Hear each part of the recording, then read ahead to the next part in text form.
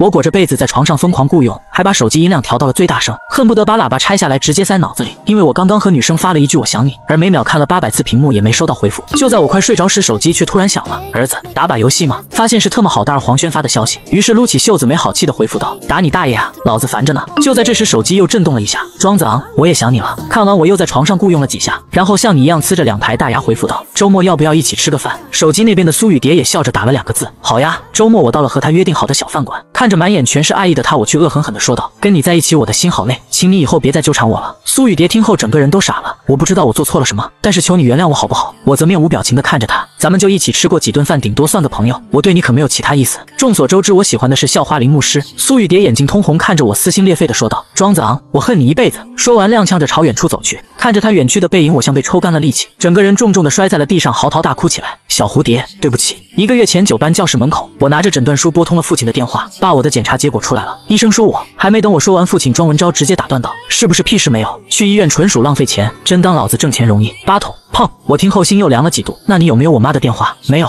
提那个女人干什么？5万，他奶奶的又点炮了。我这边忙没什么事，我就挂了。说完，庄文昭急匆匆地挂断了电话。我听着手机里的嘟嘟声，内心毫无波澜，因为我已经习惯了这样的父亲。然后叹了口气，面无表情地走进教室，从死党黄轩抽屉里拿了一本《天龙八部》的小说。儿子，你不要命了？这节课可是灭绝师太的。黄轩压低了嗓音说道。我则没有理他，自顾自地看了起来。最后3个月我要换个活法。而看到尹志平出场时，却感到一股杀气。数学老师吴秋芳正一脸严厉地看着我。庄子昂到前面来解一下这个题。我愣了一下，走上讲台，不到1分钟就写完了解题流程，然后将手里的粉笔随手一扔，有不会的再问我就是。吴秋芳看着我，脸色气得铁青。庄子昂作为全班第一，能不能分享下你的学习经验？总不能是上课看小说看的吧？吴老师，其实我一点不喜欢数学，之所以能考第一，全靠其他同学的衬托。吴秋芳气得拍了一下讲桌，小说我没收了，你给我站在教室外面听课。而黄轩则一脸焦急地嘀咕道：卧槽你个猴子，那是老子的书啊！没事儿，我回头去他办公室给你偷回来。说完，我拿着《天龙八部》往讲台上一扔，迈着6亲不认的步伐走出了教室。吴秋芳望着我的背影有些恍惚，这还是考全年级第一的那个庄子昂吗？怎么跟变了个人似的？我则看着阳光下的银杏树有些发呆，这么好的天气，不如逃个课吧。但是穿过银杏树，我发现一个问题，这围墙的高度我属实出不去啊。就在此时，我听到身后有某种乐器响起，紧接着一个清脆的声音传了过来：你是要出去吗？我微微一愣，回头朝身后看去，只见一个穿着白色帆布鞋比校花还美的女生站在身后，然后有些不可思议地问道：你也要逃课吗？女生伸出食指做了一个噤声的动作，嘘，小点声。我看着她那纤细修长的手指咽了咽口水。你好，我叫庄子昂，高3 9班的。苏雨蝶，高3 22班的。女生笑着回答道。我听后就知道她在撒谎，因为全年级只有21个班，但是我也没有揭穿。苏雨蝶则望着高高的围墙说道：你要是真想出去，咱们俩可以合作。真的吗？那你有什么办法？你蹲下来，让我踩着你的肩膀爬上去，然后我再拉你上去。我看着她怀疑地问道：你这么瘦能拉得动我吗？苏雨蝶闻言屈起手臂展示自己的肱二头肌，放心吧，我力气很大的，那我就信你一次，上来吧。说完我蹲在了围墙底下，苏雨蝶脱掉2只帆布鞋系在一起，然后挂在我脖子上说道：这是我给你的信物，这样你就不用担心我上去之后不拉你了。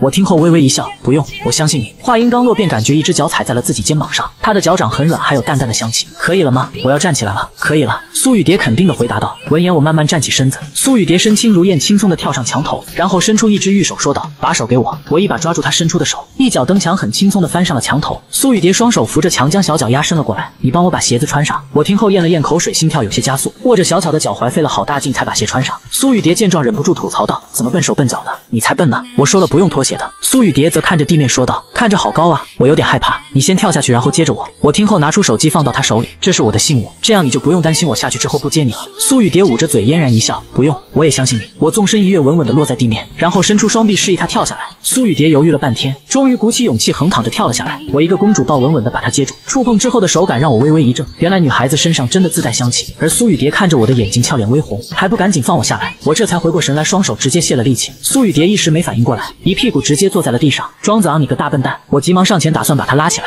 身后却突然传来一阵吼声：庄子昂干什么呢？只见班主任张志远拿着保温杯站在不远处，我二话没说，拉着苏雨蝶直接跑了出去。张志远先是一愣，然后急忙追了上去：臭小子，你给我站住！而追了8条街愣是没追上，扶着电线杆子开始大口喘着粗气。我见他停下来，大声喊道：张老师，明天我给你写检讨，今天就放纵我一次吧。说完便挥了挥手走向熙攘的人群。苏雨蝶则一脸清澈地看着我：你要把我的手拉到什么时候？我听后连忙松开手中的温润：对不起对不起。拉女孩子的手感觉真不错，可惜还没拉够就被他发现了，不过还是谢谢老张送的神助攻。回味完看着苏雨蝶问道：你为什么也要逃课？苏雨蝶摇了摇头，一脸呆萌的看着我。我没打算逃课呀，我是去摘银杏叶的，是你要逃课我才陪你出来的，不可能明明是上课时间，你为什么不在教室里？苏雨蝶笑了笑解释道，我们班是体育课呀。我顿时觉得有些无语，自己不仅逃课还拐带了一名同学，这不是罪加一等吗？那你为什么逃课呢？苏雨蝶也盯着我问道。我遇到了一些难过的事，想要放纵一下。苏雨蝶没有追问，思考了一下说道，那我带你去吃好吃的吧，那样心情就会变好了。说完他带我去了一个卖炸货的小摊，摆摊的阿姨看见他笑着说道，小蝴蝶好久没见你过来了呀。苏雨蝶也露出甜甜的微笑，阿姨，这是我朋友庄子昂，我要2份炸土豆，多放辣椒。说完付了钱，看着我问道，庄子昂你在这里等一下，我去买可乐，你要可口还是百事？可口。我想都没想直接回答道，因为我不喜欢太甜的。几分钟后，我们俩捧着土豆坐在马路牙子上，卖土豆的阿姨很实在，辣椒里面放了2块土豆，我吃完舌头都快辣掉了。苏雨蝶也没好到哪去，小脸红扑扑的大口喝着可乐，忽然想到什么，看着我问道，把你的伤心事说出来吧，说出来让我开心一下。你是想在我伤口上撒盐吗？我没好气的说道，哪有，我的意思是你说出来可能就没那么伤心了。我犹豫了一下，缓缓开口说道，小学毕业的时候我爸说要全家一起去海边旅行，我从来没有见过大海，所以兴奋的一晚上都没怎么睡觉。苏雨蝶听后一脸的向往，那你爸爸真好啊，我也从来没见过大海，可是我第2天醒来发现他们3个已经走了，原来我爸口中的全家并不包括我。苏雨蝶顿时觉得有些尴尬，想要安慰又不知如何开口，于是扎了一块土豆说道，你要不要尝尝我的？我见到他的举动有些错愕，咱们俩的不都一样吗？不一样，这是我喂你的。苏雨蝶眼神清澈，就像毫无波澜的湖面。我尝了一口他的土豆，果然是一样火辣的味道，但是心头却泛起一丝丝甜意。庄子昂你流鼻血了，对不起啊，一定是这土豆太辣了。说完他用手托着我的后脑勺，让我将头微微扬起，然后掏出纸巾帮我轻轻擦拭。我感受到他的指尖有丝丝暖流沁入我的肌肤，埋在心中的苦闷也慢慢消散。止住血后，我感激地说道，谢谢你，我最近总是流鼻血并不是土豆的原因。而苏雨蝶则掏出55块钱说道，我留下4块坐公交，剩下51块都可以请你吃好吃的，难过的时候美食是最好的解药。我看着他笑了笑，人世间唯有爱和美食不可辜负，不过我是男生，我请你吧。不行，今天我请你，下次我难过的时候你再请我。苏雨蝶倔强地嘟着小嘴说道，那好吧，我这个人脸皮厚，一般不跟人客气。说完我们俩蹦蹦跳跳的在小吃街逛了起来，从关东大肠到北京卤煮我们俩都吃了一遍。等把苏雨蝶的钱花完了，我又给她买了一杯草莓奶昔，因为我撑得实在喝不下了，就只买了一杯。庄子昂这个好好喝呀，你要不要尝一尝？苏雨蝶把杯子举过来说道。我看了看满是牙印的吸管，还是不要了吧，毕竟只有1根吸管。苏雨蝶则像变魔术一样拿出1根吸管，刚刚在奶茶店我偷偷多拿了1根。说完噗的一声把吸管插进了杯子里，来喝一口。我看着他无比真诚的眼神犹豫了一下，最终还是没忍住喝了一口，瞬间清凉的奶香在舌尖绽开，明明很普通却好像更甜了。喝完奶茶，苏雨蝶看着我问道，庄子昂你下午还回学校上课吗？不回了。我想都没想果断回答道，陪女孩子逛街可比上课有意思多了。那我们下午去哪呀？苏雨蝶拉着我的胳膊晃了晃，我闻着她身上悠悠的体香问道，你喜欢看书吗？苏雨蝶皱着眉连连摇头，不喜欢，尤其是数学书。我说的不是课本，是课外书，那还挺喜欢的，漫画书笑话书我都喜欢。那咱们下午去图书馆看书吧。说完便拉着苏雨蝶朝不远处的图书馆走去，而路过一个便利店时，苏雨蝶拉了拉我的衣角，图书馆可以带吃的吗？当然不行了，我笃定的说道。苏雨蝶则可怜巴巴的望着便利店，糖果也不行吗？我可以偷偷吃。我想了想笑着说道，糖果应该可以。太好了，快去买吧。苏雨蝶笑得像个孩子。我走进店里买了一包混合味道的硬糖，毕竟刚刚认识还不知道他喜欢什么口味。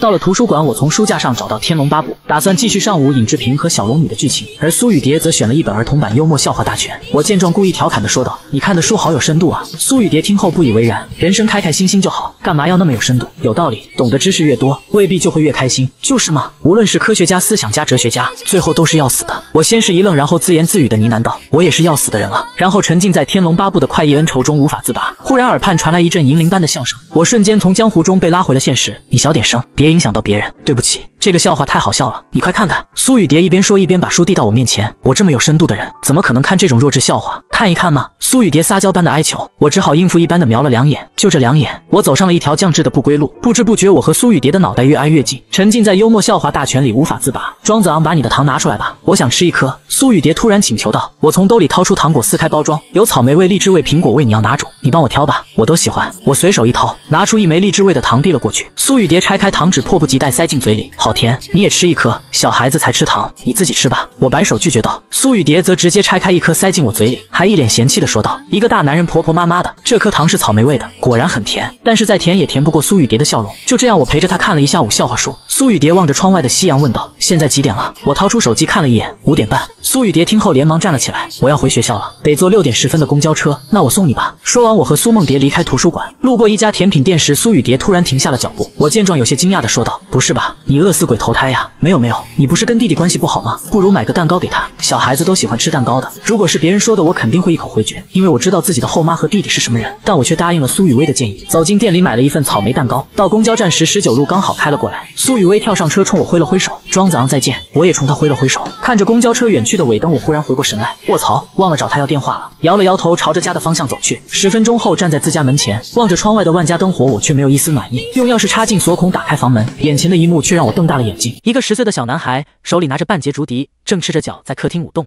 口中发出 “biu biu biu” 的声音。庄子昂瞪大双眼：“庄宇航，你又进我房间乱翻东西！”这个小男孩便是他同父异母的弟弟，从小娇生惯养，性格顽劣。无论庄子昂将家里打扫得多么整洁干净，他都能在10分钟之内弄得一塌糊涂。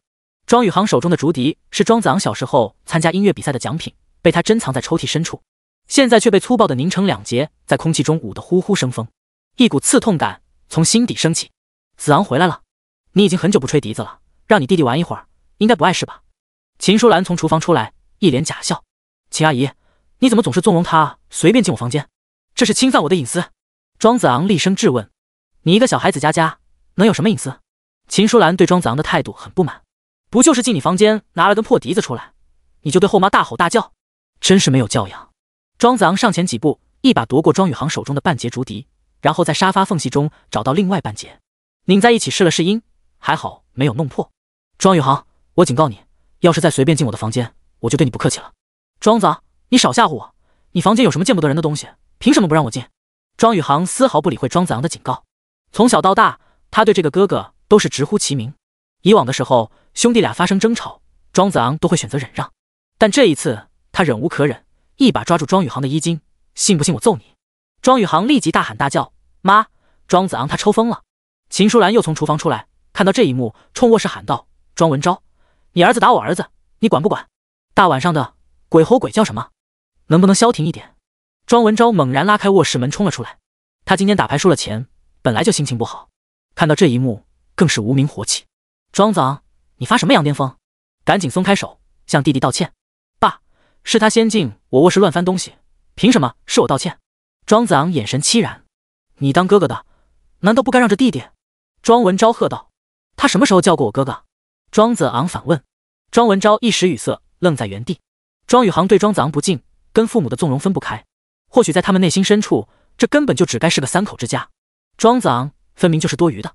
庄文昭，你看看你的好儿子宇航，这件衣服很贵的，他扯坏了怎么办？秦淑兰在一旁煽风点火。庄子昂，我命令你马上向你弟弟道歉。庄文昭再度提高嗓门：“如果我不呢？”庄子昂寸步不让。从小到大，他都是乖孩子，遇事隐忍退让，委曲求全。但情绪积压得太久，总有爆发的一天。有句话说，老实人的心里都有一尊佛，佛下面镇着魔。你若推倒了佛，我便入了魔。庄子昂，你知不知道自己在干什么？庄文昭动了真怒。我当然知道，过去10多年唯唯诺诺，我才是不知道自己在干什么。庄子昂双目赤红，他手上用力，又一把攥紧了庄宇航的衣襟，胸中的怒火像火山喷发。爸，我明明也是你的亲生儿子，为什么在你眼里连他1/1000都不如？我每学期考年级第1，你却从来不闻不问。他明明笨得跟头猪一样，考试勉强考及格，你都会开心好久。往事一幕幕在脑海中浮现。庄子昂在这个家活得小心翼翼，主动包揽下许多家务，还常常遭遇冷眼。庄宇航只管衣来伸手，饭来张口，却能获得百般疼爱。凭什么？12岁那年，庄子昂一觉醒来，发现他们一家3口丢下自己去旅行看海的那一天，有种被全世界抛弃的感觉。疯了，他疯了，快让他放开我儿子！秦淑兰声嘶力竭地大喊，生怕庄子昂一时冲动伤害到庄宇航。庄子昂，你给我放手！我不放，除非你让他向我道歉。啪的一声，庄文昭一耳光扇在了庄子昂脸上。庄子昂一个趔趄，终于松开了手。庄宇航趁机逃开，躲到秦淑兰身后，还一个劲怂恿：“爸，再打他，打死他！”滴答滴答，一滴滴温热的血液从庄子昂的鼻腔流出，坠落在白色的地板上。嫣红的血跟竹笛尾端的穗子是同一个颜色。庄子昂的眼神落在那盒草莓蛋糕上，感到无比讽刺。真是傻子，居然想跟他们缓和关系。那是什么？庄文昭顺着庄子昂的目光看过去，蛋糕本来是买给他的。庄子昂一指庄宇航，发出自嘲的笑：“谁要吃你个疯子的破蛋糕？”庄宇航上前2步，狠狠一脚上去，将那蛋糕连同盒子一起踩碎。一同碎掉的还有庄子昂那颗绝望的心，如同自己的尊严被人无情践踏。爸，我不想再回这个家了，明天就跟学校申请住校。如果你心情好，3个月后可以来接我，不来也没关系。庄子昂丢下这句话，决然地转身踏出了家门。3个月后，自己应该就不在这个世界了。这副皮囊被人烧成灰埋在哪里，或是迎着风一把扬了，都没什么关系。人生这么苦，应该没有下辈子吧。庄子昂手握竹笛，漫无目的地行走在夜色下的街头，用了不少纸巾，还是没能止住鼻血。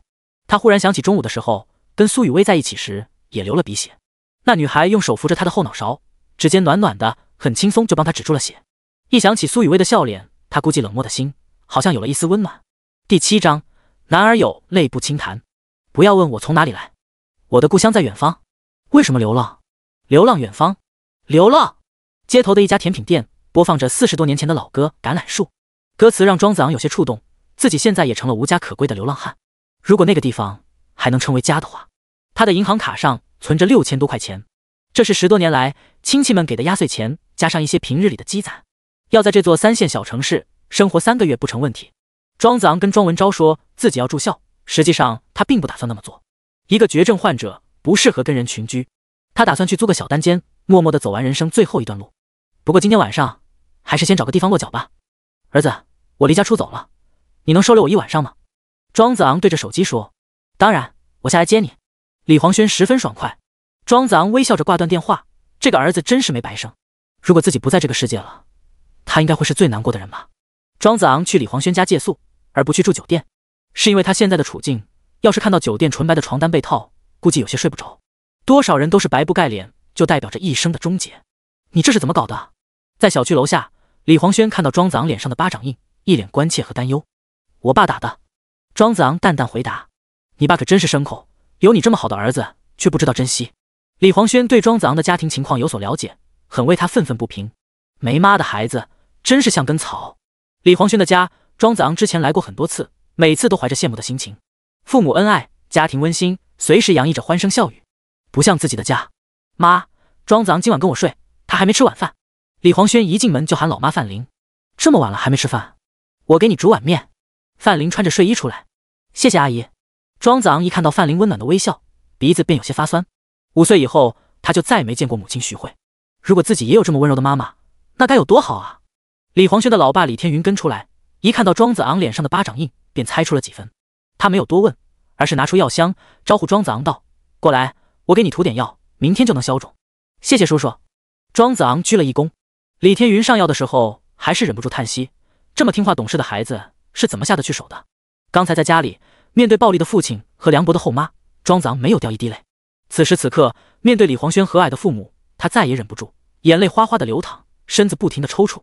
李天云一把将他抱住：“好孩子，别哭了。”趴在叔叔温暖的怀里，庄子昂努力克制情绪，他一遍又一遍在心里念叨：“男儿有泪不轻弹，我不能哭，我不能哭。”小庄，过来吃面吧。范玲柔声道。热气腾腾的面条上盖着2个荷包蛋。为了不让庄子昂伤心，他们都非常自觉，没再提巴掌印的事，而是陪他闲聊，问一些学校里的琐事。咱们家黄轩能跟你做朋友，真是他的福气。对啊，你怎么那么厉害，每次都能考第1的？你要是我们的儿子，那我们可真是要开心死。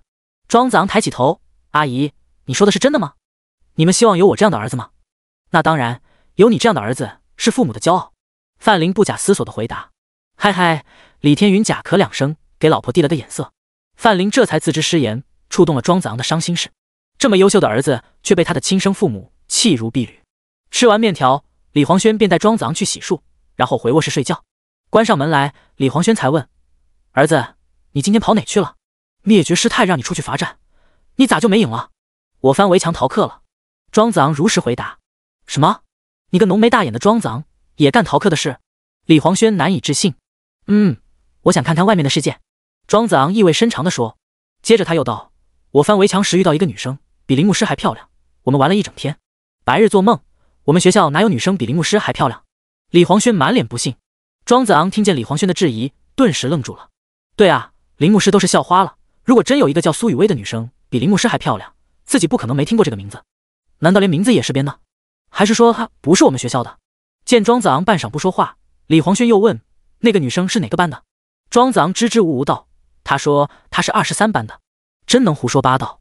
李黄轩摇摇头，认定庄子昂是神经错乱了。他掏出手机晃了晃，时间还早，要不要来一把？庄子昂皱眉，你不怕我坑你？你玩辅助就行，看我血 C 带飞。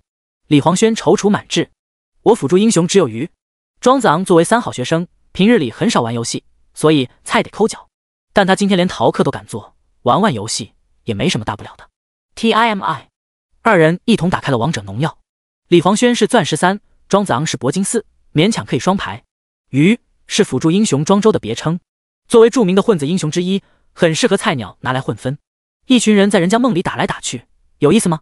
李黄轩和庄子昂开始了愉快的双排之旅。喂，你庄周怎么带个净化？解控呀，不可以吗？大，开大，吕布跳的时候你倒是开大啊。对不起，我自己有净化，忘了你们。第1局惜败，第2局汉负，第3局躺输。直到李黄轩掉到钻石4，庄子昂掉到黄金1，没法再双排。你庄周玩得很好，下次别玩了。李黄轩把手机一扔。哦，庄子昂以为是在夸他。时间不早了，睡觉吧。现实世界太苦，还是做梦好，梦里什么都有。美妙的长眠值得高歌一曲，啦啦啦啦啦。第8章，施恩难偿。北冥有鱼，其名为鲲，鲲之大，不知其几千里也。第2天的早读课，李黄轩大声地朗读着课文，庄子昂则展开纸，默默地写起了检讨书。昨天是痛快了，但做错了事就应该接受惩罚。果然，还没下课，班主任张志远就来了。庄子昂，你跟我来办公室一趟。教室办公室里非常安静，只有3、2个老师在伏案备课。张志远拧开保温杯，喝了口枸杞茶。没等他开口，庄子昂就主动对上了检讨书，整整1000字，新鲜出炉，墨迹未干，引经据典，文采飞扬。庄子昂，你知不知道自己在干什么？吴老师向我反映，你还在课堂上看小说，他对你非常失望。张志远拍着桌子，对不起，张老师，我知道错了。吴老师那里，我也会去认错的。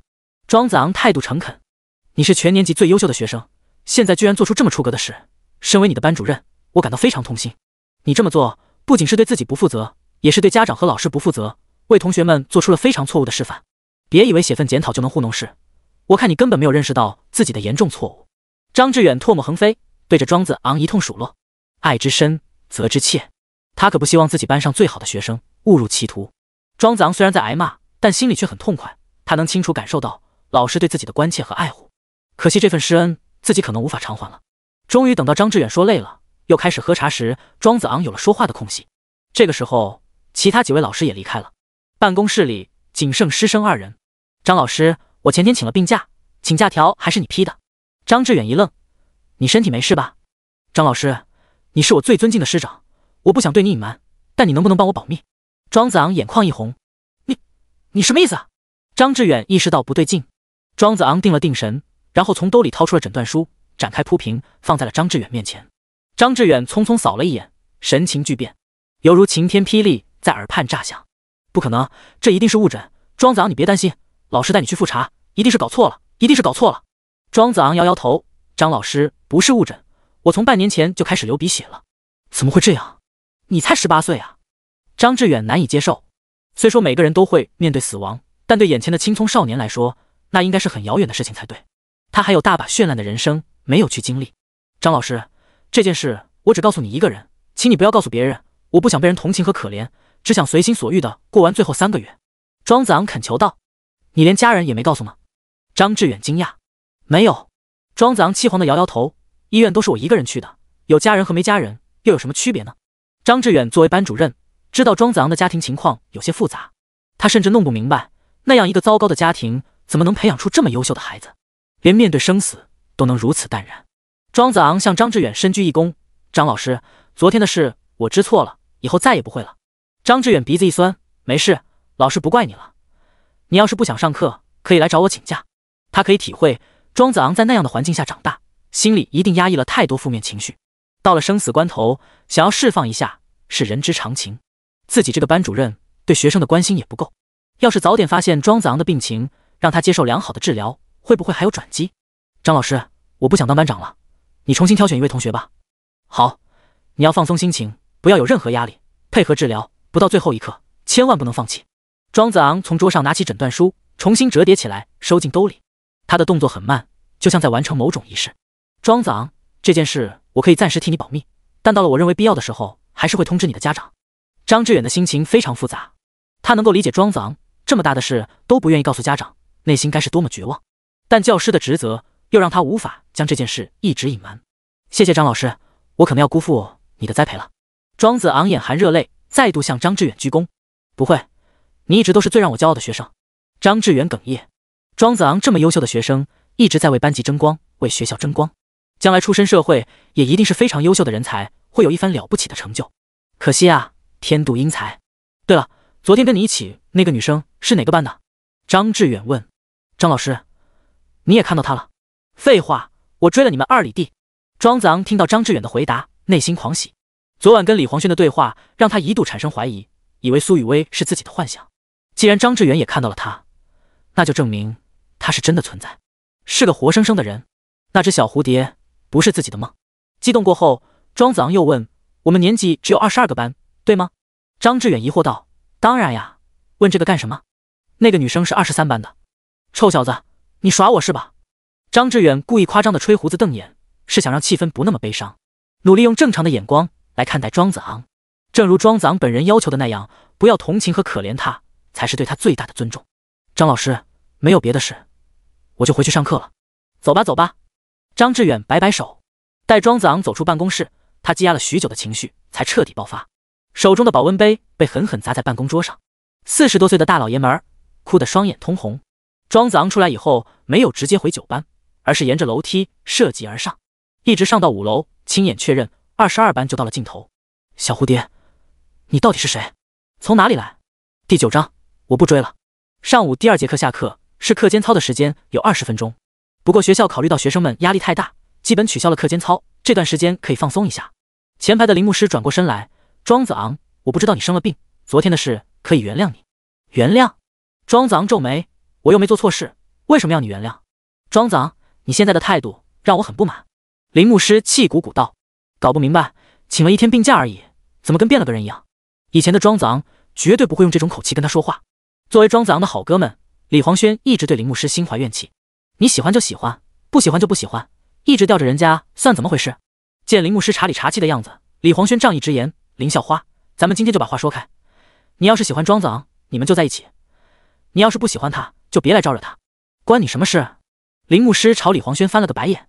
我只是暂时不想谈恋爱，又没说不喜欢他，只要他态度诚恳，坚持不懈，我以后肯定会考虑他的呀。李黄轩怒道，你听听，你这说的是人话吗？这不是摆明了养备胎？你们这些男生还真是有意思，难道你们稍微追一下我就必须同意？那不是显得我太廉价了吗？林牧师振振有词，那你不同意倒是明确拒绝啊。李黄轩气不打一处来，我暂时没想好而已，又不是说他一定没机会。林牧师始终像个高高在上的公主，好像身边的男生都可以召之即来，挥之即去。他愿意给庄子昂机会，就是莫大的恩赐。李黄轩又问，那万一庄子昂追你追到一半，你遇上别的喜欢的男生了呢？那我当然是跟真爱在一起啊。林牧师理直气壮，那庄子昂呢？只怪他运气不好，爱一个人本来就该不计后果，他要是真的喜欢我，就应该祝福我才对。听见这一套歪理，李黄轩彻底无语了。这个世界到底怎么了？是什么原因让这些女生如此盲目自信？在李黄轩和林牧师争辩期间，庄子昂始终一言未发，直到此时才终于轮到他开口。林牧师，我想得很清楚，我其实也没有多喜欢你，以后不会打扰你，也请你不要再烦我。人生最后3个月，才不要当可悲的舔狗。说出这句话，他有种如释重负的轻松。儿子，说得好，我早就想劝你这么做。你长得又帅，成绩又好，将来找个比他强100倍的女生。李黄轩觉得十分解气。庄子昂，你玩欲擒故纵那一套。林牧师轻蔑一笑，作为校花，他被各种男生追求过，对于各种套路也是烂熟于心。庄子昂说这种话，不过是想激起他的胜负心，多么幼稚的把戏！随便你怎么想，不过3个月内，请你不要再来烦我。庄子昂平静地说。庄子昂，我已经说得很明确，你其实很有希望的，但你如果自暴自弃，就别怪我不给你机会了。林牧师依旧颐指气使，机会谁爱要谁要吧。庄子昂淡淡摇头，我反正不要了。你简直不可理喻。林牧师对庄子昂非常失望，被庄子昂这么优秀的男生追求，是很能满足他的虚荣心的。我又没说不喜欢你，反而鼓励你坚持，不要放弃。难道我还错了？这些男生活该打光棍。庄子昂，你怎么能这么跟牧师说话？斜刺里传来一声质问。庄子昂抬眼看去，说话的是谢文勇。他是9班的副班长，平日里被庄子昂这个班长压一头，一直很不服气。同时他也是铃木师众多舔狗之一，将庄子昂视作情敌，两人更是不对付。这时看到庄子昂对铃木师出言不逊，自然要站出来拱火。我跟他说话关你屁事啊！庄子昂轻蔑地扫了一眼，平常他不会说脏话，但现在不想再约束自己，对这种主动找骂的人无需客气。庄子昂，我命令你向牧师道歉。谢文勇拔高嗓门，你算哪根葱，也有资格命令我？庄子昂冷笑，虽然刚才他已经向张志远请辞，但此时此刻还是班长呢，轮得到你个副班长来指手画脚？谢文勇听出庄子昂的意思，不服气道，你能当上班长，不就是仗着成绩好，一个书呆子罢了，论到综合能力，你比得上我吗？这么说来，你想当班长？庄子昂盯着他的眼睛，要不是你会巴结老师，我早就是班长了。谢文勇愤然道，你要是想当班长，就去向张老师申请，我不当了。庄子昂淡然道，切，你舍得吗？谢文勇根本不信，以为庄子昂在逗他。庄子昂意味深长，你听过惠子向良的故事吗？夫渊雏发于南海，而非于北海，非梧桐不止，非炼石不食，非礼泉不饮。于是吃得腐鼠，渊雏过之，仰而视之曰下。谢文勇心心念念的班长宝座，在庄子昂眼中跟一只死老鼠无异。庄子昂也不会再追铃木师，谁爱去舔谁就去。你可真能装逼。谢文勇沈笑，我现在宣布，庄子昂你彻底失去追到我的机会了。铃木师向在发出最终审判，谁稀罕你？庄子昂一定能找到比你漂亮100倍的女生。李黄轩针锋相对，你脑子秀逗了？牧师是校花，哪还有女生比她更漂亮？谢文勇哈哈大笑。这时候一个同学上厕所回来，朝庄子昂喊道，子昂，外面有个女生找你。庄子昂闻声往窗外一望，呼吸不由一滞。窗外的女生穿着纯白的衬衫，搭配湛蓝色百褶裙，脚上是一尘不染的帆布鞋。最引人注目的是她鬓边插着一只盛开的桃花，回眸一笑，人比花娇。小蝴蝶！庄子昂豁然起身，分开人群冲了出去。教室里瞬间炸了锅。那个女生是谁？也太好看了吧！我们学校里居然真的有比铃木师还漂亮的女生，难怪庄子昂不追铃木师了，真是人比人得死，货比货得扔。铃木师的脸色变得格外难看。第10章，朋友之间应该讲真话。庄子昂3步并作2步冲到教室外的走廊，你怎么来了？苏雨薇从身后掏出一管药，这个给你，医生说可以滞留鼻血。庄子昂伸手接过，那是一管普通的止血药。他当然知道自己的病这药治不了，但还是浅浅一笑，谢谢你。离上课还早，你要跟我去那边坐坐吗？苏雨薇一指不远处的花坛。当然。庄子昂连忙点头。花坛里种植着马蹄莲、风信子、紫藤花等等，五彩缤纷，争奇斗艳。几只蝴蝶在花丛间飞舞流连。苏雨薇整理了一下裙摆，屈膝坐在花坛边。昨天的草莓蛋糕好吃吗？庄子昂闻言心头一紧，他不敢说那份精美漂亮的蛋糕被人一脚踩成了烂泥。这样单纯天真的女孩一定以为世间处处是美好，于是他决定编一段谎言。谢谢你的主意，我弟弟很喜欢那个蛋糕，吃的满嘴都是奶油，他还叫了我哥哥。爸爸也很开心，问了我的学习情况，得知我又考了第1，给了我一个大大的拥抱。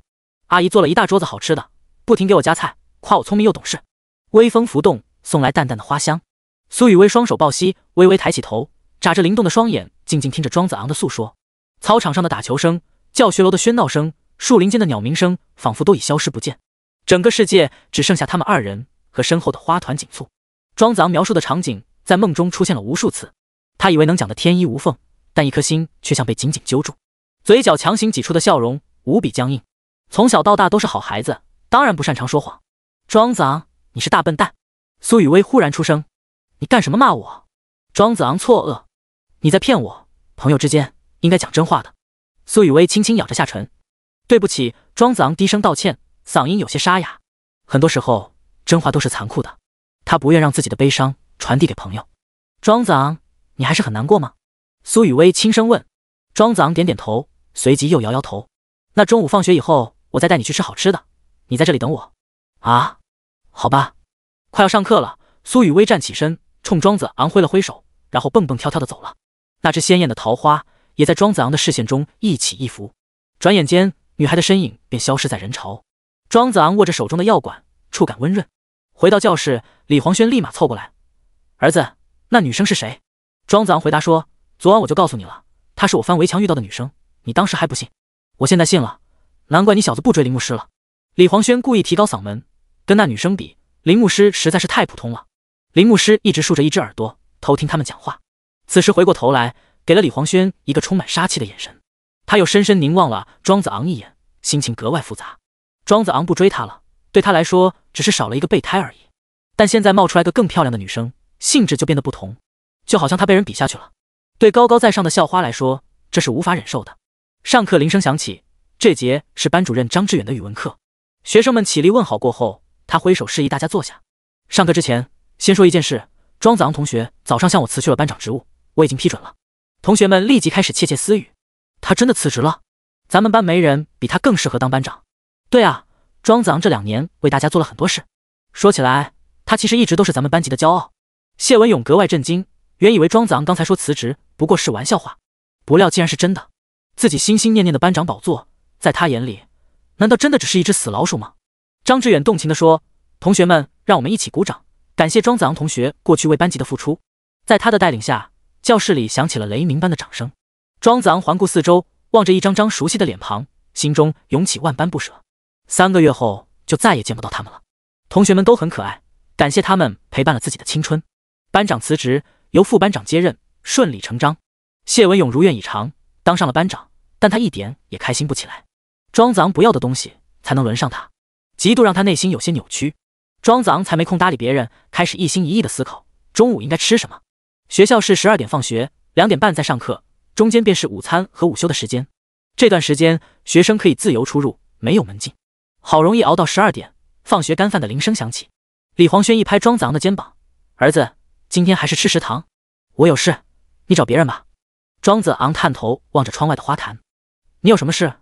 平时不都是咱们一起吃午饭吗？”李黄轩纳闷：“回头跟你解释，先走了。”庄子昂急匆匆地收拾书包，冲出了教室。李黄轩瞪大双眼，有种被抛弃的感觉。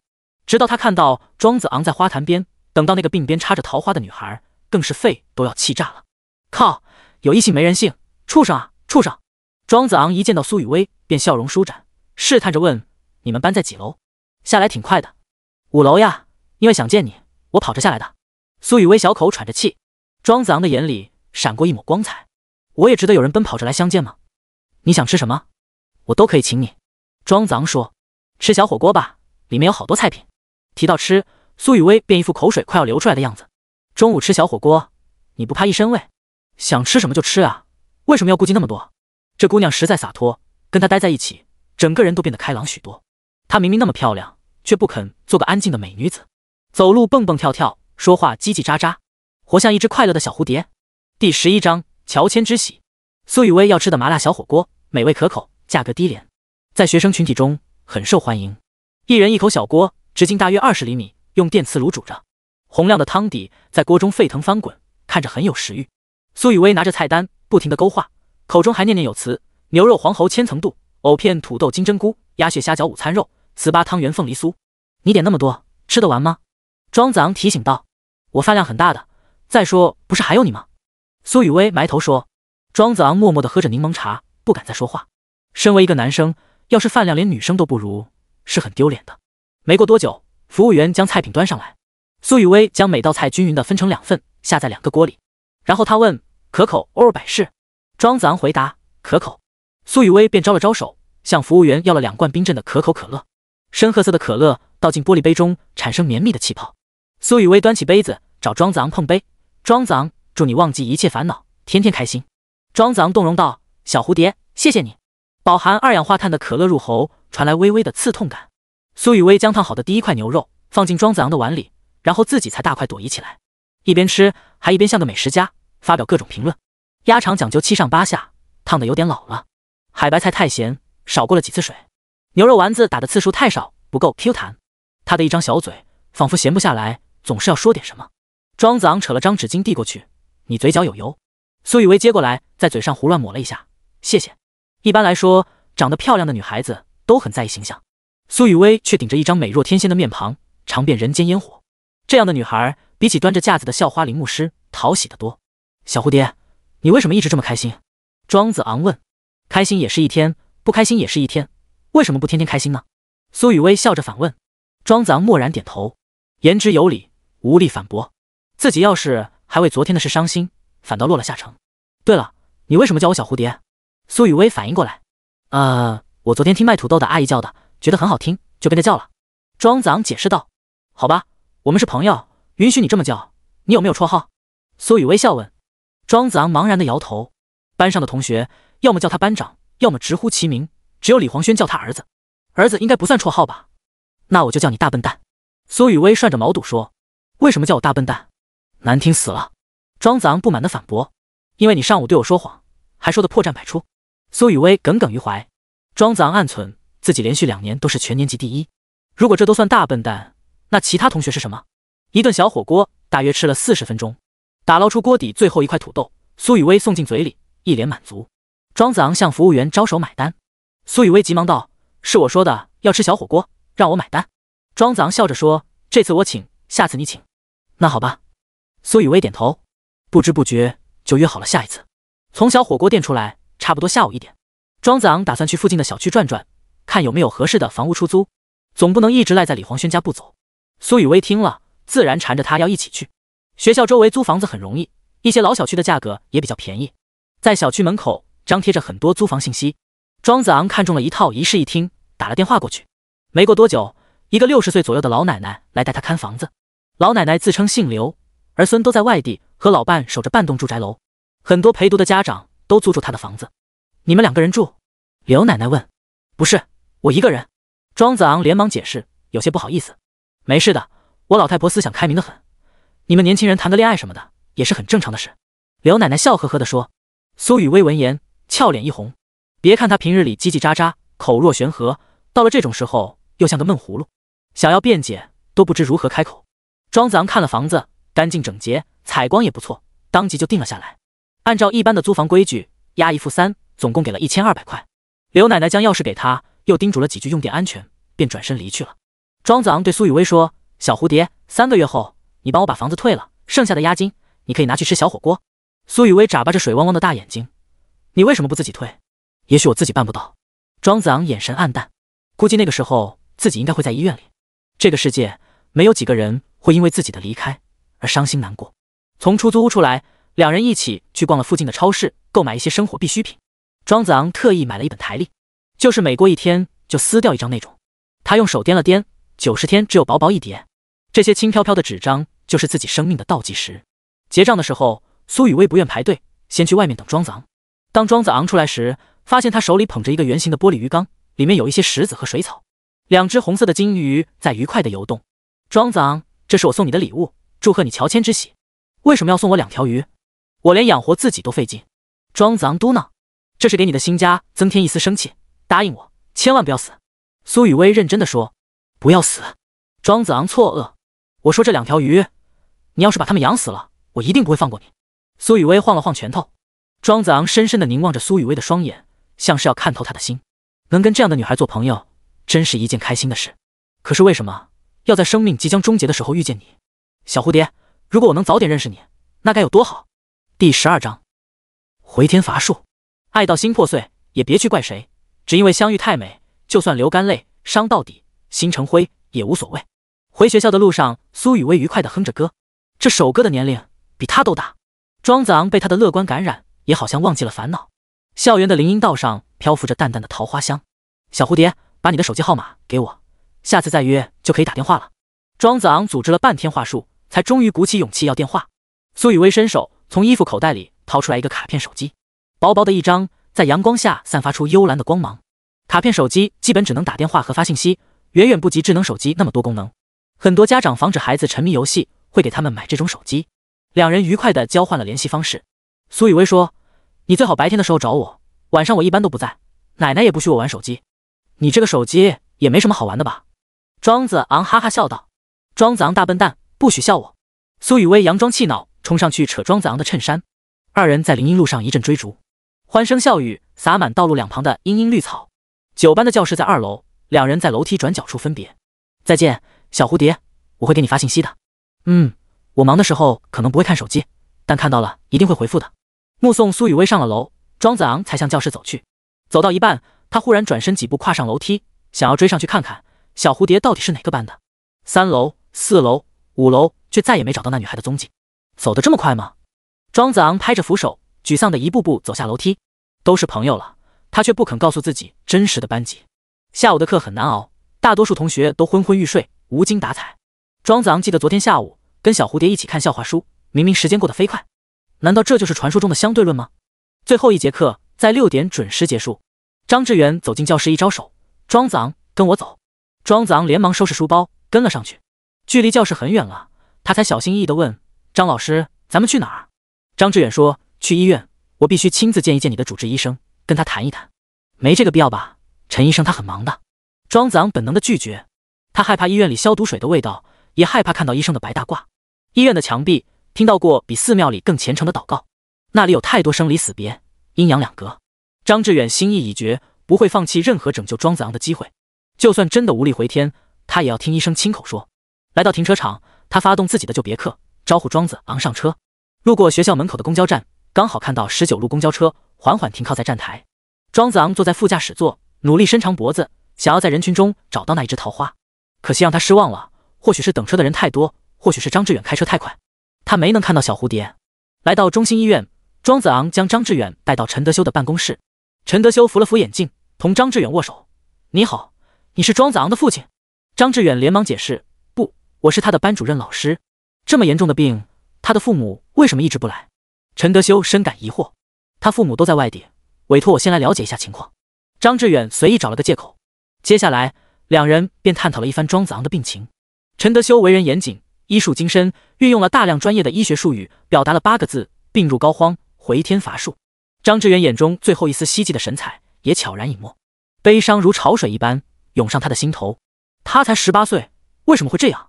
以前有个女孩也是这病，比他还年轻呢。算了，不说了，你跟他父母转达的时候尽量委婉一些。陈德修喟叹道。二人说话的时候，庄子昂一直安静地坐在一边，仿佛他们谈论的话题与他无关。已经2天了，他坦然接受了现实。想想全班那么多同学，他们老了会是什么样子？头发花白，牙齿掉光，满脸老年斑，走路颤颤巍巍。自己就没有这些烦恼。我庄子昂永远都是18岁。从医院出来，张志远的心情格外沉重，很久没有说话。张老师，现在你相信了？庄子昂语气轻松。庄子昂，你晚上想吃什么？老师请你。张志远嗓音悲切。你忘了我的话吗？我不想要任何人的同情和可怜。庄子昂道。不是，我不是那个意思。张志远连忙解释。你把我送到学校门口，然后早点回家陪老婆孩子吧。庄子昂洒脱地说。虽然很想趁机宰老张一顿，但中午的小火锅吃的实在有点多，晚上还是简单吃点，不要让肠胃负荷太大。在学校门口，庄子昂同张志远道别，独自一人向出租屋走去。路过小吃摊，随便买了份热狗蛋炒饭。一进门才发现，老板为了方便区分，在饭盒上写着狗饭2个字，瞬间就没食欲了。按照医嘱，庄子昂吃了一大把5颜6色的药片。他有些怀疑，吃这些药到底有什么用？吃了能活3个月，不吃只能活90天。拿起鱼饲料，喂了一些给那对金鱼。以前一度盛传鱼只有7秒钟记忆，如果自己也是一只鱼就好了，可以忘记一切悲伤，只用无忧无虑的游动。鱼缸旁边放着一管竹笛，这是庄子昂从家里带出来的唯一一件东西。他小时候学过一段时间吹笛子，后来忙于功课，就渐渐荒废了。现在再拿起来吹一首最简单的小星星，也会偶雅招渣男为听。忽然他的脑海中浮现出一段旋律，那是昨天遇见苏雨薇时听到的音乐，非常陌生，很悦耳又有些怪异。来嗦嗦西哆西拉，嗦拉西西西西拉西拉嗦。庄子昂试着吹了几次，根本不成曲调，最终无奈放弃。夜幕已经降临，再吹下去只怕邻居要来敲门了。第13章青团和豆浆。庄子昂握着手机，对着备注名为小蝴蝶的联系人编辑着信息，写了改，改了又删，最终编辑出一句话：你明早想吃什么？我给你带。又琢磨了一阵，才鼓起勇气点下发送。左等右等，没等到女孩的回复，庄子昂只好去打了盆水，做起了卫生。其实租房时，刘奶奶已经将房间打扫得特别干净，只是等待的时间太煎熬，如果不让自己找点事做，会原地爆炸。10分钟后，庄子昂满怀期待地拿起手机，却依然没有收到苏雨薇的回复。大晚上的，忙什么呢？他盯着屏幕看了10几秒，终于将心一横，打了个电话过去。对不起，您所拨打的电话不在服务区，请稍后再拨。Sorry, the subscriber you dialed cannot be connected for the moment. Please redial later. 以往庄子昂打电话，听见这个女生播报会立即挂断电话。这一次，他却连英文都完整的听完了。都什么年代了，还有没信号的地方吗？你是原始人，住在山上吗？庄子昂推开窗户，迎面吹来一阵凉爽的夜风，一弯冷月高悬天边。他终于做了10年前就想做的事，离家出走，不用再看人脸色，不用再战战兢兢，可以随心所欲，做自己想做的事，见自己相见的人。他明明就要死了，却好像才刚刚活过来，哪怕只有3个月，照样能活得精彩。望着天边明月，庄子昂酒兴大发，倒了一杯可乐。玻璃窗上自己的影子眉清目秀，意气风发。恭喜你，庄子昂，干杯！庄子昂同玻璃窗上的自己碰了碰杯，然后一饮而尽。这一夜，在这个简陋的出租屋里，他睡得格外香甜，梦见自己变成一只蝴蝶，欢快地震动翅膀，飞遍名山大川，看尽人间春色。次日一早，清晨第一缕阳光斜斜照进窗户，叮的一声，将庄子昂从梦中吵醒。他从枕头下摸出手机，看到苏雨薇的回复，立即睡意全无。我自己做了青团，你要不要吃？庄子昂立即打字回复，好呀，那我买喝的，牛奶，偶尔豆浆。豆浆吧，在公交站等我。苏雨薇这次是秒回。庄子昂立即翻身起床，来到洗手间冲了个热水澡。他习惯早上洗澡，因为可以一起连头也洗了，比较省事。那件花衬衫他也再没穿过。昨天跟苏雨薇逛超市时，他买了几件打折的春装，挑了一件浅蓝色的薄外套穿上，搭配黑色休闲裤，这才符合他一贯的好学生形象。离开家时，他从台历本上撕下了一页，仿佛自己的生命变得具象化，就这么一张一张被自己亲手抽走。从楼上下来，庄子昂看到刘奶奶在晨练，便打了声招呼，刘奶奶早。刘奶奶笑眯眯道，小庄上学去啊。昨天那姑娘真没跟你一起住？奶奶你别开玩笑，她是我的朋友。好，年轻人就是应该谈朋友，没事多带她回来玩。苏雨薇长得漂亮乖巧，性格又乐观开朗，刘奶奶见了她一次就特别喜欢。看到庄子昂和苏雨薇在一起，他就忍不住感慨，年轻真好。只是他不知道，如此年轻的少年却已不得不面对人生的巨点。来到早餐店，庄子昂要了2杯豆浆，一杯红枣味，一杯黑芝麻味。他不知道苏雨薇喜欢哪种口味，反正让他先挑一杯，剩下那杯自己喝就好。来到公交站，等了将近10分钟，19路车才姗姗来迟。车门打开，洋溢着青春笑容的雪子鱼贯而出。走在最后面的是一个漂亮的不像话的女孩，她依然是那身打扮，白衬衫、蓝裙子、白色帆布鞋，鬓边插着一枝桃花。庄子昂有些奇怪，都3天了，她一直这身打扮，白色的衣服应该很容易弄脏才对，但她的衬衫和鞋子始终一尘不染。小蝴蝶！庄子昂出声喊道。庄子昂，对不起，你等很久了吗？苏雨薇眨着水汪汪的大眼睛。没有，我也是刚到，你看这豆浆还是热的。庄子昂笑道。其实刚从早餐店出来，那豆浆还有些烫，被他端了10分钟，现在正好适口。两人一起走进学校，来到昨天的花坛边，花圃里的风信子和紫藤花上还挂着清晨的露水，被太阳一照，晶莹剔透。苏雨薇今天背了一个黑色的单肩包，她从里面拿出了一个油纸袋，立即传来一阵香味，里面装着绿油油的面食，就是青团了。青团是一种上千年的传统小吃，用青艾汁混合糯米粉，再加上豆沙或莲蓉的馅料，颜色碧绿，清香淡雅。尝一口，好像能把春天吃进肚子里。庄子昂拿起一个青团，咬了一口，是豆沙馅，甜而不腻。哇，又好看又好吃，这真是你亲手做的？苏雨薇点点头，当然，我跟奶奶学的。你的手真巧，这青团好漂亮。庄子昂发自内心的赞道。艾草可以消火除湿，你多吃点，肯定就不会流鼻血了。苏雨薇喝了口红枣豆浆。什么？这个是专门为我做的？庄子昂惊讶。当然了，做这个麻烦死了，要摘鲜嫩的艾草，捣碎了和面，蒸了再包馅料。我今天起得好早。苏雨薇说着，捂着小嘴，打了个哈欠。庄子昂心中一暖，真没想到会有人为自己这么用心。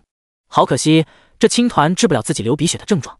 小蝴蝶，我身体没问题，以后别为我做那么多事了。苏雨薇固执地摇头，才不呢，我们是朋友，朋友之间就应该相互关心。庄子昂默默咬着青团，心中五味杂陈。老天呀，你是在玩我吗？为什么我都要死了，你要送这样一个人到我身边？对了，庄子昂，对不起，我晚上不能玩手机，早上才看到你的信息。苏雨薇忽然想起信息的事，连忙道歉。没关系，我知道你看到以后一定会回复的。庄子昂轻声道。要上课了，谢谢你的豆浆，再见喽。苏雨薇晃了晃手中的杯子，轻盈地踏上楼梯，3步2步便消失在拐角。庄子昂仍旧站在花坛边，默默望着女孩消失的方向。他原本站在教学楼的阴影里，此时太阳渐渐升起，阴影逐渐退散，温暖的阳光洒下来，将他整个人都照亮。第14章，牵手会怀孕。庄子昂走进教室，发现林牧师吃着生煎包，谢文勇在一旁献殷勤，帮他给热牛奶插上吸管。果然，校花身边从来不缺舔狗，自己不买的生煎包会有人抢着买。林牧师看到庄子昂，神情有些不自然，他开口道：“庄子昂，我说我不要，谢文勇非要给我买。”庄子昂淡淡一笑，跟我说这个干什么？林牧师一怔：“是啊，为什么一看到庄子昂就想要极力撇清跟谢文勇的关系呢？明明是同一家店的生煎包，总感觉以前庄子昂买的好吃一些。”林牧师每天上学放学有专门的司机接送，他刚才路过校门外的公交站，从车窗看到过庄子昂，当时他手里端着2杯豆浆。林大校花以为其中有1杯肯定是给他买的，岂料此时的庄子昂手中仅剩1杯豆浆，还被他自己喝了。是给那个带着桃花的女生了吗？庄子昂，你怎么能这样，把本属于我的豆浆随便给了别人？庄子昂才不知道，短短几秒钟内，林牧师能有这么丰富的内心戏。一屁股坐在座位上，从李黄轩课桌里掏出本杂志来看。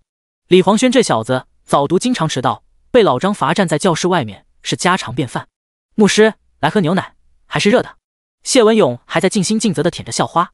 谢文勇，以后别给我买早餐了，我怕庄子昂误会。林牧师一蹙秀眉。谢文勇闻言顿时如坠冰窟。雪花飘飘，北风萧萧，天地一片苍茫。在林牧师心中，庄子昂虽然还没达到完美男友的标准，但也是全班最优秀的男生。谢文勇跟个跳梁小丑一样，给庄子昂提鞋都不配。尤其是昨天看到苏雨薇以后，更是激起了林大校花的胜负欲。他相信自己只要稍微展露一下柔情，庄子昂就会乖乖回到自己身边。男生都那副德性，随便拿捏。今天上课，庄子昂又做回了好学生。吴秋芳来上数学课，他还主动去道歉认错。在课堂上看小说，本来就是自己不对，受点惩罚也是应该的。张志远提前向吴秋芳打过招呼，说庄子昂当时生了病，情绪有些激动，行为有些反常，让他包涵一下。这件事就算过去了。中午放学，庄子昂跟李黄轩一起去食堂吃饭。其实他纠结了几次，想要发信息约苏雨薇一起吃中午饭，但又想着早上才见过面，一直打扰他，显得有些黏人，便作罢了。食堂人声鼎沸，喧嚣嘈杂。庄子昂和李黄轩找了个角落，靠近饮料自动售卖机。儿子，你怎么有点心不在焉？李黄轩大口嚼着红烧肉。没有啊，我很认真的在吃饭。庄子昂虽然也在吃饭，但一双眼睛却在人群中不断搜寻，像是在找什么人。筷子拿反了，也浑然未觉。男生最了解男生，庄子昂那点小心思，李黄轩不用猜也知道。他神秘兮兮地问：“你再跟我说说，你和那个女生怎么认识的？”庄子昂便从银杏树下偶遇苏雨薇开始将故事娓娓道来，一直到图书馆看完书后，送他坐上19路公交车。你说你们遇上了老张，然后手拉手跑了半条街？李黄轩瞪大双眼。对啊，翻围墙遇到班主任，没人比我更倒霉了吧？庄子昂苦笑。重点不是这个，是你跟那女生牵手了。你知不知道牵了手会怀孕的？李黄轩大呼小叫。你特么糊弄鬼，当爸爸是3岁小孩。庄子昂没好气的夹了他一块红烧肉。李黄轩这个母胎单身狗，恬不知耻的缠着庄子昂，让他描述一下牵女生手的感觉。软不软？滑不滑？会不会心跳加速？庄子昂懒得搭理他，闷头干饭。忽然，他下垂的视线中看到一双雪白的帆布鞋，2节雪藕般的小腿，就像漫画家画出来的一样。同学，请问我可以坐在这里吗？黄莺般的嗓音婉转悦耳。庄子昂猛然抬头，迎上苏雨薇的目光。李黄轩连忙道：“请坐，请坐。”苏雨薇放下餐盘，整理了一下裙摆，然后坐到庄子昂身边。一股淡淡的少女幽香直往人鼻孔里钻。你好，我叫苏雨薇，是庄子昂的朋友。苏雨薇向李黄轩做自我介绍。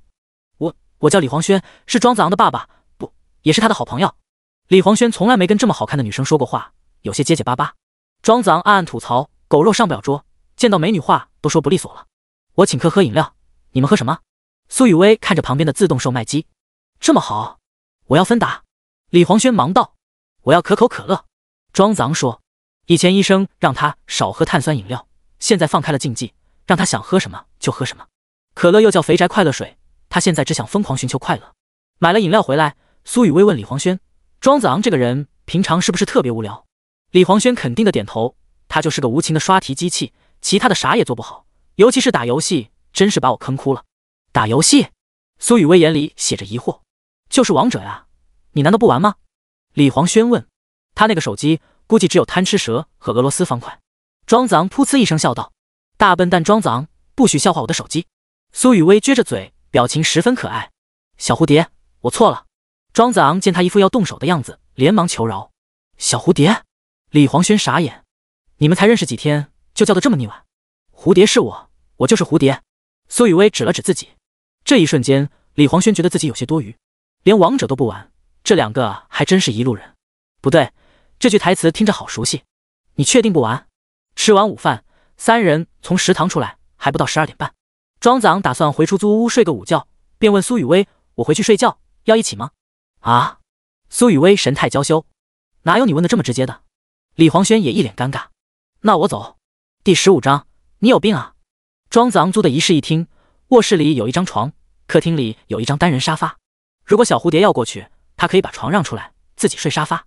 不过李黄轩这个没眼力见的东西，非要吵着去看看庄子昂的新家。苏雨薇便向二人道别，称要回教室睡午觉。庄子昂用带着杀气的眼神瞥了一眼李黄轩，孽畜，只怕是留你不得。两人来到出租屋，30平米的屋子，李黄轩10秒钟就参观完了，还不错，我也好想搬出来一个人住。庄子昂白他一眼，你们家那180平的复式住着不舒服？李黄轩笑道，原谅我这一生不羁放纵爱自由。这小子真是身在福中不知福。庄子昂心想，自己要是有他那么幸福的家庭，怎么舍得离家出走？脱了鞋子，两人并排躺在床上，盯着空无一物的白色天花板。困意还没来，先聊聊天。儿子，苏雨薇也太漂亮了，你是不是放弃林牧师改追她了？李黄轩八卦地问。胡说什么？我跟她才认识3天。庄子昂立即否认，那样的女生很容易让人一见钟情。你装什么大尾巴狼？李黄轩无情拆穿。庄子昂这牲口上课时失魂落魄的，一见到苏雨薇就精神抖擞。用动物世界的话说，这就是发情的征兆。本来好好聊着天，庄子昂面对这个问题，心中又升起一股刺痛。他嗓音低沉道，我不会追她，我没有资格。一个只剩3个月寿命的人去追求人家姑娘，不是祸害人吗？他已经不配拥有爱情了。李黄轩被庄子昂突如其来的消沉搞得莫名其妙，他推了庄子昂一把，那么可爱的女生都不追，你有病啊！庄子昂仍旧盯着天花板，惨然一笑，对，我有病。李黄轩听不出他的深意，只当他脑袋秀逗了，或者是早就馋人家姑娘的身子，不愿意承认。沉默了一阵，庄子昂忽然问，儿子，如果我们以后见不到了，你会想我吗？我想你个大头鬼，你有多远给我死多远，我都嫉妒死你了。人长得帅，学习又好，把我衬托得跟个废物一样。李黄轩喋喋不休地抱怨，我才是脑子有病，跟年级第1做朋友，在家稍微有点不对，我爸妈就拿你当例子刺激我。你说你怎么那么讨厌？要是这世上没有你，我真要买一挂鞭炮庆祝一下。庄子昂微微侧过身，一滴泪无声地滑落在枕头上，往事一幕幕在脑海中浮现。入学第1天，他就跟李黄轩认识了，很快一结父子。这家伙大大咧咧，没有心机，永远跟少根筋一样，从来不知道什么叫伤心。他对庄子昂那是真的当亲儿子。庄子昂当班长，他一直是最坚定的拥护者，遇到班级活动总是积极参与，便于庄子昂工作的开展。庄子昂喜欢上林牧师，他就充当僚机，送上各种助攻。后来看清林牧师的真面目，他又果断劝庄子昂放弃，值得更好的。家里做了好吃的，也总是叫上庄子昂，连李天云和范林都调侃，好像养了2个儿子。李黄轩抱怨累了，眼皮逐渐沉重。庄子昂听见身旁响起鼾声，这才转过身来盯着李黄轩的侧脸。在那样的家庭环境下成长，还好遇上这样的好哥们儿，不至于整个青春回忆起来全都是苦涩。儿子，答应我，等我不在了，不要太伤心，最好像你说的那样，买一挂鞭炮放一放，为我壮行。如果你在有生之年看到了《名侦探柯南》大结局，麻烦烧一套给我，在那边我保佑你一生平安。心事重重，庄子昂一直没睡着，半梦半醒之间便听见了闹铃，身旁的李黄轩却睡得跟猪一样，口水流到了腮边。庄子昂一脚将他踢下床，弄脏了我的新床单，我打断你3条腿。李黄轩翻身起来，飞扑上床，与庄子昂厮打在一起。逆子，想弑父不成？男孩子之间的快乐就是如此简单。走在去学校的路上，李黄轩像个多动症儿童，一会儿空气投篮，一会儿踢路上的石子。庄子昂指着路边的银杏树，你能不能摸到那片叶子？李黄轩一抹鼻头，自信满满道，摸到了怎么说？算你厉害。庄子昂笑道，这4个字就是男生之间的最高赞誉。为了获此殊荣，可以奋不顾身。李黄轩来了几步助跑，纵身一跃，摘下了那片硕大的银杏叶。银杏是我国独有的树种，见证过几亿年的漫长历史。人与之相比，渺如尘埃。春夏季节，银杏叶是绿色，到了秋天就会变黄，在风中飞舞，如一只只蝴蝶。对庄子昂来说，银杏现在又多了一层特殊意义。他永远难以忘记，在银杏树下与苏雨薇初相见时那惊为天人的瞬间。爸爸厉不厉害？李黄轩得意地将银杏叶递给庄子昂，这树叶要秋天变黄了才好看，秋天那么远，我可能看不到了。庄子昂低声自语。李黄轩纳闷，总觉得庄子昂这2天神神叨叨的。不过转念一想，也是人之常情，能跟那么漂亮的女生做朋友，甚至看上去很有发展，自己多半也会变得不正常。下午第1节课刚上了10分钟，张志远就来到教室门口，向任课老师说了声抱歉，然后叫庄子昂出来。同学们都很疑惑，老张最近传唤庄子昂也太频繁了一点，他不是都不当班长了吗？张老师，你天天找我，同学们看我的眼神越来越怪。走廊里，庄子昂抱怨。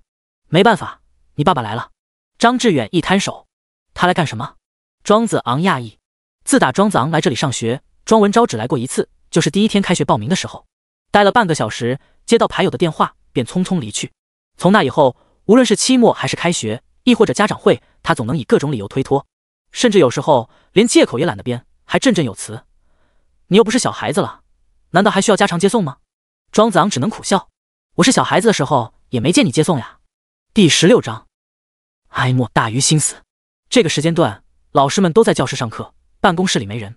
张志远将庄子昂送到门口，你们进去好好聊，我就在外面，如果需要帮助叫我就行。庄子昂点了点头，谢谢张老师。说完，他深吸一口气，推开了门。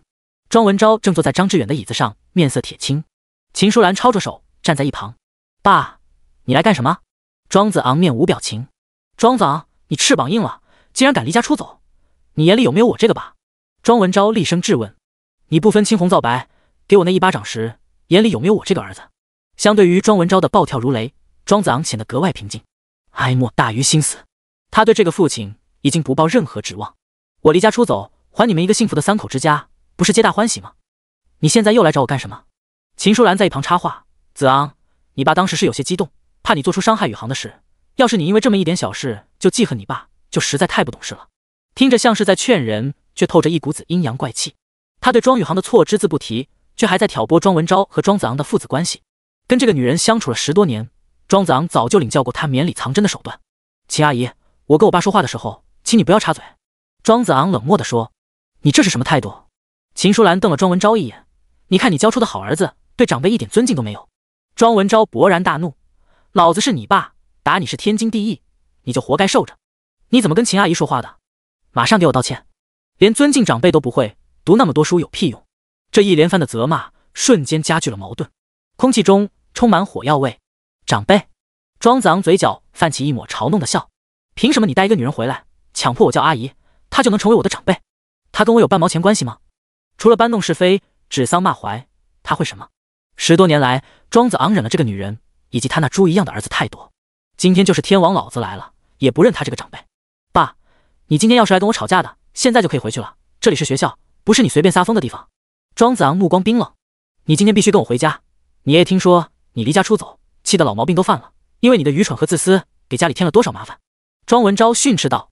庄子昂嗤笑一声，我就说嘛，看来是爷爷逼你接我回去，否则这个点你应该在麻将馆才对。一句话，你回不回去？庄文昭大声喝问。不回去。庄子昂眼神决然。好不容易从那个令人窒息的家逃出来，怎么会愚蠢到再回去？他也心知肚明，秦淑兰和庄宇航绝对不会欢迎他回去，巴不得他死外面，永世不再相见。3个月后，他们便能如愿以偿。庄子昂的顶撞让庄文昭有些下不来台，他左右扫视，似乎想找个趁手的家伙，口中还骂骂咧咧：“小畜生，老子还收拾不了你！”庄子昂面无惧色：“爸，赶紧走吧，至少我现在还愿意叫你一声爸，给彼此留点体面。”5岁那年，庄文昭刚跟徐慧离婚不久，经常在外面酗酒，喝得酩酊大醉回家，经常将熟睡中的庄子昂拎起来，随便找点借口非打即骂，骂他长得像他妈，看着就来气，骂他长了一张嘴，吃饭要花钱。后来庄文昭跟秦淑兰交往，隐瞒了有个儿子的事实，他将庄子昂送到乡下，由爷爷奶奶照顾，在村里上了半年幼儿园。后来爷爷奶奶坚持把庄子昂送回城里，让他接受更好的教育，庄文昭才勉强妥协。秦淑兰这个后妈对庄子昂横挑鼻子竖挑眼，每天都把嫌弃写在脸上。2年后，庄宇航出生，庄子昂在家里的地位就变得特别尴尬，就像古代的庶子，还是没妈那种。庄文昭名义上是庄子昂的监护人，但真正抚养他长大的其实是远在乡下的爷爷奶奶，他们会按时将生活费打到庄文昭的卡上，再由他转交给庄子昂。作为中间商，庄文昭遇到手气不好的时候，还经常赚点差价。庄子昂从小一直逆来顺受，但这2天却变得格外叛逆。庄文昭感觉自己的威严遭到了挑战，所以大为光火，哪怕是在学校的教室办公室，也想撸起袖子动手。住手！张志远及时冲了进来。庄文昭怒气冲冲地看着张志远：“你们学校是怎么教育学生的？把他教育成这样，我看他是长反骨了。你连家长会都没来开过，学校把你的孩子教育成什么样，你当然不知道。”张志远同样怒目相向。刚才他一直站在门外，虽偷听人家讲话不礼貌，但父子俩吵架的声音实在太大。他为庄子昂有这样蛮横的父亲感到可悲。我看你们都快把他教废了！庄文昭大声嚷嚷。那好，我今天就让你看一下，我们把你的孩子教成了什么样。张志远也来了脾气，他拉开抽屉，翻找出厚厚一叠文件，那是2年以来大大小小各种考试的成绩单。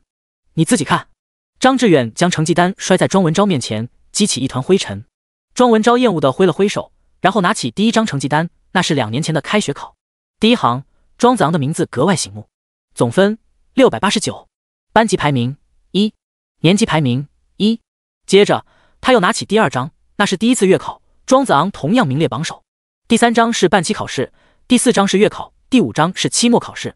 看完所有成绩单，庄文昭的眼神惊疑不定。无一例外，庄子昂的名字像被钉子钉在了第1行，雷打不动。秦淑兰在一旁也看完了所有成绩单，她喃喃道：“你们这个学校考年级第1很难吗？”张志远用看傻子一样的眼神看他，全年级22个班，1000多名学生，你说呢？这么优秀的孩子，在你们眼里怎么跟垃圾一样？第17章，这辈子都别回来。全年级1000多学生，连续2年蝉联第1，这个难度有多大？庄文昭或许无法想象，他只知道自己的小儿子庄宇航还在上小学，全班40多个学生，一看庄宇航的考试排名，就基本知道他们班上有多少人。庄先生，你从没来学校开过家长会，但我们班上很多学生家长其实都想认识一下你。张志远沉声道。认识我？庄文昭错愕，干什么？他们想向你请教，怎样教育出这么优秀的孩子。张志远发出嘲弄的笑，是不是有点讽刺？庄文昭脸色很不好看，青一阵白一阵，一时之间不知如何辩驳。从小到大，他对庄子昂的教育方式就是不闻不问，只知道庄子昂成绩好像还不错，可以拿来给庄宇航辅导功课，从来不知道自己的儿子会优秀的让别人嫉妒。庄先生，如果这些不够，我还可以给你看一些照片。张志远拿出手机，翻到一个专属的相册，递给庄文昭看，那是2年以来庄子昂参加各种竞赛的获奖照片。他不仅为自己，也为班级、为学校赢得了很多荣誉，但每一次的获奖现场都没有家人为他喝彩。别人的孩子哪怕得一个3等奖，都会得到父母的拥抱和鼓励。庄子昂每次得1等奖，却只能孤零零地站在领奖台，羡慕地看着别人。几乎每一次陪他的都是我这个班主任。请你扪心自问，你真的是一个合格的父亲吗？面对张志远的质问，庄文昭无言以对。庄子昂听着老师的话，努力隐忍克制，但眼圈还是红了。亲情不是与生俱来的东西吗？为什么别人轻易得到的东西，他都那么拼命了，还是一无所有？不过此时此刻，庄子昂已经彻底死心，他已经不渴望获得父亲的认可，也不想再见多年不曾谋面的母亲。反正自己从来都不是他们的骄傲，还剩3个月命，请让我从容赴死。办公室里沉寂了半晌，庄文昭终于开口：“老师，尽管庄子昂成绩是不错，但这不是他顶撞父母、离家出走的理由。如果我生活在那样一个家，我也会离家出走。”张志远愤然道：“什么？你身为一个老师，怎么说这种话？”庄文昭怒不可遏：“正因为我是一个老师，对你说话还算客气，否则我的话只会更难听。”张志远针锋相对，寸步不让。庄子昂是他班上最好的学生，他一早就详细了解过家庭情况。当他得知庄子昂在那样一个扭曲的家庭环境长大，还能奋发努力、积极向上，感到无比心疼。真的不是每个人都有资格为人父母。秦淑兰的手机响了起来，刺耳的铃声打破了空气的沉闷。他接起来说了2句，匆匆挂断电话，然后凑到庄文昭耳边轻声道：“宇航在学校跟人打架，老师让我们马上过去。”庄文昭恶狠狠地盯着庄子昂：“我再问一遍，你到底回不回家？”“不回，那里不是我的家。”庄子昂心意已决：“那好，你今天不回来，这辈子都别回来了。”庄文昭一摔椅子，拂袖而去。秦淑兰跟了上去，眉眼之间掩藏不住幸灾乐祸的表情，逆着光望着庄文昭的背影。庄子昂忽然出声：“爸，有我这个儿子，你真的从来没有一瞬间欣慰过吗？”庄文昭停下脚步，没有转身，也没有回答。算了，你走吧。庄子昂的眼神中熄灭了最后一丝光彩。既然不爱我，为什么要把我带到这个世界来？庄文昭停顿了几秒，又坚定地迈开了脚步。毕竟庄子昂都18岁了，能够好好照顾自己。庄宇航才10岁，万一在学校跟人打架受了伤，必须得马上赶过去处理。办公室里只剩下张志远和庄子昂，所有的力气全部消散。庄子昂，你别伤心难过，这世上还是有很多人爱你，比如我，比如李黄轩，你多想想我们。张志远轻声劝慰。张老师，谢谢你。庄子昂紧紧咬着牙关，下颚轻轻颤动，他在努力克制，不让眼泪掉下来。当着庄文昭的面，无论他装的有多么强硬，但他始终是个内心脆弱的孩子。张老师，我下午能不能请假？反正我这样的情绪状态也听不进去课了。好，我给你批请假条，你好好放松一下心情。从办公室出来，庄子昂失魂落魄一般，漫无目的地走着。路过一间教室，听见一个班级在上音乐课，唱着很有年代感的老歌。小小的小孩，今天有没有哭？是否朋友都已经离去，留下了带不走的孤独？漂亮的小孩，今天有没有哭？是否弄脏了美丽的衣服，却找不到别人倾诉？叮的一声，庄子昂兜里的手机收到一条信息：小蝴蝶，庄子昂大笨蛋，你是不是又不开心了？庄子昂连忙打字回复：你怎么知道？我下午请了假。小蝴蝶，去围墙外面接我，太高了，我不敢跳。庄子昂连忙看向篮球场西北角，那里空无一人。高大的银杏树在风中微微摆动着枝叶。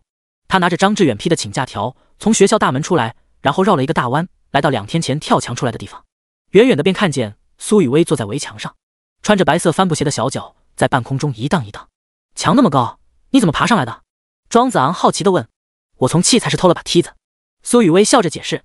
庄子昂更是疑惑，一个校花级别的女生扛着一把梯子从操场上过，不会被保安抓住吗？发什么呆？快点接住我啊！苏雨薇催促。哦，庄子昂连忙伸出双臂，示意他跳下来。苏雨薇纵身一跃，精准地落入庄子昂怀中。他体重很轻，抱着也毫不费力。近距离凝望这精致到无可挑剔的脸庞，庄子昂鼻息有些沉重，心跳很快。你就这么一直抱着我吗？苏雨薇俏脸泛红。庄子昂这才回过神来，慌慌张张将她放下来。春风拂过，吹乱了少女的发丝，也吹乱了少年的心。第18章，我允许你哭出来。小蝴蝶，你又逃课，班主任老师不会找你麻烦吗？庄子昂和苏雨薇并肩走在小吃街，一人手里拿着一串鱼丸。苏雨薇吃东西的时候，腮帮子鼓鼓的，像一只可爱的河豚。她笑着说：我没有逃课，我有请假条。庄子昂当然不信，怎么可能？你当我3岁小孩？苏雨薇摘下背上的单肩包，拉开拉链，掏出来一大堆请假条，那上面已经有班主任的签名，日期处却是空着的。意思是苏雨薇随便哪天想出来，就可以自己填当天的日期。还能这样？庄子昂瞪大双眼，他盯着那潦草的签名，看了半天，一个字也不认识。这难道就是别人家的班主任？不对，你有请假条，干嘛还要翻围墙？从那里出来快一些，可以吃各种好吃的。苏雨薇的吃货言论让庄子昂无言以对，他总觉得这女孩神神秘秘的，让人看不透。庄子昂又换了个问题：你怎么知道我不开心？苏雨薇抬起右手，伸出食指一戳庄子昂的胸口，他轻轻踮起脚，凑在庄子昂耳边：因为我们是朋友，有心灵感应。庄子昂被女孩喷出的热气弄得脖子一阵酥麻。心灵感应这种解释也太敷衍了吧。你跟我来。苏雨薇很自然的一把抓住庄子昂的手腕，带着他从小吃街出来，走下长长的石阶。学校依山而建，山下是一条穿城而过的河流，河水静谧东流，两岸杨柳随风。两人穿过一片宽阔的青草地，来到堆满鹅卵石的河边。看上去毫不起眼的鹅卵石，全都经历了千百万年河水的冲刷和相互的碰撞，才变得浑圆光滑。人生短短100年，与之相比，实在微不足道。正如古代先贤说的那样，人生天地之间，若白驹过隙，忽然而已。在漫长的历史中，3个月和100年其实并没有多大分别，都是转瞬即逝。两人到的近前，才能听见河水拍岸的声音。凉爽的风吹动着他们的鬓发和衣角。苏雨薇脱掉鞋袜，露出一双晶莹润泽的玉足，轻轻踩在光滑的鹅卵石上。河水漫上来，淹没了她的小脚丫，白色的浪花溅起来，沾湿了她湛蓝色的裙摆。你也脱掉鞋子，跟我一起下来。苏雨薇向庄子昂招手。明明是上课的时间，我们在这里玩水，会不会不太好？庄子昂有些犹豫。从小到大，你都一直这么守规矩吗？苏雨薇问。这句话一下子戳中了庄子昂的痛点。没错，凭什么要那么守规矩？他迅速脱掉鞋子，挽起裤管，小心翼翼地踩着鹅卵石，来到苏雨薇身边。清凉的河水漫到脚脖子，十分惬意。苏雨薇将双手捧在嘴边，冲着缓缓流淌的河水大喊：庄子昂是大笨蛋。声音被风带进桥洞，传来阵阵回音。庄子昂是大笨蛋，大笨蛋，笨蛋。苏雨薇发出银铃般的笑声，笑容绝美。你为什么又骂我？庄子昂不满地嘟囔。因为你总是不开心，自己折磨自己，就是大笨蛋吗？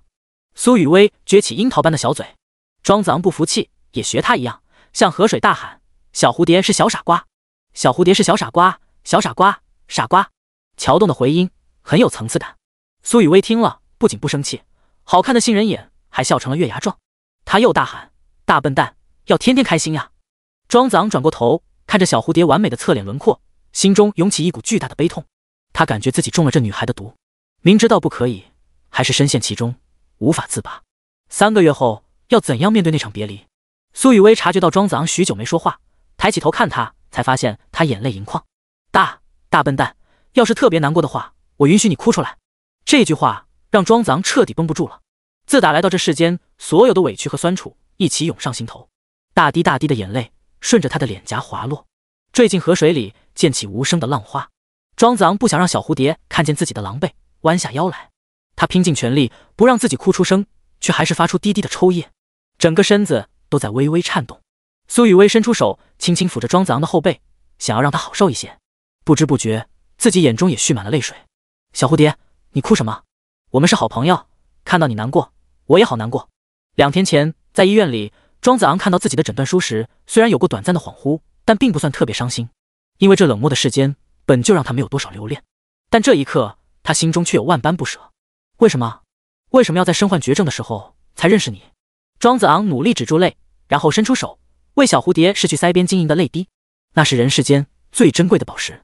小蝴蝶，我不难过了，你也不许哭，好不好？让河水冲走你所有的伤心事，以后每天都要开开心心的。苏雨薇啜泣道。庄子昂蹲下身子，举起一捧清凉的河水，洗了把脸，让绵绵不尽的河水带走自己的眼泪。一股大浪袭来，河水又往上漫了一些，到了苏雨薇的小腿，她不得不双手提着裙摆，直往后缩。石头上滑，你小心别摔倒。庄子昂连忙提醒。你抱我上去。苏雨薇小脸惊慌。庄子昂二话不说，伸手到她膝弯，来了个公主抱。反正翻围墙都抱过2次了，也算驾轻就熟。来到草地上坐下，苏雨薇将2只小脚丫搭在庄子昂腿上晾干。庄子昂自问以前并不是个足控，但眼前白嫩的小脚丫还是让他忍不住偷看。大笨蛋，你怎么一直看我的脚？苏雨薇红着脸问。哪有，我在看草地。庄子昂死不承认。你都看了7次了。胡说，我的目光总得有个落点。庄子昂被拆穿，只好转过头去看着天边的浮云，脸颊微微有些发烫。好了啦，我又没怪你，帮我把鞋子穿上。你自己穿，又不是没有手。哼，小气鬼。第19章，拉过钩就不会食言。庄子昂和苏雨薇坐在草地上，呆呆地望向天空，羡慕着流云。视线里偶尔有几只蝴蝶飞过。我要真是一只小蝴蝶就好了，可以飞到河对岸去，看看那边的风景。苏雨薇发出感慨。我们可以放一只风筝，让它帮我们看看。庄子昂笑着提议。好主意，你真聪明。苏雨薇惊喜道。刚才还说我是大笨蛋。庄子昂问道。那我现在去买风筝。苏雨薇看了看太阳的位置，摇头说，今天太晚了，我一会儿得去坐公交车，晚一点回去不行吗？庄子昂有些失望。不行，晚了奶奶会生气。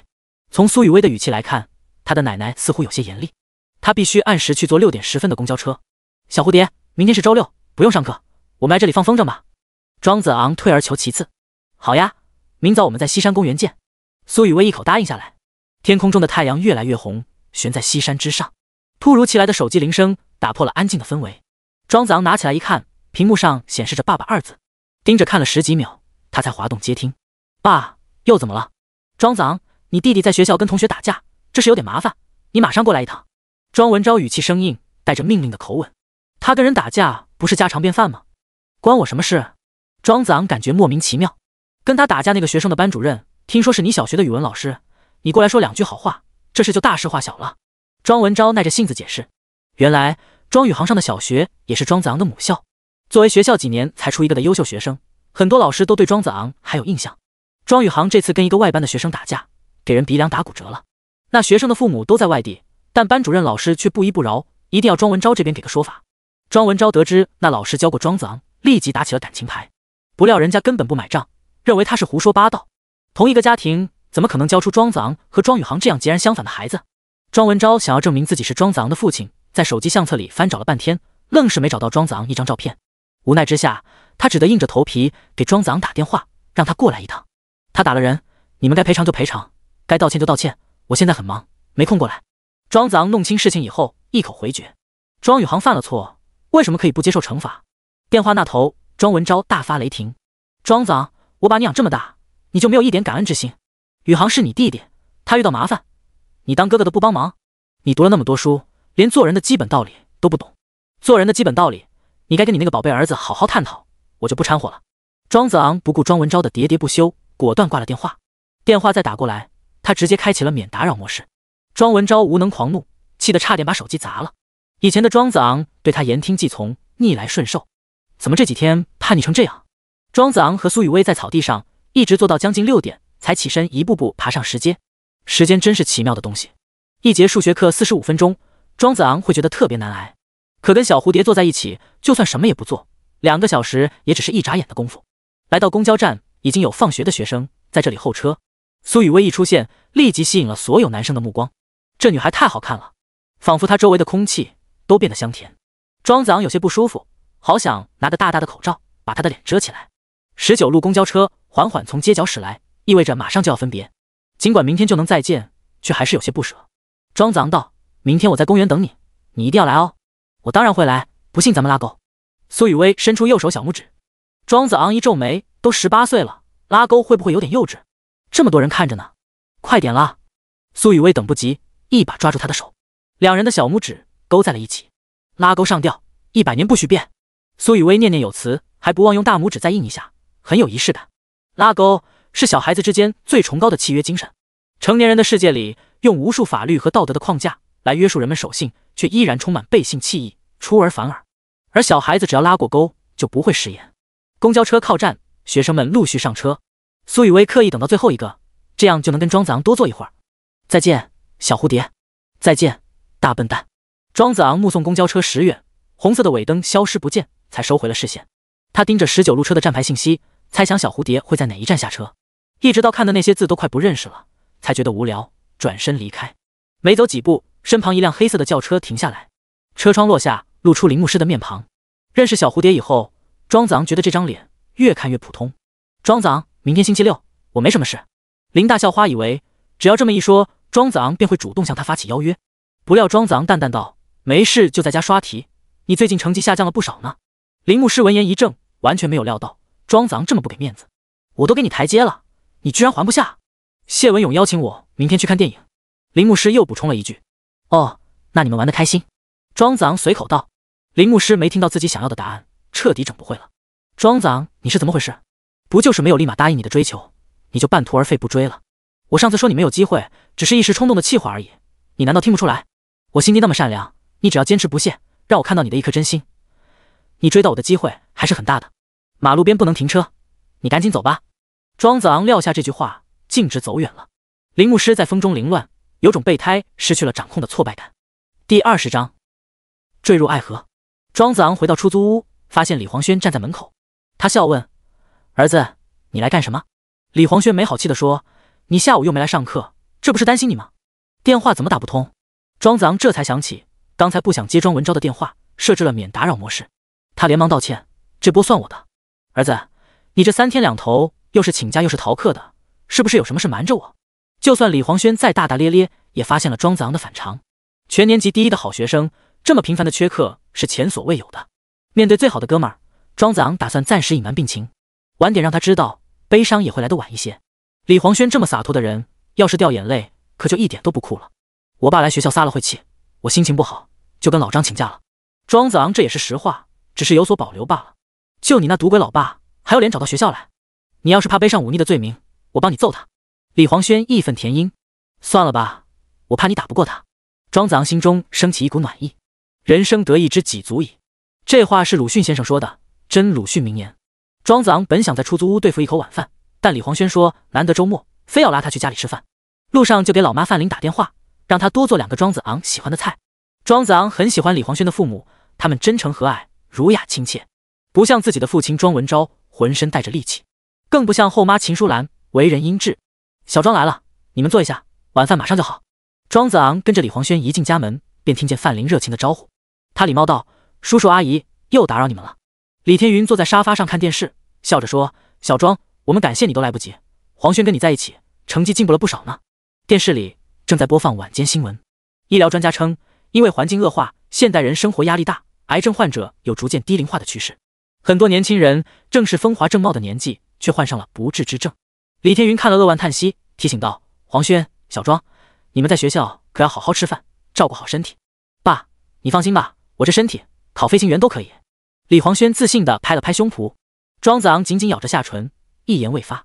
另一边，庄文昭处理庄宇航打架的事，一下午搞得焦头烂额，给人家赔了不少钱，又按着庄宇航的脑袋道歉，才勉强将事情解决。回到家里，天已经完全黑了。宇航，你以后少给我惹点事。庄文昭用少有的严厉口吻说：“你那么大声干嘛？吓到宇航怎么办？”秦淑兰立即护犊子，她阴阳怪气地说：“还不是怪庄子昂，前天对宇航动手动脚，让他心情不好，才在学校跟人闹矛盾。”庄宇航趁机推脱：“没错，都怪庄子昂，他最好死外面，永远别回来。短时间内他应该不会回来了。”庄文昭感觉心力交瘁，再一看家里各种杂物堆得乱七八糟，地板脏兮兮的，更是心烦。以往的时候都有庄子昂默默收拾打扫，怎么他才走了2天，家里就乱成这样？这时候庄文昭兜里的手机又响了起来，他拿起一看，是乡下的老爷子打来的，连忙接起来，好言哄着：“他小孩子闹脾气，在外面住几天，自己就回来了。我是他爸，管教他是天经地义。生病住院，他那么年轻，能有什么事？”安抚好老爷子的情绪，庄文昭瘫倒在沙发上。下午教室办公室的场景一幕幕在脑海中浮现。庄子昂真有那么优秀吗？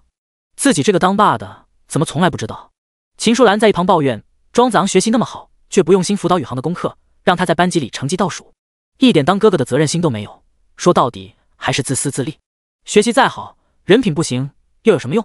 庄文昭心头一股无名火起，用力一拍茶几：“他是我的儿子，什么时候轮到你说3道4？你把你自己的儿子管好，让他少给我惹点事。”原本以为这个家没了庄子昂就能成为幸福的3口之家，现在看来是过于天真了。庄子昂和李黄轩吃完饭便溜进了卧室。“儿子，老实交代，你下午跑哪去了？”李黄轩用审犯人的眼神看着庄子昂。“我跟小蝴蝶在河边坐了一下午。”庄子昂坦言。“又是小蝴蝶？”李黄轩盯着庄子昂的眼睛良久，然后长叹一声：“你惨了，你坠入爱河了。”庄子昂连忙否认：“少在那胡说八道，我们只是好朋友。你问问你自己的心，只想跟他做好朋友吗？”李黄轩坏笑道。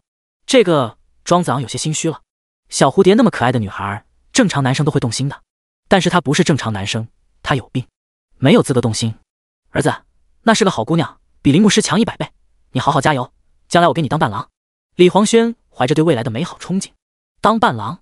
庄子昂心里泛起苦楚，那未来太美好，他不敢想象。他发现自己对这世界越来越不舍，舍不得李黄轩，也舍不得小蝴蝶，可是病魔不会允许他有那么长的人生规划。老天好像跟他开了一个最大的玩笑。庄子昂想起明早的约会，没有在李黄轩家过夜，回到了自己的出租屋，仰望夜空，漫天星辰。听说人死后会化作天上的星星，那自己会成为哪一颗？他拿起手机，鬼使神差一般再次拨打了小蝴蝶的电话。“对不起，您所拨打的电话不在服务区，请稍后再拨。” Sorry, the subscriber you dialed cannot be connected for the moment. Please redial later.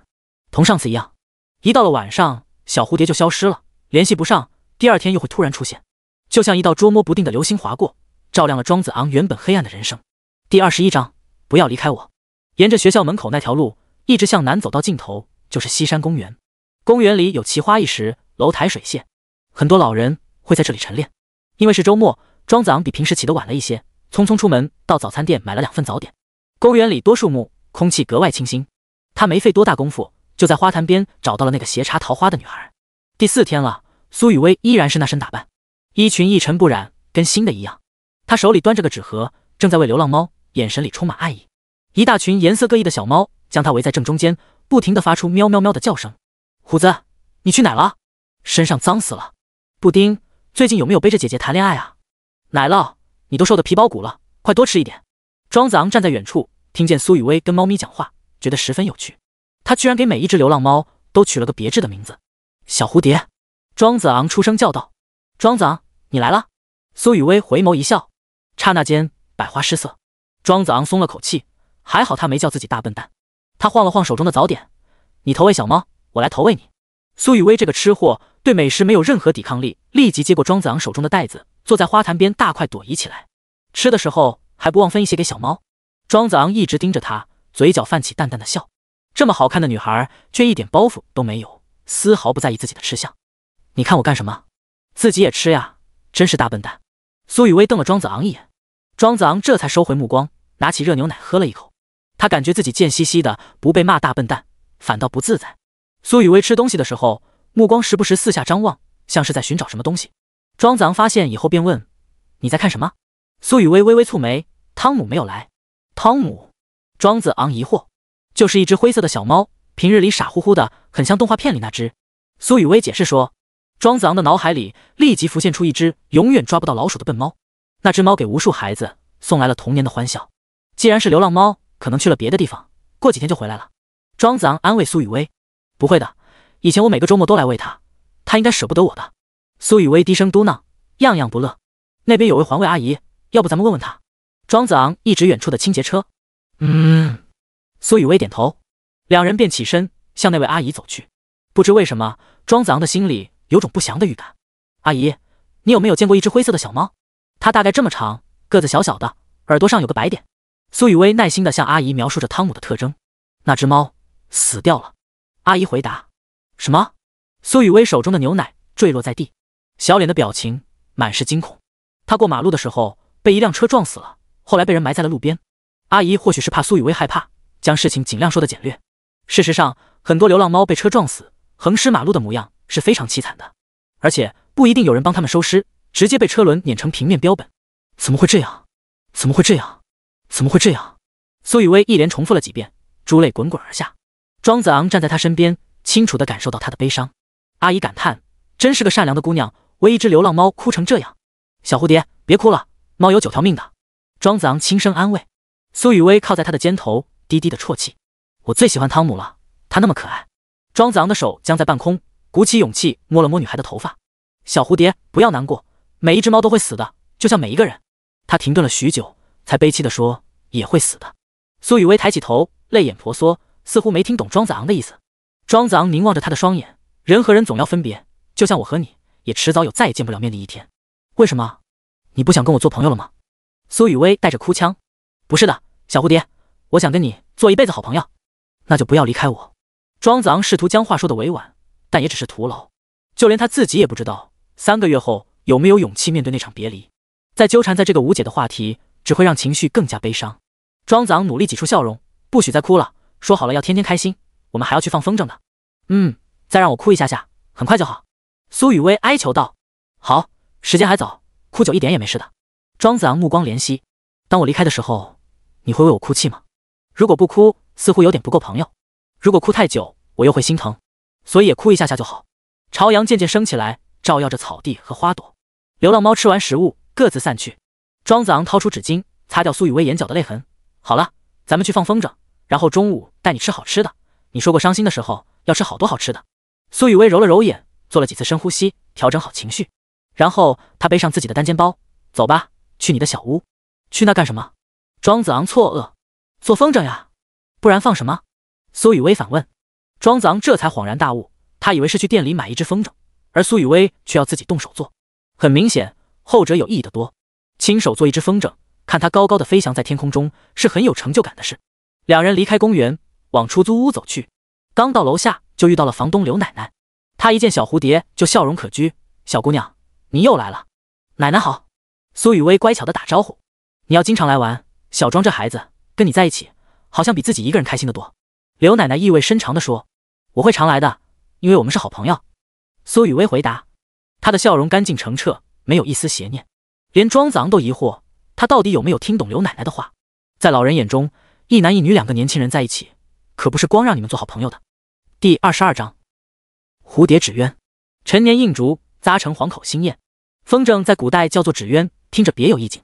来到出租屋，苏雨薇从包里掏出了竹片、宣纸、棉线、胶水、蜡烛、裁刀、画笔等材料工具，专业程度让庄子昂看得目瞪口呆。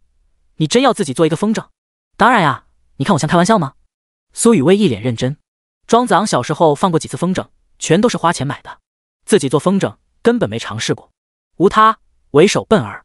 风筝距今已有2000年历史，当然一开始的材料并不是纸。宋明清时期，造纸业发达，男女老少踏春游玩，很流行放纸鸢。传承至今，已经不只是一种玩具，更是一种雅趣的艺术。10多年前就被列入国家级非物质文化遗产。苏雨薇先在宣纸上描画出风筝的图案，是一只大大的蝴蝶，然后再根据这个图案用竹片制作骨架。看到苏雨薇用蜡烛烤着竹青，将竹片弯曲成想要的弧度，庄子昂简直惊呆了，这女孩手也太巧了。他跟个傻子一样，只能在旁边干看着，完全帮不上忙。苏雨薇用棉线将竹片固定，扎成蝴蝶的骨架，再用胶水将宣纸粘上去，裁剪掉多余的部分，一只风筝的雏形便基本完成。要将风筝从一件玩具变成一件艺术品，最重要的就是上面的图案。苏雨薇先用铅笔勾勒出线条，拿出颜料和调色盘，调出需要的颜色，接下来便手持画笔，安静的作画。春风入户，落花无声。庄子昂站在一边，静静地欣赏着小蝴蝶完美的侧脸，不敢发出一丝响动。此时此刻，他仿佛看到了1000年前一个描绘纸鸢的大家闺秀，温婉端庄，楚楚可人。他也完全没有想到，制作风筝的过程可以变得如此唯美。苏雨薇以极大的耐心，一笔一画，为蝴蝶的翅膀画上了繁复的花纹。普通的竹子和纸张变成了工艺品。好了，漂亮吗？画了半个多小时，苏雨薇才放下画笔，长吁了一口气。一只栩栩如生的蝴蝶出现在庄子昂眼前。小蝴蝶，你太厉害了！庄子昂赞不绝口。这是奶奶教我的，小时候我每年都做呢。苏雨薇也很满意自己的杰作。接着他又提起笔，在特意留下的空白处写上一行小字：庄子昂大笨蛋。古代的纸鸢的确有很多人在上面写字，一般都是喜庆的吉祥话，可没有人写大笨蛋。你平常骂我就算了，怎么还写在风筝上？庄子昂不满地嘀咕。让风筝带走你的笨，说不定你以后就会聪明一点了。苏雨薇狡黠一笑，强词夺理。庄子昂不甘示弱，拿起笔在旁边也写了一行字：小蝴蝶小傻瓜。苏雨薇的字娟秀，庄子昂的字飘逸，只是文字内容有些幼稚。这么一来，12个字拥挤在一起，看上去黑乎乎一片，让整个风筝的色彩有些失调，不好看。苏雨薇嘟起小嘴。庄子昂又拿起画笔，蘸了点红色的颜料，在2行字之间画了个爱心。这一抹红犹如画龙点睛，色彩顿时有了层次感。苏雨薇望着2人名字间的爱心，脸泛潮红，眼带娇羞。晾干胶水和墨迹，2人便出门来到河边的草地。碧空如洗，微风习习，正是放风筝的好天气。苏雨薇手持风筝，由庄子昂放飞。他在草地上奔跑了几个来回，那蝴蝶状的风筝便被清风托起，越飞越高。事实上，很多从网上买的传统纸鸢都是徒有其表，只能观赏，不能真正放飞。苏雨薇制作风筝的技艺让人叹服，看着风筝飞翔在空中，变得越来越小，宛如一只真正的蝴蝶。作为风筝诞生的见证者和少部分参与者，庄子昂很有成就感。这种快乐是买来的风筝无可比拟的。他笑着说：好风凭借力，送我上青云。苏雨薇一直抬头仰望，不停地拍手叫好，发出清脆如铃的笑声，眼神里又流露出羡慕之情。上有白云悠悠，下有流水潺潺。做一只快乐的小蝴蝶，自由飞翔在天地之间，那该有多好。风筝飞高以后就不用那么费劲了，偶尔牵动一下线就好。庄子昂将手里的线轴递给苏雨薇，让她也感受一下。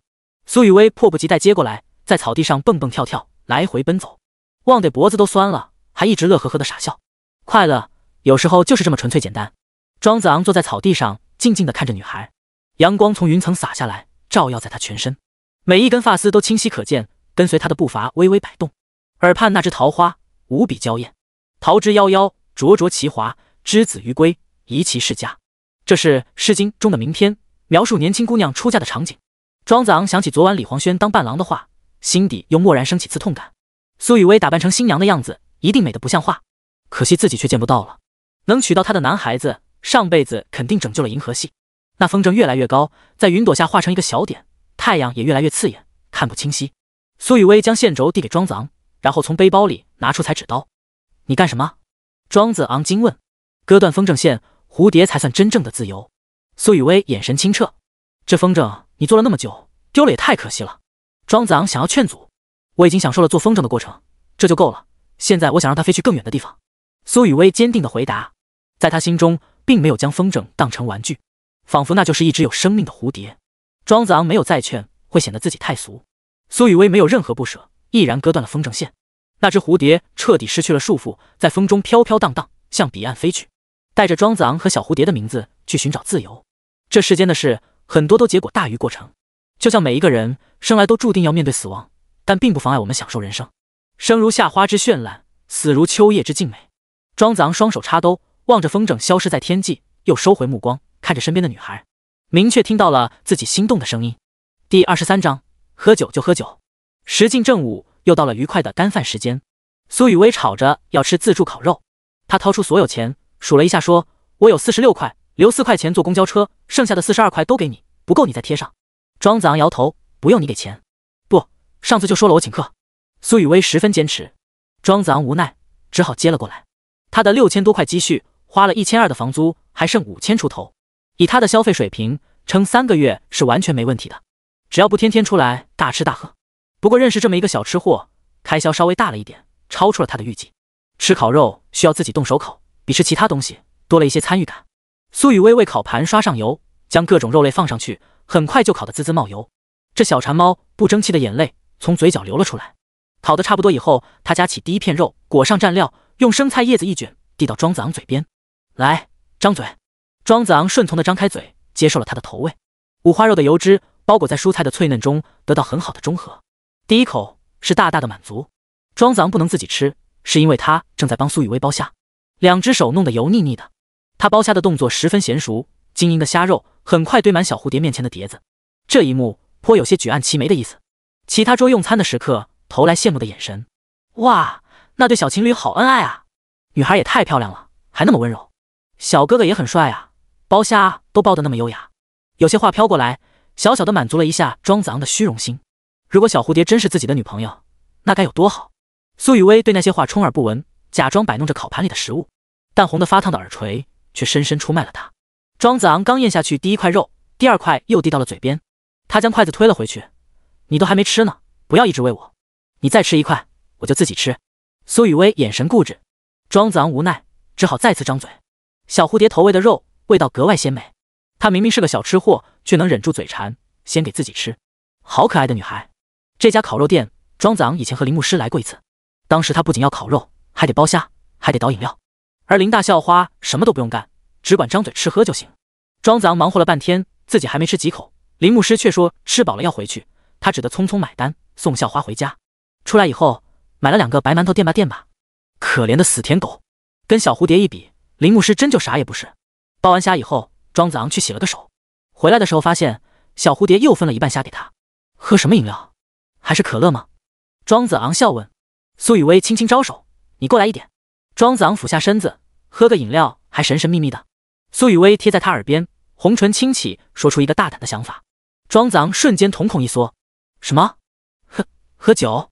苏雨薇好奇的眨着眼：“我听人家说酒很好喝的，喝完以后就飘飘欲仙。”庄子昂从小到大都是好孩子，也没怎么喝过酒，只是听大人说喝酒会乱性。两个人眼神对望，在危险的边缘疯狂试探。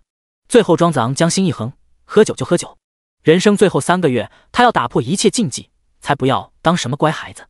要是死了都不知道喝醉的滋味，真是白活一场。反正陈医生都说了，想吃什么就吃什么，想喝什么就喝什么，摆烂的快乐是真的快乐。烤肉店的酒水是自助的，庄子昂先拿了瓶白酒，然后又放下了，换成2瓶啤酒。还是不要太乱来。啤酒倒入杯中，金黄色的酒液泛起白色的泡沫，散发出淡淡的麦香。苏雨薇举起杯：“大笨蛋，每一天都要开心，干杯！干杯，我的好朋友！”两人一碰杯，发出清脆的响声，然后各自闷头灌酒。酒一入口便是一股苦味，还略带酒精的刺激。庄子昂眉头一皱，比起奶茶和可乐，这玩意儿也太难喝了，跟马尿一样。偷瞄苏雨薇一眼，他2条眉毛也拧在一起，看上去不太好受。两人目光接触，却谁也不肯服输，强忍着难受，将杯中的酒喝光。小蝴蝶的脸肉眼可见的变得粉嘟嘟，更加可爱了。庄子昂，酒好喝吗？苏雨薇试探性的问。当然好喝，我在家经常喝的。庄子昂强撑面子。我也觉得好喝，还想再来一杯，等会再拿2瓶。苏雨薇跟他较上了劲，又将2个杯子倒满。庄子昂咽了咽口水，心里一阵后悔。哎，死要面子活受罪。吃了2只虾，两人再次碰杯，空气中发出一声清脆的鸣响。他们将杯中酒咕嘟咕嘟灌下去，还用眼角余光相互监督，生怕对方作弊。小蝴蝶的脸蛋更红了，整个人的情绪更加亢奋，话也多了起来。他叽叽喳喳说个不停，跟庄子昂分享着自己珍藏多年的笑话，总是讲到一半，自己先笑得前仰后合。啤酒的度数并不高，但庄子昂也是个菜鸟，几杯酒下肚，脑袋晕乎乎的，脸颊有些发热，眼前的小蝴蝶好像变成了2个。笑话听得没头没尾，却还是跟着傻笑。跟小蝴蝶在一起吃饭，本来就是一件值得开心的事。不知不觉，两人各自喝了2瓶啤酒。庄子昂强撑着醉意，迈着飘忽的步子去买了单。回来的时候，发现小蝴蝶趴在桌子上，脑袋枕着手臂，迷迷糊糊，憨态可掬。小蝴蝶，我带你回家睡觉。庄子昂推了他一把。大笨蛋，你抱我。苏雨薇谈吐不清。清醒状态下，庄子昂抱她不成问题，但现在自己都走路不稳，心有余而力不足，两人只能相互搀扶，跌跌撞撞地走出烤肉店。还好出租屋不远，庄子昂费了9牛2虎之力，才将苏雨薇扔在床上。他帮女孩脱掉帆布鞋，又将她的裙子往下扯了扯，盖住那双修长浑圆的玉腿。你在这睡，我去外面沙发上。庄子昂在苏雨薇耳边吩咐一声。这时，苏雨薇忽然一把搂住庄子昂的脖子，将他的脑袋按了下来。庄子昂猝不及防，立足未稳，一个俯身下去，印住了那樱桃般娇艳的红唇。第24章，女生的嘴巴是啤酒味，小蝴蝶的唇触感柔软湿润。庄子昂的大脑嗡的一声陷入一片空白，全身血液迅速奔涌，心脏仿佛要跳出来一般。短短3秒钟，足以刻骨铭心。他夺走了我的初吻。苏雨薇却毫无意识，松开了搂住庄子昂脖子的手。庄子昂抬起头，脸颊滚烫，望着女孩精致的脸颊，感觉就像做梦一样。他帮苏雨薇隔好被子，匆匆逃出房间。明明是他主动的，到头来自己却像干了坏事。躺在沙发上，庄子昂辗转反侧，半天无法入睡。脑海中反反复复浮现的是刚才那3秒钟短暂的触感。他干脆掏出蓝牙耳机，听起了音乐，试图让自己平静下来。怕你飞远去，怕你离我而去，更怕你永远停留在这里。每一滴泪水都向你流淌去，倒流进天空的海底。伴随着伤感的旋律，醉意才如海水一样渐渐袭来。庄子昂进入梦乡，梦境的女主角自然是小蝴蝶。那画面让人脸红心跳，不可描述，多写一句都无法过审，估计也没人喜欢看，就直接省略掉。不知过了多久，庄子昂感觉鼻子痒痒的，猛然打了个喷嚏。一睁开眼，便看见苏雨薇灿烂的笑脸。她手里拿着一根不知哪找来的羽毛，咯咯直笑。你又捉弄我。庄子昂揉了揉鼻子。大懒猪，太阳都快下山了还睡。苏雨薇做了个鬼脸。忽然，庄子昂感觉不对劲，羞得面红耳赤。他连忙起身，冲进卧室，将房门反锁。先把罪证藏起来，晚上再洗。过了好几分钟，庄子昂才终于出来。苏雨薇注意到他好像换了条裤子。庄子昂，你没趁我喝醉，趁机占我便宜吧？你不记得了吗？庄子昂惊讶。不记得啊，我只知道在烤肉店，再一睁眼就在你床上了。苏雨薇一脸人畜无害。庄子昂心中叫屈，哪有你这样的人，借酒行凶，夺走人家的初吻，现在还来倒打一耙。他只得硬着头皮说，你一身酒气，臭烘烘的，谁要占你便宜？可是你脱了我的鞋子。不脱鞋，你弄脏我的床怎么办？苏雨薇心想有理，便不好再追究，但想起昨天庄子昂看自己小脚丫的眼神，还是感觉怪怪的。桌子上的圆形鱼缸里，2条红色的金鱼在自由地游动。苏雨薇拿起一旁的饲料，扔了一些在水里，托着腮看鱼儿吃食。她羡慕地说，大笨蛋，你看他们多快乐，一点都不像你。你又不是鱼，怎么知道他们快乐？庄子昂反驳道。你又不是我，怎么知道我不知道鱼儿的快乐？苏雨薇立即接上下一句。你又不是我，怎么知道我不知道你不知道鱼儿的快乐？庄子昂这句话让苏雨薇理了半天，差点把 CPU 干烧了。他伸手狠狠拧了一把庄子昂的胳膊，让你饶舌。庄子昂痛得哇哇大叫。果然就不能跟女孩子讲道理。庄子昂，我要回去了。苏雨薇望了一眼窗外，天边起了暮色。必须这么早回去吗？我还可以请你吃晚饭的。庄子昂挽留道。不行，我要去坐6点10分的公交车。苏雨薇眼神中也流露出不舍，但又必须在天黑之前回去。庄子昂有些无奈，猜想他多半家教太严，女孩子在外面玩太晚，的确不太安全。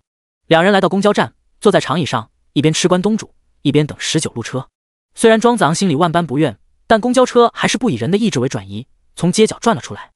我再吃一口。苏雨薇连忙吞下嘴里的丸子，又咬了一口鱼豆腐。你明天还来吗？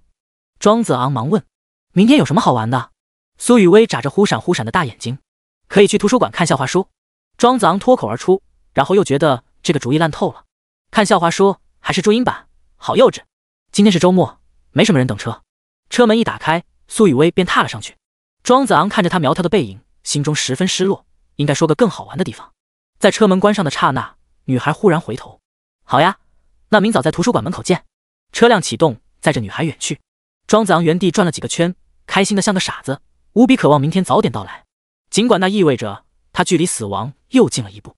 回去的路上，庄子昂吃了碗牛肉面，对付一顿晚饭，然后随便买了本杂志，打发长夜漫漫。大概8点多的样子，他给小蝴蝶发了条信息：明早想吃什么？与上次如出一辙，根本等不到回复。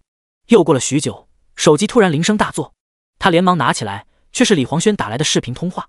儿子，怎么是你？屏幕上的李黄轩一脸郁闷，听你这口气，好像很失望。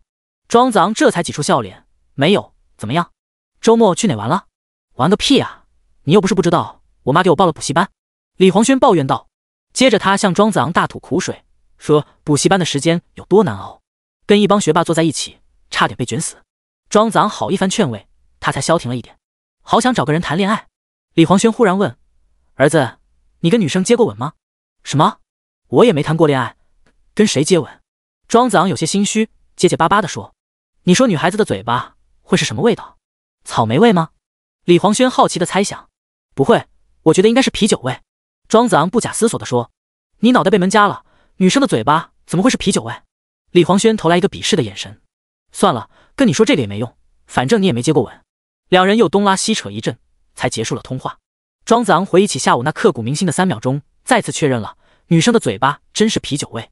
忽然他又想起衣柜里还藏着个见不得人的东西，赶紧来到洗手间，倒了小半袋洗衣粉，不停地搓洗。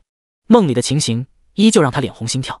第25章图书馆恐怖事件。洗完衣服又洗漱了一番，庄子昂躺在床上玩手机，打开班级群，发现新任班长谢文勇发了条信息 add 所有人，大致意思是下周星期2和星期3是全年级统一的月考，让大家提前准备。本来就是一条简单的通知，全班同学知道就好，但他偏要耍一下官威，要求大家收到都必须回复。很多人都懒得搭理他，只有稀稀拉拉几个同学老实的回复收到2字。谢文勇很不满意，又发了条信息，怎么才这么几个人？其他人都睡着了吗？李黄轩看不惯，当即不客气的回复，你少拿鸡毛当令箭，以前庄子昂当班长才没你这么多破事儿，现在我是班长，规矩由我来定。谢文勇立即打字回复，新官上任3把火，这火要是烧不起来，树立不了威信，以后的工作只怕不好开展。他暗暗憋着一口气，要告诉林牧师，也要告诉所有老师和同学，自己比庄子昂更优秀。偏偏事与愿违，同学们根本不买账。谢文勇没能看到想象中齐刷刷的收到，而是一大堆冷嘲热讽。不就一个破班长，庄子昂不要才给他的。就是嘛，真拿自己当回事了。在我心中，只认庄子昂当班长，就是连续2年全年级第1，这记录谁能破？谢文勇气得咬牙切齿，嫉妒的火焰在心中熊熊燃烧。这时候，庄子昂发了轻飘飘2个字，收到。校花林牧师立即跟上，收到。李黄轩，收到。张子宇，收到。邓卓然，收到。看到这一幕，谢文勇才清晰地认识到，庄子昂在同学们心中的地位根本是他难以撼动的。越是这样，他就越不服气，更加渴望证明自己。庄子昂这边才没有那么多小算计，他回复那个收到，其实还是好心配合谢文勇的工作，帮他镇镇场子。发完以后放下手机，看会杂志便睡觉了，满心期待着明天与小蝴蝶的图书馆约会。第2天一早，叮的一声将庄子昂从睡梦拉回现实，从床头拿出手机，果然看到来自小蝴蝶的回复，大懒猪快起床，我给你买了早餐。庄子昂立即爬了起来，睡意全无。他只有白天才能玩手机吗？还有昨天的吻，他是真的一点都不记得吗？庄子昂洗了个澡，换了身干净衣服，清清爽爽，出门扫了个共享单车，骑着去了图书馆。馆前的白杨树下，一个穿着白衬衫蓝裙子的姑娘正就着红色的地砖跳格子，步伐轻盈，脚下生花。清晨的阳光透过树叶，在她身上洒下斑驳的光影，美得如同坠落凡间的仙子。小蝴蝶，庄子昂看吃了，你好慢呀，我买的早饭都快凉了。苏雨薇撅着嘴抱怨，对不起，我下次快一点。庄子昂连忙道歉。与小蝴蝶见面，他总是期待着下次、下下次、下下下次，最好是天天腻在一起。食物不能带进图书馆，两人坐在一旁的台阶上分享着早餐。苏雨薇买了些包子和烧麦，搭配热牛奶。吃饭这件事，重要的不是吃什么，而是跟谁一起吃。跟喜欢的人在一起，粗茶淡饭也是美味珍馐。哇，庄子昂，这个烧麦好好吃，你尝一下。才不要，你都咬一口了。没事的，这边没咬过。那好吧，任谁看了都像一对恩爱的小情侣。单身狗之殇。吃完东西，两人才进入图书馆。今天是周末，来看书的人比较多。庄子昂让苏雨薇先去找座位，自己则去找书。天龙八部还没看完，他想要续上。另外还有注音版的笑话书和童话故事，也得给小蝴蝶带2本。取完书来到阅读区，找了好半晌，庄子昂才在角落里找到苏雨薇。怎么找这么偏的位置？庄子昂觉得有点远。我跟你说，我刚才遇到了非常恐怖的事情。苏雨薇神秘兮兮地说。庄子昂一愣，图书馆里这么多人，能有什么恐怖的事情？苏雨薇见他不信，忙道：我明明看到有很多空座位，但我要去坐的时候，旁边就有人告诉我这里有人。就这？庄子昂憋着笑，不恐怖吗？我看着是空座位，他们却能看到有人。苏雨薇一脸认真。庄子昂一时弄不清，他是故意逗自己开心，还是真有那么傻。他将笑话书递过去，好了，看书吧。苏雨薇像个小孩子一样，接过书便看得津津有味。刚才的恐怖故事立刻被抛之脑后。他笑点实在是低，却又担心影响到别人，经常捂着嘴，防止自己笑出声，小脸蛋憋得通红。庄子昂偶尔看他一眼，生怕他突然笑出个鼻涕泡。注音版的儿童书籍内容没有多少，苏雨薇很快就看完了2本，起身去换书。庄子昂沉浸在武侠世界，深陷宋辽之争，也没多去理会他。时光安静地流走，如同流失于指缝的沙，身边时时有人来来往往，带着各自的悲欢。不知过了多久，庄子昂从雁门关收回思绪，看了一眼身旁的女孩。这一次他没有看笑话书，而是聚精会神地看着一本《难经》，那是中医4大经典之一，传说为扁鹊所著，内容包含五行学说、奇经八脉、命门理论、藏象体系等等，很是晦涩难懂。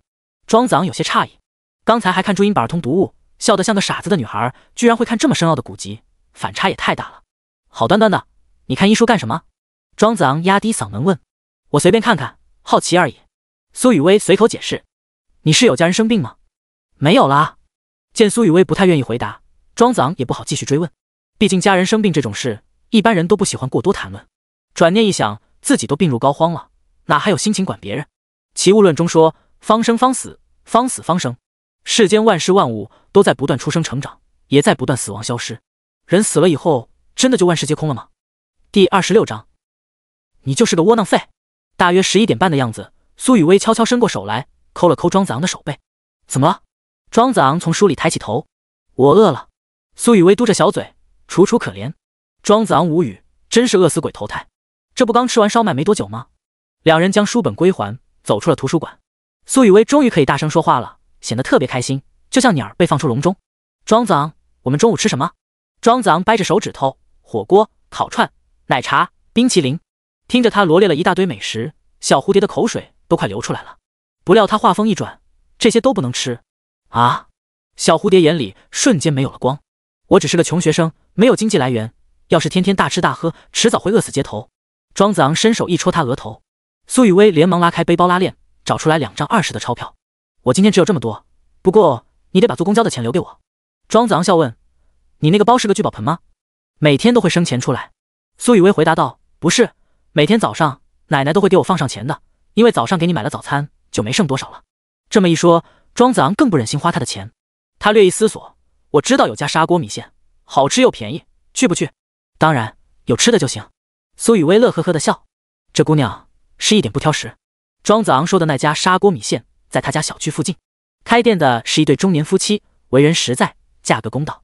他以前遇到家里没饭吃的时候，会过来对付一顿。两人来到店里时，差不多刚好12点，正是吃午饭的时候，食客很多，人声鼎沸，充满市井烟火气。苏雨薇一出现，立即吸引了很多人的目光。庄子昂连忙带他找了个座位，把他挤在角落。他们要了2份鸡汤米线，老板娘很快就送了上来，汤色清亮，香气扑鼻。苏雨薇迫不及待喝了口汤，烫得直吐舌头。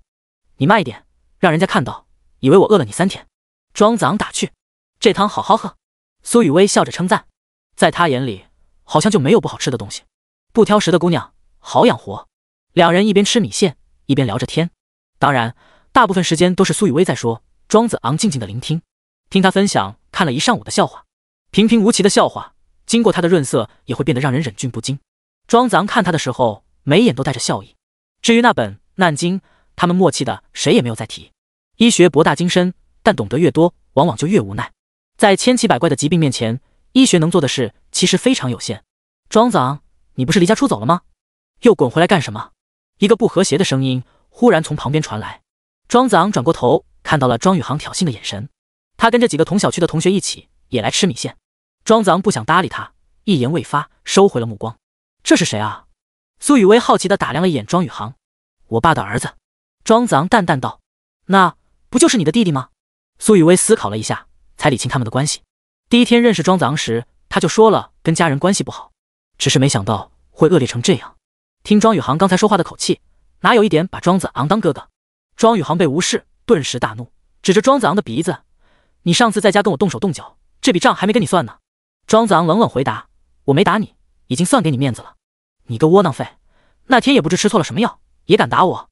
庄宇航气焰嚣张，在家里他早已见惯了庄子昂唯唯诺诺、逆来顺受，全然没有将庄子昂的警告放在眼里。跟庄宇航同桌的几个小孩也嬉皮笑脸的拱火：“宇航，这就是你那个没妈的哥哥？听说在你们家他跟个下人一样，一个只会读书的书呆子，活着也太无聊了。”庄宇航哈哈大笑：“对啊，连亲妈都10几年不来看他一次，你们说他得多讨人厌？”听到这句话，庄子昂猛然攥紧了拳头，指节咯咯作响。苏雨薇豁然起身，盯着庄宇航：“你小小年纪怎么这么说话？他是你哥哥呀！”庄宇航白了苏雨薇一眼：“你谁啊？这窝囊废的姘头！”苏雨薇瞪大双眼，眼神难以置信，这么小的孩子居然会说出如此恶毒的词汇，什么样的父母才会教育出这样的孩子？可他又跟庄子昂是同一个父亲，庄子昂明明既善良又温柔，你哥哥对你那么好，前几天不是还给你买蛋糕了吗？苏雨薇仍然试图跟庄宇航好好沟通。你说那个狗都不吃的破蛋糕，早就被我一脚踩得稀巴烂，他还被我爸狠狠抽了一耳光，像狗一样赶出家门。庄宇航发出放肆的嘲笑，在周围人听来格外刺耳。一个10岁的孩子，性格竟会如此暴力乖张，人性冷漠至此。庄子昂，你这个大笨蛋！苏雨薇看着庄子昂漂亮的杏仁眼里蓄满泪水，现在他才知道庄子昂那晚的悲惨遭遇。可第二天，这个大笨蛋居然笑着对他说：“弟弟很喜欢那个蛋糕，吃得满嘴奶油，还叫了他哥哥。”虽然他当时就知道庄子昂说了谎，但没有想到真相会如此残酷。那一整晚，庄子昂的内心该是怎样的煎熬？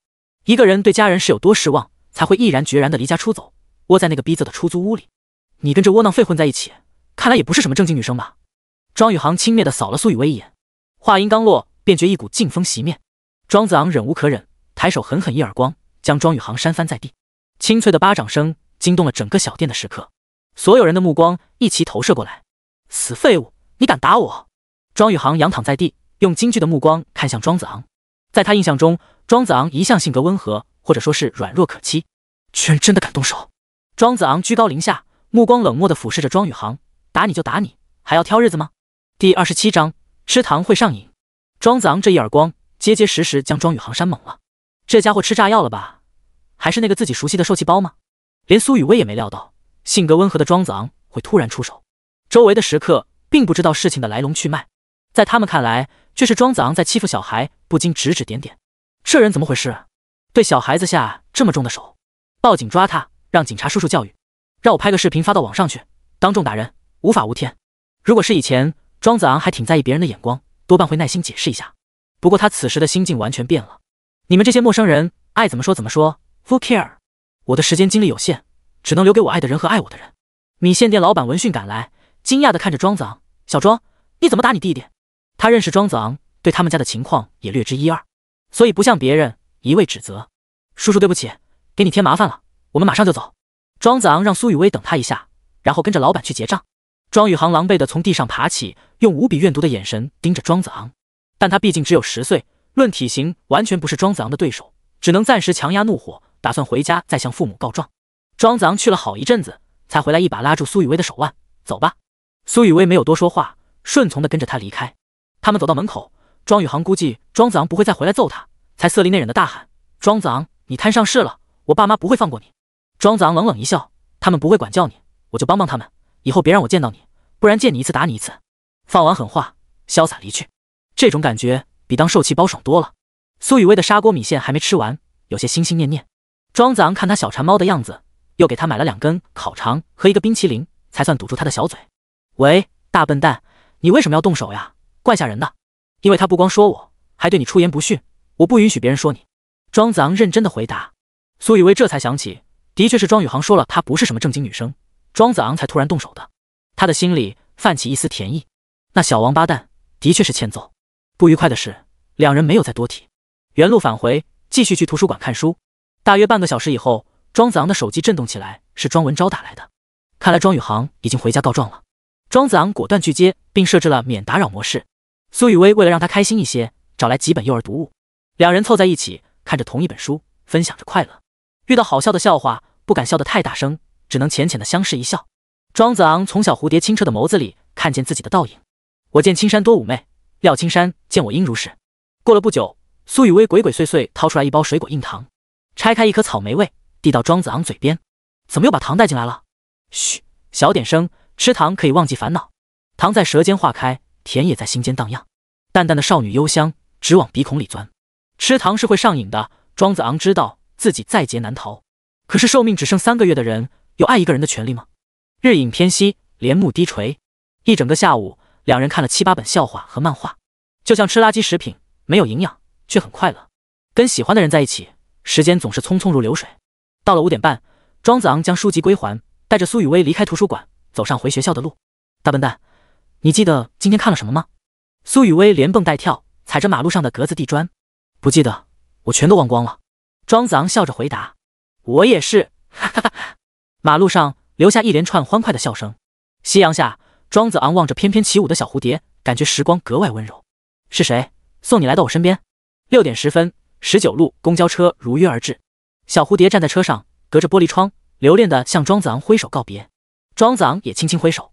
公交车早已没了踪影，他还傻愣愣站在站台，心里空空荡荡。他的一天被6点10分这个时间点硬生生截成了2半。有小蝴蝶和没有小蝴蝶是2种完全不同的心境。在街边小店对付了晚饭，庄子昂回到出租屋。玻璃鱼缸里2条金鱼不知疲倦地游动。庄子昂一边喂食，一边痴痴地跟他们说话。小鱼儿，你们说小蝴蝶喜不喜欢我？要是喜欢，你们就吐个泡泡；要是不喜欢，你们就起来解一道2元2次方程。拿出手机，发现庄文昭打了5个电话，还发了3段60秒的语音。庄子昂才懒得听他废话，直接将电话拨了回去。没错，他是我打的，因为他嘴臭，活该挨揍。与其指责我，你不如反省一下自己是不是个合格的父亲。要是我把他打出问题，你就带他去治，我反正不管，要钱没有，要命也不给。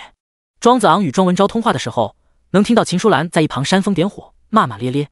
他心中冷笑，受了你们10多年鸟气，还当我是受气包。发泄一通后，再次挂断电话。爽！另一边，庄文昭听见手机里的嘟嘟声，肺都快气炸了。逆子，畜生，老子怎么生了这么个东西？愤怒让他失去理智，根本不会多想庄子昂的性格为什么会发生天翻地覆的变化，也根本不会反省自己这个父亲有没有负起教育儿子的责任。秦淑兰哭哭啼啼道：你看他把宇航打成什么样，现在都还没消肿，我的心肝宝贝啊！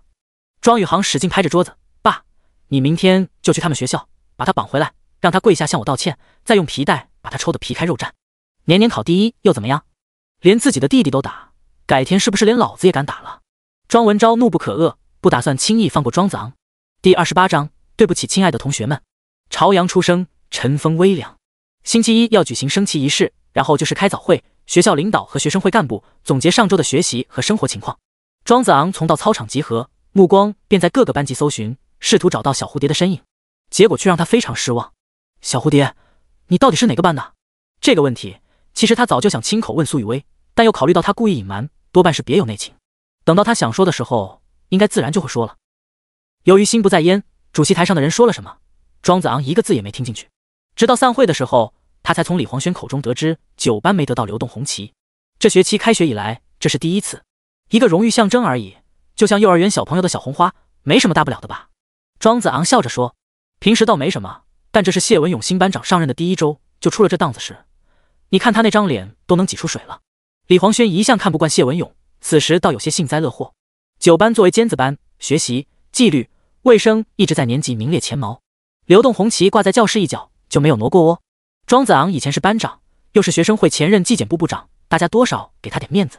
现在班长换成了谢文勇，他去跟学生会的人沟通，吃了不少闭门羹，根本没人买他的账。9班很多同学有集体荣誉感，将流动红旗看得比较重要。一散会，大家便对谢文勇颇有微词。我说有些人没有金刚钻别揽瓷器活。庄子昂当班长，咱们什么时候丢过流动红旗？好端端的，庄子昂为什么撂挑子不干了？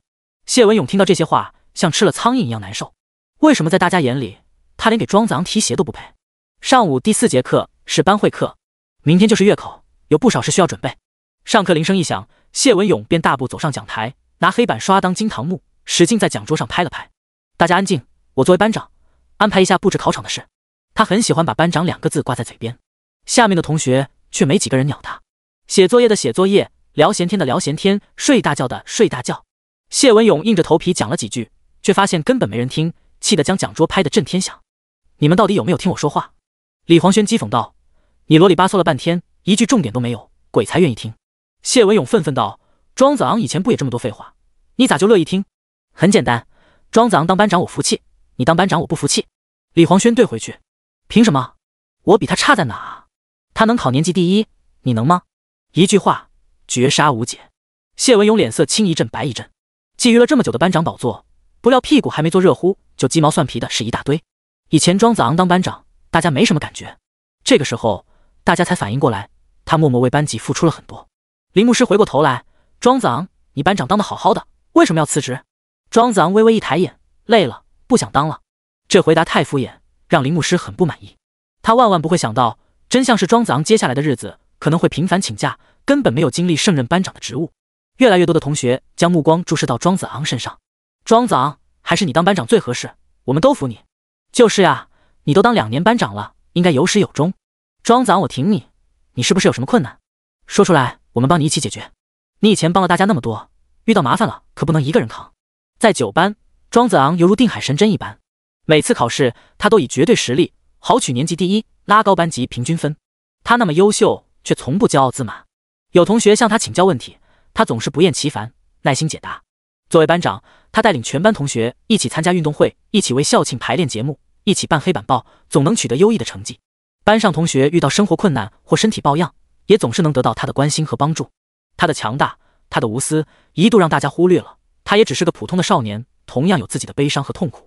李黄轩等少数同学才知道，他的家庭情况其实比绝大多数人都要糟糕。最近1周，庄子昂频繁请假和缺课，让同学们隐隐察觉到他一定是遇到麻烦事了。在大家殷切的目光下，庄子昂缓缓站起身，望着同学们熟悉的脸庞，泪水漫上了眼眶。谢谢大家的关心，我很好，没有事。辞去班长职务是我慎重考虑后的决定，没能为大家服务到毕业，实在很对不起。新班长会继续为班级做贡献，请大家多多支持和配合他，也多给他一些时间。说到后面时，他的嗓音已经有些哽咽。对不起，我亲爱的同学们，我可能没办法陪你们一起毕业了。李黄轩用力一捶桌子：庄子昂，你到底怎么了？怎么婆婆妈妈像个娘们儿一样？庄子昂一把按住他的肩膀：别问了，很快你就会知道的。教室里的情绪变得格外低沉，大家虽然不知道发生了什么事，但却能真切感受到庄子昂的悲伤。谢文勇站在讲台上，满脸尴尬，他一直在跟庄子昂较劲，不料庄子昂还在帮他说话。或许就是因为这样，他才永远不如庄子昂。这格局和胸怀差了108000里。怎么回事？整栋楼就你们班最吵。张志远出现在教室门口，说出一句老师的经典名言：张老师，我们再开班会，希望庄子昂能重新当班长。林牧师大胆地起身发言，话音刚落，一呼百应：对，张老师，我们不想让庄子昂辞职，全班所有同学只有他最有威望。庄子昂是不是家里遇到事了？我们都可以帮他。张志远听见大家七嘴八舌的话，不禁鼻子一酸，他挥了挥手，示意大家安静。庄子昂同学辞职是他深思熟虑后的决定，我们应该尊重他。尽管他不再是班长，但他过去2年为班级做出的贡献，我们谁都不会忘记。在以后的日子，请大家像以前一样尊敬和关心他。说完这番话，张志远转身冲出教室，抹了把眼泪，还好忍住了，没有当着全班同学的面哭出声来。第29章，相拥而泣的爷孙。张志远站在走廊里，努力平复心情，兜里的手机铃声响起，他接起来，是学校门卫室打来的。庄子昂，门卫室的保安说有个老人找你。老人？庄子昂疑惑，听说有70多岁了，你去看看吧。张志远说。庄子昂一路小跑来到校门口，当看清蹲在门卫室前那个老人，眼泪立时就止不住了，哗啦啦往下直掉。那老人已于古稀之年，稀疏的头发完全白了，满面皱纹。他穿着蓝色的中山装，脚上是黑色千层底布鞋，手里提着个竹编的篮子。爷爷，你怎么来了？庄建国激动地站起身。子昂，爷爷放心不下你，一定要来看看。老爷子住在乡下，进一次城里要转3次车，他不会用手机，一路打听来到学校，只知道自己的孙子叫庄子昂。门卫在电脑上输入庄子昂的名字，找到他的班主任张志远，才通知到本人。庄子昂快步上前，一把抱住瘦骨嶙峋的爷爷，哭得泣不成声。5岁那年，父母离婚，庄子昂被送到乡下，跟爷爷奶奶生活了半年。在那短短的半年里，慈祥的2位老人让他体会到难得的亲情温暖，爷孙之间建立了深厚的感情羁绊。后来庄子昂被送回城里，庄建国知道他在家处境艰难，每到寒暑假都让他回乡下住一段时间。10多年来，庄子昂的生活费大半都是靠老人种庄稼挣出来，他才是庄子昂真正的监护人。这2天，庄建国得知庄子昂离家出走，急得寝食难安。他催庄文昭去找，庄文昭却总是敷衍。无奈之下，他干脆亲自进城一趟，要亲眼看到庄子昂平安。爷爷，对不起，是我不懂事，让你担心了。庄子昂哽咽道：好孩子，我知道，你肯定在家受委屈了，你别害怕，爷爷为你主持公道。庄建国怜爱地抚着庄子昂的后背，他了解自己的孙子品性纯良，与人为善，做出这么叛逆的事，一定是受了极大的委屈，对父亲和后妈彻底失望。只是他不知道，还有一个巨大的噩耗，庄子昂根本不敢告诉他真相。这时候，张志远跟了过来，看到相拥而泣的爷孙，想到庄子昂的病情，眼眶再次发红。庄子昂抹掉眼泪，对庄建国说：爷爷，这是我的班主任张老师。庄建国连忙向张志远鞠了一躬：老师，我们家子昂让你费心了。张志远连忙还礼：老人家使不得，庄子昂是我教过最优秀的学生，我为他感到特别骄傲。庄建国从竹篮里拿出几个鸡蛋，直往张志远手上塞：张老师，乡下人没什么好东西，这是自家的土鸡蛋，你拿回家尝尝。不行不行，我们有规定，不能收礼。张志远连忙推却：我们家子昂没有妈妈，他爸爸又不管他，你帮忙多照顾他一下。庄建国请求道：老人家，我会的。张志远彻底绷不住了，转过身子抹了把眼睛。他不敢想象，要是老人得知那残忍的真相，会伤心成什么样子。门卫室的保安看到真挚朴实的老人，也无比动容。庄子昂待情绪平复，对张志远说：张老师，我带我爷爷去吃午饭，下午要是耽搁，没事的，你去吧。张志远和蔼地说。庄建国又向张志远和保安们一一道谢，才跟庄子昂一起走出校门。到吃午饭的时间，庄子昂提出要下馆子，老人家执意不肯，心疼钱。庄子昂只好跟他去买了2根苦瓜，就着他带来的土鸡蛋，回出租屋做了道苦瓜炒蛋。庄建国吃得有滋有味，直夸庄子昂厨艺好。爷爷，我在这住着挺好的，离学校近，早上可以多睡一会儿，你别劝我回去了。庄子昂小心翼翼地说。庄建国打量着狭窄却整洁的出租屋，唉声叹气，想着你一个人孤零零在外面，我这心里就不是滋味。哪有孤零零？我在学校有很多朋友，大家都很喜欢我，可朋友终究不是家人呀。庄建国很想劝庄子昂回去，但他也清楚，在那个家里，庄子昂的处境非常尴尬。庄子昂已经18岁，是成年人了，有权利选择自己想要的生活。你爸说你昨天打了宇航，是真的吗？庄子昂点点头，是他先骂我和我的朋友。庄建国神色凝重，吃完饭我带你回去，把这件事说清楚，只要你没做错，爷爷给你撑腰。庄子昂犹豫了一下，还是同意了。他不想让70多岁的爷爷还为自己这点小事担心。至于3个月后那件事，只能拖一天算一天了。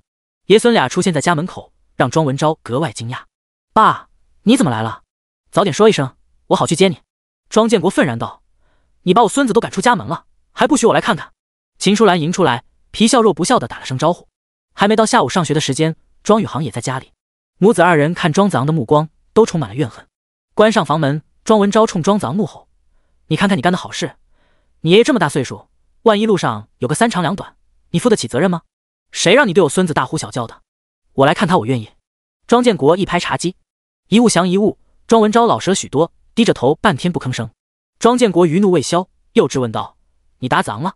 他是你亲儿子，你怎么下得去手？再说打人不打脸。庄文昭辩解道：我是他爸，我有义务管教他。你看你哪有点当爹的样子，你有什么资格管教他？庄建国下定决心要帮庄子昂出口气。庄文昭又不说话了。秦淑兰在一旁道：爸，你一碗水要端平，宇航也是你孙子，被庄子昂扇了一巴掌，这件事怎么说？庄宇航道：没错，这个窝囊废最近发羊癫疯了。住口，他是你哥哥。庄建国勃然大怒，他弄不明白这2口子怎么能把孩子骄纵成这样，哪有弟弟管哥哥一口一个窝囊废的。第30章，道歉有什么用？昨天在米线店的事，庄文昭只听了庄宇航的一面之词。庄宇航当然不会说是自己主动挑事，而是对庄子昂百般诋毁。在他口中，庄子昂简直穷凶极恶，罪不容诛。爸，不管怎么说，庄子昂打了宇航，这是事实，他必须向宇航道歉，你不能一味护犊子。庄文昭对庄建国说。庄建国眉头紧锁，非常不满地盯着儿子。在他口中，庄子昂是庄子昂，庄宇航却是宇航，就这一点微妙的差别，就能猜到庄子昂在这个家里过得有多么压抑。秦淑兰在一旁煽风点火，现在敢打弟弟，过几天就敢打父母，再然后岂不是要打爷爷了？人品不端正，读那么多书，将来只会对社会造成更大危害。趁他没犯下更大错误，必须要严加管教。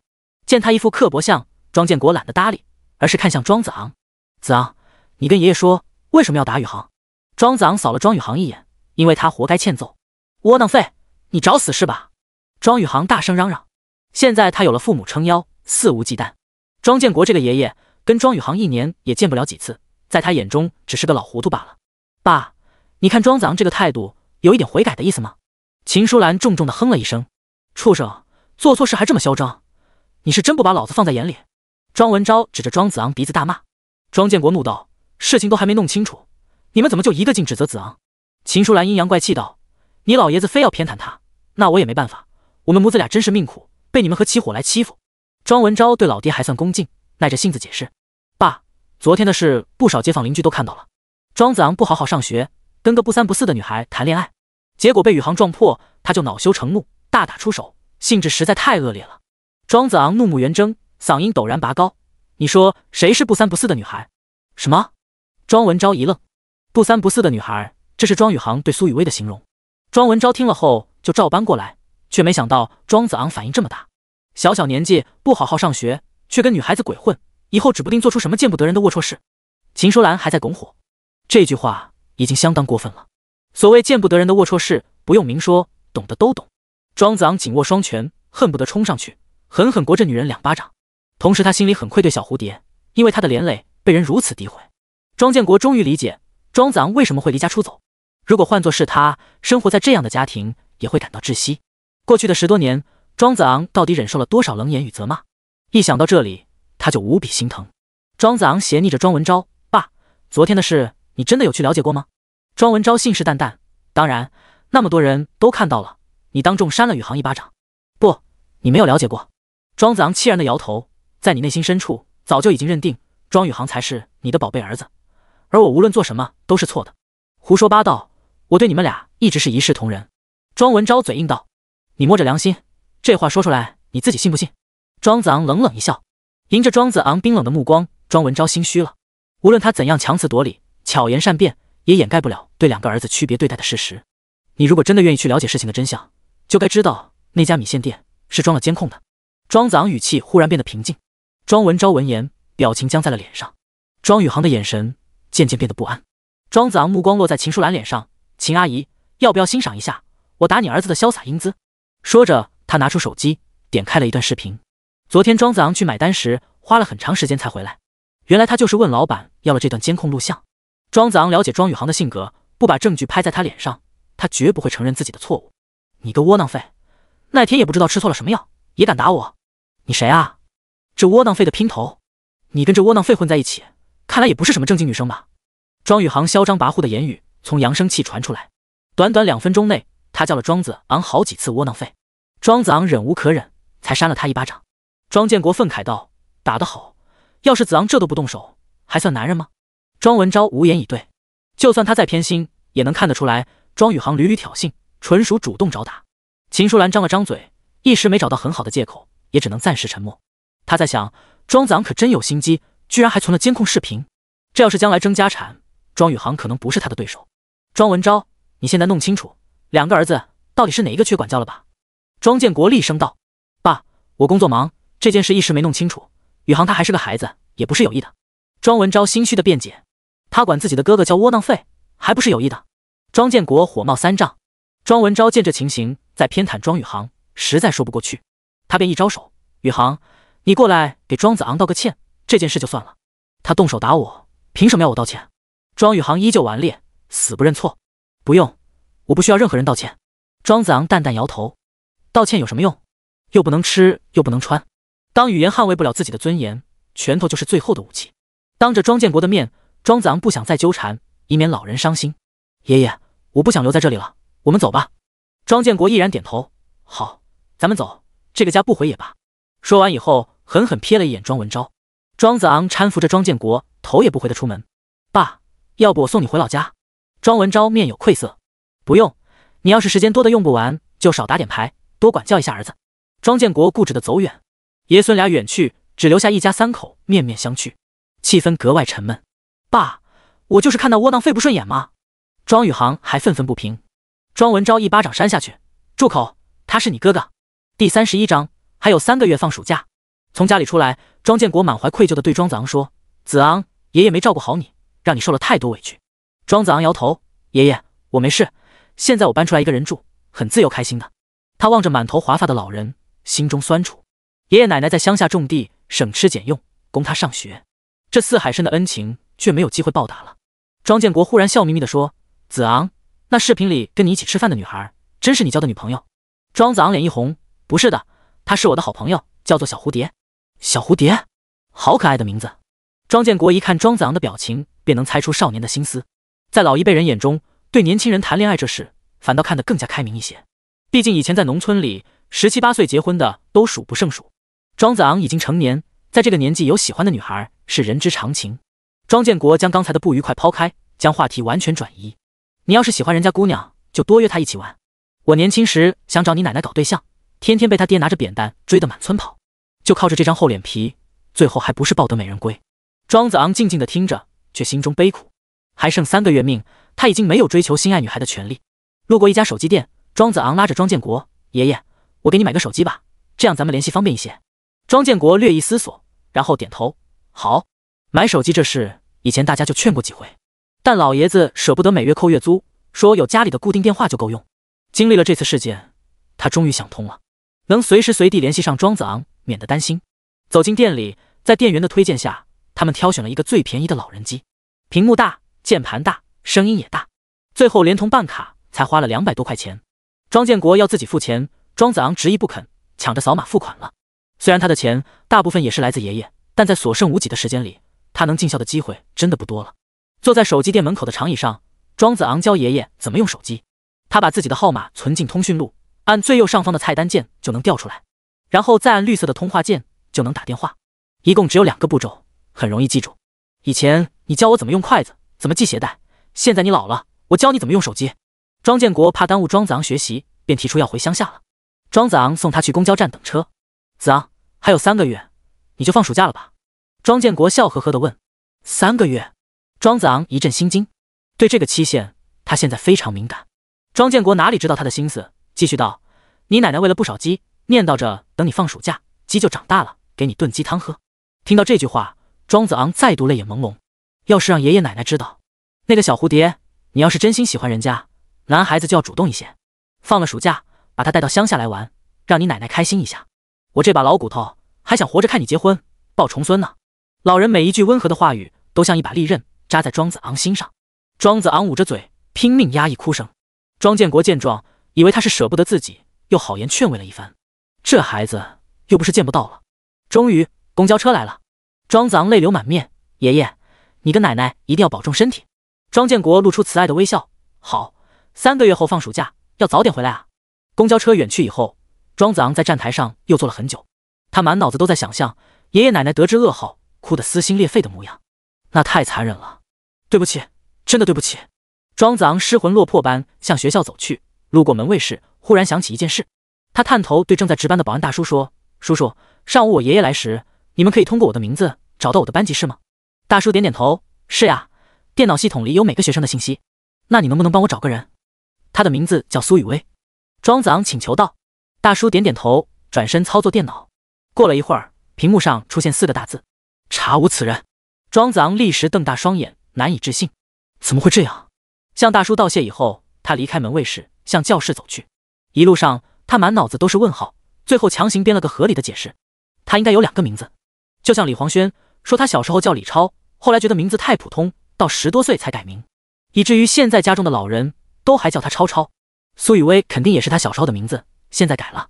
对，一定是这样，不然还有什么合理的解释？庄子昂回到教室时，下午第1节课已经上课了。张志远提前给各科老师打了招呼，说庄子昂最近家里出了状况，任课老师也没多问，便让他回座位坐下了。儿子，你又跑哪去了？李黄轩小声问。我爷爷从乡下来了。庄子昂简略的回答。你的小蝴蝶来找过你，可是你不在，咱们班男生都快羡慕死你了。别说其他男生，就算正在说话的李黄轩也是一阵眼红，被那么漂亮的女生惦记，真是一件幸福的事。庄子昂拿出手机，在课桌下打字：“找我做什么？为什么不打电话？”很快手机震动，收到一条新信息，来自小蝴蝶：“没什么特别的事，只是想看看你。”庄子昂秒回：“下课后花坛见。”小蝴蝶：“好。”下课铃声一响，庄子昂便飞奔出教室。任课老师傻了眼，我还没说下课，打算拖2分钟堂呢。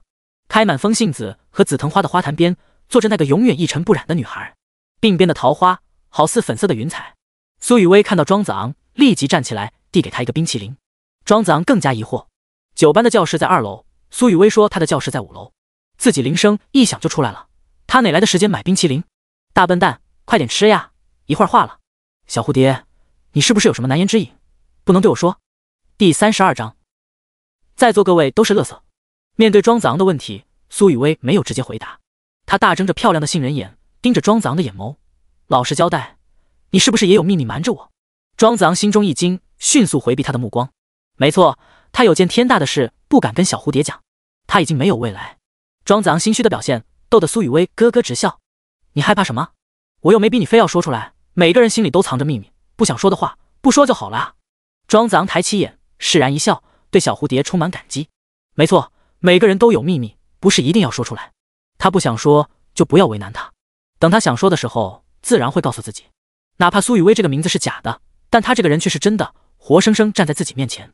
只要珍惜彼此，享受当下就好。两人一边吃冰淇淋，一边东拉西扯。小蝴蝶叽叽喳喳讲着他不知从哪看来的冷笑话，还是一如既往的风格，才讲到一半就自己笑得上气不接下气。庄子昂静静地看着他，嘴角不自觉地上扬。这女孩大多数时间都那么乐观开朗，好像没有烦恼，同时又富有情感，会为一只流浪猫的去世哭得梨花带雨，我见犹怜。庄子昂跟她在一起，总是能暂时忘记生活的苦痛。她像蜜糖，也像砒霜。忽然，几个男生围了上来，在花坛边坐下。庄子昂，马上就考试了，你还有闲情逸致，躲在这里陪妹子吃冰淇淋。说话的人名叫邓海军，来自15班，学习成绩常年全班第一。跟他一起的全都是各个班级的学霸。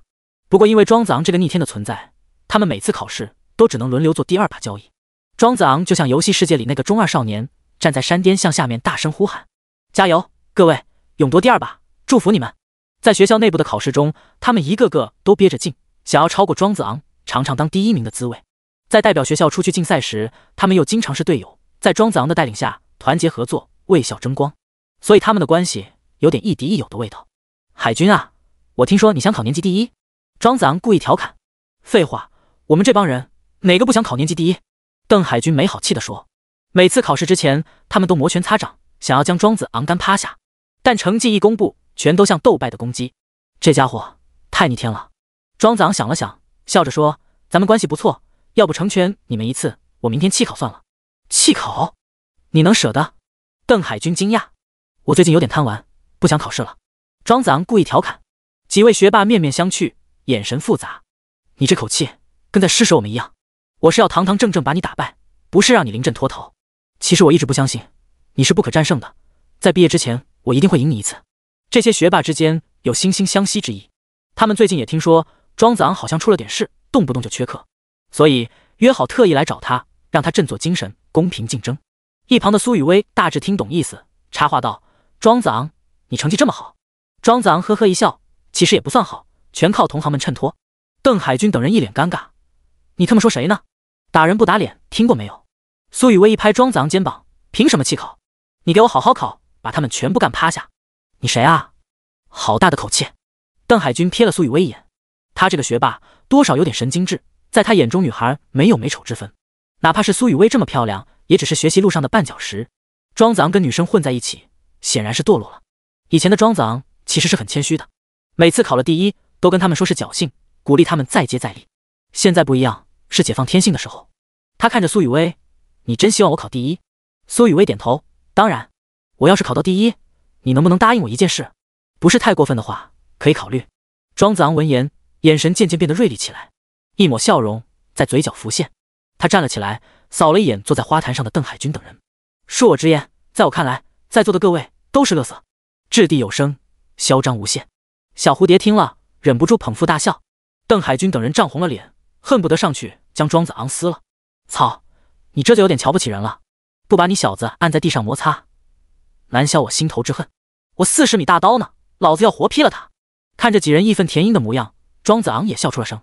他一拍邓海军的肩膀，你们不是要公平竞争吗？我可不会放水。邓海军捶了他一拳，你别笑得太早，我这个月天天挑灯夜读。上课铃声在此刻响起。庄子昂跟苏雨薇一起上楼，在2楼的拐角处分开。大笨蛋，加油哦！你也是。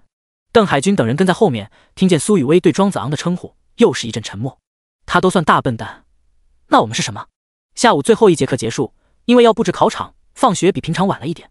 庄子昂一看时间，已经过了6点10分，他忍不住发信息给小蝴蝶：“你坐上车了吗？”小蝴蝶很快回复：“明天再见。”庄子昂反正没事，就先去熟悉一下考场。每间教室30个座位，桌子右上角贴着考生的姓名和学号。学校安排考场是根据学生姓氏笔画来的，庄子昂前后的考生也都姓庄。庄子昂数了一下，庄是6画，苏是7画。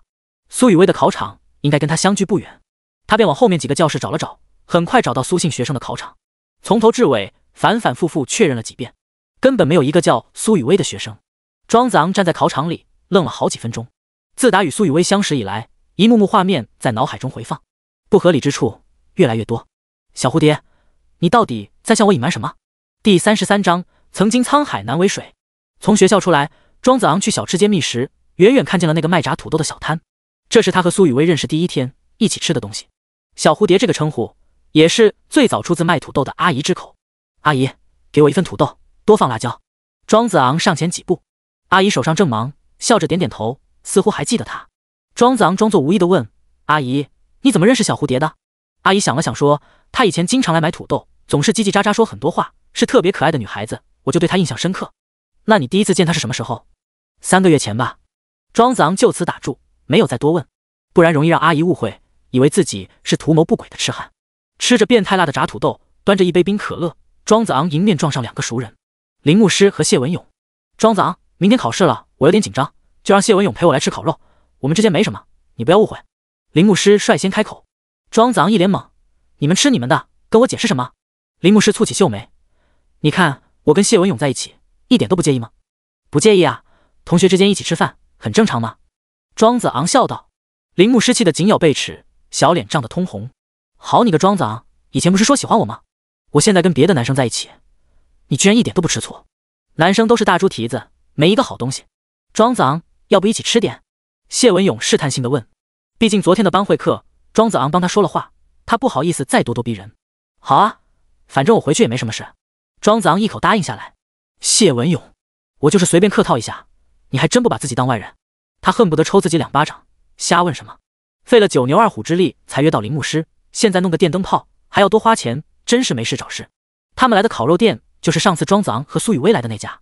庄子昂看到展示柜里的啤酒，不禁微微一笑。烤肉是自助的，谢文勇一坐下就开始殷勤的干活，刷油、烤肉、弄蘸碟什么的。林牧师一如既往，作为高高在上的公主，只用等着享受美食就好。庄子昂也懒得动手，像个大爷一样用竹签扎着土豆。你能不能别吃土豆了？这不是浪费我钱吗？谢文勇瞪他一眼。自助烤肉按人头算钱，庄子昂用土豆填了肚子，很不划算。庄子昂才不管那么多，依旧吃得津津有味。林牧师心里不是滋味，明明上次跟庄子昂来，他对自己百般照顾，这才过了没多久，就对自己爱答不理了。一定是因为他身边有了那个更漂亮的女生。第1盘食物烤好，谢文勇自觉地开始给林牧师剥虾。庄子昂笑道：“你剥虾技术不错，帮我也剥2只呗。”你自己不会剥呀？谢文勇嘟囔：“我懒得去洗手，你就当个好人，顺便一道剥完嘛。”庄子昂大喇喇地说。谢文勇气得直喘大气：“你才是好人，你全家都是好人。”林牧师噗呲一笑，看谢文勇在庄子昂面前吃瘪，还挺逗的。庄子昂，那天在教室外找你的女生是你的女朋友吗？林牧师犹豫了许久，才问出这个问题。庄子昂摇头：“不是，我跟她上周刚认识。”得到这个回答，林牧师略感心安。这几天他越来越怀念庄子昂的好，生怕他被别人拐跑。他又问：“那他是哪个班的？”庄子昂直言道：“说实话，我也不知道。他说他是23班的。众所周知，全年级只有22个班，所以这肯定是假话。没道理啊！要是我们年级有这么漂亮的女生，怎么会没人认识？”谢文勇加入话题。林牧师极度兴起，问道：“这么漂亮，是多漂亮？”谢文勇连忙认怂：“当然，比起牧师，你还是稍逊一筹。”他们的疑惑，庄子昂一早就想到了。小蝴蝶身上始终有层神秘色彩。一顿饭的功夫，林牧师大部分时间都在跟庄子昂聊天，庄子昂也非常大方，跟他们分享了一些应试技巧。至于谢文勇，全程都像个服务员一样，光顾着烤肉，自己都没吃几块。庄子昂投去同情的目光。看到你就想到曾经的我，舔狗真是没人权。我吃饱了，晚上不能吃太多，不然会长胖的。林牧师放下筷子，我也差不多了，毕竟吃了份土豆。庄子昂说，什么？你们都不吃了？我这才刚开始呢。谢文勇急了眼。林牧师和蔼可亲地说，那你留在这再吃一会儿，我跟庄子昂先走。庄子昂强忍笑意，谢文勇，谢谢你请客，那我就先撤了。两人一同起身，并肩走出烤肉店。谢文勇愣在座位上，嘴里的鸡翅瞬间不香了。雪花飘飘，北风萧萧，天地一片苍茫。牧师，你打车走吧。庄子昂站在马路边，试图帮林牧师拦一辆出租车。等等，庄子昂，我有话想跟你说。林牧师咬着红唇。庄子昂回过头看，静静地看着面前的校花，脑海里想的却是小蝴蝶的脸。这一瞬间，他忽然领悟了那句诗：曾经沧海难为水，除却巫山不是云。林牧师酝酿了半天，才鼓起勇气说，庄子昂，我这几天反省了一下，以前对你的态度是不够好，现在我想清楚了，还是可以给你机会。给我什么机会？庄子昂淡淡一笑，你只要让我看到你的真心，是有希望在3个月内追到我的。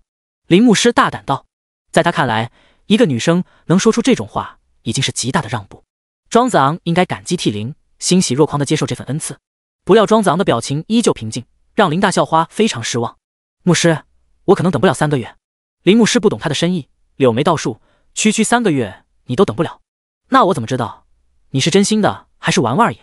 庄子昂叹息一声，你误会了，我喜欢的女生好像已经不是你了。第34章，飞蛾扑火。听到庄子昂的回答，林牧师愣了许久。我不就是暂时没答应你的追求，又没有彻底拒绝你，你凭什么擅自移情别恋？庄子昂，那你以前说喜欢我都是骗人的吗？林牧师有些激动。牧师，我以前是喜欢你，但是得不到回应的喜欢，我应该有收回来的权利。庄子昂平静地回答。你为什么没有耐心？为什么要半途而废？林牧师质问道。以前他不答应庄子昂的追求，还贪图着庄子昂的温柔，总是以为一个男生既然喜欢了他，就该永远在原地等他，不离不弃，从来没想过男生也有抽身离去的权利。霓虹灯下，晚风吹动庄子昂额前的碎发，他望着眼前喜欢了很久的校花，决定和盘托出自己的真实想法。牧师，我现在才明白，以前对你的感觉只是一种肤浅的喜欢，因为你是校花，万众瞩目，追到你可以满足一下虚荣心。直到遇上那个人，我才知道真正喜欢一个人是什么感觉。跟小蝴蝶相处是庄子昂此前从未体验过的美妙感觉，可以忘记悲伤，忘记时间，忘记全世界，仿佛天地之大，只你我二人。林牧师眼里蓄着泪，不可能，咱们认识2年了，你跟他上周才认识。庄子昂微笑，真正的喜欢并不以时间长短来衡量，你连他是哪个班的都不知道，不怕他骗你吗？林牧师大喊，骗就骗吧，就像是飞蛾，明知道会烈火焚身，还是会义无反顾地扑上去。庄子昂心想，一个生命都快走到尽头的人，还有什么值得人骗的呢？最后这点日子，他什么都不管，只想遵从内心最真实的想法，过完短暂的一生。庄子昂一伸手拦下一辆出租车，绅士地为林牧师拉开车门。牧师，等你也遇到那样一个人，或许就能明白我的感受。坐在出租车上，林牧师泣不成声，他清醒地意识到自己永远地失去了庄子昂。那个女生真有那么好吗？回到出租屋，庄子昂给鱼缸换了水，又喂了些饲料。他估计2个月后就得把这2条鱼还给小蝴蝶，那个时候或许自己照顾自己都已经非常困难。手机铃声响起，是主治医生陈德修打来的，也没什么特别的事，就是询问一下他的身体情况。陈医生，真的一点办法都没有了吗？对不起，小庄。知道了，谢谢医生。陈德修也不知怎么安慰，就让他过2天去一趟医院，再给他做个检查。虽然明知道这是多此一举。挂断电话，庄子昂拆开药包，将那些难闻的药片大把塞进嘴里，就着水吞下。苦味泛上来，让他一连发出几声干呕。现在他变得不那么想死了，哪怕多活1天，多看他一眼也是好的。一夜无话，清晨的阳光透过纱窗，温暖着梦中的少年。今天是月考，可以比平常起得稍晚一些。庄子昂便将闹钟往后调了半个小时。忽然间，床头的手机铃声大作。庄子昂从被子里伸出手，摸索着滑动接听，按下免提键，说话都还迷迷糊糊。喂，大清早的谁啊？扬声器传来一个悦耳的女声。大懒猪，太阳都晒屁股了，还在睡懒觉。庄子昂瞬间睁大双眼，从床上坐起来。这是苏雨薇第一次给他打电话。小蝴蝶，你在哪？在外面买早餐，等一下来找你。想吃什么？小蝴蝶买的早餐，吃什么都好。匆匆挂断电话，庄子昂连忙爬起来，收拾了一下狗窝，然后钻进浴室洗澡。温暖的水滴洒在皮肤上，洗去一夜的疲劳。昨晚的梦里，他又跟小蝴蝶做了不可说之事。庄子昂穿好衣服，敲门声适时响起。打开门，看到让他魂牵梦萦的笑脸。小蝴蝶，早！大笨蛋，太阳都那么高了，还早呢。苏雨薇买了2份粥，还有茶叶蛋。庄子昂低头喝粥的时候，他在剥鸡蛋壳，剥完放进庄子昂碗里，又拿起了另一个。庄子昂不好意思，我来就好。苏雨薇笑笑，给你补补脑子，今年好好考试，把昨天那帮人全部干趴下，不要牛皮吹出去实现不了。放心吧，他们几个以我观之，如土鸡娃犬耳。庄子昂豪气陡升，吹牛不害羞。苏雨薇白他一眼，我连续2年都是年级第一，你没听说过吗？庄子昂诧异，哦，是吗？好像听过一点。苏雨薇随口敷衍。庄子昂不满地啃了口鸡蛋，一看你就是学渣，不关心考试排名。他忽然想起昨天下午去看考场的事，姓苏的考生中并没有苏雨薇的名字，犹豫了几次，终究没有问出口。他如果有难言之隐，一个劲追问会让他为难。吃完早饭，苏雨薇从兜里拿出一根红绳，系在庄子昂手腕上。庄子昂皱眉，这是什么？我一个男生戴着会不会有点娘？苏雨薇说，我听人说考试戴这个会有好运。迷信，我以前不戴，照样考第一。庄子昂嘟囔，你要是不喜欢，那就摘下来扔掉。那还是戴着吧。庄子昂抬起手腕一看，那红绳色彩鲜明，带着淡淡的桃花香。好吧，希望考神保佑。两人一起来到学校，校园的林荫路上落满花瓣，桃花快要凋零了。来到考场外，庄子昂问小蝴蝶，你在哪个教室考试？苏雨薇笑着说，我不考试的。不考试？庄子昂有点懵。苏雨薇又从包里拿出那把请假条，冲庄子昂晃了晃，那上面的班主任签名犹如鬼画符一样，一个字都不认识。庄子昂还想再问点什么，开考的铃声却已经响起。好好考试，出来我给你买可乐。苏雨薇一把将庄子昂推进教室。庄子昂坐在座位上，闻着手腕红绳淡淡的桃花香，百思不得其解。哪个班主任会给学生签那么多请假条，还允许他不参加月考？小蝴蝶，难道你跟我一样？第35章，我们回来睡觉。第一场考语文，庄子昂还在胡思乱想，试卷已经发了下来。先快速浏览了一遍，确定没有印刷错误，便提笔书写名字。刚写了一个点，他忽然停住了。这也许是自己最后一次参加考试，总是规规矩矩的太没意思，干脆再放飞一把自我。在姓名那一栏，他写上了苏雨薇3个字，年级写成23班。学号不清楚，就只好还是写自己的。语文考试没什么难度，就是书写量比较大，有点费手。写到古诗词填空，望帝春心托杜鹃的上一句。庄子昂抬头望向窗外，这个角度刚好可以看到篮球场。风吹过银杏树，带下几片绿叶，如同蝶舞翩跹。初次相遇的美好在脑海中浮现。良久，庄子昂收回目光，在试卷上工整地书写答案。庄生晓梦迷蝴蝶。整个考场十分安静，只有笔尖摩擦纸张的沙沙声。这种难度的考试题对庄子昂来说纯属小儿科，每道题几乎不假思索，一挥而就。做完阅读理解就是最后的作文题。题目很简单，只给了一句话，要求考生以此为话题，写一篇不少于800字的作文。哀莫大于心死，而人死亦辞之。这句话出自庄子，田子方，意思是人最可悲的是失去了自由的思想，身体的死亡倒是其次。对于10几岁的学生来说，未必能深有体悟。而庄子昂此刻身患绝症，即将走到生命的尽头，他对死亡的理解远远超过了同龄人。简单构思以后，提笔就写，行云流水，人生天地之间，如白驹过隙，忽然而已。昭君不知晦朔，惠姑不知春秋。井蛙不可语海，夏虫不可语冰。写着写着，泪水漫上了眼眶。他毕竟不是古圣先贤，没有那么豁达的生死观。一想到再也见不到爷爷奶奶，见不到可爱的小蝴蝶，便痛断肝肠。庄子昂写完作文，又粗略检查了一遍，没什么遗漏。考场里其他考生都还在伏案疾书。枯坐许久，广播里传来播报，距离考试结束还剩15分钟。庄子昂果断抓起试卷，提前交给监考老师，然后潇洒走出考场。监考老师一看试卷上的名字，不禁皱了皱眉，也不知道孩子父母怎么想的，给男生取这种名字。不过这位考生的书法倒是赏心悦目。庄子昂拿出手机，拨通苏雨薇的电话。小蝴蝶，你在哪？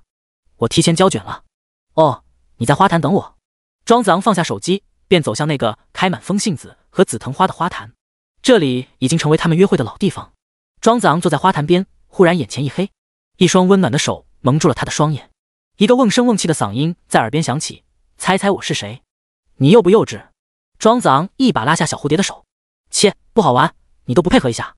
苏雨薇撅起小嘴，他拿出提前买好的可乐，递给庄子昂一罐，拉开拉环，发出呲的一声，两人碰了碰易拉罐。庄子昂，祝你旗开得胜，勇夺第一。苏雨薇站起身大喊：你答应过我，考到第一名要答应我一件事。庄子昂挑了挑眉，苏雨薇故意夸张的双臂交叉护在胸前，你可不许对本小姐图谋不轨。庄子昂大笑，你那点本钱我才不稀罕，大笨蛋，你找死！别，我错了，可乐洒出来了。花坛里的风信子和紫藤花见证着他们的欢乐，可这份欢乐却带着悲情的基调。庄子昂虽然在试卷上写了苏雨薇的名字，但这次月考只是学校内部考试，没那么正规。就算他不写学号，老师们也可以通过字迹轻松把他揪出来。年级第一依然是囊中之物。到了饭点，两人一起在食堂吃午饭，经济实惠，味道也还不错。小蝴蝶，我要回去睡午觉，你要一起吗？庄子昂忐忑地问。你的好哥们呢？苏雨薇忽然想起李黄轩。好哥们儿？什么好哥们儿？我跟他其实不熟。庄子昂立即道。反正李黄轩也听不到，这么说应该没事。重色轻友是男人本性。苏雨薇抿嘴轻笑，答应了一起回去午休。小蝴蝶，我发现你好像一直独来独往，你没有朋友吗？走在路上，庄子昂问出心底疑惑。你不是我的朋友吗？苏雨薇反问。除了我啊。庄子昂说。那可能是没有人喜欢我吧。苏雨薇摇摇头。庄子昂当然不信，这么漂亮可爱的女生怎么会没有人喜欢？他如果想交朋友，只怕全校的男生得排队。苏雨薇忽然停下脚步，歪着脑袋，直勾勾望着庄子昂的双眼。那你喜欢我吗？庄子昂的心被猛然撞击了一下，接着便扑通扑通乱跳，他的脸颊不自觉地有些发烫，踌躇了许久，才终于鼓起勇气回答：我喜欢。苏雨薇顿时笑容舒展道：我也是。什么？庄子昂的心跳得更快了。你也喜欢我吗？那我们这是在相互告白吗？我说我也很喜欢我自己。苏雨薇眼睛笑成了月牙状。庄子昂刚刚还忽上忽下的心瞬间变成了一条直线。白激动了，不带你这么玩的。走到出租屋楼下，遇上了房东刘奶奶。她热情地同苏雨薇打招呼：小蝴蝶，你又跟小庄来玩呀？苏雨薇礼貌道：奶奶好。庄子昂说：刘奶奶，我们回来睡一会觉，大白天的动静可要小一些，不要影响邻居。刘奶奶压低嗓门道：不是你想的那个了。庄子昂老脸一红。苏雨薇抬头看天，装作听不懂的样子，可晶莹的耳垂慢慢的变成了红色，可爱极了。刘奶奶作为过来人，当然能看出这两人有事，只是怕他们脸皮薄，没再开玩笑，径直离开了。打开房门，庄子昂说：你睡床吧，我睡沙发。苏雨薇说：可是我想跟你说说话。庄子昂灵机一动，在床边铺了张席子，打了个地铺，这样两人睡同一个房间，可以聊天了。苏雨薇脱掉鞋子爬上床，看了看下面硬邦邦的地铺，眨着漂亮的杏仁眼看着庄子昂：你下面那么硬，要不要上来？第36章，不许回头。这句话实在太有歧义了。庄子昂愣了好几秒，眼睛瞪得老大，一时不知道怎么接话。苏雨薇这才反应过来，红着脸说：我说你的地铺太硬了。庄子昂干咳两声：我知道，没关系的。小小的卧室里气氛一时有些尴尬，少男少女各怀心事，久久没有再说话。明明说好一起聊天，现在却不知如何开口了。不知过了多久，苏雨薇才悠悠开口：庄子昂，我这几天有事情，可能不会来学校。什么事？庄子昂惊讶。反正就是会耽搁几天了。苏雨薇遮遮掩掩，不愿明说。那周末呢？你也不来找我玩吗？庄子昂心里有些发慌。周末你去帮我喂流浪猫吧，告诉他们我下次再去。苏雨薇平躺着，眼睛盯着雪白的天花板，她不敢看庄子昂的眼神，因为不用看也知道他一定很失望。那我可以给你打电话或发信息吗？庄子昂小心翼翼地问，嗓音都带着一丝颤抖。打电话可能不行，发信息的话，我看到一定会回复你的。苏雨薇眼中也蒙上了一层哀愁，她终于鼓起勇气，转过头来看着地铺上的庄子昂，才发现他眼眶红红的，像是在努力克制悲伤。苏雨薇垂下手臂，拉住庄子昂的手：耽搁几天而已，等我回来，一定第一时间来找你。庄子昂紧紧抓住那只柔弱无骨的小手，贪婪地享受着这片刻温存。他在心中疾呼：小傻瓜，你知不知道，别说几天，哪怕是1秒钟，只要跟你在一起，对我来说都无比珍贵。我没有时间了。想起小蝴蝶包里那大把的请假条，强烈的不安在心中无限蔓延。你一定要快点回来，这个午觉注定是睡不着了。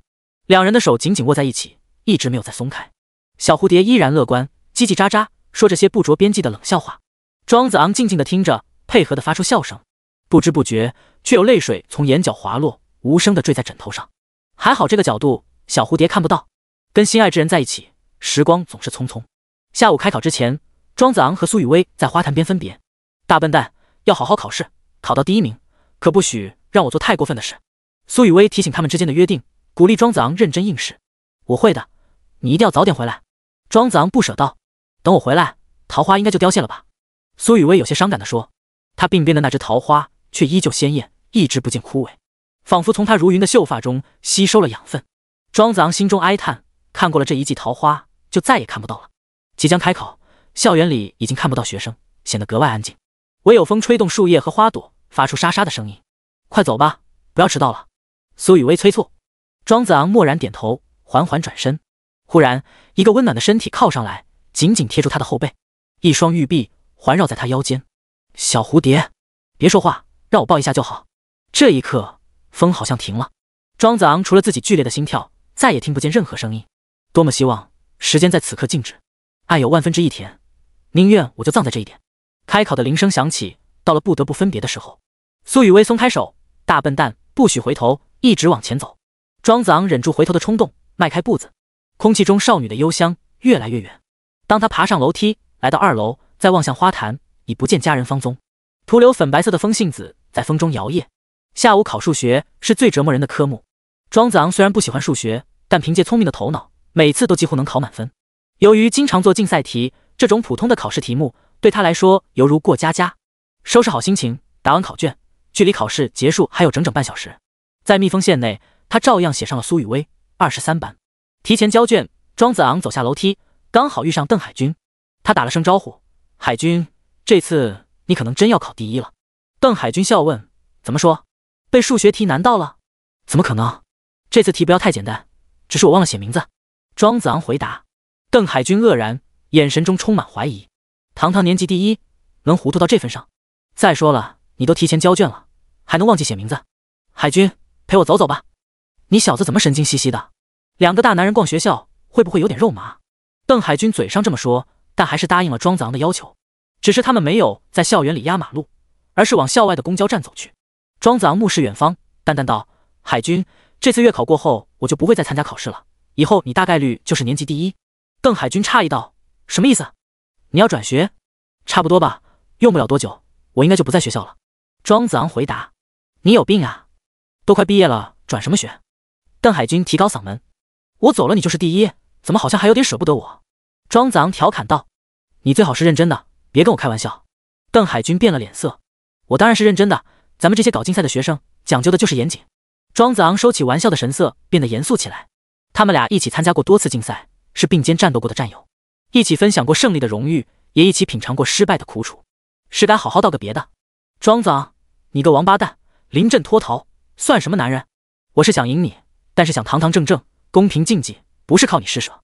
如果不是想超过你，我根本不会有今天的成绩。你现在走了算什么意思？邓海军突然爆发，弄得庄子昂不知所措。他没有想到，这个一直把他当对手的家伙会这么舍不得他。海军，你以后会遇到更多更强的对手，可千万别忘了我这个曾经的绊脚石。庄子昂，你非走不可吗？邓海军沉声问。非走不可。庄子昂凄然一笑，这件事可由不得他。第37章下签。邓海军对庄子昂有余量情节，却又为失去他这样一位优秀的对手深感惋惜。两人坐在公交站，望着眼前的车流，说了很久的话。从开学第一次交锋到比赛第一次携手，往事一幕幕重现，让人感慨良多。青春就这样在泪水和汗水中悄然流走。忽然19路车从街角转过来，庄子昂拿起手机一看，刚好6点10分。小蝴蝶却已不知所踪。海军，你知道19路车开往哪吗？庄子昂问。逍遥宫，那不是写着吗？邓海军一指身后的站牌。你要是没事，要不陪我坐会儿公交？车费我请客。庄子昂笑道。2块钱的车费，你可真大方。邓海军损道。庄子昂眉头一皱。对啊，坐一趟公交车只需要2块钱，而小蝴蝶每次回家要留4块钱，说明他还会转一次车。要知道他家住了，还真不容易。两人上车，已经没有座位，只能拉着吊环。车门关上，司机一脚油门，两侧的风景渐渐倒退。叔叔，有个经常来坐车的女孩，穿白衬衫蓝裙子，头上戴着一枝桃花，你知道她在哪一站下车吗？一般来说，乘客不允许跟司机交谈，以免干扰司机驾驶。所以庄子昂语速很快，简略的提问。小蝴蝶长那么漂亮，走到哪都会引人注目，他想司机应该会有印象。司机大叔摆了摆手，不知道，我不能透露乘客隐私。一句话将庄子昂顶了回来。他只能无奈地给大叔点赞，真有职业道德。闹了半天，你是带我追女生来了？邓海军不满地撇撇嘴，就是昨天你见过的那个女生，我有点担心她。庄子昂直言道。庄子昂，听我一句劝，智者不入爱河，你现在是误入歧途。邓海军面无表情地相劝。你这个家伙对女生一点兴趣都没有？庄子昂问。啊，女人只会影响我拔刀的速度。邓海军用中指推了一下眼镜，在他看来，庄子昂显然是堕落了。一个优秀的学霸是不该被儿女情长所困扰的。不信你看牛顿、莱布尼茨、笛卡尔、特斯拉、帕斯卡，他们哪个有老婆？两人在公交车上一路晃荡，中途也不知道在哪下车，便干脆坐到了终点站逍遥宫。这是本地最有名的道观，一年四季香火鼎盛。逍遥二字是难得的人生境界。庄子昂和邓海军步入山门，随意参观游览，闻着浓浓的檀香味，心境也变得平和。北冥有鱼，其名为鲲，鲲之大，不知其几千里也。邓海军情不自禁吟诵起了《逍遥游》。海军，你知道鲲是什么叫声吗？庄子昂笑问。咯咯咯。邓海军试探性地问，还用两手模拟了一下扇动翅膀。庄子昂不禁哈哈大笑，原来这个不苟言笑的学霸也很懂幽默。年轻人，观内禁止大声喧哗。一个声音传来，庄子昂连忙止住笑，循声看过去，是一位身着道袍的道士。对不起，道长。那道长身前的案上摆放着签筒，身后一面墙上挂着签文，很明显他是专门为游客解签的。海军，要不要帮你问一下姻缘？庄子昂调侃。用不着，我命由我不由天。邓海军才不信这种东西。庄子昂其实也不信，毕竟大家都是学辩证唯物主义的好学生，所谓求签算命不过是寻求一点心理安慰。那道长盯着庄子昂手腕上的红绳，你这个是我们道观的东西。庄子昂抬起手腕，传来一股淡淡的桃花香。真的吗？这是一个女生给我的，她能保佑你平安。道长说。庄子昂有些激动，看来小蝴蝶来过这里，她的家或许就在附近。那我求一支签吧。庄子昂恭敬道。无聊。邓海军撇了撇嘴。来到殿前，庄子昂摇动签筒，20多秒才摇出来一支签。他拿起来一看，瞳孔猛然一缩。下签。庄子昂将签递给道长，道长很快找到对应的签文，那是一首小诗：青瓷一曲酒一盅，桃源难觅方饮重。庄周又作化蝶梦，不得逍遥入世空。不愧是下签，其中的难、梦、空都不算什么好字眼。年轻人，你想问什么？道长面色凝重。庄子昂一下被问住了，连他自己也不知道问什么。毕竟没什么日子好活了，万事都是一场空。想了半天，他才回答说：我在找一个人，你能不能告诉我他去哪了？道长眉头深锁，不要找，他自然会回来。但是什么？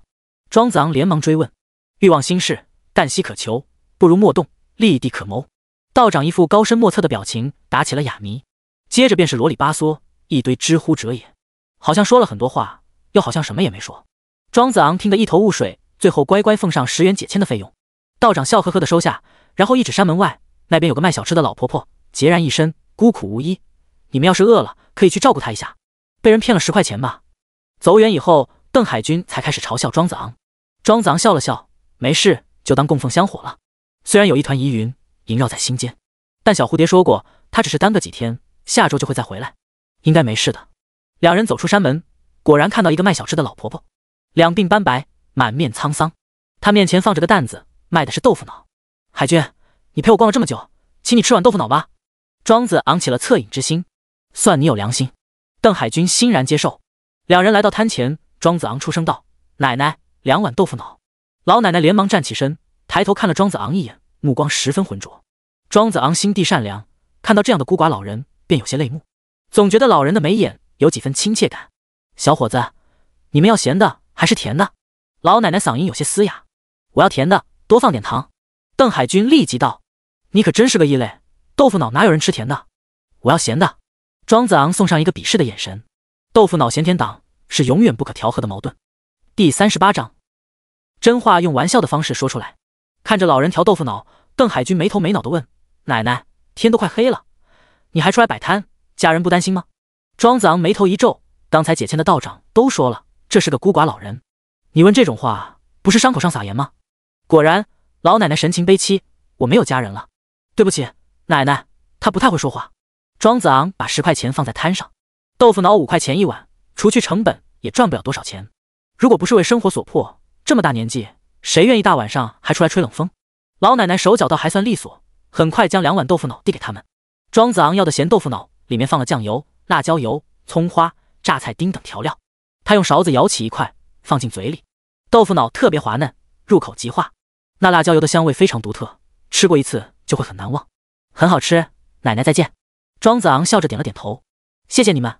老奶奶小心翼翼地收好钱，她的目光在庄子昂手腕上的红绳停留了片刻，本就浑浊的眼神越发暗淡。海军，你也太口无遮拦了，替人家伤心是干什么？走远以后，庄子昂抱怨邓海军刚才的无礼之举。邓海军讪讪道，我以为他跟那道长是一伙的，故意编故事载游客，不过看来又不太像。你这么不通人情世故，将来多半也是孤独一生。庄子昂毒舌道，不会，徜徉在数学和物理的海洋中，我永远不会觉得孤独。邓海军哈哈大笑，他把碗往庄子昂面前一推，好甜，要不要尝尝？庄子昂嫌弃道，甜豆腐脑狗都不吃，赶紧拿开。回望夜色下那个独自摆摊的老人，他的心里格外难受。再想起解签道长那些莫名其妙的话，越发烦躁不安。好端端的，干嘛要去抽个下签？真是天下本无事，庸人自扰之。夜幕完全降临，城市的霓虹灯照耀着夜空。邓海军打了个车回家，临别之际，他志气满满。庄子昂，你要是继续沉迷温柔乡，即使不临阵脱逃，也很快就不是我的对手。庄子昂轻吃切，只要我在学校一天，你就不可能是第一名。很好，你是个像样的对手，想超过我，再努力100年吧。放完狠话，各自回家。回到出租屋，喂完鱼以后，庄子昂躺在床上辗转反侧。他拿起手机，向小蝴蝶编辑了一条信息：我今天吃到一碗很好吃的豆腐脑，下次要不要一起去？犹豫了很久，才将心一横，点击发送。发完又后悔，好烂的邀约借口。一如既往，等不到回复。第二天，庄子昂从睡梦中睁开眼，第一时间便拿出手机，却再一次失望了。小蝴蝶依然没有回复。以前他不会这样，总是在庄子昂睡醒之前就会回信息的。他说过，只要看到就一定会回复，那就是暂时还没看到。手机没电了，或者是欠费了吧？上午下午2场考试，庄子昂依旧完成的游刃有余。蜜蜂县内的名字依然是苏雨薇。他心想，自己用小蝴蝶的名字考了全年级第1，应该就能找出他的班级。这么大的校园，总有人认识他。考试结束以后，接下来2天正常上课，老师们紧锣密鼓的阅卷，大概下周1就能出成绩。考完试以后，庄子昂也没将手腕的红绳解下，树上的桃花被春风一夜吹尽，只有这红绳上花香依旧。这2天，庄子昂将那条信息来来回回看了几百遍，却一直没有等来小蝴蝶的回复。他就像人间蒸发一样，突然从自己的世界抽离。星期5上午的数学课，庄子昂忽然又流鼻血了，大滴大滴的血液落下，将数学书的扉页染红。李黄轩大惊失色，连忙将他扶到卫生间处理，还要送他去医务室。儿子，你到底怎么了？可不要吓爸爸。庄子昂用力挤出一丝笑，没事的，这2天伙食太好，有点上火。李黄轩轻轻在他胸口捶了一拳，咱们亲父子，有麻烦别憋着，天大的事我跟你一起扛。我流这么多鼻血，该不是要死了吧？庄子昂继续笑，那你早点死，我白发人送黑发人，棺材喜欢翻盖的还是滑盖的？李黄轩也笑了，他却怎么也不会想到，真话往往是用玩笑的方式说出来。对了，你的小蝴蝶这2天怎么不见人？李黄轩忽然想起，有好几天没见到那个漂亮的女孩，她好像有点事，请假了。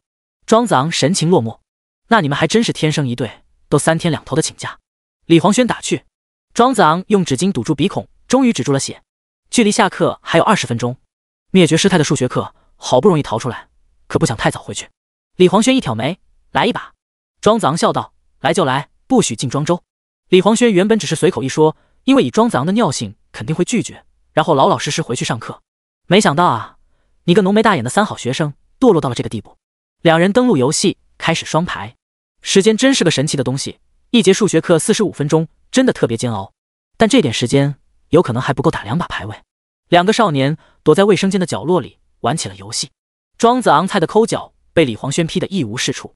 你的蝴蝶怎么乱飞？1技能放反了。我在打红 buff， 你过来干什么？被你2技能自动抢了。大，我被鸟到了，赶紧开大。庄子昂双眼紧紧盯着屏幕，用心操作骑着鱼的庄周。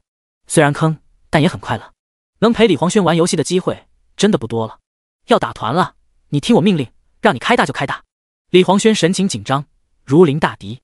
看到对面鬼谷子开团，他立即大吼大。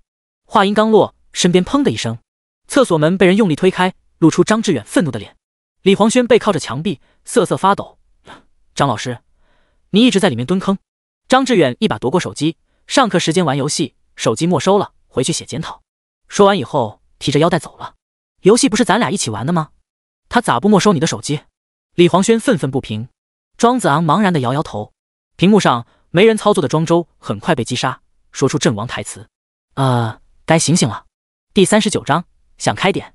星期六一早，庄子昂买了些火腿肠，切成碎丁，按照小蝴蝶的吩咐去西山公园喂流浪猫。当庄子昂拿出食物，一大堆颜色各异的小猫迅速将他围住。他仔细回忆小蝴蝶为他们取的名字：虎子、奶酪、布丁等等，而那只叫做汤姆的小猫却永远不会再出现了。小蝴蝶为他伤心落泪的样子实在难以忘怀。小伙子，那个姑娘怎么没跟你一起来？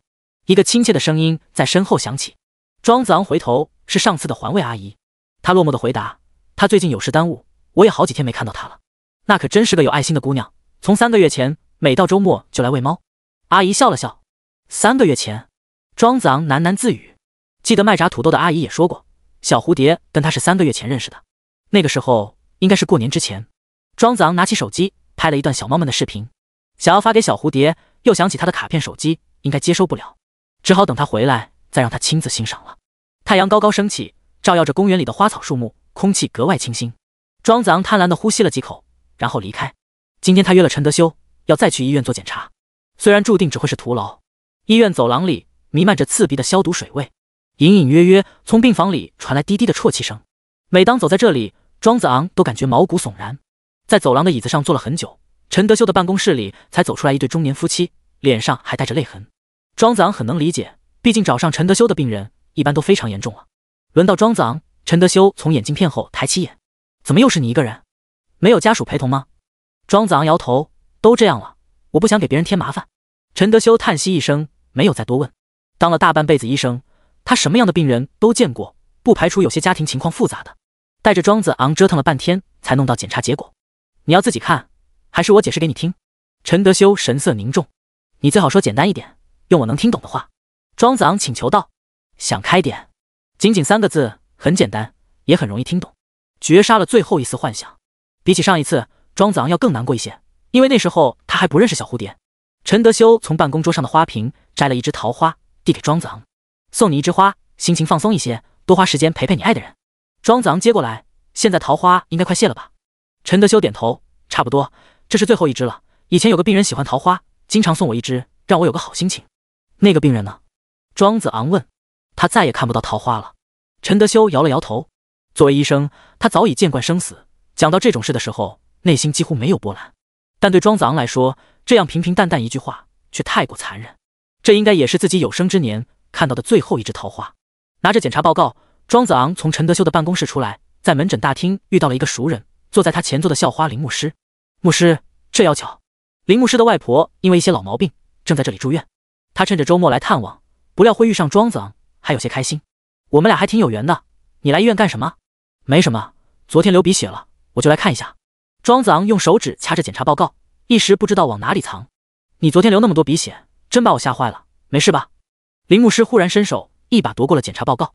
牧师，别！庄子昂试图阻止，却已经晚了。报告上有很多专业的医学名词，林牧师看不太懂，但癌细胞扩散几个字却让他触目惊心。拿着报告的双手止不住的颤抖，泪水盈满了眼眶。庄子昂，这不是真的吧？你不要开这种玩笑，一点都不好笑。我以前对你不好，现在已经知道错了，你不要拿这种东西吓我。林牧师像是在跟庄子昂说话，又像是在喃喃自语。虽然他明知道这些全都是废话，庄子昂都没想到会在这里遇见他，又怎么会提前准备这种东西开玩笑？牧师，答应我，不要告诉别人。庄子昂平静的请求。为什么会这样？你明明才18岁。林牧师的眼泪止不住的流淌。我妈怀我的时候就几次想要堕胎，这么一算，我还赚了18年呢。庄子昂自嘲般的笑。你别笑了，我说过这一点都不好笑。林牧师哭得更大声了。你小点声，不要影响别人。庄子昂无奈地说。事实上，周围几乎没人看他们，毕竟这里是医院，什么撕心裂肺、生离死别都不稀奇。庄子昂，还有多久？3个月，不，又过了1个礼拜，只有2个多月了。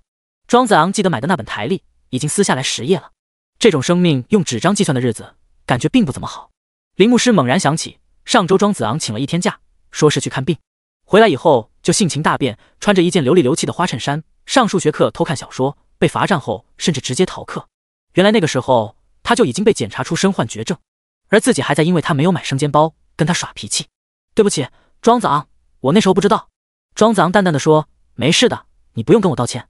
林牧师一边流泪一边回忆着庄子昂对自己的好，越发觉得自己太任性，辜负了这么温柔的男生。他忽然想通了一件事，盯着庄子昂的眼睛，庄子昂，其实你还是喜欢我的，对不对？庄子昂错愕，怎么说？因为你生病了才故意疏远我，用那些话来气我，甚至还找了个更漂亮的女生假装移情别恋。林牧师自认为分析的头头是道。庄子昂一时无语，我的大校花，你这属实就有点想多了。第40章，真的会谢。庄子昂，对不起，真的对不起。门诊大厅里，林牧师不停说着道歉的话，这倒弄得庄子昂有些不好意思。大校花，你没有对不起我的地方，我只是舔狗当的稍微有点久，醒悟的晚了一些而已。牧师，这样吧，你要是真觉得对不起我，就请我吃个午饭，我有点饿了。庄子昂笑道。林牧师一口答应，表示要请昂贵的西餐。庄子昂拒绝了，吃医院外面的快餐就好，15元一位，量大管饱。两人端着餐盘找了个僻静的角落。庄子昂吃得津津有味，林牧师却有些食不甘味。得知身边的人得了不治之症，对精神是有很大冲击力的。何况他这几天越来越明确自己对庄子昂的情感，好像并非只是把他当成备胎那么简单。牧师，从现在开始，不要跟我说任何道歉的话，那样我会觉得你在可怜我。最后这点日子，我想活得有尊严一点。这件事你一定帮我保密，要是让同学们知道，他们一定也会像你现在这样对我。吃了2口垫垫肚子，庄子昂发出叮嘱。上次全班同学让他赴任班长，都差点让他当场泪崩。要是这个消息传出来，他不知道该怎么面对大家。林牧师双眼红肿的点头，其实你还是喜欢我的，对不对？你纠结这个有必要吗？庄子昂无奈的苦笑，你会跟一个生命不到3个月的人谈恋爱？林牧师一时语塞，眼里又蓄满了泪。庄子昂上次说的飞蛾扑火，他暂时无法体会。对啊，明知道一个人活不过3个月，谁还会跟他谈恋爱呢？一向高高在上的校花，现在变得如此低声下气，其实只是同情心泛滥。同情？怎么会是爱？庄子昂看到林牧师纠结的模样，决定彻底向他解释清楚，免得他自己加戏。牧师，我上次就跟你说了，我并没有多喜欢你，咱们只是同学和朋友。那个女生叫小蝴蝶，遇上了她，我才体会到真正喜欢一个人的感觉。可是好遗憾，我也没有跟她谈恋爱的机会了。庄子昂已打定主意，即使再喜欢小蝴蝶，也不会向她表白。生命所剩无几，这份爱只配深埋心底，否则到时候自己撒手人寰，一了百了，留小蝴蝶在这世间怎么办？注定没有结果的爱，那就不要开始。最后这点时间做朋友就好，反正那个吻他都不记得。那个小蝴蝶真有那么好吗？林牧师有些不甘心地问。你永远高高在上，而他却触手可及，这或许就是你们最大的区别。庄子昂直言道。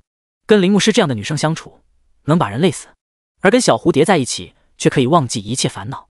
从庄子昂的眼神中，林牧师看到了真诚，也打消了那不切实际的幻想，什么故意找个漂亮女生来气他。他酝酿了一下，问出最后一个问题：如果我一早就答应你的追求，我们已经是情侣了，你遇到小蝴蝶会怎么办？那我会主动跟她保持距离，根本没有相互了解的机会。庄子昂不假思索地回答。如果那天在银杏树下相遇，他是一个有女朋友的男生，翻围墙逃出校园以后，应该就各自分散，不会有后面的故事了。所以啊，牧师，我真要谢谢你一直吊着我，不然我没机会认识那么好的女孩。这句话在林牧师听来，犹如一个耳光扇在脸上。你这个谢谢是真的会谢吗？庄子昂说完这句话，便告辞离开。林牧师望着他潇洒不羁的背影，悲伤、羞愧、悔恨多种情绪一起涌上心头。这个男孩的温柔，他已经不配拥有。回到出租屋，庄子昂将检查报告揉成一团，随手扔进衣柜里。从陈德修那带回来的桃花，随便拿个可乐瓶子装点水，斜斜地插进去。这简陋的小屋平添了几分春色。然后看着鱼缸里2条金鱼，静静地发呆。没有小蝴蝶，他的生活变得空荡荡，心也空荡荡。过了一会儿，庄子昂的目光落到鱼缸边的竹笛上，那是他逃离那个家时带出来的唯一一样东西。为了打发无聊的时间，他拿起竹笛，随心所欲地吹奏起来。音乐能让人的心保持安静。来嗦嗦西哆西拉，嗦拉西西西西拉西拉嗦。他只记得这一段前奏，后面的旋律怎么也想不起来，好像吹出来就能立刻见到小蝴蝶似的。困意来袭，便倒头睡个午觉。半梦半醒之间，手机传来叮的一声。庄子昂随手拿起手机，屏幕上的一行字让他睡意全无。一条新消息来自联系人小蝴蝶。他立即点开信息，看到4个字和一个标点：我好想你。庄子昂立即打字回复，手都有些颤抖。我也想你，你在哪？消息发送却再次石沉大海。庄子昂很不安，却又无可奈何。电话打过去，依然是那烦人的不在服务区。他只能一遍一遍地安慰自己，他看到了信息，一定会回复的。音乐能让人的心保持安静，听首歌吧。此情此景，最合适的歌只有这一首。开了灯，眼前的模样，偌大的房，寂寞的床，关了灯，全都一个样。心里的伤无法分享，生命随年月流去，随白发老去，随着你离去，快乐渺无音讯，随往事淡去，随梦境睡去，随麻痹的心逐渐远去。网易云名不虚传，庄子昂才听到一半就哭得稀里哗啦，心变得一点也不安静。他知道小蝴蝶一定有秘密瞒着他，可他又何尝不是心里藏着天大的秘密？一个大男人明明不该流那么多眼泪，可他偏偏忍不住。过去的10几年，人生已经够黑暗了，现在好不容易有一道光照进来，却到了落幕的时刻。庄子昂心想，小蝴蝶才离开几天，自己就这么失魂落魄。要是他死了，小蝴蝶会伤心成什么样？仿佛一个世纪那么漫长的时光过去，手机才终于传来叮的一声。大笨蛋，等我。第41章，能不能大度一点？星期天，庄子昂坐在与小蝴蝶放风筝的那片草地，望着河水静静发呆，一坐就是一上午。快到中午的时候，手机铃声响了起来，他激动地拿出手机，来电人却是庄文昭。好失望。爸，又有什么事？庄子昂语气冷淡。中午回来吃饭吧，你秦阿姨做了一桌子好吃的。庄文昭用上了难得的温和语气。哦，你没有好吃的，什么时候想起过我？庄子昂轻笑。你总归是我儿子，过了这么久气也该消了，难道真要一辈子不回家？庄文昭提高嗓门。爸，你就直说吧，是家里的地没人拖，还是衣服没人洗了？庄子昂懒得跟他客套，直入正题。这些年来，他在那个家里干了许多家务活，拖地、擦玻璃、洗碗、洗衣服，甚至还学会了修水管和清理抽油烟机，活得跟个保姆一样。如今他离家出走1个多礼拜，那个烂摊子甩给秦淑兰，他应该抱怨不少。庄文昭顿了顿，才沉声道：是这样的，宇航的老师跟我说，他的成绩再这样下去，可能要留级。你反正学习那么好，回来帮他补习一下呗。他不会给他请个家教吗？庄子昂问。请家教要花钱的。庄文昭脱口而出。庄子昂冷冷一笑，在父亲眼中，自己从来都只是个免费劳动力。要不是有事求他，还真是死外面都没人管。你那个宝贝儿子，心思根本就不在学习上，让谁给他辅导功课都是白搭。庄子昂有点想挂电话了。你怎么这么说宇航？是不是还在为上次的事生气？他还是个孩子，你不会真跟他计较吧？你都是成年人了，能不能大度一点？庄文昭脾气快压不住了，来了个直击灵魂的3连拷问。他那边电话开着免提，秦淑兰抱怨的声音也从听筒飘过来。我们宇航虽然骂了你是窝囊废，但你也打了他一巴掌。不管怎么说，打人总比骂人过分吧？这件事我们都不追究了，你还耿耿于怀，摆臭架子不回来给弟弟辅导功课，一点当哥哥的责任都不尽。在他看来，庄子昂实在小肚鸡肠，一点胸襟都没有。小孩子骂你2句，又不掉一块肉，有必要斤斤计较吗？庄子昂深吸一口气，对着手机就是一通输出。你们那个宝贝儿子，在我眼里跟一头猪没区别，让我给他辅导功课，做什么春秋大梦？不，他连一头猪都不如，猪遇到主人喂食还知道感恩，他纯粹是个白眼狼。当然了，你们俩也不是什么好东西，活着浪费空气，死了浪费土地。尽情发泄完，不给庄文昭还嘴的机会，庄子昂果断挂了电话。叔父，中午饭都得多吃一碗。庄文昭听见手机传来的嘟嘟声，气得脸色铁青。他想破脑袋也想不明白，向来循规蹈矩的庄子昂会大逆不道成这样。秦淑兰气急败坏的大骂：你看看你养的畜生，连我们都敢骂，还有王法吗？庄文昭狠狠一拳砸在茶几上，老子非要把他打死不可。庄子昂又在河边坐了一会儿，李黄轩打来电话，问他要不要去家里吃饭，被他随便找个借口婉拒了，因为他怕看到李黄轩幸福的家，极度会让自己心里扭曲。别的孩子一出生就拥有的东西，他拼尽全力去争取，到头也只是个笑话。不过从某个角度，庄子昂还得感谢父亲和后妈，时不时跳出来提醒他一下，这世界有多冷漠，人情有多淡薄，真的不必太过留恋。星期一，鲜艳的红旗在操场上冉冉升起。早会上，学校领导总结了上周的月考，不免多啰嗦了几句。庄子昂昨晚有些失眠，站在队伍里直打哈欠。林牧师的目光一直停留在他身上，片刻不曾离开。他好害怕庄子昂突然倒地不起，再也无法醒来。到学生会干部发言时，9班再次错失流动红旗，一时怨声四起。我就说嘛，谢文勇根本不行。在他的英明领导下，咱们班上周的纪律和卫生全都一塌糊涂。没有对比就没有伤害，现在我才明白庄子昂到底有多优秀。听见这些话，谢文勇心如刀割。他明明拼尽了全力，却还是只配给庄子昂提鞋。现在他终于承认自己跟庄子昂相比，的确存在不小的差距。到了上午第4节的班会课，谢文勇无可避免地遭遇了又一次声讨。他站在讲台上，努力的解释和辩驳，却显得苍白无力。最后他直接急了眼，将黑板刷一扔：“那我也辞职行不行？这个班长，你们谁爱当谁来当。”这本来是个以退为进的办法，他以为大家会挽留，不料绝大多数人的目光一下子聚集到庄子昂身上，充满期待。庄子昂无奈起身道：“咱们班没得到流动红旗，每个人都有责任，不能怪谢文勇一个人，大家不要对他太过苛责。真实的原因，他其实心知肚明，那就是谢文勇威望不够，难以服众，所以不少人故意跟他唱反调，使绊子，才让班级各项数据都下滑。”庄子昂又看向谢文勇：“你既然当了班长，就别轻易撂挑子，用心为班级做事，让大家感受到你的真诚，肯定就会支持你了。”说得轻巧，那你为什么撂挑子？谢文勇当即反驳：“我有迫不得已的原因。”庄子昂无奈地叹口气：“切，你少在那装腔作势，对我一副说教的姿态。”谢文勇还是很不服气：“够了，谢文勇！”林牧师站起身怒道：“我不允许你用这种语气跟庄子昂说话。”谢文勇当即傻了眼，一剪梅的旋律又在脑海响起：“我们的大校花怎么突然这么护着庄子昂？庄子昂为我们做了那么多事，你有什么资格质疑他？”林牧师恨恨地盯着谢文勇，漂亮的丹凤眼里噙着泪水。同学们也大惑不解，窃窃私语。林牧师以前对庄子昂可不这样，庄子昂追他的时候，他不冷不热，现在又回心转意了。女人心海底针，张无忌他妈说，越漂亮的女人越会骗人。庄子昂连连向林牧师使眼色：“你可千万别一时冲动，把那件事说出来。”第42章，我是他的班主任。张志远适时出现，打破了教室里的尴尬。他在走廊里听到几句，大概听懂了意思，出来帮庄子昂解围。庄子昂，你跟我来一趟，其他同学继续开班会。李黄轩纳闷：张老师，你怎么最近老是找庄子昂？张志远沉声道：你先管好自己，检讨怎么还没交给我？李黄轩立刻闭嘴，手机被没收了，这个周末都过得没滋没味。前往办公室的路上，张志远问庄子昂：我看林牧师眼泪汪汪的，你告诉他了？庄子昂说，在医院碰巧遇到，被他看到了检查报告。医生怎么说？想开点。这段对话过后，便是长久的沉默。张志远不知如何安慰，闷着头走路。庄子昂双手插兜，一副摆烂的姿态。来到办公室，有几个任课老师也在。张志远坐在办公椅上，习惯性的喝了口枸杞茶，瞟了庄子昂一眼。知道我为什么找你来吗？庄子昂略一思索，月考试卷出来了。张志远一拍桌子：你给我搞什么幺蛾子？23班苏雨薇是谁？张老师，我说我一时糊涂，写错了名字，你信不信？庄子昂耸了耸肩。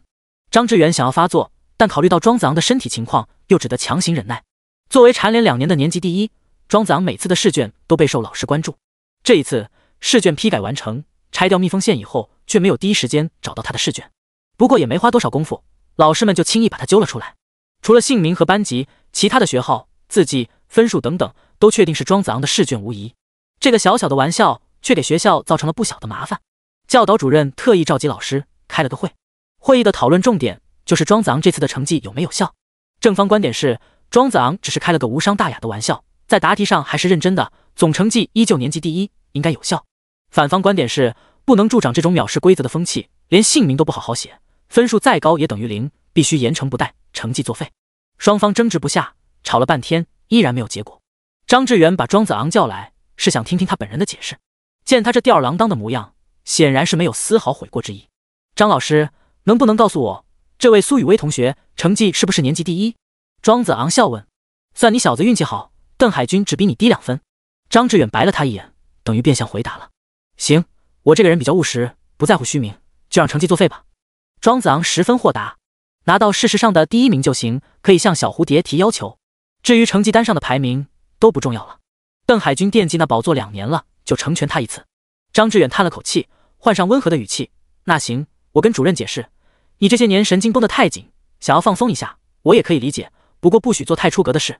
那你把李黄轩的手机还给他呗，我保证以后再也不犯。庄子昂蹬鼻子上脸：拿去，这玩意儿挺贵的，放我这万一丢了我赔不起。张志远拉开抽屉，将手机扔在桌上。谢谢张老师，祝你长命百岁。庄子昂笑嘻嘻地拿起来。听到长命百岁这个祝福语，张志远十分伤感。得知庄子昂的病情以后，他就实在严厉不起来，只希望这位好学生在所剩不多的日子能感受到更多的温暖。那没什么事，我就回班上了。庄子昂一扬眉：慢着，有位老师想单独跟你谈谈，已经在来的路上了。张志远叫住他：“哪位老师？”他从西校区过来，可能要花点时间。庄子昂疑惑，自己并不认识西校区的老师呀。每个年级的学习任务不同，作息时间也有一定差异。学校为了不让学生相互影响，将每个年级都单独划分一个校区。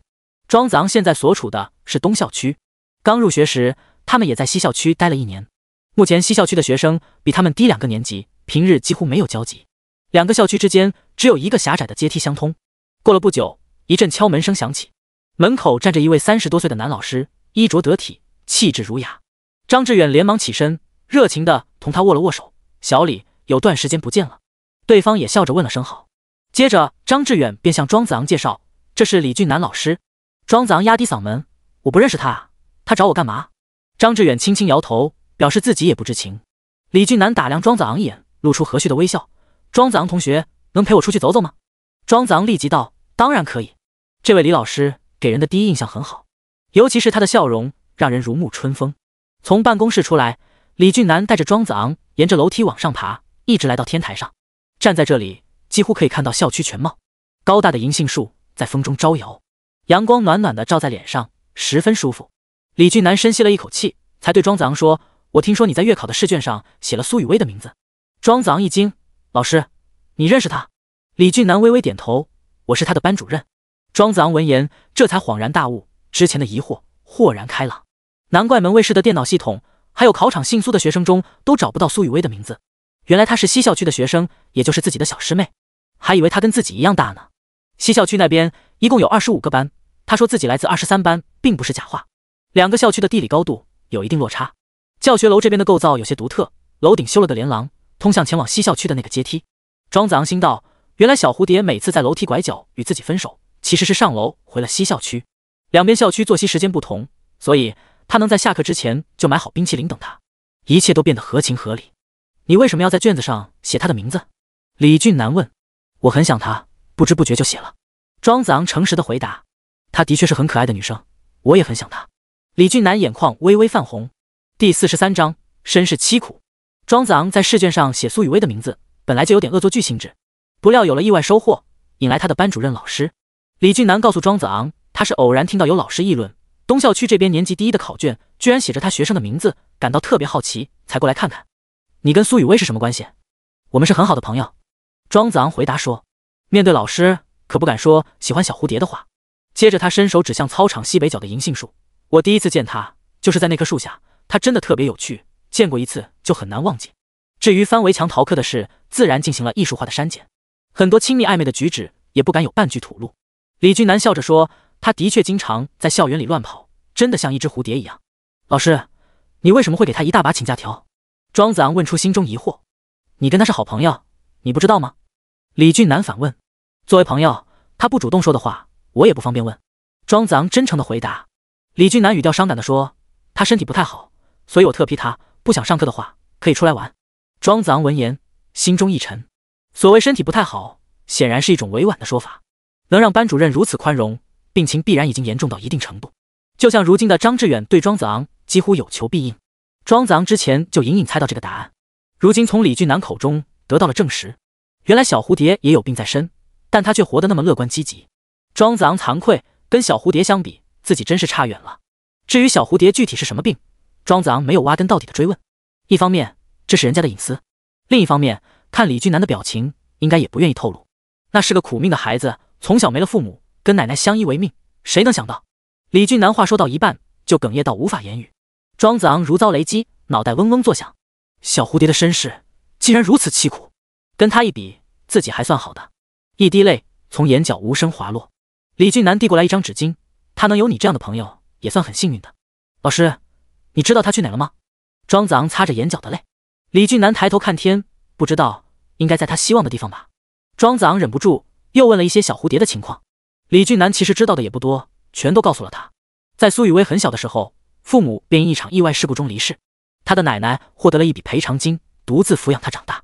大概在14、15岁的时候，苏雨薇被检查出患有疾病，需要定期去医院接受治疗。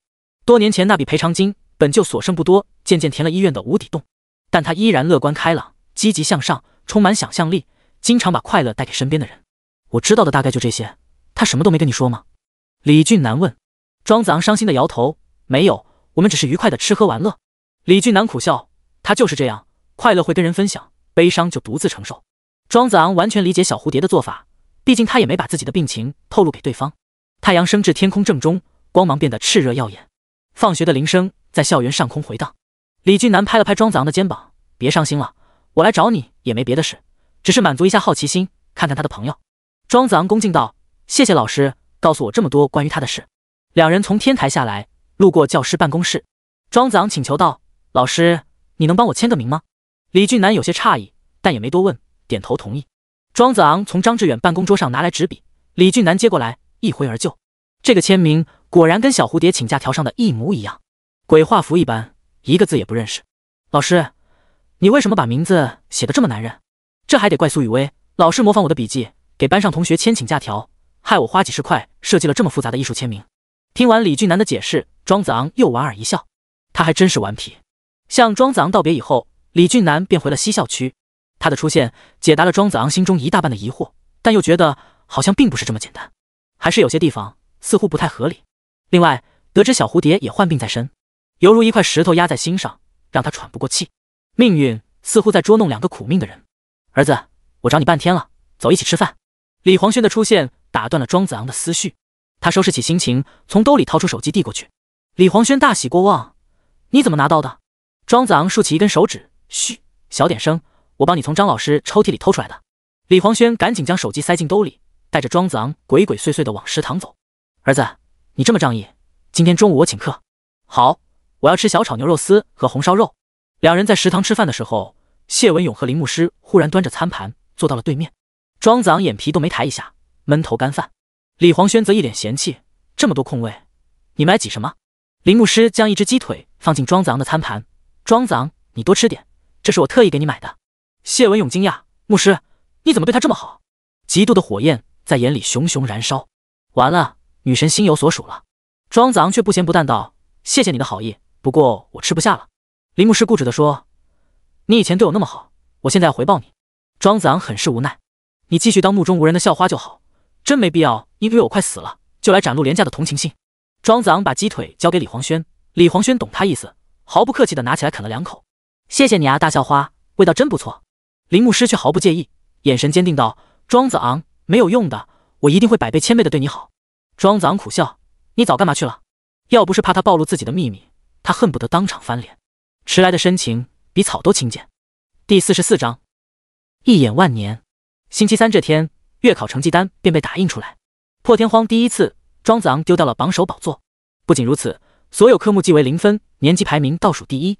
张志远跟教导主任好一番争取，才免除了写检讨的惩罚。看到这个结果，全班同学都难以置信。怎么回事？庄子昂没考试吗？他可是咱们班的中流砥柱，这下平均分会被拉下来不少吧？事出反常必有妖，庄子昂一定摊上事了。各种流言蜚语在班级里传播，最为庄子昂鸣不平的当然是他的好哥们李黄轩。不可能，绝对不可能，一定是没把你分数录上，我帮你找老张要个说法。庄子昂一把将他按住，别，是我自己犯病。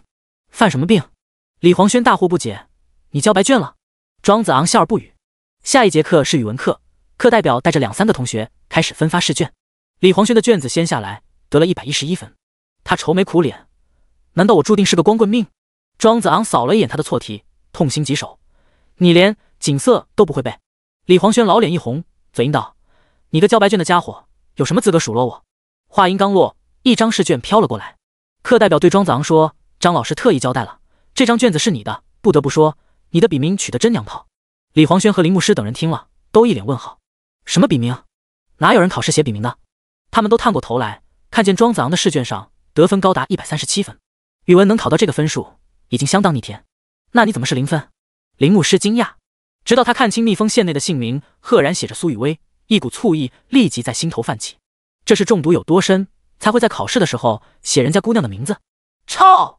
李黄轩对着庄子昂的后背扇了一巴掌，知道你最近跟那个小蝴蝶打得火热，也没必要这么秀吧？你让我这得111分的老光棍情何以堪？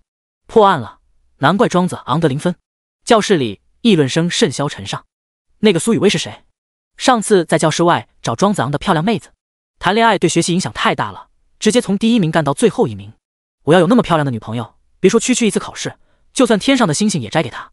后面几节课，各科试卷陆续发下来，庄子昂的得分全都高得离谱，让人瞠目结舌。但卷首苏雨薇3个字又分外扎眼，让人咬牙切齿。你这个狗粮撒的，天花乱坠！这种人成绩作废的惩罚实在太轻，就应该让他写3万字的检讨。课间休息时，一个同学喊道：“庄子昂，外面有人找。”庄子昂豁然起身，冲出教室，看到一丝不苟的邓海军，失望的眼神不要太明显。邓海军拿着15班的成绩单递给庄子昂看，他的班级排名和年级排名都赫然写着1。海军，恭喜你啊，终于如愿以偿。庄子昂笑道：“我在老师电脑上查了年级总排名，要是你排第2或第3，我可能还会高兴一下，但你他妈排1075。”邓海军愤然道：“第1天考完我就跟你说过，我忘记写名字了。”庄子昂轻松的调侃：“你这是临阵脱逃，不算男人。”用这种方式获得第1名，让邓海军感觉不到丝毫喜悦。他非要看看庄子昂的试卷，不然睡不着觉。庄子昂被他纠缠的没脾气，只好回教室拿出个科试卷。邓海军将总分一加，发出一声凄厉的哀嚎：“啊，你鬼吼鬼叫什么？”庄子昂嫌弃道：“就差2分，我差一点就能堂堂正正赢你。”邓海军懊恼不已。庄子昂哈哈大笑，觉得这家伙还挺可爱的。别人看到自己的试卷，关注点全在苏雨薇这个名字上，只有他在认认真真的算总分。学霸的思维果然异于常人。对了，下个月物理竞赛你参不参加？邓海军问。不参加，我可能没时间。庄子昂想都没想，果断拒绝。他说没时间，单纯是字面意思。邓海军流露出恨铁不成钢的表情，并且在心中暗暗发誓，一定要远离女生。这种生物太消磨斗志了。庄子昂就是活生生的例子。女孩子怎么可能比物理题还有趣？将15班的成绩单拍了个照，作为证据，庄子昂便打发邓海军离开，回到座位上打盹。庄子昂，外面有人找。又一个声音传来，这家伙还有完没完？庄子昂嘟囔起身，走出教室。走廊上，不少同学正在追逐打闹。快速掠动的人影之间，站着一个安静的身影。那是个很漂亮的女生，鹅蛋脸，杏仁眼，一条不对称的麻花辫搭在左肩。她穿着一件纯白的衬衫，搭配湛蓝色的百褶裙，裙摆到小腿的位置，脚上是一尘不染的白色帆布鞋。阳光照在她身上，她整个人也像一道光，恰如银杏树下的初次相见，一眼万年。不同的是，她的鬓边已经没了那只桃花，身形更加瘦削，面容也有些苍白。小蝴蝶，庄子昂痴痴叫了一声，大脑瞬间一片空白。大笨蛋！苏雨薇明明面带笑意，说话却又微微带着哭腔。庄子昂屏住呼吸，心跳加快，一步一步向前靠近。他小心翼翼伸出手，生怕眼前的女孩是梦幻泡影，一碰就碎。直到他的指尖碰到女孩柔软的脸颊，温暖的触感清晰传入指尖，眼泪夺眶而出，模糊了视线。小蝴蝶，你去哪了？我真的好想你。大笨蛋，我回来了，你哭什么？说好要天天开心。小蝴蝶被庄子昂的情绪感染，双目也蓄满了泪水，宛如两汪清泉，楚楚动人的表情让人怜惜。如果不是在教室外面，周围还有许多同学，庄子昂一定会毫不犹豫将她拥入怀中。但此时此刻，他们只能深情对望，无语凝噎。小蝴蝶消失了整整1周，这段时间，庄子昂深切体会到那句古言：一日不见，如隔3秋。他再度出现，瘦削的身材和苍白的脸色都让庄子昂无比心疼。这1周，你到底经历了什么？第45章，我想你了吗，大笨蛋。庄子昂撕了张纸巾，堵住2个鼻孔，然后去张志远那骗请假条。张志远二话不说，当即批准。张老师，要不你多给我签几张，免得以后总麻烦你。庄子昂得寸进尺。也行吧，这主意倒不错，谁想出来的？张志远刷刷刷签了3张，他的字迹倒比李俊南工整得多。既然小蝴蝶有模仿字迹的能力，以后还是尽量少麻烦亲爱的老师。庄子昂，我要吃遍所有美食，从街头一直吃到街尾。站在小吃街口，苏雨薇放出豪言。庄子昂笑着点头，别说一起吃东西，就算刀山火海，我也愿意陪你一起闯。第一站，庄子昂买了一大把羊肉串，让老板撒上满满的辣椒和孜然。小蝴蝶则问出他的经典台词：可口，偶尔百事。这一次，庄子昂要了百事可乐。苦了1周，他想甜一点。两人坐在大理石台阶上，肆无忌惮地撕扯着羊肉串，丝毫不在意吃相。辛辣的食物往往有个特性，那就是不能停下来。一旦停止进食，辣味就会迅速上冲。小蝴蝶被辣得脸颊通红，额头冒汗，嘴里嘶嘶地吹着气，一口干掉半罐冰可乐，打了个饱嗝，才稍有缓解。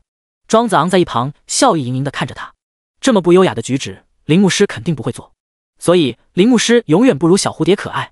一个漂亮的女孩如果还接地气，对男孩子必然是绝杀。苏雨薇抬起头，望着蔚蓝的天空，忽然高举双臂大喊：哇，世界真美好呀！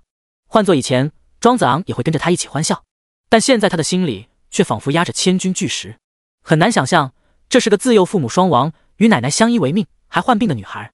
她永远那么积极乐观，将快乐带给身边的人。小蝴蝶，你这一周到底去哪了？庄子昂这个问题有明知故问的嫌疑。与李俊南老师在天台交谈过后，他能轻易猜到小蝴蝶应该是需要接受治疗。这一周，他多半是与病床和药水相伴。我去玩了呀。苏雨薇兴致勃勃地说。玩什么？庄子昂不拆穿他也不打算告诉小蝴蝶自己见过他的班主任，知道他的情况。悲伤的事留在心底，每天开开心心多好。我去了一个很好玩的地方，认识了好多新朋友，每天都能躺着看天，什么也不用做，晚上睡得特别香。我差点因为贪玩都不想回来了。小蝴蝶叽叽喳喳地说着话，还发出清脆如铃的笑。听他说的有声有色，庄子昂差一点就信了。他眼眶泛红，顺着他的话问：那你为什么又回来了？我想你了吗，大笨蛋。苏雨薇伸手一戳他脑袋。那你去的那个地方有花园，有蝴蝶吗？当然有啊，那里的蝴蝶可漂亮了，翅膀上有各种各样的花纹。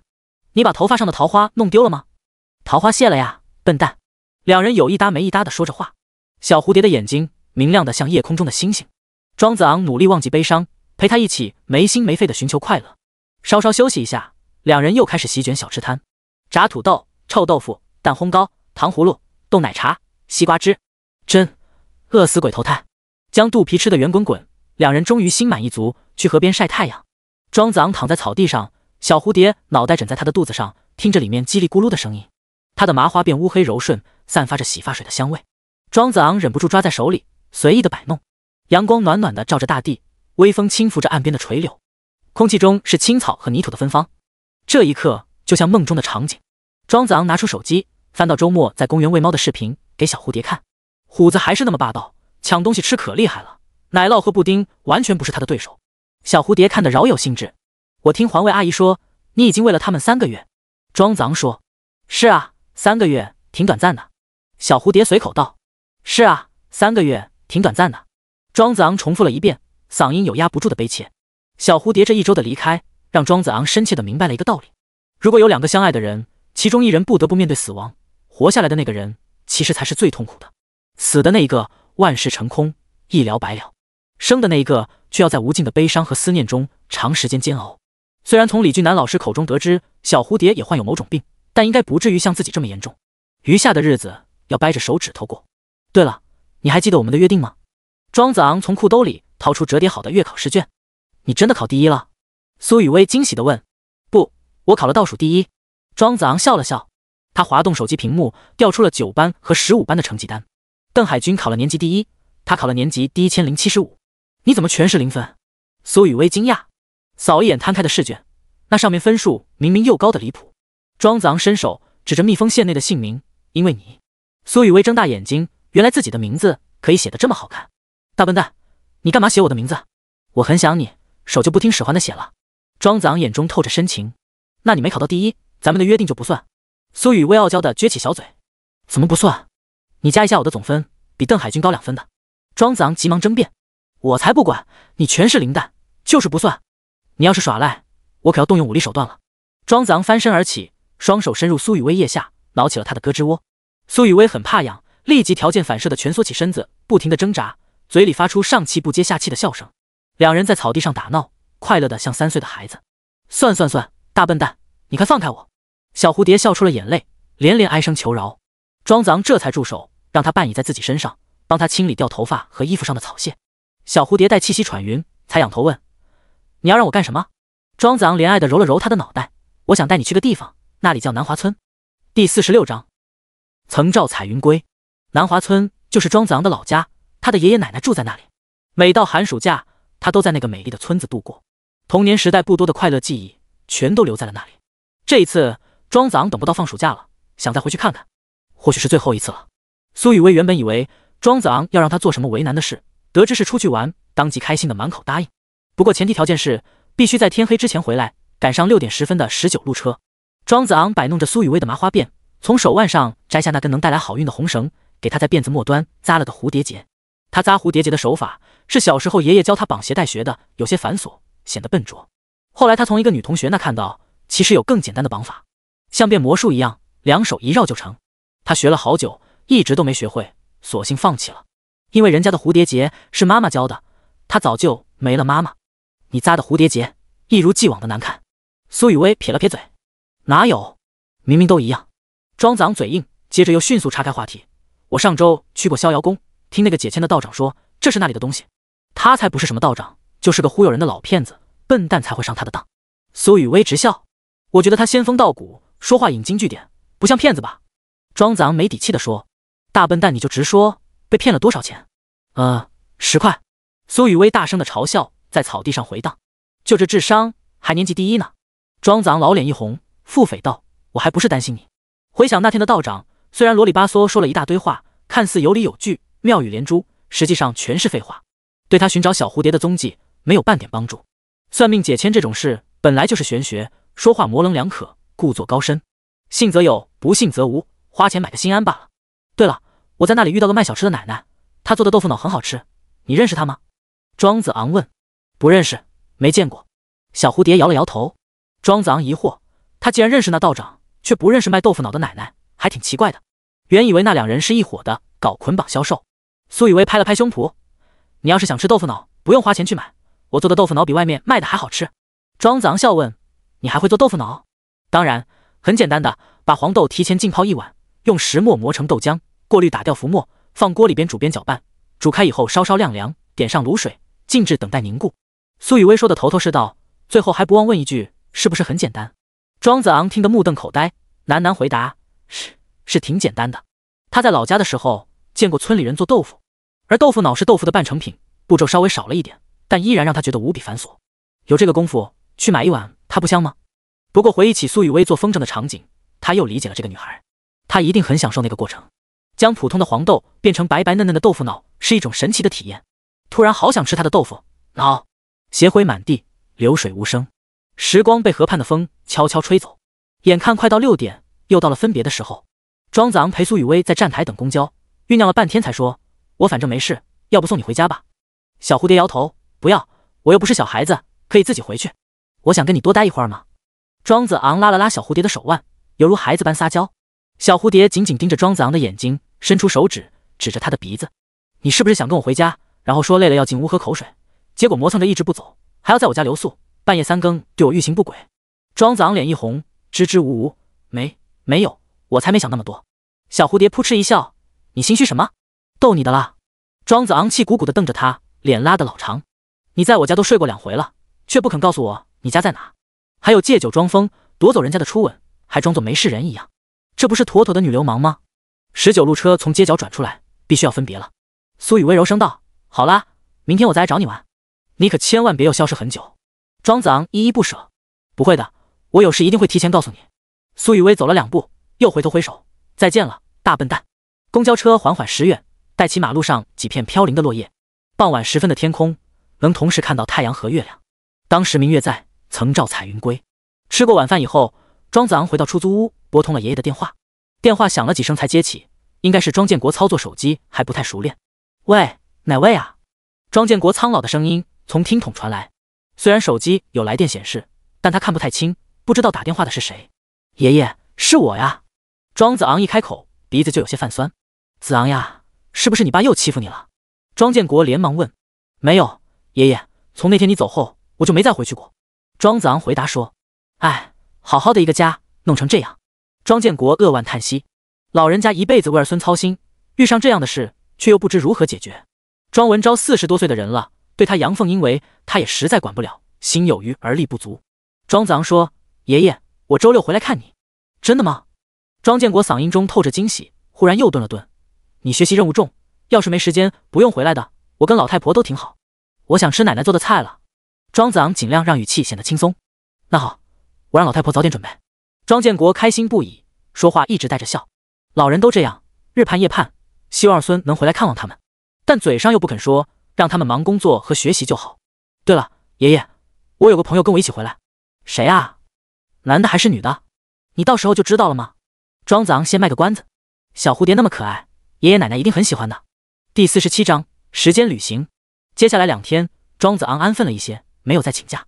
与小蝴蝶见面的机会也不太多，基本只能中午一起吃个饭，再睡个午觉。当然，睡午觉只是单纯的字面意思。发信息的话，只要是白天，小蝴蝶都会很快回复。一到了晚上，立即人间蒸发。庄子昂已经习惯了他这种独特的作风。女孩子嘛，家教严格一点也是很正常的。星期五放学，庄子昂送小蝴蝶登上公交车。时间还早，他在站台坐了一会儿，安静地看着天边一轮红日。夕阳无限好，只是近黄昏。以前没发现晚霞会这么漂亮。一个熟悉的身影走了过来，是脑子缺根弦的学霸邓海军。庄子昂，晚上有没有事？庄子昂摇了摇头。邓海军大喜，那太好了，陪我去图书馆刷竞赛题，有些问题我只想跟你讨论。在一般学生眼中，物理竞赛题就不是正常人做的，只有像他们这种天赋异禀的学霸才有共同语言。庄子昂闲着也是闲着，便点头答应。不过邓海军这家伙是一点不懂人情世故。天都快黑了，你不会请人吃点东西再去？图书馆充满了庄子昂与小蝴蝶的开心记忆。路过便利店，他还特意买了包水果硬糖。你一个大男人带包糖进图书馆，恶不恶心？邓海军嫌弃。你以后就懂了。庄子昂意味深长地说。当一个人突然变得傻乎乎的，多半是遇到爱情了。可是他的爱情却带着悲凉的底色。在图书馆找了个座，邓海军拿来些参考书，开始刷物理竞赛题。一开始他心无旁骛，没搭理庄子昂，直到他遇到个难点，想找庄子昂讨论一下，才发现这位老师口中的天才学生竟然抱着一本注音版的低龄儿童笑话书，看得津津有味，一张脸上荡漾着春风般的笑容。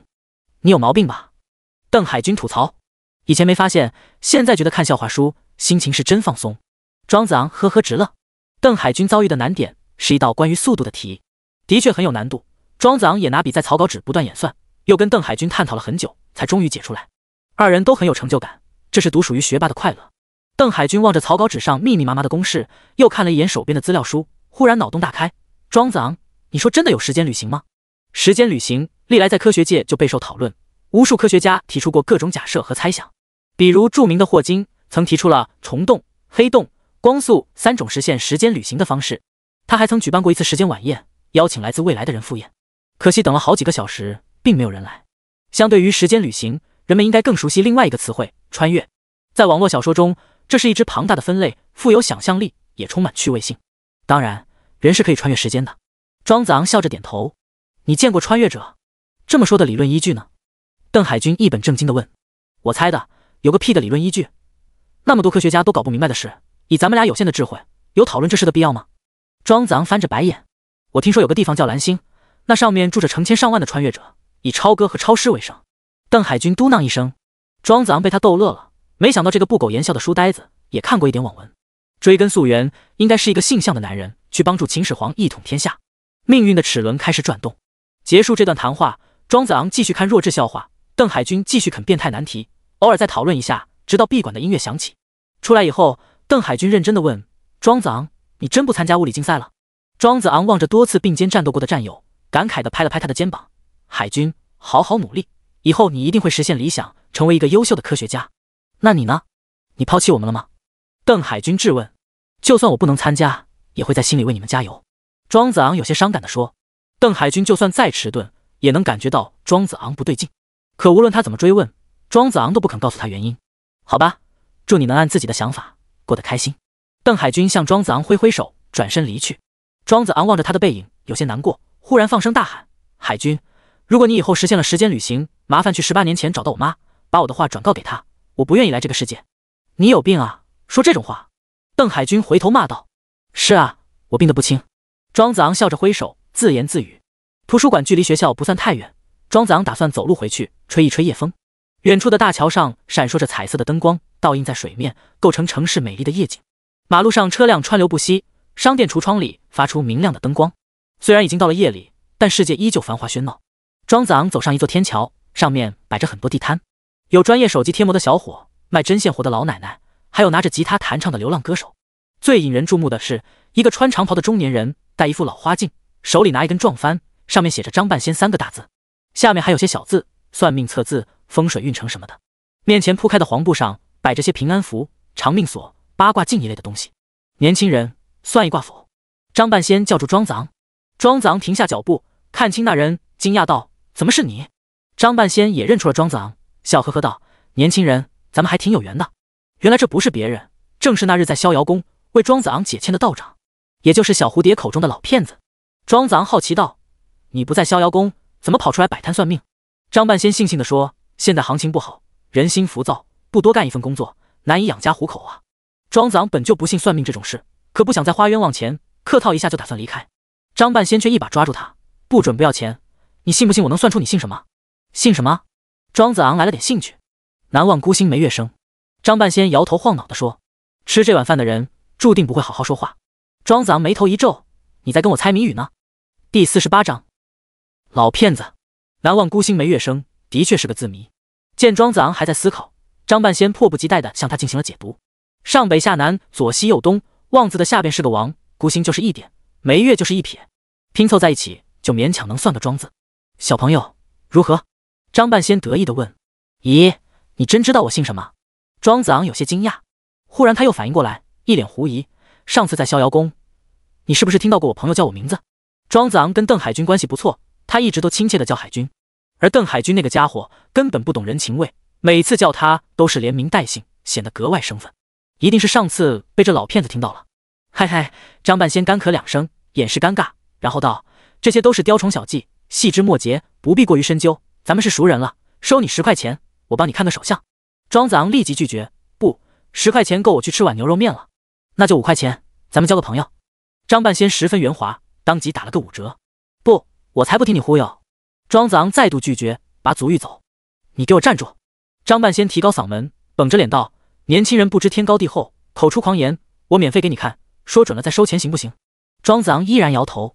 听了小蝴蝶的话，他对这人怀有警惕，害怕被他骗钱。天桥上这么多人看着，你好歹给点面子，要我跪下来求你吗？张半仙卑微到了极点。庄子昂见他差不多50岁了，大晚上的来天桥摆摊也挺不容易，不禁动了恻隐之心。“那行吧，你要看左手还是右手？”“左手。”庄子昂伸出左手，想着随便敷衍一下。张半仙应该是想利用自己当个托，当众卖弄一下相术，招揽生意。不管他说什么，全当耳旁风就好。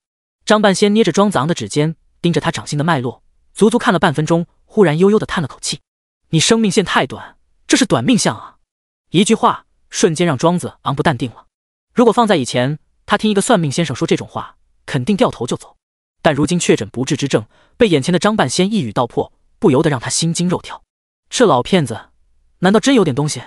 一般来说，算命先生即使看出客人有灾有难，说话也会委婉一些，哪有一上来就说晦气话的？张半仙翻过庄子昂的手背，话锋一转：“你这手有点干，我推荐你一款护手霜，滋润手部肌肤，延缓皮肤老化，只要20块一支。”说着就从身后掏出一盒护手霜。庄子昂大跌眼镜：“你不是算命的吗？还兼职护肤品销售？”张半仙呵呵笑道：“多一份收入，养家糊口吗？你这人真是不靠谱，我没工夫陪你瞎扯。”庄子昂抽回手，转身大踏步离开。小蝴蝶没说错，果然是个骗子。张半仙对着庄子昂的背影镇定自若道：“小朋友，你会回来找我的。”庄子昂不屑地说：“我要是还回来被你忽悠，管你叫爷爷。”张半仙不紧不慢，淡定地从衣服口袋掏出来一个黑黢黢的玩意儿，状似牛角，上面有些大小不一的孔，那是一只陶笛。庄子昂走着走着，身后传来一段悠扬的音乐，晶莹透亮的音色划破夜空，传到老远。他的身体突然僵硬了，表情凝固在脸上，再也迈不动步子。因为张半仙吹的这段旋律，他曾在另一个地方听到过，一棵枝繁叶茂的银杏树下。来嗦嗦西哆西拉，嗦拉西西西西拉西拉嗦。爷爷，这首曲子叫什么名字？庄子昂乖乖回到张半仙的算命摊。张半仙放下陶笛，哈哈大笑：“我就说你会回来，别卖关子了，我问你这首曲子。”庄子昂迫不及待地追问。张半仙伸出手勾了勾手指：“10块钱。”庄子昂立即掏出10元钞票，不满道：“骗子！”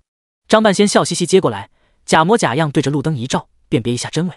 他将钱揣进兜里，才悠悠开口：“这叫《梦蝶》，是道门中祭拜南华真人的曲子，你能不能教我？”庄子昂乞求道：“不能，除非你跟我出家当道士。”张半仙严辞拒绝。“我给钱呢？”庄子昂追问。“我在说音乐这么高雅的东西，你居然跟我谈钱那么庸俗。”张半仙一本正经，忽然又一挑眉毛：“你能给多少？”庄子昂犹豫了，讨价还价这种事，他显然不是眼前这老骗子的对手，自己那点家当还得用2个多月呢。这时，手机贴膜的小哥忽然大喊一声：“赶紧跑，城管来了！”张半仙大惊失色，立即手忙脚乱地收拾摊子。他扫了庄子昂一眼，愣着干嘛？帮忙呀！哦，庄子昂答应一声，将地上的黄布一裹，把那些鸡零狗碎的东西打包。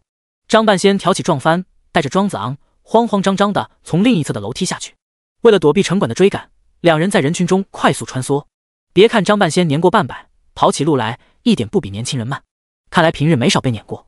跑着跑着，庄子昂感觉不太对，我又没乱摆地摊，跟着跑个什么劲？怎么停下来了？张半仙喘着粗气问。我又不是你的同伙，凭什么要跑？庄子昂将手里的黄布包裹扔过去。张半仙往天桥上望了望，见城管没有追过来，才松了口气。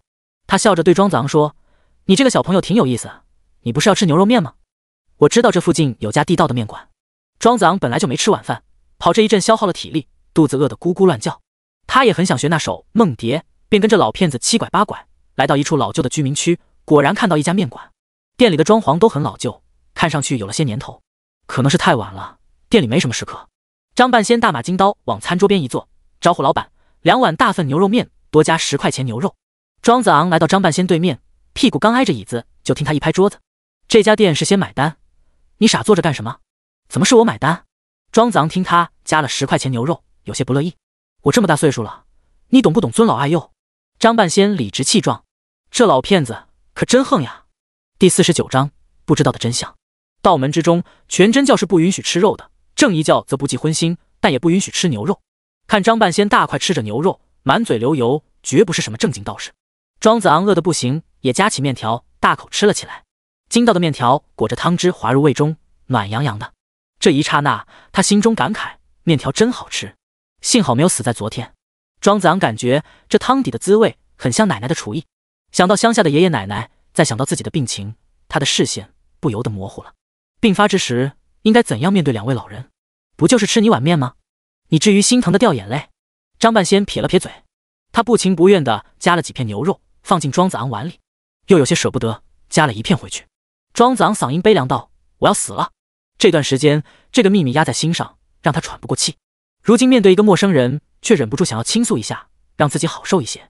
死了好呀，我刚才就看了你是短命相，生亦何欢，死亦何苦。张半仙非但没有安慰，还跟说风凉话一样，将面条嗦得滋滋作响。庄子昂以为他不信，认真的说，我确诊了癌症晚期，差不多还能活2个多月。张半仙依旧无动于衷，面不改色道，等你死了，需要帮你做个水陆道场超度吗？我收费很便宜的。喂，你这人有没有一点人情味？庄子昂气恼，每个人都是要死的，又不是只有你独一份，你嘚瑟个什么劲？张半仙淡漠地说。庄子昂刚才眼泪都快下来了，在他口中却成了嘚瑟，这人指定脑子有毛病。再跟他讲死亡这件事，无异于对牛弹琴。庄子昂问出憋了一路的疑惑，你怎么知道吹起那首《梦蝶》我就会回来找你？你是不是认识小蝴蝶？张半仙没有正面回答，而是盯着他的手腕问，手上的红绳呢？还给他了。前天在河边草地，庄子昂将那红绳当作发带系在了小蝴蝶的麻花辫上。张半仙目光一变，你上次让我解签就是为了找人，看来你如愿以偿找到他了。是啊，他回来了。庄子昂点点头。重逢意味着又要面对下一次分别。张半仙叹息。庄子昂眉头一紧，这人说话是真不中听，我用得着你提醒吗？他忍住甩袖子走人的冲动，放低姿态，你教我那首曲子吧，我觉得真挺好听。张半仙果断摇头，不能教，那是在害你。一首曲子而已，怎么会害我？庄子昂惊讶，从你第一次听到这首曲子，便已入了梦中，生离死别，疑似庄周梦蝶，蝶梦庄周。这老骗子说话让人一头雾水，不知所云。庄子昂有没有做梦，自己还能不知道？用力掐一下大腿，明明就特别疼。谢谢你的面条，等你知道真相以后，我怕你承受不住，到时候你还愿意学这首曲子，再来逍遥宫找我，不过要收费的。张半仙将面碗一推，扛起包袱，拿起撞帆，抬步走出面馆。苍凉的夜色下，他瘦削的背影飘然如风。他吟诵着一首词，随着夜风传入庄子昂耳中：濯足夜贪急，西发北风凉。吴山楚则行遍，只欠到潇湘。买得扁舟归去，此事天公负我。6月下沧浪，蝉蜕尘埃外，蝶梦水云香。后面的句子见不可闻。蝉蜕尘埃外，蝶梦水云香。庄子昂轻声重复了一遍，一个大大的问号在心底升起。到底还有什么真相是自己不知道的？张半仙说的入了梦中，又是什么意思？庄子昂拿出手机搜遍全网，也没有搜到一首叫《梦蝶》的道家祭祀曲。这老骗子满嘴胡言乱语，肯定是在忽悠人。不过那首曲子是真的很好听，可惜他当时回头太早，没能听完整。他也不是什么过耳不忘的音乐天才，能够复刻出来。算了，别想那么多，跟一个骗子计较什么。回到出租屋，夜已深沉，庄子昂简单洗漱一下，便早早入睡，对明天充满期待。一夜好梦。次日一早，枕边的手机铃声大作，将庄子昂从梦中唤醒。来电的正是他心心念念那个人。喂，大懒猪，起床了，咱们今天不是要出去玩吗？小蝴蝶，你到哪了？门口了。庄子昂连忙爬了起来，套上衣服，抓了抓乱糟糟的头发，便去开门。门前的小蝴蝶如一尘不染的仙女，笑容干净澄澈。她手里提着袋子，是给庄子昂买的早餐。你等我一会儿，我先洗个澡。庄子昂说完，溜进浴室。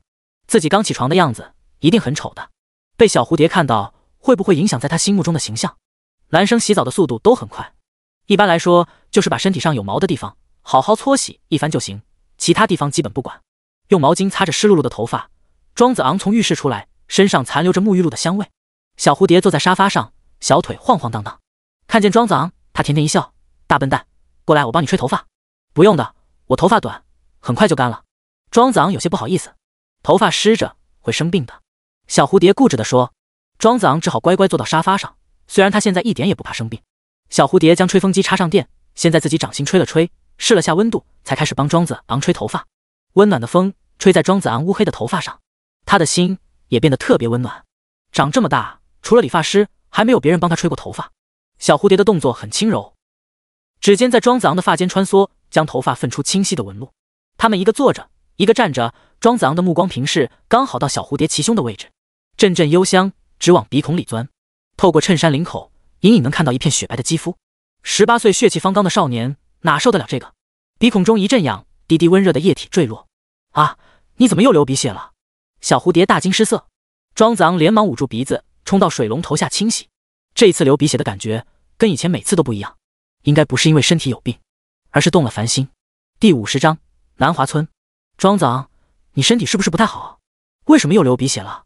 苏雨薇跟在后面天真的问。庄子昂处理干净以后回头道：你把胸前的扣子系上，我应该就不会流鼻血。苏雨薇低头一看，回想他刚才看自己的角度，脸颊瞬间羞得通红。大色狼，我不理你了。小蝴蝶，对不起了，我不是故意的。庄子昂连忙道歉。苏雨薇当然不会真的生气，但不假装一下又会显得不够矜持。他将胸前的扣子扣得严严实实，坐在沙发上成了个闷葫芦。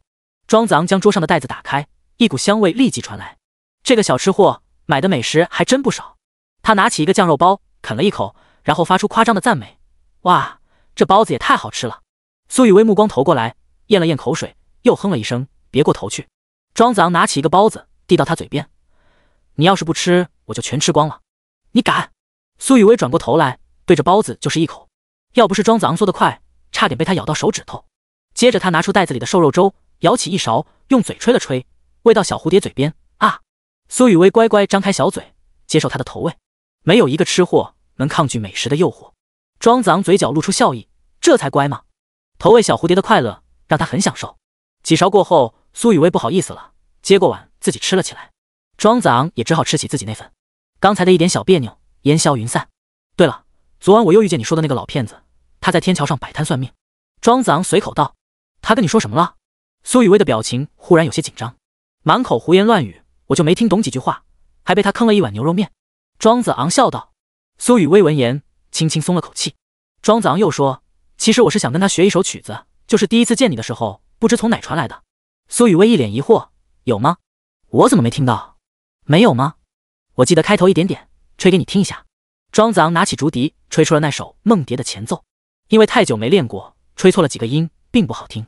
苏雨薇咯咯笑道，吹得很好，下次别吹了。这是网络名梗，跟骂人没什么区别。庄子昂这笛声实在不敢恭维。什么嘛，我还以为这段曲子跟你有什么关系呢。庄子昂沮丧地放下竹笛。苏雨薇转过头去，过了一会儿才转过来，漂亮有神的双眼微微有些发红。他叮嘱道，你离那个老骗子远一点，他说什么你都别信，不然小心裤衩子都被骗没。庄子昂用力点头，我都听你的。吃完早饭以后，两人便出门坐公交车。清晨的阳光暖暖地照耀着大地，小蝴蝶湛蓝色的百褶裙犹如海水一样格外美丽。从城里去南华村需要转3次车。一路上，苏雨薇一直向庄子昂输出冷笑话。有些笑话实在尴尬，让邻座的人听了都忍不住脚趾抠地。说得累了，他才将脑袋靠在庄子昂的肩膀上小眯一会儿。庄子昂闻着女孩发端的幽香，嘴角一直上扬，微风撩起几根凌乱的发丝，拂在他的脸上一阵酥麻，也撩乱了少年的心。最后一次转车时，他们在一个小镇上，庄子昂买了一大堆营养品，准备送给爷爷奶奶。苏雨薇这才反应过来，追问道：“咱们不是去玩吗？到底是去哪？”庄子昂笑着回答：“去我家。”小蝴蝶露出羞涩的表情，见家长这种事，好让人难为情啊。得知家里只有2位和善的老人后，他才略微心安，坚持用自己的钱给老人买了点小礼物。南华村是个美丽宁静的小乡村，村民们大多都姓庄，或许村子的名字就为了纪念2000多年前那位南华真人。村口一条小溪蜿蜒流过，溪水潺潺，清澈见底。漫山遍野开着火红的杜鹃花，一群群蝴蝶在花间翩翩起舞。山林间传来4声杜鹃独特的鸣叫声，此情此景，恰如景色中的名句。庄生晓梦迷蝴蝶，望帝春心托杜鹃。苏雨薇走上村口的石桥，桥下静静流动的溪水中游鱼清晰可见，海水般的群居被风吹得飘飘荡荡。他兴奋地大喊：“大笨蛋，这里好漂亮呀！”庄子昂微笑着看向他，想起一句名言：“我愿化身石桥，受500年风吹，500年雨打，500年日晒，只求此少女从桥上走过。”走过石桥，便见村中人家升起炊烟袅袅。一户平房小院，庄建国一手拄杖，翘首以盼。庄子昂的奶奶叫林素贞，是最典型的农村妇女，没有多少文化，却勤劳善良，简朴持家。建国、素贞这一类名字很有时代特点。爷爷，庄子昂远远地向庄建国挥手。子昂，庄建国激动地迎了出来。祖孙相见，眼泪汪汪。别看苏雨薇平日大大咧咧、叽叽喳喳，但见了庄子昂的爷爷，却有些腼腆。庄子昂对庄建国说：“爷爷，我给你介绍，这是……不用介绍，这是小蝴蝶。”庄建国乐呵呵地说。看见小蝴蝶，他早已笑得皱纹舒展。爷爷，你怎么认识我？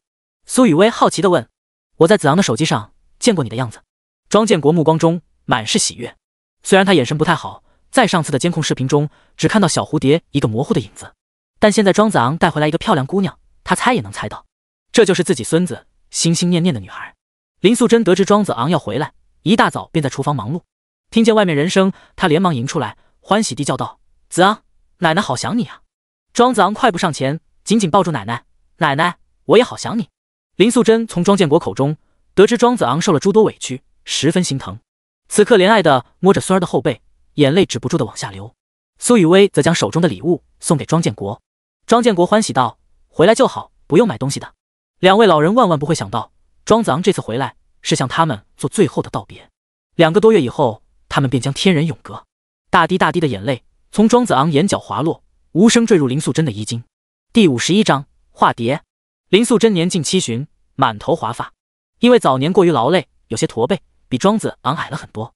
她仰望孙子的目光满是疼爱。子昂，你爸要是再欺负你，你就跟奶奶讲，奶奶帮你揍他。庄子昂含泪点头：“我知道了，谢谢奶奶。”事实上，在庄文昭眼中，自己的父母早就老迈昏聩，哪里听得进他们半句劝告呢？小蝴蝶，欢迎你来我们家做客。林素贞笑眯眯地问苏雨薇：“你跟我们家子昂是在谈对象吗？”苏雨薇俏脸一红：“没有，奶奶，我们只是好朋友。”庄建国故意板起脸：“你这老太婆真是糊涂了，孩子们还在念书呢。”林素贞连忙歉疚道：“对不起，我乡下老太婆没见识，不太会说话。”“没关系的，奶奶。”苏雨薇的心犹如小鹿乱撞，她偷偷瞄庄子昂一眼。庄子昂心情格外沉重，他怕爷爷奶奶期望越大，将来失望就会越大。此刻的2位老人却正心花怒放，已然将小蝴蝶当成了自家的孙媳妇。小院不大，被打扫得格外整洁，房前屋后鸡犬相闻，瓜果飘香，富有田园气息。将庄子昂和小蝴蝶迎进屋，2位老人闲不住，又是倒茶水，又是拿水果。小蝴蝶，别客气，把这里当自己家。子昂，你别愣着，给小蝴蝶削水果。你爱吃什么菜？让老太婆给你做。刚过了上午10点，距离吃午饭还有段时间，4人便坐在客厅看电视。庄子昂知道爷爷奶奶的爱好，特意给他们调了个戏曲频道。电视上正在播出越剧《梁祝》，作为民间4大爱情故事之一，梁山伯与祝英台家喻户晓，很多剧种都对这段故事进行过演绎，其中越剧是最著名的，有超过半个世纪的悠久历史。庄子昂压低嗓门对小蝴蝶说：“年轻人都不爱看这个，你委屈一下，陪陪他们。”小蝴蝶却一脸认真：“我觉得挺好看的呀。”庄子昂露出笑容，只当他是随便一说，毕竟传统戏曲那些咿咿呀呀的唱腔，已经与当下年轻人的主流审美格格不入。100个年轻人，估计也难找一个真正的戏曲发烧友。以前上音乐课时，庄子昂听音乐老师介绍过《梁祝》的小提琴协奏曲，大致还记得草桥结拜、18相送、英台抗婚、坟前化蝶等段落。此时电视上演绎的戏曲已接近尾声，庄子昂不断偷瞄苏雨薇，发现他看得格外认真，脚下还偶尔跟着音乐打拍子，似乎并没有应付，而是真的在用心观看。当看到真心相爱的梁山伯与祝英台双双化蝶，翩翩飞舞，苏雨薇竟已泪流满面。庄建国和林素贞都一脸惊讶，这小丫头听个戏而已，怎么这么认真？庄子昂拿起纸巾，轻轻为苏雨薇拭去眼泪。大笨蛋，人死后真能变成蝴蝶吗？苏雨薇带着哭腔问。会啊，可以自由自在，无忧无虑，每天在花丛中飞舞。庄子昂温柔地回答。如果说人死后就成为一具冰冷的尸体，埋在土里被虫蚁啃食，最后化为一堆白骨，虽然真实，但也太过残酷无情，所以古人才会用浪漫奇幻的想象，给了梁祝二人化蝶的美好结局。庄子昂望着苏雨薇含泪的双眼，在心中暗道，不久的将来，等我死了，化成一只蝴蝶，栖息在你的发端，你还会认得我吗？可蝴蝶的寿命并不长，一般都在1个月以内。正是那句话，昭君不知晦朔，惠姑不知春秋。茫茫天地之间，人真的渺如尘烟。2个多月后，自己的爱恨情仇、离合悲欢，一切都将归于虚无。小蝴蝶，到那时候，你早点忘记我吧。快到中午，林素贞去厨房做饭，苏雨薇不肯当个闲人，一定要去帮她烧火。农村的土灶把干柴放进去，灶堂里燃起熊熊的火焰，将她的脸蛋映得通红。庄建国对小蝴蝶赞不绝口，真是个乖巧懂事的姑娘。苏雨薇收拾起刚才的伤感情绪，兴致勃勃地说：“爷爷奶奶，你们喜欢听戏的话，我可以唱给你们听。”你还会唱戏？林素贞惊喜地问。我本来不会，但听了刚才的戏，可以唱出来。苏雨薇笑着说。庄子昂也挺诧异，你难道就是万中无一的音乐奇才，有过耳不忘的本事？小蝴蝶清了清嗓子，便唱了起来。我叫梁兄兄不应，英台好比剑穿心。你多愁多恨成千古，我形单影只何以生？我与你海誓山盟生前定，地老天荒永不分。这腔调和歌词竟与刚才电视上的分毫不差。2位老人笑得合不拢嘴，这么活泼可爱的孙媳妇也太讨人喜欢了。待小蝴蝶唱完，庄子昂好奇地问：“你以前学过这段戏？”小蝴蝶摇头：“没有啊，刚才是第一遍听。”“你听1遍就会？”庄子昂傻眼：“当然，难道你不会吗？你不是每年都考年级第1，不会那么笨吧？”小蝴蝶笑着反问。庄子昂无言以对，他天天叫自己大笨蛋，看来还挺有道理。庄子昂突发奇想，要是带小蝴蝶去听那老骗子吹一次《梦蝶》，他是不是就能把曲谱写出来？到时候2人琴瑟和鸣，奏一曲《笑傲江湖》，岂不美哉？柴火炒出来的菜比城市里天然气炒出来的香。林素贞围着灶台转了一辈子，厨艺相当了得，一道道色香味俱全的菜肴，馋得小蝴蝶直流口水。吃货本色暴露无遗。2位老人日子过得简朴，平日随便炒一个菜就能对付一顿。今天却不一样，林素贞格外开心，愣是弄了6个菜加一个鸡汤。坐上餐桌，小蝴蝶兴高采烈：“好香啊，奶奶你厨艺真好。”林素贞找出2个鸡腿，给2个孩子1人1个。子昂，这鸡是向隔壁徐老太买的，奶奶养的鸡过几个月就长大了，等你放暑假一定要再带小蝴蝶回来。庄子昂深深低着头，紧紧咬着下唇，不知如何回答。爷爷奶奶，对不起，真的对不起，我没有机会了。第52章，偏心的奶奶。吃饭的时候，林素贞不停给苏雨薇夹菜，比对庄子昂还好。庄建国倒了杯白酒，慢慢的小酌，随意的问着些他们在学校的情况。苏雨薇伶牙俐齿，妙语连珠，逗得2位老人直乐呵。小蝴蝶，我爷爷以前在村里是打铁的，他有一项绝技，轻易不出手，一出手就让人叹为观止。庄子昂笑着说。什么绝技啊？小蝴蝶好奇地问。打铁花。庄子昂回答。庄建国的脸上浮现出自豪的表情。打铁花是民间流传千年的艺术表演，将生铁汁烧至1600度高温，化成铁水，用特殊的击打手法将铁水打至10几米的高空。金色的火花在夜空中绽放，如流星般漫天划过，场面蔚为壮观，震撼非常。打铁花的视觉冲击比烟花更为强烈，是传承千年的极致浪漫。不过这种表演太过危险，年轻人已经很少有人学了。庄建国年轻的时候只在村里祭祀祈福时表演过，如今上了年纪，很久没有再碰。哇，光想想就很美。苏雨薇一脸向往。1600度的铁水在夜空绽放的刹那光滑，如同下了一场绚烂的金雨。看过一次足以铭记一生。小蝴蝶，你要是想看，我晚上给你打。庄建国兴致勃勃。对不起，爷爷，我在天黑之前要回去的。小蝴蝶歉疚道：“那么着急干什么？住一晚再回去啊。”林素贞挽留。苏雨薇面露难色，欲言又止。他有不得不走的理由。庄子昂连忙解围：“没事的，以后再看吗？”庄建国也道：“那就下次再回来看，反正机会多的是。”苏雨薇的目光中流露出惋惜的神情。庄子昂强忍悲伤：“真的还有下次吗？还有机会陪你一起看那1000年前的极致浪漫吗？”大笨蛋，你怎么眼泪汪汪的？苏雨薇发现庄子昂神情异样。没有，油溅到眼睛里了。庄子昂找个借口：“我看看，帮你擦擦。”苏雨薇关切地凑上去，见二人举止亲昵，林素贞笑道：“小蝴蝶，原来你管我们家子昂叫做大笨蛋。”苏雨薇闻言有些不好意思，刚才一时着急说顺嘴了，当着老人的面叫人家孙子大笨蛋，好像不太合适。庄建国对林素贞说：“年轻人就爱这么叫，跟你管我叫老不死的是一个道理。”一句话逗得所有人哈哈大笑，饭桌上的气氛变得格外欢乐。收拾好心情，庄子昂挤出笑容，陪他们说说笑笑。面对最疼爱自己的2位亲人，他能做的只有这么多了。吃过饭以后，苏雨薇要帮林素贞洗碗，林素贞不让，叫她坐着玩就好，她偏不肯，跑去擦桌子扫地，再去厨房帮忙，乖巧贤惠的模样，连庄子昂都是第一次见。没有老人不喜欢这样的孙媳妇。院子里，庄建国喝得脸颊微红，坐在摇椅上抽烟。庄子昂帮他捶着腿，劝道：“爷爷，你这么大岁数了，少抽点烟吧。我今天高兴，以后少抽。”庄建国小声道：“子昂，这可真是个好女孩，你得好好把握机会，不要辜负了人家。”庄子昂脸一红：“爷爷，我们只是朋友。”庄建国乐呵呵地说：“你这孩子打小就实诚，心思全写在脸上。你看小蝴蝶的眼神，跟我当年看老太婆一模一样。”爷爷，我……庄子昂语塞，他当然明白自己的心意，却有无法言说的理由。如果自己是个健康的正常人，那该有多好！小蝴蝶愿意跟你来这，心思也在你身上。你可不许学你爸花心，要一心一意对人家姑娘好。我老头子没几年好活了，唯一的盼头就是想看你成家。庄建国絮絮叨叨，不停叮嘱，可每一个字都犹如一根针刺在庄子昂心上。他紧紧咬着下唇，直到尝到了一丝新鲜，才发现咬破了皮。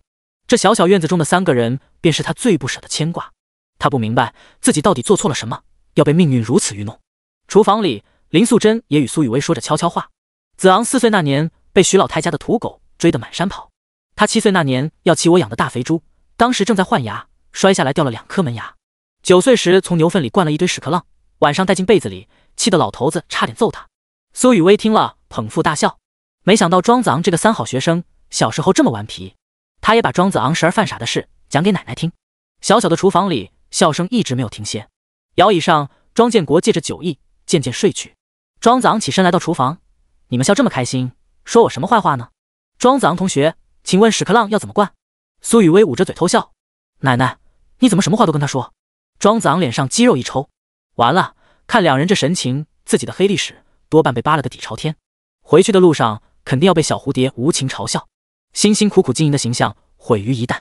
林素贞笑道：“小蝴蝶，要是在学校里子昂欺负你，你就回来跟我说，我帮你打他屁股。”苏雨薇装作可怜样：“奶奶，他经常骂我。”“你别胡说，我哪有骂你？”庄子昂不服气地反驳：“你骂我是小傻瓜，喊得那么大声，还写在风筝上。”苏雨薇如今有人撑腰，底气很足：“是你先骂我大笨蛋的。”庄子昂看向林素贞：“奶奶，你给评评理。”林素贞板起脸：“小蝴蝶可以骂你，你不许骂他。”庄子昂苦着脸：“奶奶，你好偏心啊！我就是偏心，我就是喜欢小蝴蝶，你能拿我怎么样？”林素贞理直气壮：“不敢，你开心就好。”庄子昂只能认怂。小蝴蝶得意洋洋，冲庄子昂做个鬼脸：“奶奶你真好，走，我给你削水果吃。”“好好，小蝴蝶你可真贴心。”2人走出厨房，留下一串笑声。庄子昂站在原地，望着2人的背影，终于不用再装了，泪水悄然滑落。第53章，我好想你。林素贞忙活完以后，要午休一会儿，便让庄子昂带苏雨薇去村里转转。苏雨薇看见那漫山遍野的杜鹃花，早就按捺不住雀跃的心。2人从小院出来，顶着午后的暖阳向后山走去。路过人家，庄子昂见到一些长辈，主动上前打招呼。大家见他带回来一个漂亮姑娘，纷纷出言调侃：“子昂有出息，这么小就找到媳妇了。这姑娘长得可真水灵，跟画上的人一样。早点办喜事，叔等着喝喜酒。”庄子昂一脸尬笑，勉力应付。苏雨薇站在远处，等他回来才小声问：“他们在说什么？”庄子昂板着脸：“大人说话，小孩子少打听。”“我才不小。”苏雨薇撅着嘴：“你怎么不小？小学妹。”庄子昂瞟了一眼苏雨薇的前胸，大笨蛋，你找打，谁是你的小学妹？苏雨薇冲上去，挥起粉拳，对着庄子昂一通乱捶。庄子昂哈哈直笑，连连求饶。村里的老人看了，都露出会心的笑容。好一对打情骂俏的小情侣，年轻真好。来到山路，便没了人家，四下寂然无声。天地之间，唯余你我二人。山路陡峭崎岖，遍生杂草，很不好走。庄子昂酝酿了半天，右手在裤子上反复磨蹭了几下，才小心翼翼地伸出手。苏雨薇与他对视一眼，面色微微泛红，含羞地上柔软的小手。二人轻轻拉着手，感受着彼此掌心的温度，小心脏扑通扑通乱跳。这早已不是他们第一次牵手，却还是非常紧张。上一次是在出租屋里，牵完手以后，小蝴蝶消失了整整1周。庄子昂好害怕，这又是转瞬即逝的温柔。杜鹃花，传说是杜鹃鸟啼血染红，给这种花朵增添了几分传奇色彩。望帝千年破，春山几度风，声声向谁白，岁岁作花红。爬上山顶，小蝴蝶气喘吁吁，脸颊微微发红，额头上渗出细密的汗珠。庄子昂带了纸巾帮她擦了擦汗。山风呼来，吹起海水般的裙裾，露出2截小腿，曲线优美，白皙如玉。庄子昂拼尽全力，也难以将目光从那腿上挪开。好看吗？苏雨薇问。当然好看。庄子昂痴痴地回答。当他回过神来，才发现小蝴蝶目不转睛地盯着近处一大簇杜鹃。原来你在看花，我在看腿。杜鹃有淡淡的清香，随风送来，沁人心脾。苏雨薇颇有兴致，登上一块大石头，将双手放在嘴边，对着幽深的山谷大喊：喂，大笨蛋，你听得到吗？声音在山谷里一遍遍回荡。庄子昂捂着耳朵，一脸嫌弃：你有病呀，喊那么大声干嘛？苏雨薇向他招手：你也来喊2声，把心里的话喊出来，就会特别舒服。我才不干那么弱智的事。庄子昂撇了撇嘴。苏雨薇跳下来，一把拉住庄子昂的手，强行将他带上大石头。风更大了，吹得他的发丝乱舞。他再次捧起手大喊：对啊，我有病呀，你有药吗？庄子昂被他的情绪感染，终于鼓起勇气，也放声大喊：我没有药，但是我也有病呀。2个人的声音在山谷间融合碰撞，有着2重奏的奇妙效果。你是不是有大病呀？你才有大病呢。2人又各自喊了一嗓子。有大病是网络热梗。庄子昂用开玩笑的方式喊出深埋在心中的秘密，突然如释重负。他喊的有大病是单纯的字面意思。小蝴蝶却笑意盈盈地看着他，只当他是在开玩笑。怎么样，是不是很舒服？庄子昂也发出畅快的笑声，被山下的人听到会以为我们是疯子。我才不管别人怎么以为，自己开心就好。苏雨薇傲娇道。庄子昂被这句话轻易打动。从小到大，他就是太在意别人的看法，想要获得所有人的认可，努力营造好学生、乖孩子的人设，极大的压抑了天性。可是他一点都不快乐。直到遇上小蝴蝶，他的特立独行、随心所欲都极富感染力。虽然他自己也在黑暗和泥淖中行走。庄子昂猜想，或许小蝴蝶的出现就是上帝赐给自己的最后一道光。小蝴蝶，我好想你。这一次，庄子昂用上了全身力气，喊到用尽最后一口气，才弯着腰停下来。山谷里全是他的回音：我好想你，好想你，想你。真是笨蛋，我就在你面前，为什么要想我？苏雨薇疑惑地问。就算面对面，我还是会想你。庄子昂凝望着他秋水般清澈的眼眸，对视片刻，小蝴蝶羞涩地低下头，率先回避了目光。因为紧张，手指无意识地在裙上画着图案。庄子昂的心跳得特别快，他知道以自己的身体状况，已经没有资格说我喜欢你，那就退一步，说我好想你。大笨蛋，我也好想你。小蝴蝶的嗓音在山谷间回荡，层层叠叠，不绝如缕。这是他给庄子昂的回答。满山杜鹃为证。庄子昂静静地看着女孩，她美得如一尘不染的仙子。我没有天大的福气，配得上这么好的姑娘。等我离开以后，不要想我太久，就想3个月吧，跟我们认识的时间一样长。3个月后，请彻底把我忘记，去拥抱快乐的人生，永远别再想起我。庄子昂来到开得最好的那簇杜鹃中，摘下最漂亮的一朵花。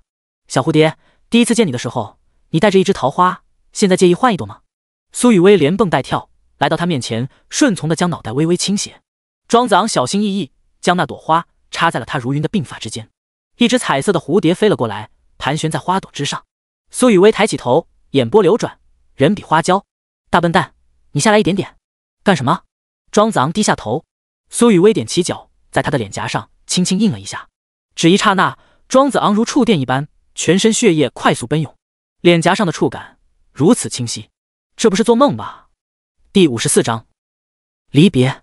上次吃烤肉喝啤酒，回到出租屋时，庄子昂意外吻了苏雨薇一下，但苏雨薇醒来以后全然不记得。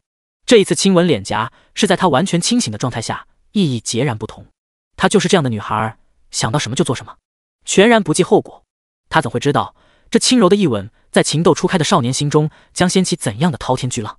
他们许久没有再说话，相互依偎坐在石头上，看日光照耀着树梢，看山风吹起了麦浪，看珍贵的时光一点点悄然流走。时间不早了，咱们下山吧。苏雨薇望着天际的浮云，再待下5分钟就好。庄子昂恋恋不舍，这满山杜鹃是最后一次看了，多希望能跟你像爷爷奶奶一样举案齐眉，白头偕老。可这么平凡的梦想注定只是奢望。从山上下来，回到小院，到了离别的时候，庄子昂心情无比沉重。庄建国和林素贞倒还好，因为他们以为3个月后放暑假，庄子昂还会再回来。爷爷，你少抽点烟，少喝点酒，要保重身体。奶奶，你腰不好，别干太重的活。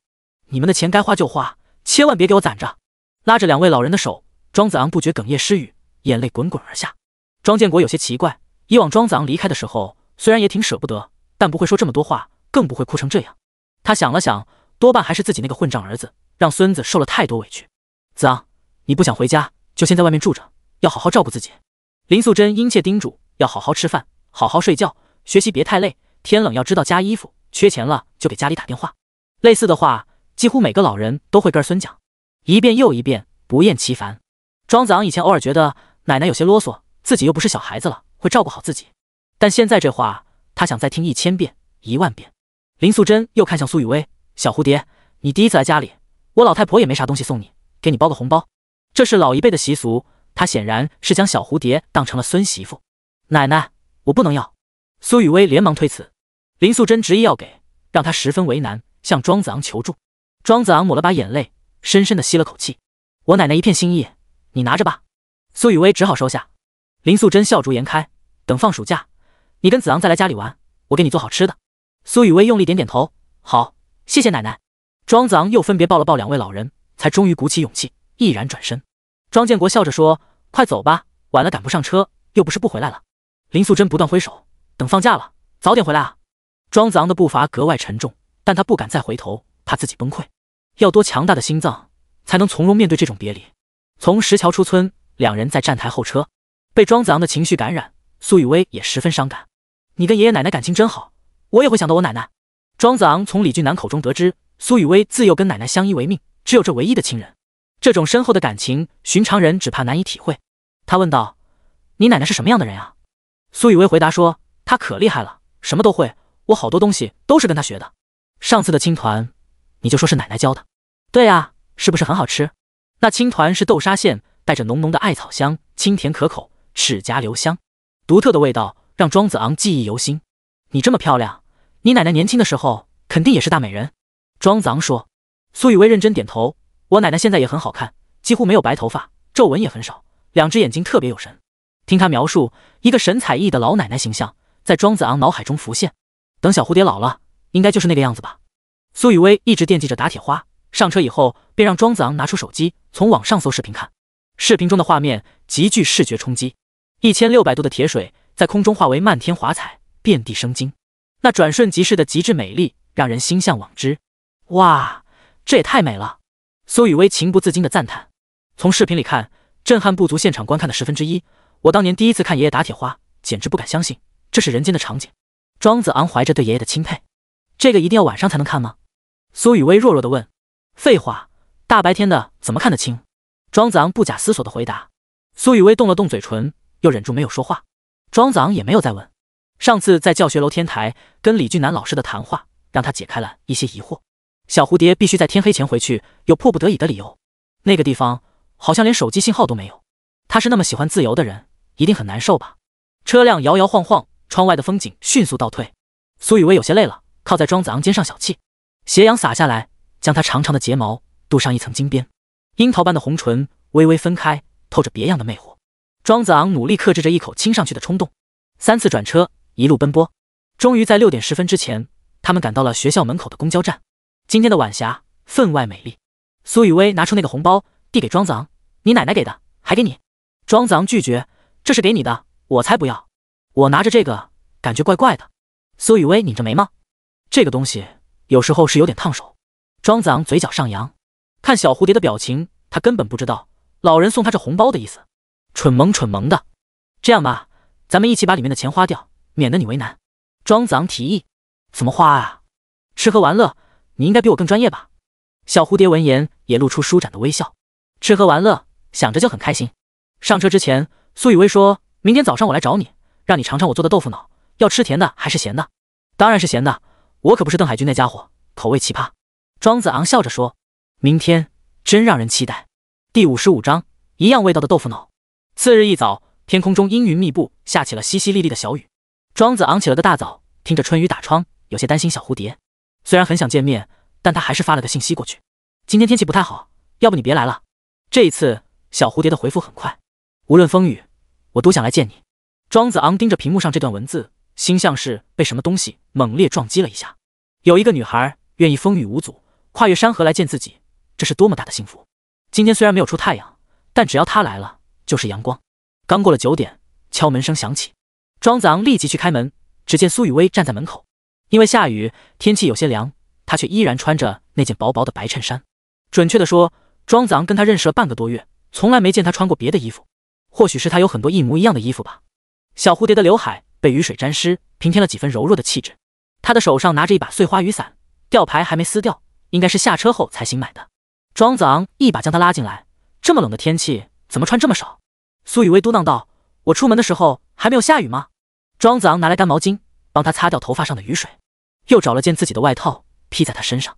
外套有些大，把她衬托得越发娇小玲珑，楚楚可人。苏雨薇小心翼翼从背包里拿出一个保温桶，放到庄子昂面前，里面是她精心制作的豆腐脑。我做了很久的，不好吃的话也要说好吃哦。打开盖子，冒出一股热气。那豆腐脑白白嫩嫩，上面撒着各种佐料，颜色很好看。庄子昂闻到香味，食指大动，他拿起勺子舀了一勺起来，吹了一下，送到小蝴蝶嘴边，第一勺给你吃。小蝴蝶乖乖张嘴，眼睛笑成了月牙。真好吃，我可真是个小天才。听见他自吹自擂，庄子昂迫不及待也来了一勺。豆腐脑入口顺滑，一股熟悉的味道在舌尖慢慢晕开。他有些惊讶地发出一个音节，咦，吃不惯？苏雨薇失落地问。不是。庄子昂摇摇头说，你记得我上次给你发信息，说我吃到一种很好吃的豆腐脑吗？苏雨薇点点头，记得呀，怎么了？你做的豆腐脑和那个老奶奶做的味道一模一样。庄子昂难以置信地说。苏雨薇闻言，笑容忽然凝固在脸上，直愣愣地看着他，漂亮的眼眸渐渐变得空洞无神。上次在逍遥宫，庄子昂被张半仙指点去照顾老奶奶的生意，那豆腐脑中的辣椒油香味非常独特，吃过一次就很难忘。他原本还想带小蝴蝶去尝尝，不料小蝴蝶自己就会做。你怎么了？庄子昂在苏雨薇眼前挥了挥手。那个老奶奶长什么样子？苏雨薇嗓音颤抖。听说是个孤寡老人，没有亲人，一头白发，满脸皱纹。庄子昂叹息道，他的眼神很浑浊，好像对生活没什么希望，看了让人心疼。不等他说完，苏雨薇突然哇的一声哭了出来，2行珠泪簌簌坠落。小蝴蝶，你怎么了？那个老奶奶是谁啊？庄子昂慌乱不已。都怪我，都怪我，我对不起她。小蝴蝶没有回答，哭声越来越大，撕心裂肺，悲痛欲绝。庄子昂不知所措，满心疑惑，那个老奶奶是谁？看小蝴蝶哭得这么伤心，他隐隐能猜到，那就是他的奶奶。可是小蝴蝶昨天才说过，他的奶奶几乎没有白头发，皱纹也很少，2只眼睛特别有神。这样截然不同的外表，会是同一个人吗？上次在河边草地，小蝴蝶也说过，他并不认识一个卖豆腐脑的老奶奶，但现在才发现，他们2人做的豆腐脑味道一模一样。张半仙的话蓦然在庄子昂脑海中响起，等你知道真相以后，我怕你承受不住。当时他只当这老骗子胡言乱语，现在想来，一定是有什么地方自己没弄明白。庄子昂脑袋一团乱麻，想不了那么多。他拿起纸巾帮小蝴蝶擦眼泪。小蝴蝶一下从椅子上弹起来，泣不成声，我要去找他。说完以后，便急匆匆拉开门跑了出去。庄子昂连忙跟上去，只见小蝴蝶连伞也没拿，快步下楼冲入雨帘中。他心疼得要死，拿起那把碎花雨伞便追了上去。走出小区，雨下得越来越大，阻挡了视线，哪里还有小蝴蝶的踪影？马路上还有行人，唯有车来车往。一辆车快速驶过，溅起地上的雨水，淋了庄子昂一身，彻骨的寒意在全身蔓延。他拿出手机拨打小蝴蝶的电话，却只能一直听彩铃，无人接听。一辆出租车在路边放慢速度，庄子昂果断招手上车，师傅，去逍遥宫。一路上他心乱如麻，一直想要给这件事赋予一个合理的解释。小蝴蝶对奶奶的外貌描述，难道是刻意的美化？明明有个孙女，老奶奶为什么会说没有家人？本就身患绝症，再加上淋了雨，庄子昂的脑袋传来炸裂的疼，不敢再想。因为是雨天，逍遥宫没有游客，山门寂寥，那个卖小吃的老奶奶肯定也不会出来摆摊。庄子昂冒着雨在道观外找了许久，才终于在一棵菩提树下看到了那个娇柔的身影。小蝴蝶浑身湿透，蹲在地上，双手抱膝，瑟瑟发抖。庄子昂快步上前，轻轻抱住小蝴蝶的肩，跟我回去吧，会着凉的。小蝴蝶一把搂住庄子昂，将脸埋在他的胸口，哭泣道：我找不到他，找不到他，嗓音悲切，痛彻心扉。先回去，等雨停以后，我陪你一起找他。庄子昂伸出手，将小蝴蝶拦腰抱起，雨水顺着她湿透的裙摆不断滴落，不知是因为寒冷还是惊慌，她的身体一直在颤抖。打车回到出租屋，庄子昂让小蝴蝶先去浴室洗个热水澡，他出去到最近的服装店给她买了身衣服。回来的路上，他步子踉跄，浑身发烫。病魔再一次敲响了警钟。第56章临别一吻。庄子昂回到出租屋，将衣服放在浴室外面，里面传来水声。小蝴蝶，衣服给你放这，我有点困，去床上眯一会儿。听到苏雨薇应了一声，他才转身回了卧室。因为淋了雨，他有些发烧，脑袋昏昏沉沉。过了一会儿，苏雨薇从浴室出来，换上庄子昂给他买的新衣服，双眼还有些红肿。他来到卧室，发现庄子昂躺在床上，面色苍白，不太对劲。大笨蛋，你怎么了？苏雨薇摇晃了庄子昂一下。我没事，睡一觉就好了。庄子昂含糊的回答，带着浓重的鼻音。苏雨薇伸出手，在他额头上一摸，发现烫得吓人。他缩回手，心中无比自责。对不起，都是我不好，总是让身边人担心。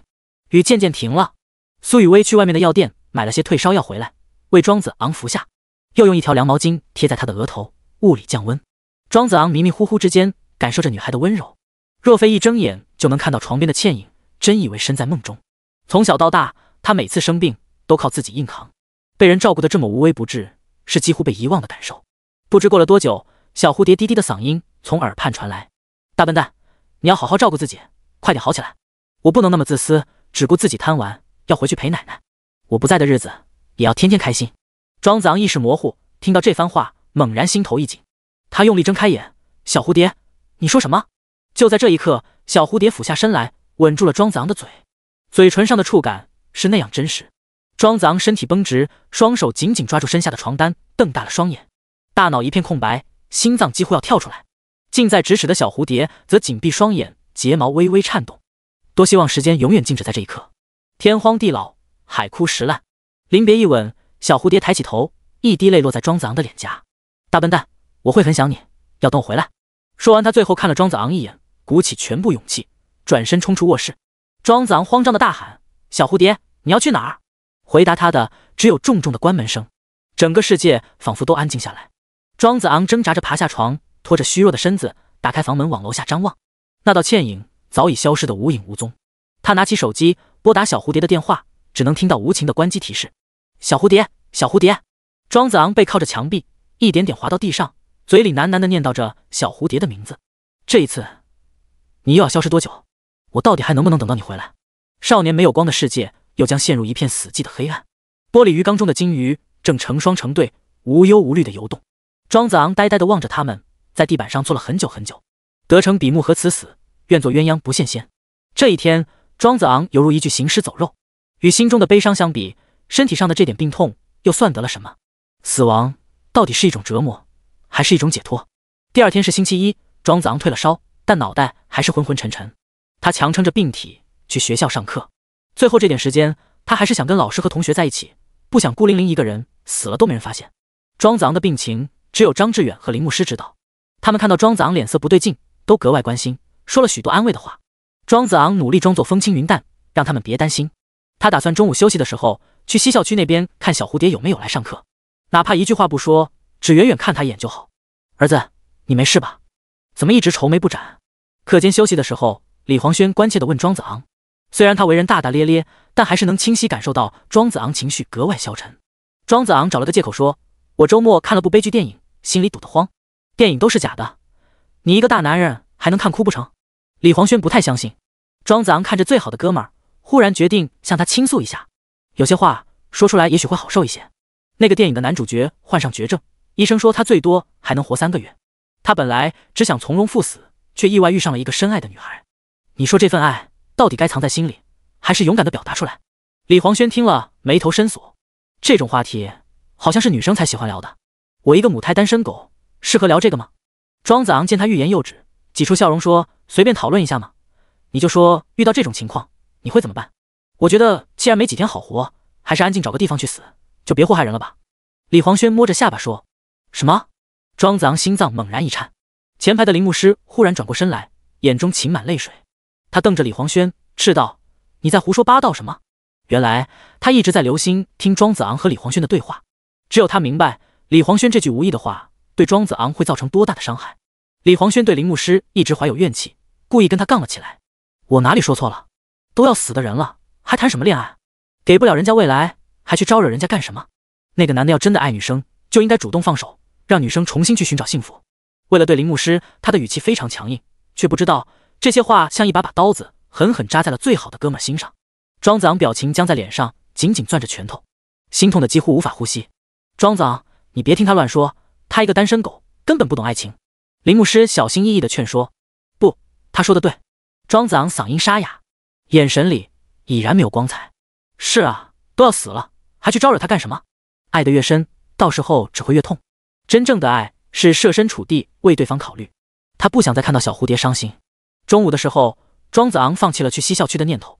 他也忍住冲动，没有给小蝴蝶打电话或发信息。如果这一次自己等不到他回来，那就正好一刀两断。小蝴蝶，忘记我，快乐的活下去吧。第57章，我的确喜欢他。下午放学，庄子昂走出学校大门，习惯性地看了一眼公交站台，心中空空荡荡。6点10分这个时间节点对他已经没有太大意义。这个世界少了你，仿佛失去了所有色彩。马路边停着一辆白色的轿车，车牌号很眼熟。庄子昂很想假装没看到，径直离开，可车门已经打开，庄文昭走了下来，身上带着烟味，头发有些油腻，看样子刚从麻将馆出来。副驾驶一侧，浓妆艳抹的秦淑兰也探出了脑袋。庄子昂，我给你打电话，你怎么一直关机？庄文昭厉声质问。我把你拉黑了。庄子昂淡淡道，有话快说，不要耽误我时间。村里有人给我打电话，说你周末回了老家，还带了一个女生回去，应该就是上次跟你吃米线那个吧。庄文昭表情严肃。是有这么回事，怎么了？庄子昂十分从容，他现在已经不用讨任何人的欢心，说话不再小心翼翼。什么父爱不父爱的，不需要了。庄文昭很看不惯他这副表情，劈头盖脸一通责骂。你才多大岁数，上学就谈恋爱，还把女生往老家带，不嫌给老子丢人现眼？我倒要问问你们那个狗屁班主任，难道好学生就是天天跟女生鬼混？庄文昭这几天接了好几个电话，都是从老家打来。以前的发小向他调侃，说他快要抱孙子了。当他弄清事情原委，便气不打一处来。还在上学就谈恋爱，这不是胡闹吗？居然还把人带回老家招摇，实在有辱门风。庄子昂待庄文昭发泄完，才平静地说：“我已经18岁，是成年人了，做事有自己的分寸，没必要向你解释。你就算80岁了，我也是你爹，还管不了你。”庄文昭脱口而出：“那我爷爷跟你说话，你听过吗？”庄子昂反唇相讥。庄文昭被一句话对住，习惯性的一撸袖子，恨不得动手。父子二人在校门口争吵，引来不少学生围观。次次都考第一的庄子昂跟他爸说话居然这种态度。他们说什么谈恋爱，学霸也早恋吗？我要有他那么好的成绩，我敢天天骑我爸脖子上。放在以前，庄子昂会很在意别人的闲言碎语，但是现在无所谓了。我没有谈恋爱，只是带朋友回去看了看爷爷奶奶而已。你如果为这事专门来一趟学校，说明你还真挺闲的。庄子昂掷地有声地说：“你天天跟那女生混在一起，老实交代，是不是喜欢人家？”庄文昭问。庄子昂略一思索，然后坚定地回答：“没错，我的确喜欢她。男子汉大丈夫，喜欢就喜欢了，没什么不敢承认。18岁的男孩子有喜欢的女生，不是再正常不过的事吗？”四周看热闹的学生却一片哗然。哇，原来学霸也跟咱们一样，满脑子想女人。庄文昭被这么多人盯着，面子挂不住，愤愤道：“一个女生不懂洁身自好，舔着脸跟你乱跑，估计也不是什么正经人家的孩子。”住口！庄子昂动怒，我不许你说他坏话。小蝴蝶在他心中是那样纯洁无瑕，绝不容许任何人诋毁。庄文昭看见庄子昂的眼神如同燃烧着2团烈焰，心底竟然有一丝惧意。那个女孩到底哪里好，值得他这样维护？子昂，这就是你不对了，怎么用这种口气跟你爸说话？秦淑兰鼻孔朝天：“你也闭嘴，这不关你的事。”庄子昂冷冷道：“你秦舒兰气得说不出话。庄子昂丝毫不在意围观人的眼光，紧紧盯着庄文昭的双眼。我真心喜欢小蝴蝶，人就应该跟喜欢的人在一起。我不像你，明明不喜欢我妈，还要让她怀孕，然后奉子成婚。那5年一地鸡毛的婚姻生活，一定让你不堪回首吧？庄文昭被问得有些心虚，不由倒退了半步。庄子昂，你知不知道你在说什么？庄子昂又逼近一步，依然目光如炬。他伸手一指秦舒兰，这个女人，你应该也不喜欢吧？庄文昭大怒，你放屁！你一个2婚的男人，还带着个拖油瓶，只能随便找个女人凑合。你不喜欢她，所以才会沉迷赌博，经常不愿回家。爸，你都40多岁了，却连个真心喜欢的人都没有，活得还真失败呢。庄子昂这番话戳中了庄文昭的痛处，他忍无可忍，一脚踹了过去。庄子昂一个踉跄，重重跌倒在地。他本就患有重疾，昨天又发了烧，身体绵软无力，再也爬不起来。秦舒兰尖着嗓子道：文昭，赶紧走吧，太丢人了。你要打他就带回家再打，家丑不可外扬。他这么大逆不道，打死都不过分。庄文昭余怒未消，一辆黑色的豪车在旁边停下，林牧师从车上冲下来，一把扶起庄子昂。你怎么样？庄子昂微微摇头，我没事。林牧师瞪着庄文昭，你怎么还打他？你知不知道他已经……牧师，别说出来。庄子昂用力出声打断。他抬眼斜睨着庄文昭，我的命是你给的，被你打死就不欠你的了。眼神绝望，嗓音凄凉。围观人群均动了恻隐之心，原来他们羡慕的学霸庄子昂一直生活在悲苦之中。庄子昂浑身骨裂般的疼，大脑一片混沌，眼皮也越来越沉重，眼前每个人的脸庞都变得扭曲模糊。他双腿一软，天旋地转。庄子昂，你怎么样？林牧师焦急地呼喊。他连忙招呼司机过来帮忙，将庄子昂扶上车后座，然后送往医院。庄文昭在原地愣了一阵，才又骂骂咧咧，这么大的人了，踹一脚而已，还跟我装死，演技这么好，干脆考电影学院。回去的路上，庄文昭开着车，心情格外烦躁。秦舒兰坐在副驾驶座，忽然开口问：你是不是像他说的，从来没有喜欢过我？庄文昭不耐烦地说：什么喜欢不喜欢的，那是小孩子才计较的事，我们这么大岁数的人了，不都是凑合过日子吗？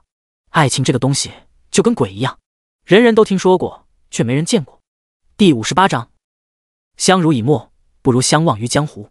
小蝴蝶，庄子昂做了个噩梦，猛然睁开眼睛，四周一片雪白，白色的床单，白色的枕头，白色的天花板，空气中漂浮着消毒水刺鼻的气味，耳畔传来医疗仪器机械的滴答声。庄子昂，你醒了。林牧师站在床边，露出一丝欣喜。庄子昂回忆起来，自己在学校门口被庄文昭踹了一脚，便陷入昏迷，是林牧师送他来的医院。他感激道：牧师，谢谢你。林牧师摇摇头，没事的，你以前对我那么好，我应该报答你的，之前是我太任性，对不起。一向高傲的校花变得这么温柔，弄得庄子昂有些不好意思。而林牧师早已下定决心，在庄子昂最后的这段日子要尽力回报他。他是不差钱的豪门千金，已经提前垫付了医药费。我昏迷了多久？庄子昂看见窗外已经完全黑了。2个小时左右吧。林牧师问：你肚子饿不饿？我出去给你买吃的。庄子昂抬起手，见手背上插着针管，正打着点滴，又问道：这个什么时候能完？我想回家。林牧师忧心忡忡地说：医生说你必须住院，至少要观察3天。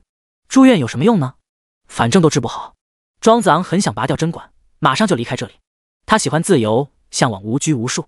林牧师看穿他心思，安慰了几句，让他别耍性子，配合治疗。庄子昂叹了口气说：那你帮我办一件事。林牧师立即点头，没问题。庄子昂指了指口袋，这是我出租屋的钥匙，那里有2条金鱼，你先帮我养着，等我出院再还给我，要是出不了院。说到这里，他有些哽咽。林牧师眼里也闪着泪光说：都什么时候了，你还惦记着2条鱼？那是小蝴蝶送给我的，我不能养死了，要是我出不了院，你就去西校区23班帮我还给他。庄子昂语气沉重，有点托付遗言的意思。你别听李黄轩胡说八道，你真的不打算再见他？林牧师既悲伤又惊讶，他看到我这个样子会伤心的，我只希望他快乐，不希望他伤心。庄子昂说这话时心如刀绞，白天李黄轩的话深深触动了他，那是没有未来的爱情，如果注定不能有结果，就不该越陷越深。庄子昂的身体还是很虚弱，说太久话会累。林牧师从他口袋拿出钥匙，问清楚地址以后，忍着眼泪离开了病房。他从庄子昂身上学到了新的东西，自己以前对爱的认知太过肤浅，原来真正的爱是全心全意为对方付出，哪怕自己备受折磨和煎熬也心甘情愿。林牧师离开以后，庄子昂一直呆呆地望着天花板，与小蝴蝶相识以来的一幕幕像电影一样在脑海中回闪。原来我们一起经历过那么多事，一起分享过那么多快乐。谢谢你出现在我生命的最后时刻，但是现在分开才是对彼此最好的选择。如果我们也是两只鱼，正应了那句话，相濡以沫不如相忘于江湖。忘记我，你还有很长的路要走，而我只能到此为止了。林牧师来到庄子昂的出租屋，房间虽然很小，却被打扫得干净整洁。窗台上有个可乐瓶子，插着一只枯萎掉的桃花。桌上的鱼缸里2条红色的金鱼游得正欢。他换了一次水，又投喂了点饲料进去。考虑到庄子昂可能会在医院住好几天，他来到卧室，从衣柜里找了几件换洗衣物。衣柜角落里有个皱巴巴的纸团，打开一看，正是上次在医院巧遇庄子昂时他手上拿的那张检查报告。癌细胞扩散几个字非常刺眼。林牧师将报告抚平，折叠着收了起来，以后可能会用到。回医院的路上，他又买了些食物。牧师，真的很谢谢你，没想到这种时候会是你陪在我身边。庄子昂在见到林牧师，发自内心的万分感激。别那么说，我们还是很好的朋友。林牧师虽然高傲，但心地善良。他知道自己与庄子昂之间已经不会有超越友谊的感情，但依然愿意以朋友的身份照顾和陪伴他。我给你请了个护工，晚上照顾你，明天我会帮你跟张老师请假，放学后再来看你。庄子昂叮嘱道，只有张老师知道我的病，你先别告诉其他人，尤其是李黄轩，大男人哭哭啼啼的就不酷了。毕竟只是暂时住院，他还可以撑一段时间，等到真正的最后时刻再跟好兄弟好好道个别，还指望他给自己烧颗男大结局呢。林牧师请的护工是个30多岁的大哥。晚上的时候，庄子昂便有一搭没一搭的跟大哥聊天，聊到大哥都打盹了，他还没有睡意，因为他怕一闭眼就再也醒不来。第二天早上，陈德修照例来查房，为了给庄子昂一个好心情，他特意带了一枝花，桃花已经谢了，他带的是一只杜鹃。小伙子，感觉怎么样？陈德修面带微笑。闷死了，什么时候能出院？庄子昂也笑，着什么急，再观察2天，反正治不好，在这不是瞎耽误功夫吗？庄子昂一直用着调侃的语气，好像在说一件很轻松的事。看他的状态，陈德修觉得担心有些多余，这小伙子心情已经够好了。你让我想起送我桃花那个病人，跟你一样乐观。庄子昂伸了个懒腰说，有个女孩跟我说过，开心也是一天，不开心也是一天，为什么不天天开心呢？陈德修叮嘱了几句，将杜鹃花留在床头，便去了下一个病房。红艳艳的花朵为一片雪白的病房带来了一丝生机。庄子昂看着那花，自然而然想起那日在山顶的呼喊，小蝴蝶，我好想你，我好想你，好想你，却不露痕迹。我还踮着脚思念，我还任记忆盘旋，我还闭着眼流泪，我还装作无所谓。我好想你，好想你，却欺骗自己。第59章，没有奇迹发生。傍晚时分，林牧师放学后来探望庄子昂，跟在他身后的还有班主任张志远。师生见面，气氛十分伤感。看到病床上清瘦的庄子昂，张志远眼圈一红，你还好吧？庄子昂挤出笑容，张老师，谢谢你来看我，我其实一点事都没有，你能不能跟医生说一下，让我现在就出院？不行，你不能再任性，必须听医生的话。张志远断然拒绝。接着他又一脸凝重，作为你的老师，必须要对你负责，这件事不能再隐瞒，我今晚就通知你家长。张老师，别！庄子昂焦急地阻止。林牧师插话道，庄子昂在这里住院，就是被他爸一脚踹的，通知他家长又有什么用呢？张志远闻言长叹一声，遇上这样的父母真是不幸。庄子昂向张志远解释，我不是怕我爸知道，是怕我爷爷知道，你见过他老人家70多岁了，我怕他承受不住。张志远回忆起庄建国多么善良朴实的老人，要是知道孙子命在旦夕，只怕悲痛欲绝。那你到底打算瞒到什么时候？陈医生说了，我还有出院的机会，等到最终审判来临，我会对所有人做最后交代的。病房中的气氛悲伤的无以复加。张志远今年46岁了，却要听一个18岁风华正茂的少年托付自己的后事，这种锥心般的疼痛，非亲历者难以体会。林牧师早已哭得满脸泪痕。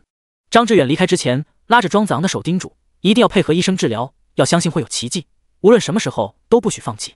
庄子昂用力点头，张老师，能当你的学生，我感到很幸运。有你这个学生，我也很骄傲。张志远转身抹了一把泪，冲出了房门。他又去陈德修那边沟通了一番，终究只能尽人事，听天命。庄子昂劝林牧师早点回去，他执意不肯，要留下来多陪他一会儿。他也生过病，住过院，知道躺在病床上看点滴是多么苦闷枯燥的一件事。庄子昂，你跟我讲你们的故事吧。庄子昂的嘴角浮现出一抹笑意，望着雪白的天花板，娓娓道来。那是一个阳光明媚的上午，校园里的银杏树枝繁叶茂，绿意盎然。当了10几年的好学生，他突发奇想要叛逆一回，迎来了人生中第一次逃课。高高的围墙却困住了自由的灵魂。这时候一段奇妙的音乐响起，银杏树下传来悦耳的女声：“你要出去吗？”他回头望去，一眼万年。一起干坏事，瞬间拉近了两个陌生人的距离。他们一起在小吃街胡吃海喝，一起在图书馆看弱智的笑话书，一起喂流浪猫，一起放风筝，一起哭过也笑过，直到勇敢对彼此喊出那句：“我好想你。”他们从来没说过爱，真正的爱就是两个灵魂的相互吸引，彼此牵绊。想你就是最真挚的告白。听着庄子昂低低的诉说，林牧师潸然泪下。他虽然是高高在上的校花，拥有过不计其数的追求者，却从来没有品尝过爱的滋味。原来爱不是索取，而是付出，是心甘情愿被对方影响，变成更好的自己。前些天，林牧师一度考虑过要将庄子昂从小蝴蝶身边抢回来，满足自己小小的虚荣心。现在才明白，这个想法有多么可笑。他是庄周，他就是蝶。我中有你，你中有我，早已容不下别人。夜已深沉，林牧师不得不离开了。走出病房前，他回头问：“如果最后这2个月，他愿意陪你到最后一刻，你愿意吗？”庄子昂咬住嘴唇，久久没有说话。林牧师没等他回答，悄然离去。庄子昂清晰地听见内心的声音，他当然1000个愿意，10000个愿意。能死在小蝴蝶的怀中，便是天大的幸运。但他不能那么自私，贪图2个月的快乐，给小蝴蝶留下一生无穷无尽的悲痛，不能再越陷越深。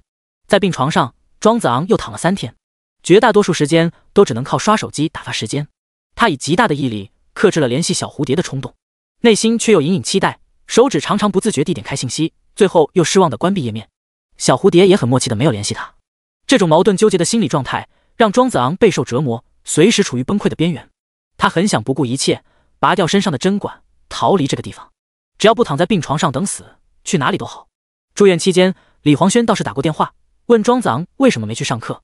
庄子昂随意编了个借口，说参加竞赛集训，要1周的时间。以前也有过这种事，李黄轩便没多问，让他好好表现。挂电话之前，庄子昂忍不住问了一句：“这几天有人来班上找我吗？”“没有啊，怎么了？”“没事，挂了。”终于在第4天傍晚，陈德修带来了他的最终意见：“我是建议你一直住院治疗，若你执意要出院，那就去办手续吧。”这句话既给了庄子昂自由，也变相宣布没有奇迹发生，甚至之前3个月的判断都过于乐观，最后时刻的到来很可能会提前。他的自由将以生命为代价。出院以后刚好是周末，不用去学校上课。庄子昂一连2天都去河畔那片青草地坐着，看浮云落日，听流水松风，天际仿佛还飞着一只蝴蝶形状的风筝，桥洞中还回荡着少男少女的呼喊：“庄子昂大笨蛋，小蝴蝶小傻瓜。”星期天下午，林牧师担心庄子昂，特意过来陪他。看到庄子昂憔悴的面庞，他心疼不已。“牧师，你对我的好，我只有来生再报了。”庄子昂静静盯着眼前的流水。如果你真的不在了，他来找你的时候，我该怎么说？”林牧师眼含热泪：“帮我告诉他，我从来都不喜欢他，我学习那么好，当然抛弃这里，追求更好的前程去了。”庄子昂嗓音哽咽：“真的要这么残忍吗？那样他或许会痛几天，总比痛一辈子好。”一阵风吹来，吹皱了河面，河水变得湍急了些，撞在桥墩上，桥洞里的回音像是低沉的呜咽，流水仿佛也在悲鸣。第60章，班级的温暖。新的1周开始，庄子昂正常去上学，他瘦了不少，脸上带着淡淡的病容。“儿子，你怎么了？看上去不太舒服。”一见面，李黄轩就看出庄子昂不对劲。“我没事，集训营的伙食太差，把我都饿瘦了。”庄子昂说出早就编好的借口。“那中午我请你吃好吃的，给你补回来。”李黄轩一把搂住庄子昂的肩膀。林牧师从前排转过身：“中午我跟你们一起，不，每天我都跟庄子昂一起吃饭。”李黄轩撇撇嘴：“我们吃饭你掺和什么？我儿子有了小蝴蝶，早就对你没感觉了。”庄子昂却道：“让牧师跟我们一起吧。”李黄轩一愣：“你们俩什么时候又勾搭上了？”整个学校里关于庄子昂的病情，林牧师和张志远是唯二的知情者。现在有很多话，庄子昂只适合跟林牧师说。至于李黄轩，庄子昂真的还没做好心理准备，告诉他残酷的真相。最后的道别将是生离死别。课间休息时，趁着庄子昂去卫生间，林牧师一把拽过李黄轩：“我警告你，以后别在他面前提小蝴蝶。”“为什么啊？”李黄轩有些懵，随即又恍然大悟：“他们俩闹别扭了。”林牧师含糊其辞：“差不多吧，他现在就像失恋一样，失恋的滋味你懂吧？”李黄轩挠了挠头：“我都没练过，上哪去失？就是心如刀割，肝肠寸断，你别在火上浇油就是了。”林牧师叮嘱：“你怎么知道这么清楚？”李黄轩纳闷：“你要是为他好，就照我说的做，其他事少打听。”林牧师也没法解释得更详细。李黄轩听了，很为庄子昂惋惜。小蝴蝶那么好的女孩，你咋不知道珍惜？要换作是我，跟她顶一句嘴，我都大耳刮子扇自己。回到教室，庄子昂才发现流动红旗又重新挂在了角落。看来过去一周谢文勇干得卓有成效，同学们为了集体荣誉，也没再对他使绊子，开始支持他的工作。庄子昂释然一笑，果然地球离了谁都照样会转，9班少了自己也不会有太大不同。上午第4节课，照旧是1周1度的班会，由班长谢文勇主持。他走上讲台，意气风发，流利地总结了上周的各项事务，感谢所有同学的付出，才让我们的班级越来越好。最后，我还要特别感谢一个人。说到这里，谢文勇的目光注视到庄子昂身上，全班同学自发地鼓起掌来。庄子昂，谢谢你教会了我，用心去付出才会收获快乐。我以前总想跟你较劲，想要赢过你，实在是太幼稚。我向你学习的地方还有很多，也请你监督我的工作。谢文勇这番话发自内心，感情真挚。庄子昂倒有些不好意思，他低声问李黄轩：“这家伙吃错药了？今天说话好肉麻。”李黄轩回答说：“上周老张用了半节语文课，总结了你为班级争取的荣誉，还有很多不为人知的付出，弄得全班同学都特别感动，跟开表彰大会似的。我本人都不在，听着更像追悼大会。”庄子昂调侃道：“呸呸呸，乌鸦嘴！”李黄轩白他一眼，全然没有听出庄子昂话里的深意。庄子昂，咱们班有你真好，能跟你当同学，我感到很荣幸。对啊，我一直跟外班人炫耀，年级第一是我朋友。要不是张老师说，我们都不知道你背后为班级付出了那么多。同学们的话轻易击中庄子昂柔软的内心，他泪光闪闪道：“谢谢，谢谢大家。老张这人真不厚道，我还没死呢，就来这一套。”张志远这时走进教室，努力让表情保持平静。庄子昂出声问道：“张老师，好端端的，你煽什么情？”张志远挤出笑容：“我听物理竞赛老师说，你们比赛在即，这段时间学习紧张，你可能会频繁缺课。你小子要是拿了金牌直接保送，就算提前毕业了，大家庆祝一下嘛。”为了不让同学们起疑心，张志远总得帮庄子昂想个借口。刚好他是竞赛生，可以争取保送名额，一切就顺理成章。作为老师，他能为庄子昂做的不多，就让他在生命最后的日子感受一下班级的温暖吧。中午的时候，林牧师果然跟着庄子昂和李黄轩去食堂吃饭，他还抢着刷自己的饭卡，买3个人的单。吃饭的时候，李黄轩满脸疑惑：“你们2个到底搞什么飞机？是不是背着我干了什么坏事？”作为多年好哥们儿，他了解庄子昂的性格，在小蝴蝶和林牧师之间，没道理再吃回头草，选择后者。看2人的神情举止也并不像情侣，只是朋友关系。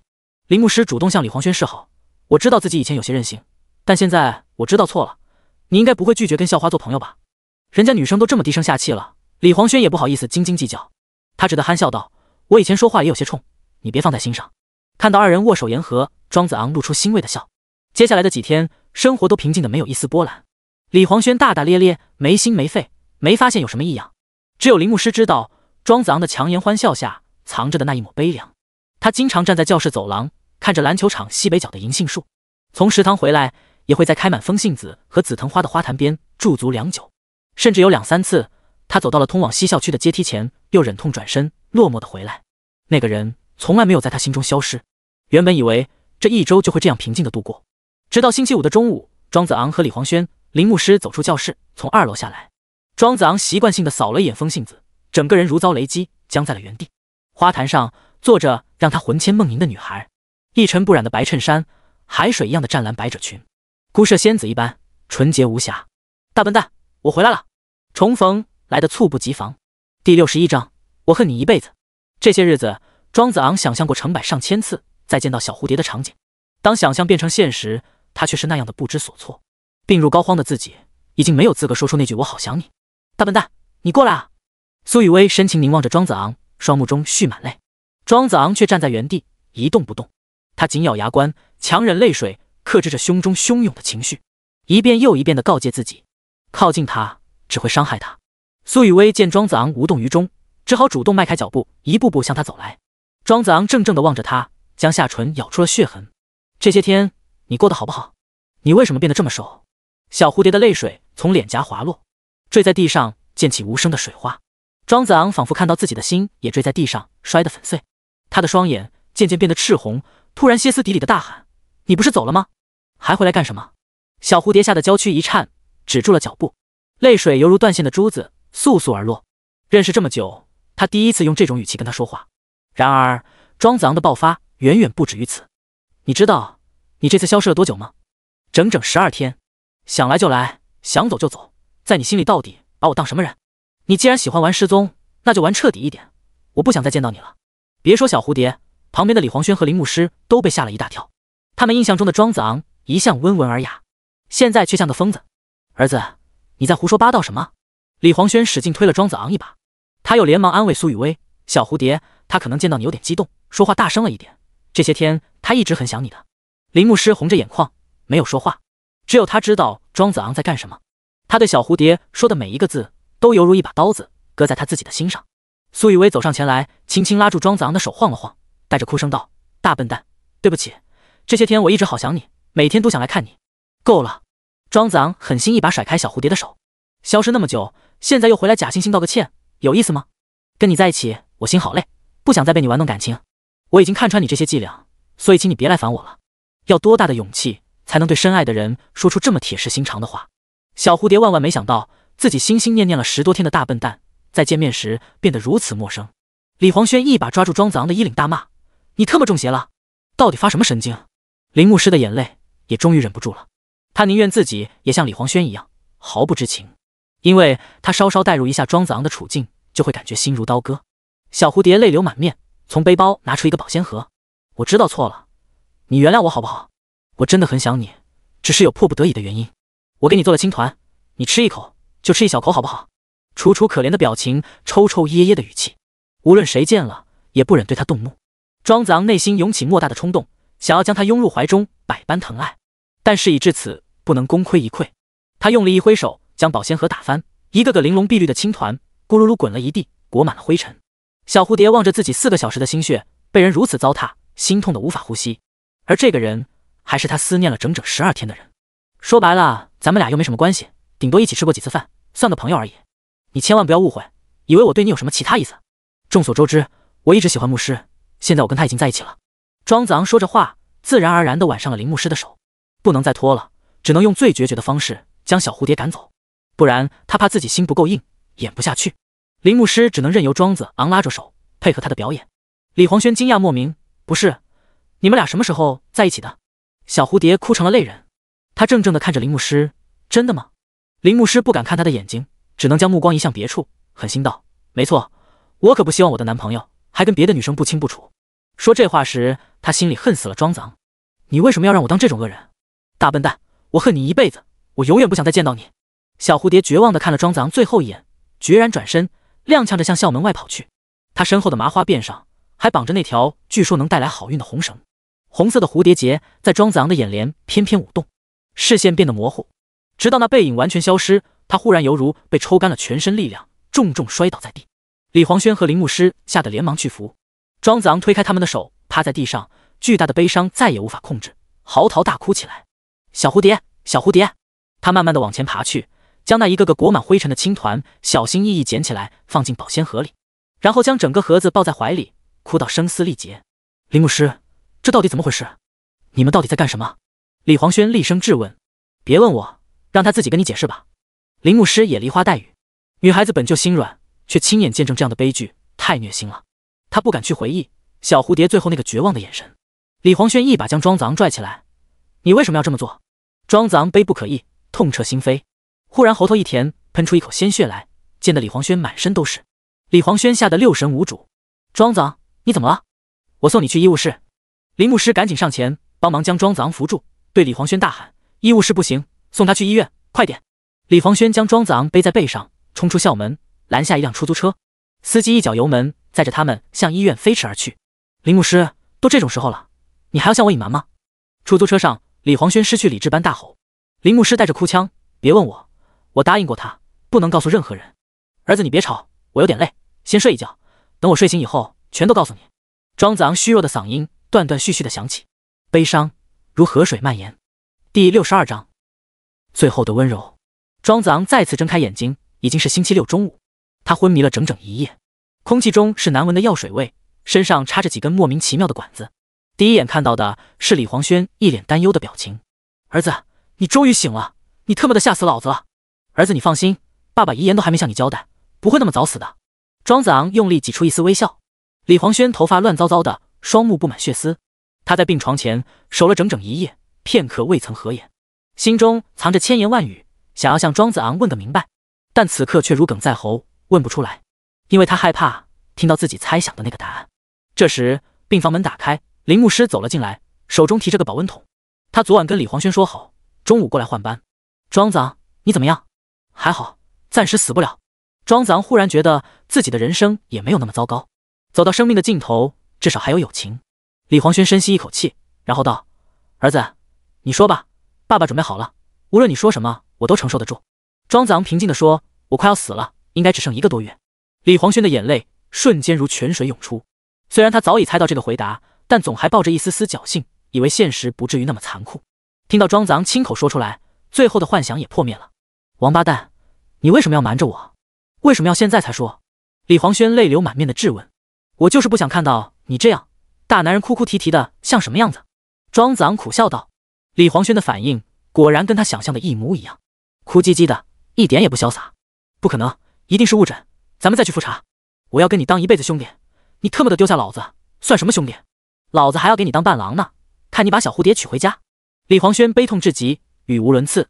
林牧师给他使了个眼色，他才醒悟过来，懊悔不已，不该在庄子昂面前再提小蝴蝶。庄子昂看穿他们的心思，眼望虚空，没事的，就算你们不提他，我也无时无刻不在想他。在他昏迷期间，小蝴蝶那绝望的眼神一直出现在梦境中。大笨蛋，我恨你一辈子，我永远不想再见到你。这种情况下，你还愿意叫我大笨蛋？你真的好善良，恨我一辈子总比爱我一辈子好吧？对不起，真的对不起。林牧师不愿气氛太过悲伤，连忙岔开话题，打开保温桶说：我让家里的阿姨炖了鸡汤，先别想那么多，吃饱肚子再说。好呀，爱与美食不可辜负。庄子昂微笑。李黄轩擦了擦眼泪，将庄子昂扶起来，半躺在病床上。林牧师本想喂庄子昂，被他拒绝了，坚持要自己来。他不喜欢生活不能自理的感觉。吃饭的时候，庄子昂断断续续向李黄轩交代一些事。儿子，等柯南大结局后，麻烦烧一套给我，我想看柯南到底跟小兰还是小爱。清明节前后，刚好是桃花盛开的时候，可以给我带一支。你要努力加油，把人生活得精彩，连同我那份一起活了。李黄轩泣不成声。别说了，咱们好好治病，一定还会有希望的。林牧师道。李黄轩，你回去睡觉吧，晚上再来换我。不，我就在这陪他。李黄轩摇头。回去吧，你要是也累出病，谁来陪我说话？庄子昂半开玩笑。那行，我晚上给你带好吃的。李黄轩这才同意，一步三回头的走出病房。他一路狂奔，来到走廊尽头，放声嚎啕大哭。刚才在病房里，他不想让庄子昂太难过，努力克制隐忍，没有哭出声来。这时候终于可以尽情释放悲伤。18岁的大男孩哭得肝肠寸断。他一直以为可以跟庄子昂当一辈子兄弟，原来一辈子竟然这么短。病房里，林牧师将窗帘拉开了一些，让更多阳光照进来。暖黄色的阳光可以稍稍冲淡一片雪白的苍凉。牧师，我昨天那些话是不是伤他很深？庄子昂含着泪。我没有很喜欢过一个人，所以不太能感同身受，但还是心痛的要死。他应该比我痛得多吧？林牧师感慨道。他想了想又说，或者这么说，你自己有多心痛，他应该跟你差不多。庄子昂的心一直像被撕裂揉碎，痛得无法自拔。一想到小蝴蝶也是这样，疼痛愈演愈烈。林牧师犹豫着说，你真的不打算告诉他真相吗？这样会不会对他不公平？让他恨我，就是我爱他的方式。庄子昂坚信，这么残忍的做法才是对小蝴蝶最后的温柔。恨一个人的伤，远比爱一个人的伤容易愈合。多年以后，小蝴蝶想起自己，或许只会淡然一笑，只当自己涉世未深，遇到了一个狗屁不是的渣男。他是那么乐观的人，依然可以拥抱爱情，享受人生。如果他知道真相，那这一段感情或许将成为他一生的遗憾，永远扎在心里的刺。在生命的尽头，能与小蝴蝶相识，共度一段快乐的时光，庄子昂已经无比感激上天的恩赐。他不能那么自私，误人一生，宁愿在孤寂中死去，也不敢再贪恋小蝴蝶的温柔。林牧师又问，要是他恨你，我去送那一对金鱼，他不肯收怎么办？庄子昂沉默片刻方道，那你就去学校下面的河边把他们放生吧。古圣先贤早有教诲，相濡以沫不如相忘于江湖。我好羡慕他，有一个男生这么深爱着他。林牧师感动万分。牧师，你以后一定也会遇到一个真心爱你的人。庄子昂送上祝福。庄子昂，谢谢你教会了我怎样去爱。林牧师发自内心的感激。当初意外得知庄子昂的病情，他的确带着很大的同情成分，但经过这段时间的相处，深入了解过庄子昂和小蝴蝶的故事，他深深的被打动了。原来这世上真有如此感人肺腑的爱情，可惜女主角本人却无法得知。第63章，没有爸爸的孩子。你好，庄先生，我是庄子昂的班主任老师，现在有一件非常严肃的事，我必须通知你。张志远按照自己的判断，认为到了不得不吐露真相的时候，拨通了电话。不管庄文昭在混账，他终究是庄子昂的父亲，这件事他有知情权。接到电话的时候，庄文昭正坐在麻将桌上，说话很不耐烦。你们学校怎么破事儿这么多？长话短说，我这边忙着呢。8条别动，我要碰。张志远听见那边人声嘈杂，估计说话不太方便，于是说，请你马上到市中心医院来，庄子昂在住院大楼8楼816病房。医院？他怎么了？庄文昭随口问。你来就知道了，具体的问题医生会跟你沟通。我现在没空，6点半再来。庄文昭说完，也不等张志远回答，便挂断了电话。他现在手气正好，可没有下桌的意思，心里还在埋怨这老师就会小题大做，有点小毛病拖2天就好了吗？再不济去小药店买副药，用得着去中心医院看病不要钱的吗？张志远听着手机里的嘟嘟声，无奈地叹了口气。庄子昂，愿你来生出生在一个幸福的家庭吧。黄昏时分，夕阳斜斜照进窗户，为这冰冷的病房洒下最后一丝温暖。林牧师听庄子昂讲冷笑话，为了让他开心一点，常常故意发出夸张的笑声。你这些笑话都好烂，从哪里听来的？听小蝴蝶讲的，我也觉得好烂，但我当时真的笑得特别开心。病房门被人推开，庄文昭和张志远走了进来。庄子昂瞳孔一缩，笑容荡然无存。庄文昭皱了皱眉，对张志远说，他有这么漂亮的女生陪着，还笑得这么开心，能有什么事？庄子昂忙问，张老师，你告诉他了？张志远摇摇头，还没有，但这件事不能再瞒，我叫了陈医生过来，由他亲自说比较好。庄子昂默然点了点头，迟早会让他知道，也差不多了。庄文昭心里还惦记着牌局，大老远被叫来医院，心里很是不爽。等待陈医生期间，他一直在发牢骚，男子汉大丈夫，小病小痛的忍一下就过去了吗？我每天这么辛苦赚钱养家，你一点不懂事就知道添麻烦。这个住院费要多少钱？该不会是叫我来付钱的吧？庄子昂泛起苦涩的笑容，爸，我记得庄宇航感冒发烧，你愣是衣不解带在床前照顾了3天。宇航才多大？你多大的人了？庄文昭立即反驳道，你知道吗？那个时候我真的好羡慕他，我羡慕他有爸爸，我却好像没有。没有爸爸的孩子连生病都没有资格。庄子昂语调凄然，前几年他还天真的以为只要自己好好学习，在家多做点家务，讨得庄文昭的欢心，就能获得一点点父爱。直到后来才彻底看清，一切都是徒劳。他拼了命却求而不得的东西，庄宇航一生下来就拥有。命运从来没有公平可言，哀莫大于心死。当他不再有奢望，反倒有种释然的感觉。庄文昭看了看手表，那个医生什么时候来？我的时间很宝贵，没空听你在这番陈年旧账。接着他又在裤兜里掏了掏，拿出一大把打麻将的零钱。不就是想要钱吗？我就这么多，不够的自己想办法，让你长点教训，别动不动就跑来住院，医院跟抢钱的一样。庄文昭喋喋不休之际，陈德修终于姗姗来迟。他下午动了一台手术，神情有些疲惫。张志远向陈德修介绍，陈医生，这位就是庄子昂的父亲。陈德修打量了庄文昭一眼，气愤道，我当了快30年的医生，还没见过你这么不负责任的父亲。你这老头怎么说话的？小心我投诉你！庄文昭蛮横地说。陈德修从背后拿出几张纸递过去，这是你儿子的诊断书，你先看一看，看不懂我再解释给你听。庄文昭接过来，粗略扫了一眼。当他看到那几个特别刺眼的词，终于收起了吊儿郎当的姿态，一行字一行字的看下去，触目惊心。不是，医生，你没开玩笑吧？陈德修扯了扯身上的白大褂，我穿着这身衣服跟你开玩笑吗？庄文昭慌了神，我儿子才18岁，你确定没有误诊？陈德修讥讽道，要是误诊，你不是可以投诉我吗？庄文昭的脑袋嗡的一声，感觉像要炸裂开来，一时间六神无主。虽然平日里他对庄子昂不闻不问，但这毕竟是自己的亲生儿子，身上流淌着自己的血液。父亲得知儿子患上绝症，谁都难以平静。什么时候的事？你为什么现在才告诉我？庄文昭嗓音嘶哑。庄子昂淡淡的说，确诊那天我给你打了电话，害你分心点了炮，实在对不起。庄文昭猛然记起1个多月之前，庄子昂的确给他打过一通电话，说医院的检查报告出来了，还问他要徐汇的电话。他当时手气很背，脾气不好，随便敷衍2句就挂了电话。原来庄子昂是要告诉他身患绝症的消息。那你回家怎么不说？庄文昭快要崩溃了。我那天买了个蛋糕回家，刚进门2分钟就被你扇了一耳光，流了一地鼻血，然后被扫地出门。庄子昂的语气轻描淡写，一点也听不出悲伤，但旁边人听来几乎快要窒息。可以想象那天晚上他是多么无助和绝望。庄文昭抬起右手，呆呆地看着掌心。那天晚上就是这一只手击碎了儿子对他的最后一丝幻想。难怪庄子昂会性情大变，像换了个人。原来是他压抑的太久，在生命的最后时刻想要释放一下，而自己这个父亲却在一次又一次的对他造成伤害，一次又一次的摧毁他对亲情的渴望。子昂，爸爸错了，我不知道你生病了。庄文昭的眼眶红了。爸，你不用认错，我一点也不怪你，因为我对你已经没有了任何期待。庄子昂依然平静，仿佛站在眼前的只是个陌生人而已。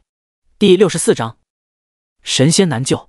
庄文昭手中的诊断书哗啦啦坠落在地，他双手抱头，用力撕扯着自己的头发，无边的悔恨在心中扩散，往事点点滴滴在眼前浮现。18年前，庄子昂来到这个世界，庄文昭的脸上便没有欢喜，因为这个意外得来的儿子，他被迫要娶一个不喜欢的女人。庄子昂被他视作冲动的惩罚。5年的婚姻生活过得一地鸡毛，让他心力交瘁。离婚的时候，庄文昭多么希望徐慧能把庄子昂带走，自己落得个干干净净的单身汉身份，可以过上逍遥的生活。事与愿违，庄建国将传宗接代看得非常重要，强行留下了庄子昂。庄文昭甚至一度想象，如果没有庄子昂这个拖油瓶，自己说不定能找到比秦淑兰更好的女人。再婚以后，他这个亲生父亲都对庄子昂不闻不问，秦淑兰一个后妈又怎么可能有好脸色？此时此刻，庄文昭直到看到儿子的癌症诊断书，才有心思去设身处地考虑庄子昂这10几年的生活过得有多么压抑。一个孩子要多绝望，才会对亲生父亲失去期待。爸，你演一下就行了，别真的把头发薅下来。庄子昂看见庄文昭的动作，不仅没有丝毫难过，竟然还有点想笑。我死了，不正好让你称心如意，一家3口过上幸福美满的生活吗？子昂，不是的，爸爸真的很伤心。你为什么不肯早点告诉我？说不定还能有办法。庄文昭悲怆道，我拿到诊断书以后，第一个电话就是打给你，可是你给我说话的机会了吗？那一把害你打了一张5万点炮，应该输了不少钱吧？如果再给你一次机会，你应该换一张牌打，对不对？庄子昂的反问极尽讽刺。庄文昭羞愧难当，无地自容，他只能不停拍打着脑袋，不是的，不是那样的。张志远忍不住插话，只要你眼睛没瞎，都看得出来，庄子昂1个月以内人瘦了1圈，说明你心里从来没在意过这个儿子。庄文昭辩解道，不，我注意到了，只是没想到。你注意到了，还在学校门口狠狠踹他一脚。林牧师愤愤不平，别说了，别说了，是我的错。庄文昭站立不稳，瘫在病床边的椅子上，房间里的众人都好像在对他进行审判，罗列出一条条证据，指责他这个父亲是多么不够格。眼泪终于夺眶而出。庄子昂看到庄文昭落泪，没有丝毫感动，他甚至敢笃定，等自己死后被烧成一把灰，不出3天，庄文昭一定又会坐上麻将桌，手脚利索，谈笑风生。如果庄文昭心里真有这个儿子，又怎么忍心让他承受10几年的煎熬？医生，对不起，我刚才态度不好，你再想想办法，给我儿子治病，无论多少医药费，我都愿意承担。庄文昭抹了把眼泪，又向陈德修祈求。陈德修弯下腰，捡起散落一地的诊断书，摇了摇头，我是医生，又不是神仙。这诊断书上密密麻麻的文字，翻译过来也就4个字：神仙难救。陈德修当了近30年医生，经历过太多无药可治的患者，其中不乏比庄子昂更年轻的孩子，但像他这样身患绝症都没有家属陪同的，也属实少见。一个父亲要多失败才会让孩子死心，连生命即将走向终结都不愿意向他诉说。医生，那他还有多少时间？庄文昭嗓音颤抖。那时候我估计3个月，但现在看来还是太乐观了，他的病情恶化比我想象的更快。陈德修语气沉重，他虽然没有明说，但大家都听得出来，已经过去了1个多月。庄子昂的大限只怕仅剩1个月了。爸，我现在唯一的牵挂就是乡下的爷爷奶奶，我很想见他们最后一面，却又不敢再见。一提到爷爷奶奶，庄子昂便落下泪来，他的心情无比复杂。2位老人是他最放不下的亲人，心中怀有千言万语，但他真的没有勇气面对那痛断肝肠的生离死别。2位70老人很可能承受不住这样巨大的打击。算了，你随便编个借口，说我出国留学什么的，能瞒1天是1天，等实在瞒不住了，再挑他们心情好的时候告诉他们吧。庄子昂长长叹息，庄文昭默默地点了点头。庄子昂还是那么懂事，总是为别人考虑，宁愿委屈自己。小蝴蝶和爷爷奶奶都是他最想见的人，但他全都放弃了，甘愿在孤独寂寞中迎接死神的降临。庄子昂挥了挥手，爸，你回去吧，我想休息了。庄文昭摇头，不，儿子，我留下来陪你。可我不想看到你。庄子昂别过脸，病人需要静养，既然他不愿意见你，你还是离开吧。陈德修劝道。庄文昭尴尬地站起身，又问道，那你想吃什么？明天我让你秦阿姨做了给你送来。庄子昂摇头，不予理睬。庄文昭扫视一圈，屋里所有人都用审判的眼光看着他，这让他有种感觉，自己仿佛是十恶不赦的罪人，压抑得喘不过气来，实在无地自容，他只能灰溜溜地离开。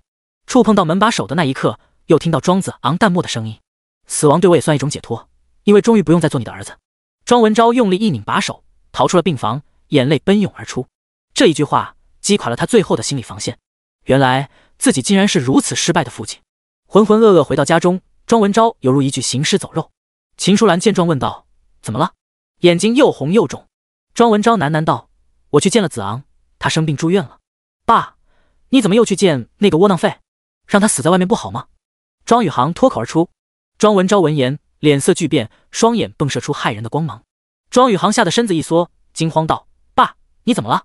庄文昭狠狠一巴掌将庄宇航扇翻在沙发上，然后解下腰间皮带，劈头盖脸的抽下去。“他是你哥哥，谁允许你叫他窝囊废？”庄宇航痛得满地打滚，惨叫连连。庄文昭却依然没有手软，一下接着一下的抽。秦淑兰发出凄厉的尖叫，疯狂上前夺下皮带：“你疯了吗？你凭什么打我儿子？”庄文昭瘫坐在地，失声痛哭：“我的儿子要没了。”第65章滑稽的表演。“儿子，我睡醒了，马上过来。你想吃什么？”李黄轩给庄子昂打来电话。他只睡了6个小时，而且睡得很不踏实，生怕一觉醒来就再也见不到最好的兄弟。说话的时候还极力压抑着伤悲。“我想吃学校外小吃街的炸土豆，让阿姨多放点辣椒，还要配上冰的可口可乐。”庄子昂回答。“你疯了，又是辣的又是冰的。”李黄轩很为庄子昂的身体担忧。“我不吃那些，难道就能活下来吗？”庄子昂苦笑，他是在遵循医嘱，想吃什么就吃什么。电话那头陷入长时间的沉默，过了许久才传来一声：“我去给你买，你等着。要是路过书店，帮我买本儿童笑话书，要注音版，太深奥的我看不懂。”庄子昂吩咐道。这一切的一切都是有关小蝴蝶的回忆。夜幕降临时分，李黄轩来到病房，手里拿着庄子昂心心念念的土豆和可乐。庄子昂担心林牧师太晚回家不安全，便早早催他回去。林牧师答应了，早上再来换李黄轩。庄子昂斜倚在床头，津津有味地吃着炸土豆，还是熟悉的味道。“好吃吗？”李黄轩勉力挤出笑容。“好吃到想哭。”庄子昂回答，一滴泪从眼角滑落。接着他向李黄轩解释：“这是我认识他那天吃的第一样东西，也是从卖土豆的阿姨口中得知，他有个好听的名字，叫小蝴蝶。”李黄轩泪目：“我好怕在学校遇见他，因为我演技不行，容易穿帮。”事到如今，他已经完全理解庄子昂的良苦用心。最后的疼爱是手放开，别告诉他真相，他不会恨我一辈子的，顶多恨2个星期就能把我这个渣男忘得干干净净。庄子昂，你特么的还真是伟大！李黄轩边哭边骂。看过《梁山伯与祝英台》，看过《罗密欧与朱丽叶》，终究不如身边的凄美爱情故事感人。原来爱一个人可以这么无私。庄子昂说：“其实你爸妈那种爱情才是真正的伟大。人年轻的时候为爱冲动，轰轰烈烈是很容易的事，相守一生不离不弃反倒更困难。”庄子昂又叮嘱道：“等你以后有了孩子，一定要给他很多很多的爱，因为你没经过他的允许，把他带到这个世界，不要让他不开心。”为了缓解悲伤，李黄轩憋出一个笑容：“我要是有了儿子，叫他李子昂怎么样？”庄子昂断然拒绝：“不行，最多用一个昂字，2个字都用，我真成你儿子了。你要是能好起来，以后生个儿子叫庄黄轩，我一点意见都没有。”李黄轩哀伤道：“等我不在了，你把我竞赛的考试题集留着，就当我提前送你儿子的礼物，我特么的替他谢谢你。”病房里2个少年哭着哭着就笑了，笑着笑着又哭了，金子般的友谊闪闪发光。第二天一大早，林牧师便来到病房，按照庄子昂的吩咐给他买了咸豆腐脑。乍一看里面的佐料都差不多，但尝一口却能品出味道的不同。小蝴蝶用的那种辣椒油，味道独一无二。李黄轩不肯回去，坚持要陪到中午，3人便坐在一起聊天。庄子昂把昨晚看的弱智笑话讲出来，逗得2人哈哈大笑。李黄轩这家伙果然演技不行，笑得太假了。林牧师就好很多，明明不好笑的笑话也能笑得很自然，一点也不夸张，有当演员的潜力。庄子昂很感动，难得他们这么费尽心机逗自己开心。快到中午的时候，庄文昭又来了，这一次他还带着秦淑兰和庄宇航。看到这一家3口，庄子昂脸上的笑容荡然无存。李黄轩直接不客气地说：“你们来干什么？这里不欢迎你们。”庄文昭本想动怒，又强行忍耐，陪着笑脸：“我来看看子昂，一会儿就走。”“早干嘛去了？现在假惺惺的。”林牧师撇了撇嘴。昨天晚上庄文昭在家大发雷霆，秦淑兰和庄宇航从他口中得知庄子昂已经身患绝症，命不久矣。实话实说，他们母子对庄子昂没什么感情，甚至在客观层面，没了庄子昂，对他们还有不少好处。毕竟少了一个将来争夺家产的人。不过，为了照顾庄文昭的心情，他们多少还是得意思一下。秦淑兰手里拿着个保温桶，装出和蔼的语气：“子昂，阿姨给你做了点好吃的，你好好养病。”庄子昂微微一笑：“秦阿姨，你真没必要这么做作，弄得人挺不习惯的。我还是喜欢你以前那种嘴脸。”秦淑兰脸色一变，但碍于庄文昭不敢发火，只得将保温桶往床头一放：“你趁热吃啊。”庄子昂摇头：“你拿回去吧，我不会吃的。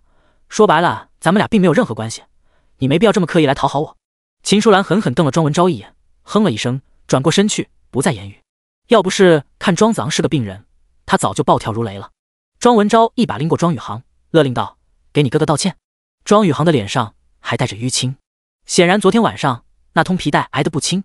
他用声音的语气道：“哥哥，对不起，我以前对你不好，我现在知道错。行了行了，你能不能把草稿背流利了再来？”庄子昂不耐烦地打断。这对母子演戏都这么不走心，哥哥这两个字从庄宇航嘴里叫出来，莫名显得特别廉价。庄子昂不需要这么敷衍的道歉。庄宇航怯生生地看了庄文昭一眼，想知道有没有过关。庄文昭冷着脸，示意继续：“哥哥，我真的知道错了，你要好好养病，早点好起来，跟我们一家团聚。”庄宇航只得硬着头皮继续念着违心的话。他越是努力装作真诚，庄子昂就越觉得恶心。谁他妈要听你这堆废话？等庄宇航结结巴巴的表演完，庄文昭温和地问道：“子昂，你弟弟知道错了，你能原谅他吗？”庄子昂冷笑一声：“他在我眼中根本就不存在，谈什么原谅不原谅的？我只想让他赶紧滚出去，不要吵到我跟朋友聊天。”多么滑稽可笑的表演，真是膈应人。也亏庄文昭想得出来。第66章，不自由，无宁死。比起那对母子，庄文昭毕竟跟庄子昂是亲生父子，他的表演要真诚得多。子昂，爸爸昨天一整夜没睡着，我真的知道错了，是我对你不够关心，没有尽到当父亲的责任。有你这么优秀的儿子，我真的感到很骄傲。你现在什么都不想，只希望你能原谅爸爸。听着庄文昭声泪俱下的诉说，庄子昂依然面无表情。你早干嘛去了？现在惺惺作态，祈求原谅，不过是害怕良心遭受谴责罢了。你们到底能不能出去？我只想安静的躺着。庄子昂恨不得起身驱赶。不行，你要是不原谅我，我就不出去。庄文昭一副坚决的姿态。庄子昂随手一指庄宇航：“那行，你扇他一巴掌。”什么？我已经向你道歉了，你不要太过分。庄宇航咋咋呼呼道。庄文昭才不管那么多，昨晚已经把庄宇航毒打了一顿，也不多这一巴掌。他将庄宇航像小鸡仔一样拎过来，反手一耳光就甩了上去。为了让庄子昂解气，他用的力道不小，清脆的巴掌声听得人心惊肉跳。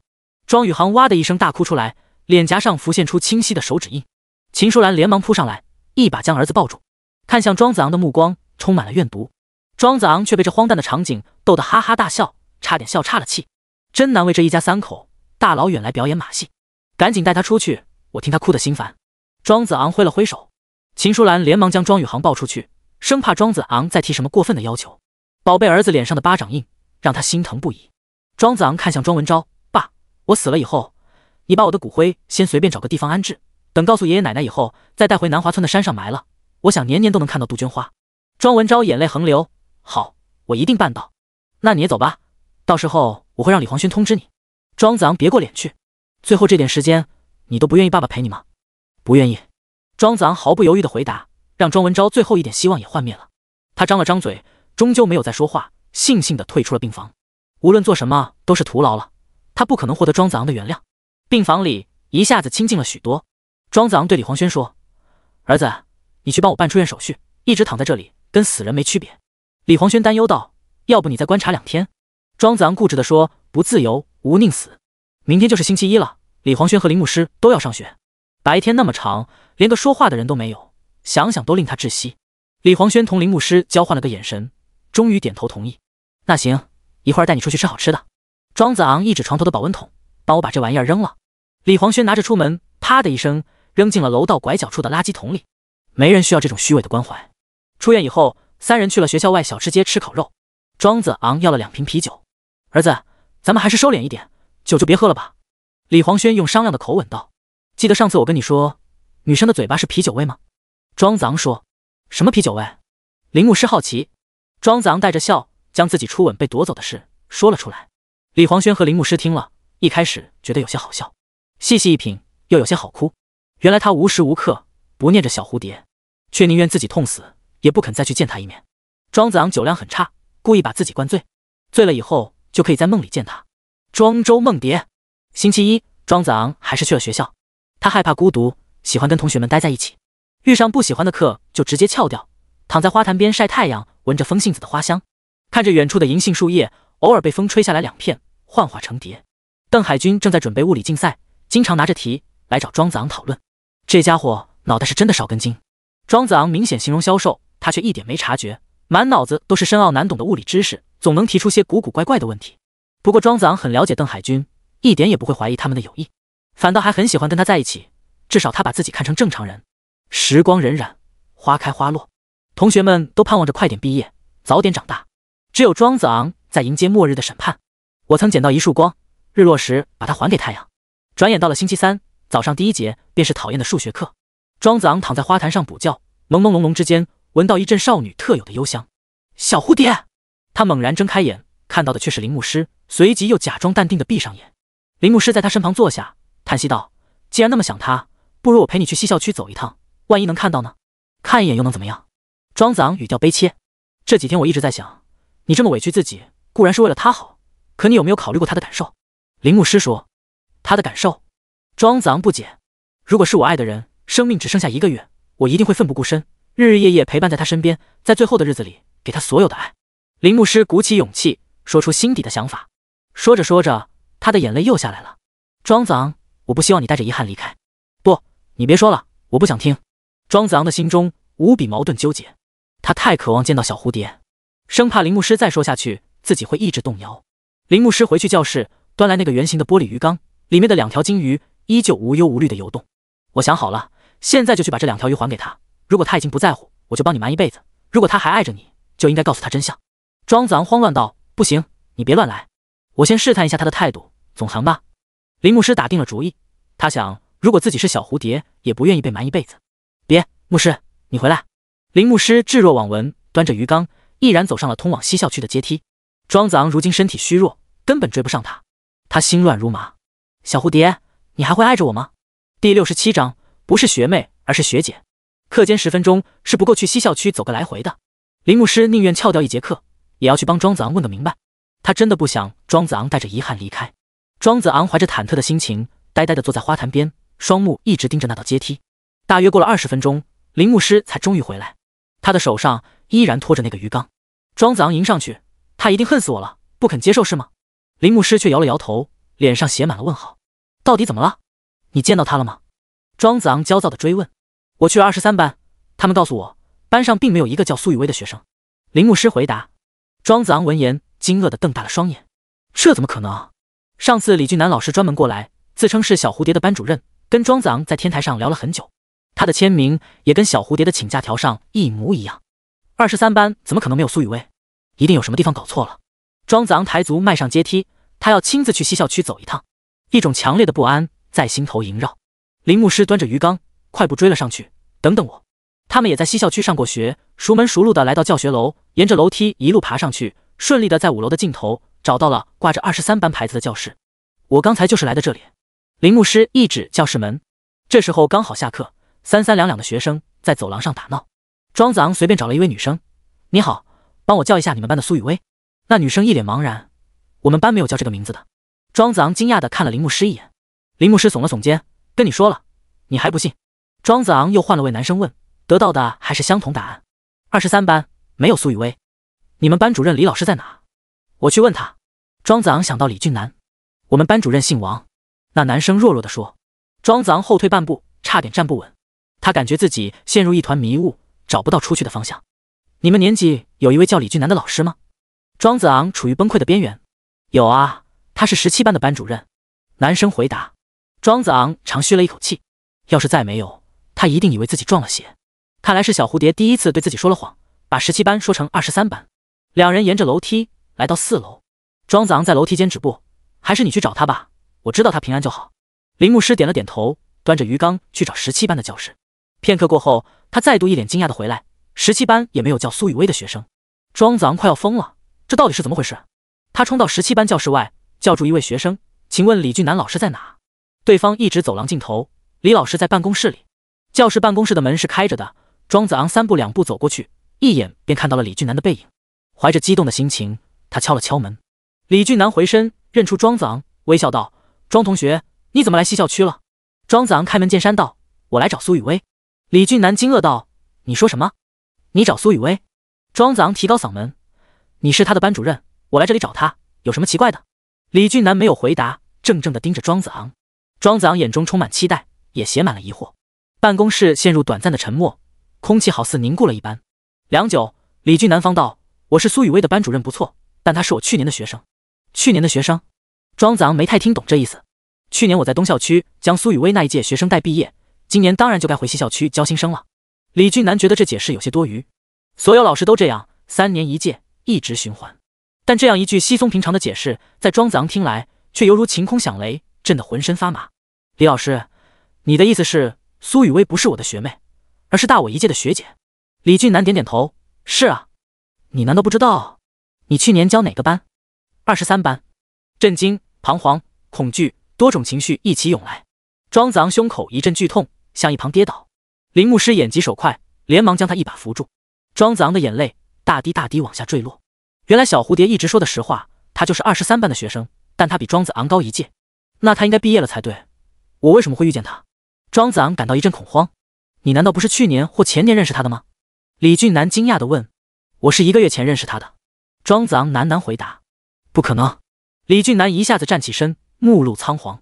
上次在教学楼的天台，他们虽然一直围绕着苏雨薇谈话，却从未提及时间线。李俊南以为庄子昂把苏雨薇的名字写在试卷上，是怀念去年认识的学姐。庄子昂却以为苏雨薇是李俊南现在的学生，是比自己低2届的学妹。他们口中的苏雨薇处于不同的时空。此时此刻，庄子昂的脑袋一团乱麻，他没有办法向李俊南解释发生在自己身上这离奇的事。林牧师也几乎不敢相信自己的耳朵。他见过小蝴蝶好几次，现在居然得知小蝴蝶本不该出现在校园中，太荒谬了。李老师，那你知道他现在在哪吗？庄子昂问。李俊南面色悲伤道：去年春天他还没毕业，就因为身体原因退学了，我也再没见过他。不过听说适当的停顿让人恐慌。庄子昂颤抖着鞠了一躬：谢谢老师，我知道了。说完以后，毅然转身离开了办公室。下楼梯时，他一脚踩空，幸好抓住了扶手，没有直接滚下去。庄子昂，你小心一点。林牧师一手端着鱼缸，一手还想去扶他，显得有些狼狈。庄子昂流着泪问：牧师，你相信李老师的话吗？林牧师茫然道：我不知道，我不敢细想。来到教学楼前的广场，庄子昂抬头望着蔚蓝的天空，脑海中浮现出一个人的脸，他一定能告诉自己答案。牧师，你先回去，我一定要找到小蝴蝶。第68章天方夜谭。从你第一次听到这首曲子，便已入了梦中。等你知道真相以后，我怕你承受不住。蝉蜕尘埃外，蝶梦水云香。张半仙那个老骗子的声音不断在庄子昂耳畔响起。原来这些疯疯癫癫、不着边际的话，并非胡言乱语。来到学校门口的公交站，等到19路公交车，庄子昂走了上去。这个时间段，车上没什么乘客，有大把的空位。他随便选了个靠窗的座，距离司机不远。司机忽然道：小伙子，我记得你向我打听过一个穿白衬衫蓝裙子的女孩。庄子昂惊讶地问：你见过她吗？有好几天了，应该是上周星期五。她来坐公交车的时候哭得特别伤心，满车的人都劝不住。那么漂亮的女孩，谁会忍心伤她那么深？对了，她当时就坐在你那个座位上。听着司机的话，庄子昂泪落如雨，肝肠寸断。他不敢去想小蝴蝶那天是怎样度过的。你一定恨死我了吧？司机趁着靠站上下乘客的时候偷瞄了庄子昂一眼，心里直犯嘀咕：怎么一个男孩子比那个女孩子哭得还惨？抵达终点站逍遥宫，庄子昂神情恍惚地走下车，步伐有些凌乱。道观外的菩提树依旧郁郁葱葱。迈进山门，他径直走向出狱张半仙的那间偏殿。这老骗子正在给一位妙龄少女看手相，抚摸着人家白皙娇嫩的小手，小眼泛光，一脸猥琐。张半仙瞥了一眼庄子昂：我以为你病发身亡，不会来了。庄子昂激动地大喊：告诉我小蝴蝶在哪里？嘘，道观内禁止大声喧哗，你等我把生意做完。张半仙将庄子昂晾在一旁，继续抚摸着那滑嫩的小手，满口套话，半真半假。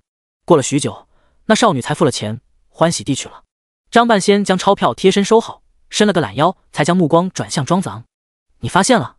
庄子昂早已等得不耐烦，连忙问道：这到底怎么回事？你第一次来道观，手上系着那根红绳，我就认了出来。你就是去年小蝴蝶口中的那个人。张半仙发出一声叹息。去年？庄子昂震撼莫名。第一次是李俊南，第二次是张半仙，他们都提到这个时间。一种大胆的假设越来越清晰。张半仙一指面前的竹椅，小伙子，这故事有点长，你还是坐着听吧。庄子昂坐得笔直，双眼紧紧盯着张半仙，呼吸急促，心跳猛烈。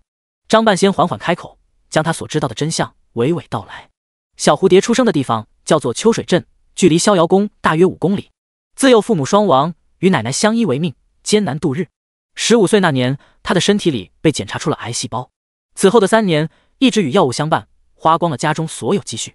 到了18岁，病情彻底恶化，药石无灵。主治医生断言，他最多还能撑半年。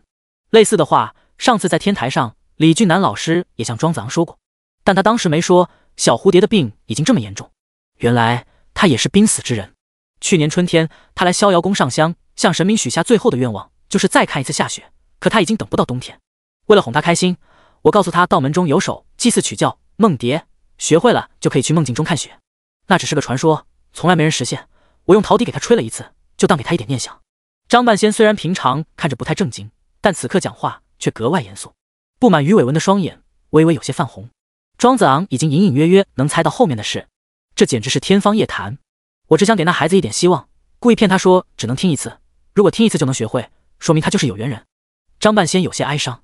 你没想到他是个音乐天才，过耳不忘对吗？庄子昂嗓音沙哑。上次在南华村，他已经见识过小蝴蝶的独特能力，仅仅听过一遍《梁祝》就能将曲调和歌词完整的唱出来。张半仙点头说，后来他就走了，好久没有再来，我以为他不会把这个玩笑当真。庄子昂落下泪来，结果他真的学会了那首《梦蝶》，去了冬天看雪。记得卖土豆的阿姨说过，她第一次见到小蝴蝶是3个月前，那个时候正好是冬天。原来时间旅行真的存在，小蝴蝶从去年来到了现在。当他再次来逍遥宫，告诉我他去了1年后，我只当他在说玩笑话。他向我求了一根祈福的红绳，要送给心爱之人。这1年来，我其实一直不敢相信，以为他病重后产生了幻觉，直到前些日子从你手上看到了那根我亲手编织的红绳。张半仙并不是正经道士，只编了那唯一一根红绳，手法有些拙劣。当他看到庄子昂手腕上带着他去年送给小蝴蝶的红绳，一下子就猜中了答案。眼前的男孩就是小蝴蝶口中的心爱之人。庄子昂望着空荡荡的手腕，泪如泉涌。我不知道他去见过你几次，但毋庸置疑的是，过度使用那首曲子对他的身体造成了不可逆转的损害。我最后一次见他，他哭得死去活来，我从没见一个女孩会那么伤心。他告诉我再也不会弹那首曲子。讲到这里，张半仙基本把自己知道的事全部告诉了庄子昂。他的初衷是给一个身患绝症的少女一份美好的愿景，不料阴差阳错，造就了一段奇缘。庄子昂不敢相信这是发生在自己身上的事。小蝴蝶是那么真实，却又那么虚幻。道观外卖小吃的老奶奶，真的是小蝴蝶的奶奶吗？庄子昂嗓音颤抖。张半仙微微颔首，目光中透着怜悯。道长，那小蝴蝶后来怎么样了？真的要我说那么明白吗？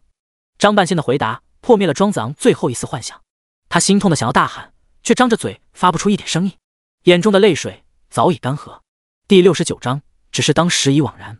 庄子昂终于明白，为什么晚上的时候给小蝴蝶打电话，他总是不在服务区。因为当下的通讯技术有限，无法跨越不同的时空。他总是穿着同一套衣服，鬓边的桃花好像不会凋零，无缘无故会消失一阵子。一切的一切都有了答案。他们2人之间隔着整整1年的时光，也隔着阴阳2界。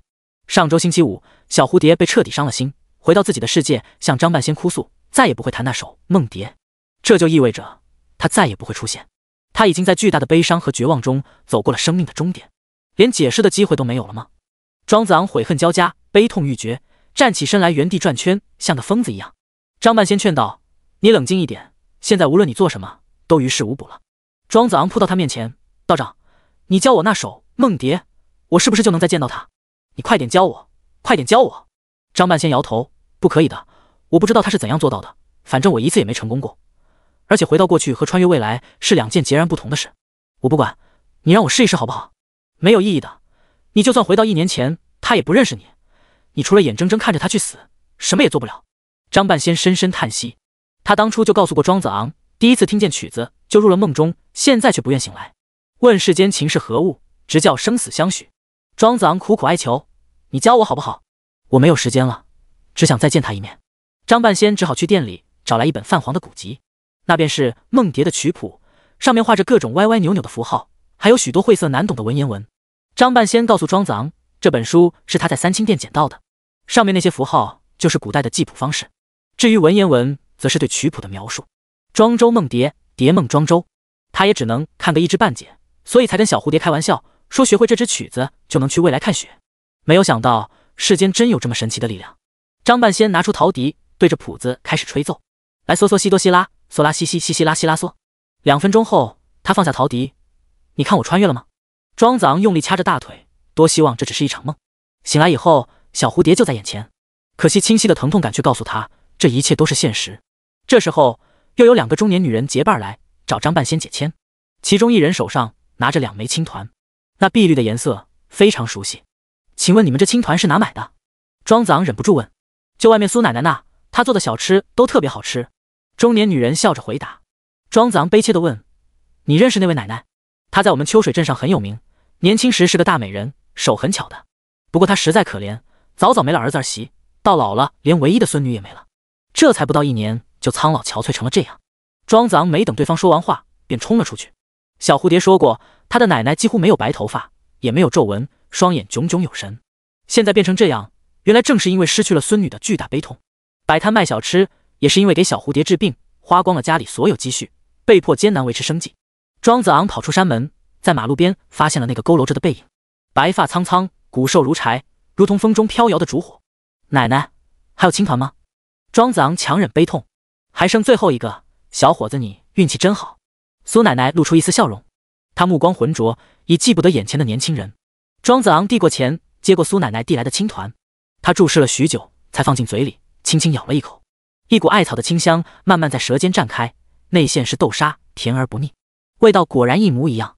庄子昂发出一声低沉的悲鸣，弯下腰来，哭得声嘶力竭，全身止不住的颤抖。苏奶奶吓了一跳，连忙来扶他。小伙子，你怎么了？庄子昂泣不成声，奶奶，我上一次吃的青团是小蝴蝶做的，就是这个味道。小蝴蝶？苏奶奶一下子僵住了，她已经许久没有听过这个名字，怕她伤心，没有人敢再提起。小伙子，你叫什么名字？我叫庄子昂。刹那间，苏奶奶的眼泪涌了出来，沿着脸上的皱纹横流。她抬起头，仔细端详着庄子昂的脸。你就是他梦里都在叫的那个人？庄子昂用力点头，哽咽到无法言语。苏奶奶带着庄子昂去了秋水镇，5公里的路，说远不远，说近不近。难怪小蝴蝶坐公交要4块钱，她回家需要在逍遥宫转1次车。苏奶奶的家是一间普通的3居室，10多年来，她与小蝴蝶相依为命，一直住在这里，直到去年变成她一个人。庄子昂一进门就发现门口的橱柜上放着一个相框，照片上是个正直妙龄的女孩，白衬衫、蓝裙子，鬓边带着一只盛放的桃花。她已经没有眼泪可以流了。客厅窗前摆放着一架古筝，一般认为筝是由色发展演变而来，弦的数目有所不同，真正的色早在1000年前就已失传。原来去年的小蝴蝶就是在这里弹奏的梦蝶。庄子昂的眼前仿佛看到一个拨动筝弦的少女，耳畔听到悠扬的旋律，自然而然也会想起那首最美的7言律诗：锦瑟无端50弦，一弦一柱思华年。庄生晓梦迷蝴蝶，望帝春心托杜鹃。沧海月明珠有泪，蓝田日暖玉生烟。此情可待成追忆，只是当时已惘然。这首诗具体要表达什么意思，除了诗人本人以外，估计没人知道，但并不影响读诗的人借古人的华美词藻抒发自己的伤悲。庄子昂的心中正是一片惘然。他离开以后，我就再没有动过，隔几天打扫一下灰尘，就当他还在。苏奶奶抚摸着古筝弦，泪落如雨。庄子昂的心早已碎了。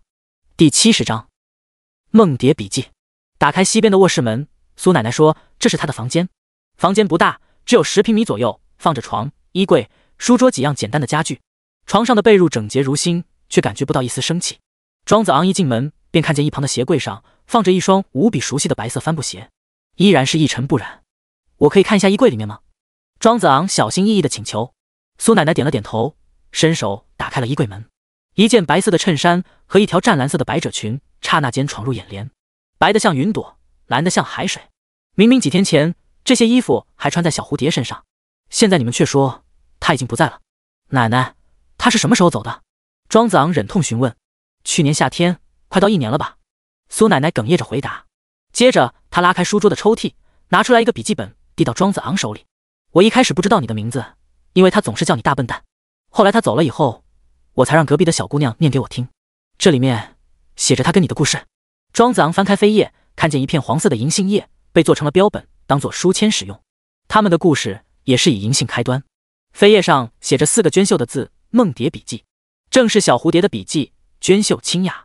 庄子昂快速翻动了几页，里面写着密密麻麻的文字，记述着小蝴蝶从过去到未来点点滴滴的见闻。你先看最后一页吧。苏奶奶语调凄然。庄子昂翻到后面，找到最后一张有文字的页面，那上面只有寥寥2句话：大笨蛋，我恨你一辈子，我永远不想再见到你。这句话便是小蝴蝶对庄子昂说的最后一句话，犹如一把刀将庄子昂的心脏刺穿。第2句话与上一句墨色不同，应该是后来再写的。可是我还是好想你。这一页纸皱巴巴的，被水沾湿过，不用想也知道，那是小蝴蝶伤心至极的泪。庄子昂再往后翻，全是空白页，没有了任何文字。这意味着上周星期五便是小蝴蝶最后一次来到1年以后，他不会再来了，我再也见不到他，连解释的机会都没有了。庄子昂想到此处，肝肠寸断。他向苏奶奶哭诉：奶奶，我不是故意要伤害他的，我以为那样才是对他最好的方式。苏奶奶摇摇头说：你跟我说又有什么用呢？反正他永远也听不到了。潮水一般汹涌的悲伤在狭窄的小屋蔓延。这个房间里似乎还残留着小蝴蝶的气息，但他再也不会出现。孩子，别哭了，他既然那么喜欢你，应该不希望你为他伤心。这个本子你带回去慢慢看吧。苏奶奶带着送客的语气，看得出来他对庄子昂的态度有些复杂，要说一点不怪他也是不可能的。庄子昂向苏奶奶深深鞠了一躬，然后离开了苏家。坐在回逍遥宫的公交车上，他开始阅读小蝴蝶留下的梦蝶笔记。12月14日，星期三，雪。写这一页文字的时候，实际上已经是1月。当然，这里的所有日期都是按照那个世界来。半个多月过去，我才终于接受了发生在自己身上的事，想要用文字记录下来。如果以后有人看到，就当我是做了一个浪漫的梦。今天，我用古筝弹了那老骗子给我的曲谱，一阵恍惚过后，周围的世界变得格外不同。刚刚还是春天，突然变成了寒冷的4-9天气。家里的陈设发生了变化，奶奶不知所踪。从家里出来，邻居一个也见不到，好像一夜之间全部消失。我去了逍遥宫，想问问那老骗子到底发生了什么，可是也找不到他。周围的人群全都是陌生的面孔。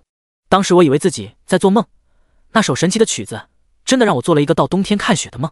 我坐公交车去学校，想找老师和同学，发现他们也全都不见了。我们的23班成了一间空荡荡的教室，太不可思议了。我向很多人打听，才终于确定我现在所处的时间是大半年后的冬天。同学们都已经毕业，老师也去教了新一届学弟学妹。我去西校区找李老师，从别人口中得知他现在是17班的班主任，但我怎么也找不到他。渐渐的，我才发现一个规律，凡是我之前认识的人，在这个未来世界通通都见不到。来到这里，我只能去认识陌生人，交新的朋友。冒着小雪，我去学校外的小吃街吃了好多美食。我告诉卖炸土豆的阿姨，我叫小蝴蝶，她是我在这个世界认识的第一个朋友。变态辣的炸土豆搭配加了冰块的可乐，真是 YYDS。 没错，冬天的可乐也必须加冰才能喝。我在外面逛了很久，胡吃海喝，这个世界既熟悉又陌生。一直到日落时分，心中突然涌起一种强烈的感觉，我必须要回家，不能待到天黑，否则的话，我可能会找不到回家的路。6点10分，我在学校门口坐19路车回家。打开家门的一瞬间，一切又恢复到原来的模样。我的房间也不像之前那么冷冰冰，奶奶正在厨房做饭，香味飘得整个楼道都能闻见。我问她白天去哪了，她说她一整天都在家里，一步也没有出门。晚上躺在床上，回想今天发生的一切，我兴奋得睡不着觉。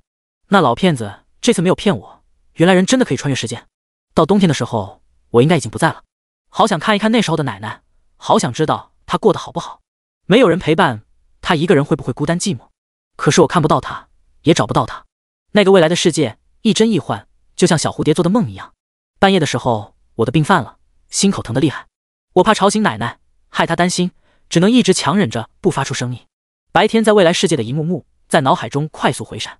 我逐渐意识到，穿越是要付出代价的。去一次未来，对我的身体会造成不可逆转的损害。管他呢，反正我也活不长了，怎么开心怎么来吧。第71章转折点。12月17日，星期六，晴。今天是周末，按照陈医生的嘱咐，去医院做了复查。他告诉我，我的病情正在继续恶化，除了大把大把的药和几句安慰的话，他什么也给不了我。回到家以后，我还是忍不住，第2次弹起了那首《梦蝶》，去到未来的冬天。虽然这个世界里我一个人也不认识，但我很喜欢这里，因为没有人知道我的病，所有人都会把我当正常人看待，不像李老师总是对我格外迁就，连冒充他签名也不生气。我买了很多好吃的，可是却没有朋友分享，只好去了西山公园喂流浪猫。这里的小猫浑身脏兮兮的，却各有各的可爱。那只个头最大的黄猫，我给它取名叫胡子，虎头虎脑的，像个饭桶一样。有2只奶黄色的小猫，长得有些相似，或许是兄弟俩。我把它们一个叫布丁，一个叫奶酪。不过我最喜欢的还是一只灰色的小猫，它总是傻乎乎的，走路慢悠悠，吃东西也抢不过别的猫。它很像动画片里的那只傻猫，所以我叫它汤姆。真是个好听的名字。我又玩了整整1天，到了傍晚再回来。未来世界真有趣，不过有一丢丢孤单，要是能找个朋友陪我一起玩就好了。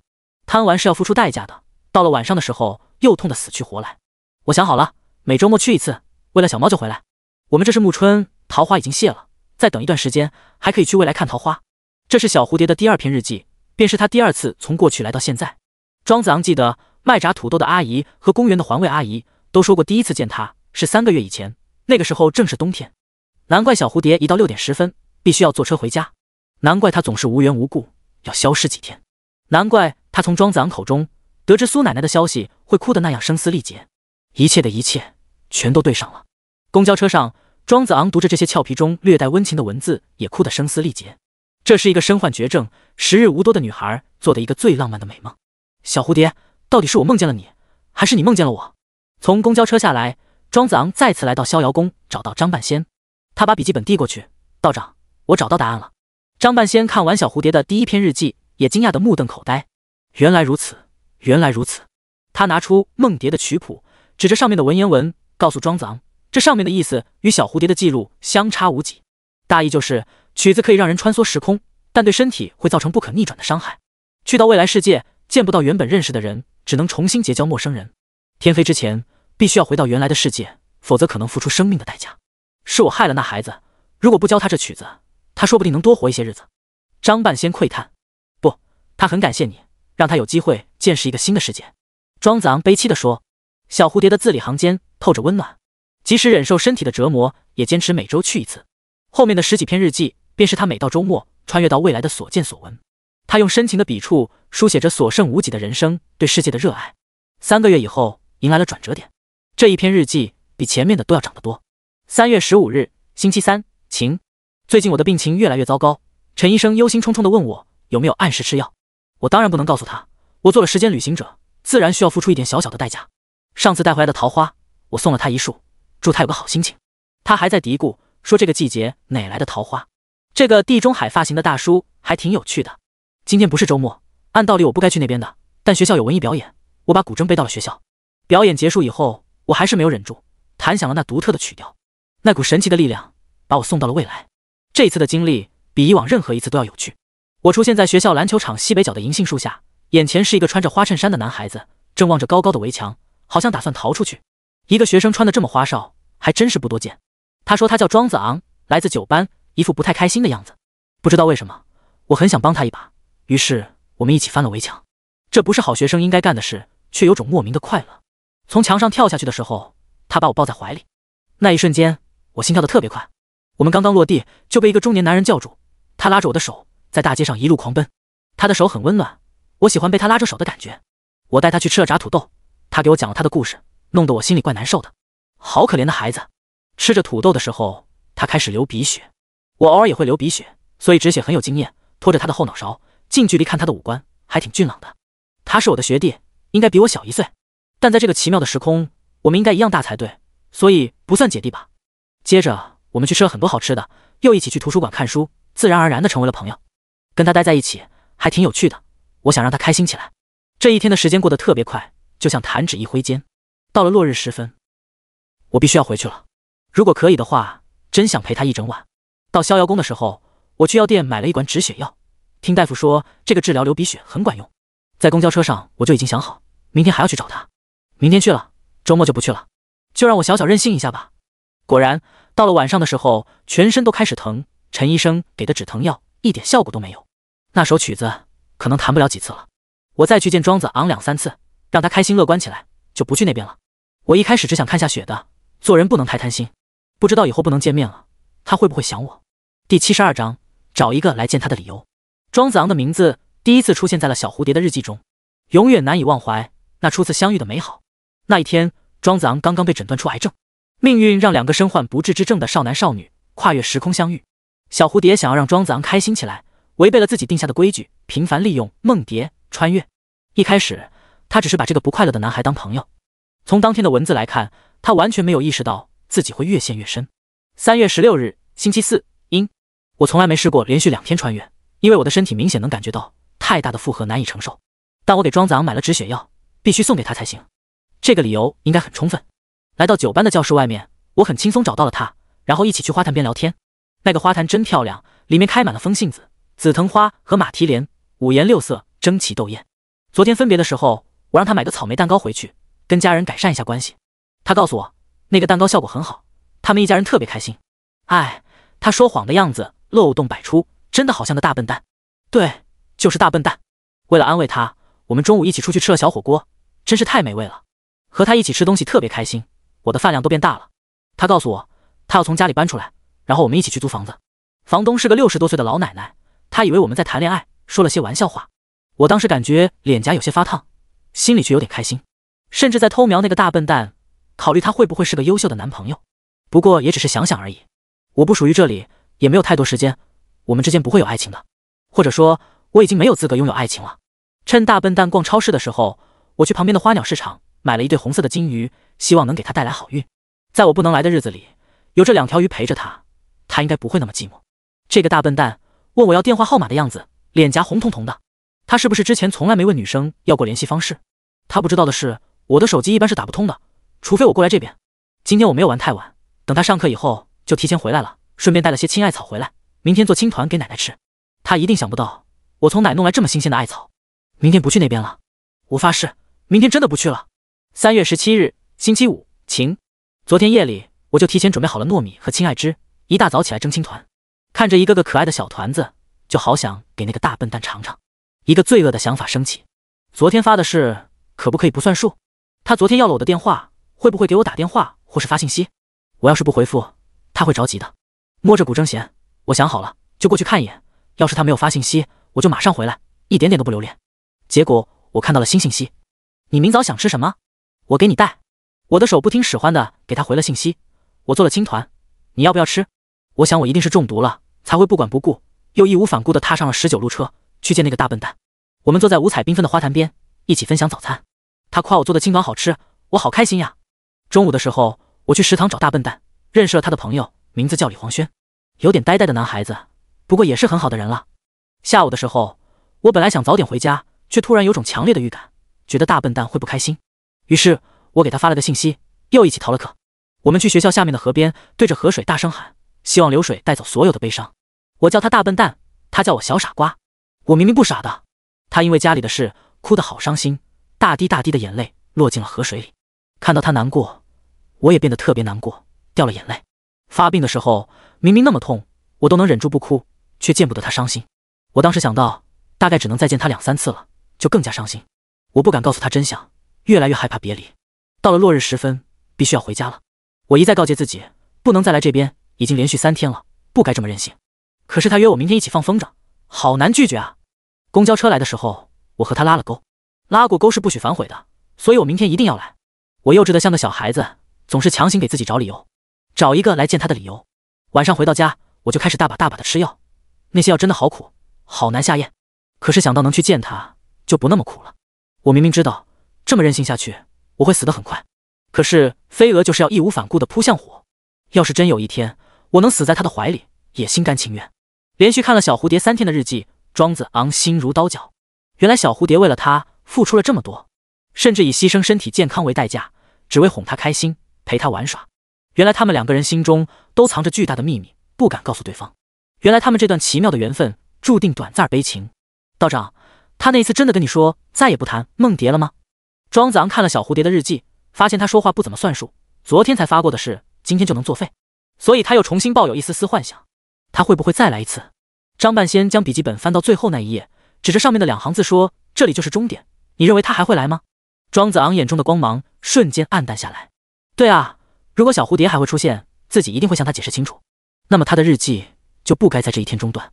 一切都已经来不及，反正他已经不在了，他是爱着你走的，还是恨着你走的，有什么分别吗？张半仙一副冷漠的表情，实际上他的内心也无比复杂纠结。把梦蝶交给小蝴蝶，让他在生命的尽头拥有一段凄美的爱情，到底做对了还是做错了？第73章少女沦陷记。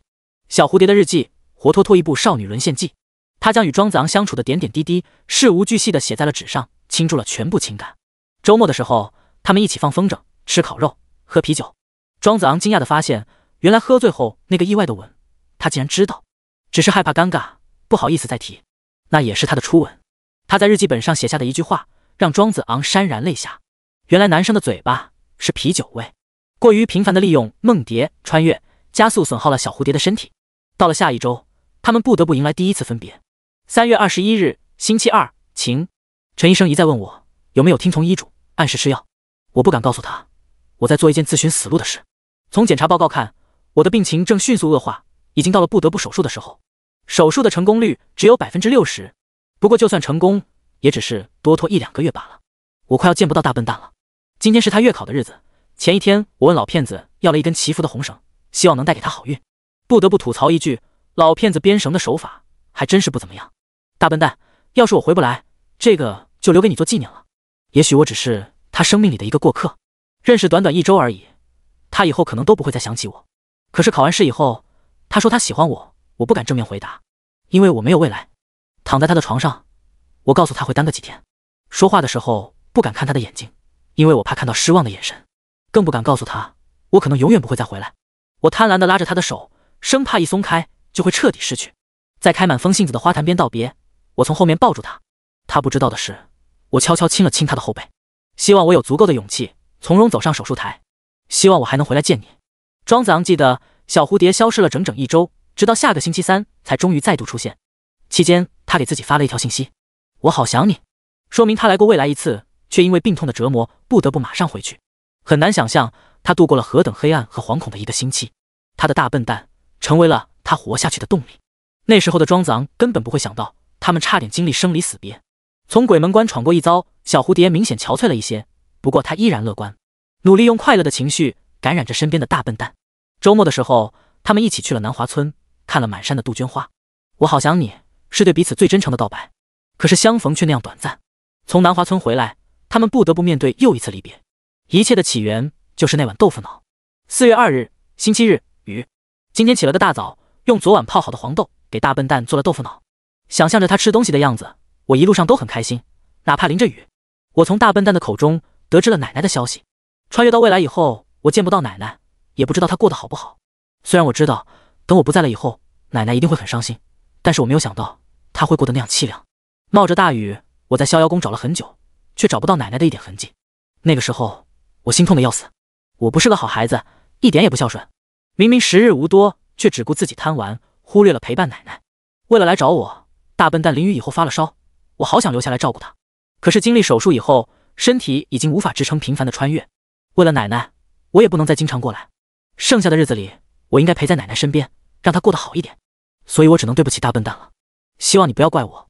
临走的时候，我亲了他一下，这一次不是啤酒味。我希望他永远记得我的味道。我让他等我，在我死之前，一定会再来见他一次。就算我们没有未来，我也想亲口告诉他，我爱你。除了最后一页那2行字，这便是小蝴蝶最后一篇日记。读着这些文字，想象着小蝴蝶当时的心理状态，庄子昂心如刀割。这一次，小蝴蝶消失了12天，他最后一次出现，原本一定对这次见面充满期待吧。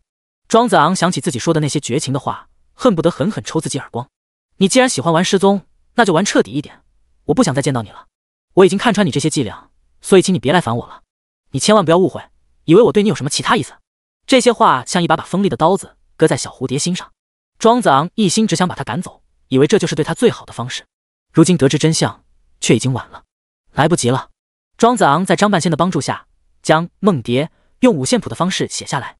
不管怎么样，他都想试一试，能不能再见到小蝴蝶，哪怕只能见一面，对他说一句话，让他明白自己的心。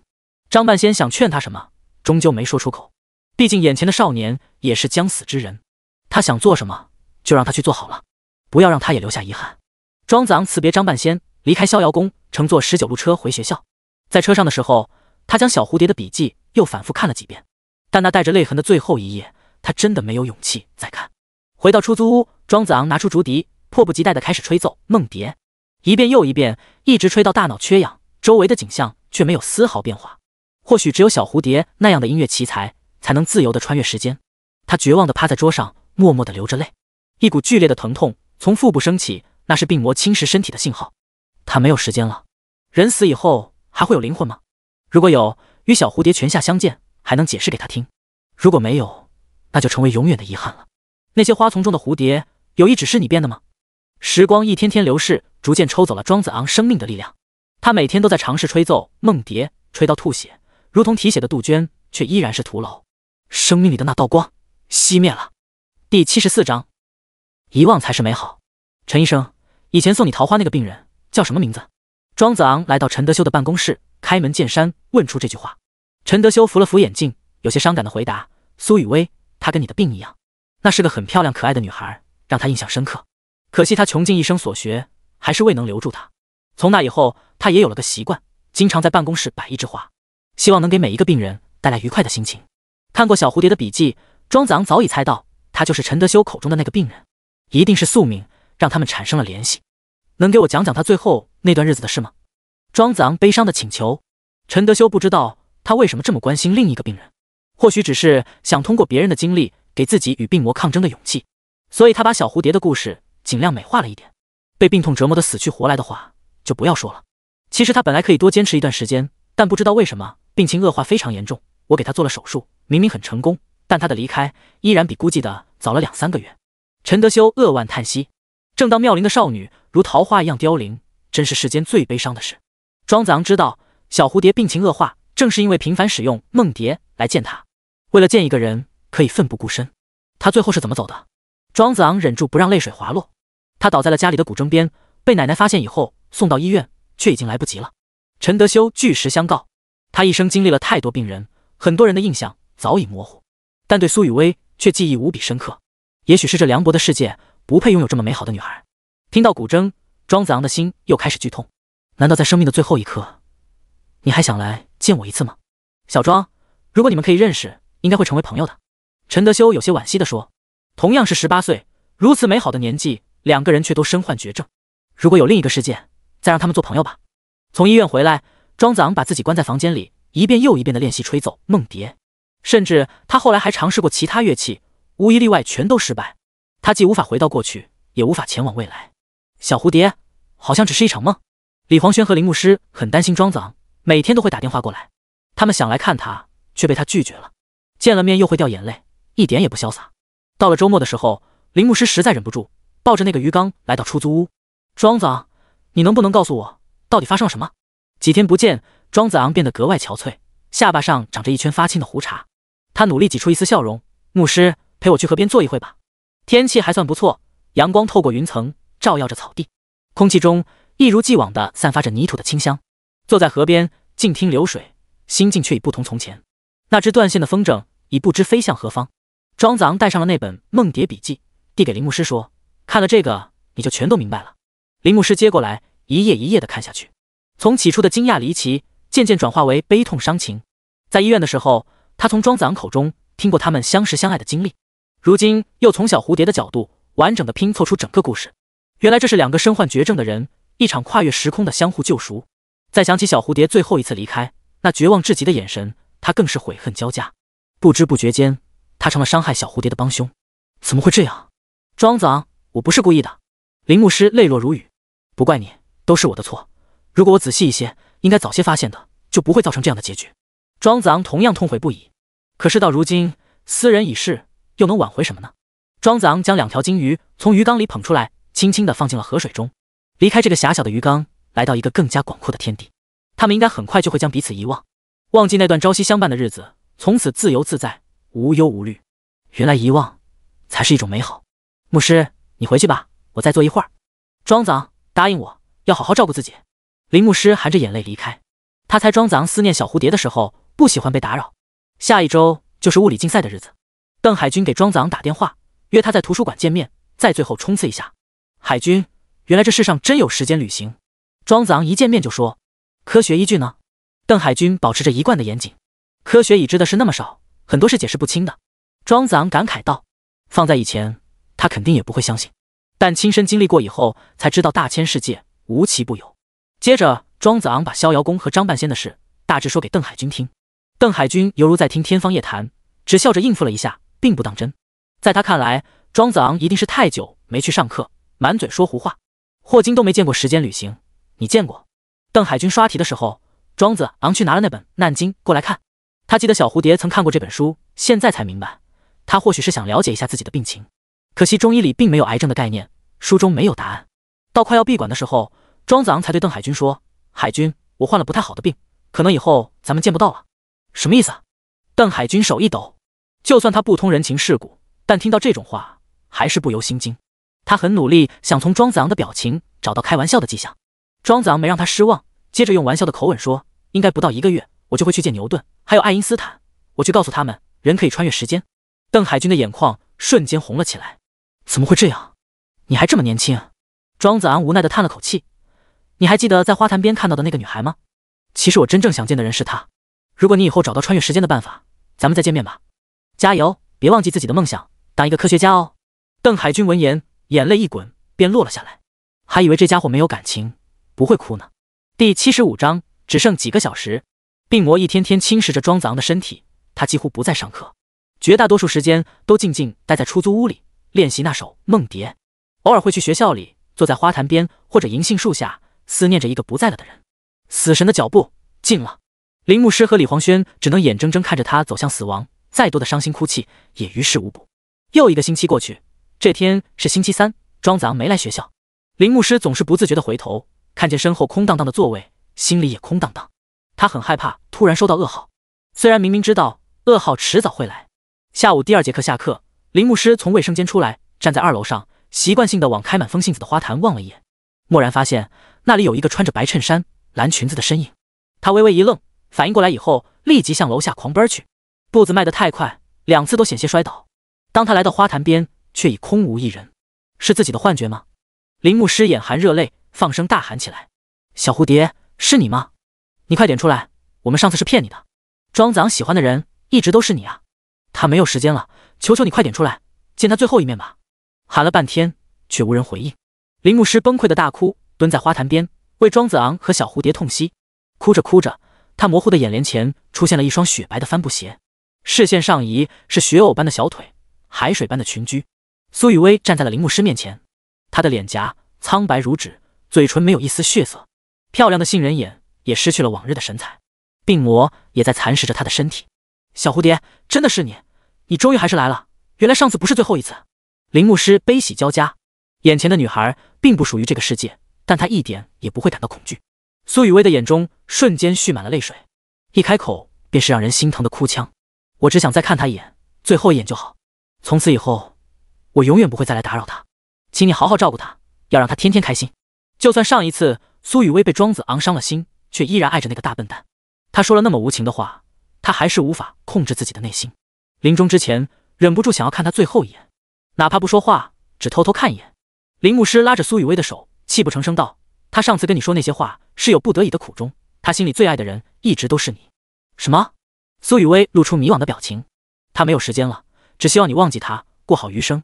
但那时候他不知道，原来你是……林牧师哽咽住，无法言语。这2人的命运竟如此悲惨。林牧师回到教室，找出庄子昂的检查报告，这是他上次在庄子昂的衣柜发现的，便一直放在书包里。当苏雨薇看到这份报告，心中的震撼无以复加。怎么会这样？怎么会这样？原来他跟我一样，没有时间了。大笨蛋，你真的是大笨蛋！虚弱的身体几乎无法支撑他站立，林牧师只好将他扶到花坛边坐下。2个人同时以泪洗面。他在哪里？小蝴蝶嗓音颤抖，在出租屋里，费尽一切心思想找到去见你的办法。林牧师回答说：“你们知道了。”他去见了你奶奶，看过你的日记。苏雨薇立即挣扎起身，要去见庄子昂。林牧师担心他的身体，提出送他过去，被他拒绝了。小蝴蝶摇摇晃晃的身影，如同风中的烛火，随时可能熄灭。林牧师猜想，2人一定有很多话要说，自己去了会不方便，也只好由小蝴蝶去了。直到小蝴蝶的背影消失在学校门口，他突然想明白了一件事：小蝴蝶的日记是在上一次与庄子昂见面后便停止的，最后一页还写着“我恨你一辈子”的话，所以当时他们都以为上次就是小蝴蝶最后一次穿越，现在他又出现了，却没有记录在笔记本上。唯一的解释就是他没有时间再写日记。这一次穿越距离他生命的终结已经无限接近，也就是说，当他再次回到自己的世界，就会倒在古筝边，永远不会醒来。留给庄子昂和小蝴蝶的时间只剩几个小时了。想通这一点，林牧师哭得肝肠寸断。命运为何要如此残忍？庄子昂将自己关在房间里，窗帘拉得严严实实。他不想知道外面是白天还是黑夜，也不想去计算自己还剩几天。一阵轻轻的敲门声响了起来。谁啊？庄子昂有气无力地喊了一声。他猜多半是林牧师和李黄轩，或者房东刘奶奶。是我，大笨蛋。听到门外的回应，庄子昂一下从床上坐起来，瞪大双眼盯着那扇门。这是幻觉吗？还是在梦里？庄子昂不敢相信小蝴蝶还会再出现。他用颤抖的手摸上门把手，定了定心神，才一把用力拧开。那个朝思暮想的女孩出现在了门口，四目相对，无语凝噎。小蝴蝶，大笨蛋！苏雨薇扑进庄子昂怀里，二人紧紧相拥，大滴大滴的眼泪坠落在彼此的肩上，怀中温热的身躯是那样的真实。庄子昂痛哭着解释：“小蝴蝶，对不起，我上次跟你说那些话。”苏雨薇打断他：“别说了，我知道，我都知道了。”拥抱了许久，两人才分开，深情凝望着对方的眼睛。庄子昂伸出手抚上小蝴蝶的脸颊：“你怎么瘦成这样了？”小蝴蝶啜泣道：“大笨蛋，你也是，你为什么不早点告诉我？”“因为我爱你。”庄子昂终于有机会当面向他说出这句话。“我也爱你。”小蝴蝶毫不犹豫地回答。庄子昂很感激上天，总算给了他这个机会，可以向小蝴蝶解释清楚误会，哪怕明知道他已经不在了，哪怕他们这一次的相遇注定会非常短暂，就像天空瞬间绽放的烟火，但那一刹那的美丽足以铭记一生。第76章，更吹落，心如雨。大笨蛋，这是我最后一次来见你了。苏雨薇将脸颊贴在庄子昂的胸前，聆听着他的心跳。庄子昂紧紧握着他的手，片刻不肯松开，仿佛只要一松开手，他就会立马消失，永远不再出现。苏雨薇仰起头，泪眼盈盈道：“我们再去一次南华村好不好？”庄子昂悲怆道：“我这个样子，爷爷奶奶见了会伤心的。可是我想亲眼看一次爷爷打铁花。”苏雨薇说出最后的心愿：“你不是天黑之前必须回去吗？”庄子昂心底升起恐慌：“我今天不回去了，一直陪着你。”苏雨薇坚定地说：“不，你必须回去，6点10分我送你去坐公交车。”庄子昂眼泪奔涌而出，他立即反应过来，小蝴蝶说不回去的意思。梦蝶曲谱上的文言文记载，天黑之前不回到原来的世界，将付出生命的代价。小蝴蝶愿意赴死，去陪他观看那刹那烟火。大笨蛋，我没有时间了，让我在最后一刻记住这世界最美的样子，好不好？泪水划过小蝴蝶苍白的脸颊，凄美动人。庄子昂内心无比矛盾挣扎，他如果点头，就等于亲手送小蝴蝶上路；如果狠心拒绝，却又会让小蝴蝶带着遗憾离开。就算我在天黑之前回去，也没办法再来见你。大笨蛋，这真的是我们最后一次见面。在这个世界，我反正已经死了，你成全我吧。苏雨薇苦苦哀求。庄子昂咬着牙，哽咽着说不出话，只是不停摇头。他的心痛到犹如千刀万剐。好，我们马上出发。良久之后，庄子昂终于狠下心来，答应了小蝴蝶的请求。他们相处的时间仅剩最后3-4个小时，距离天黑已经不远。他们没时间去慢悠悠的坐公交车，便打了个出租车，直奔南华村。庄子昂给庄建国打电话，让他提前准备一下。庄建国接到电话，听说小蝴蝶要来村里，特别开心，满口应承，却怎么也不会想到，巨大的悲痛正悄然临近。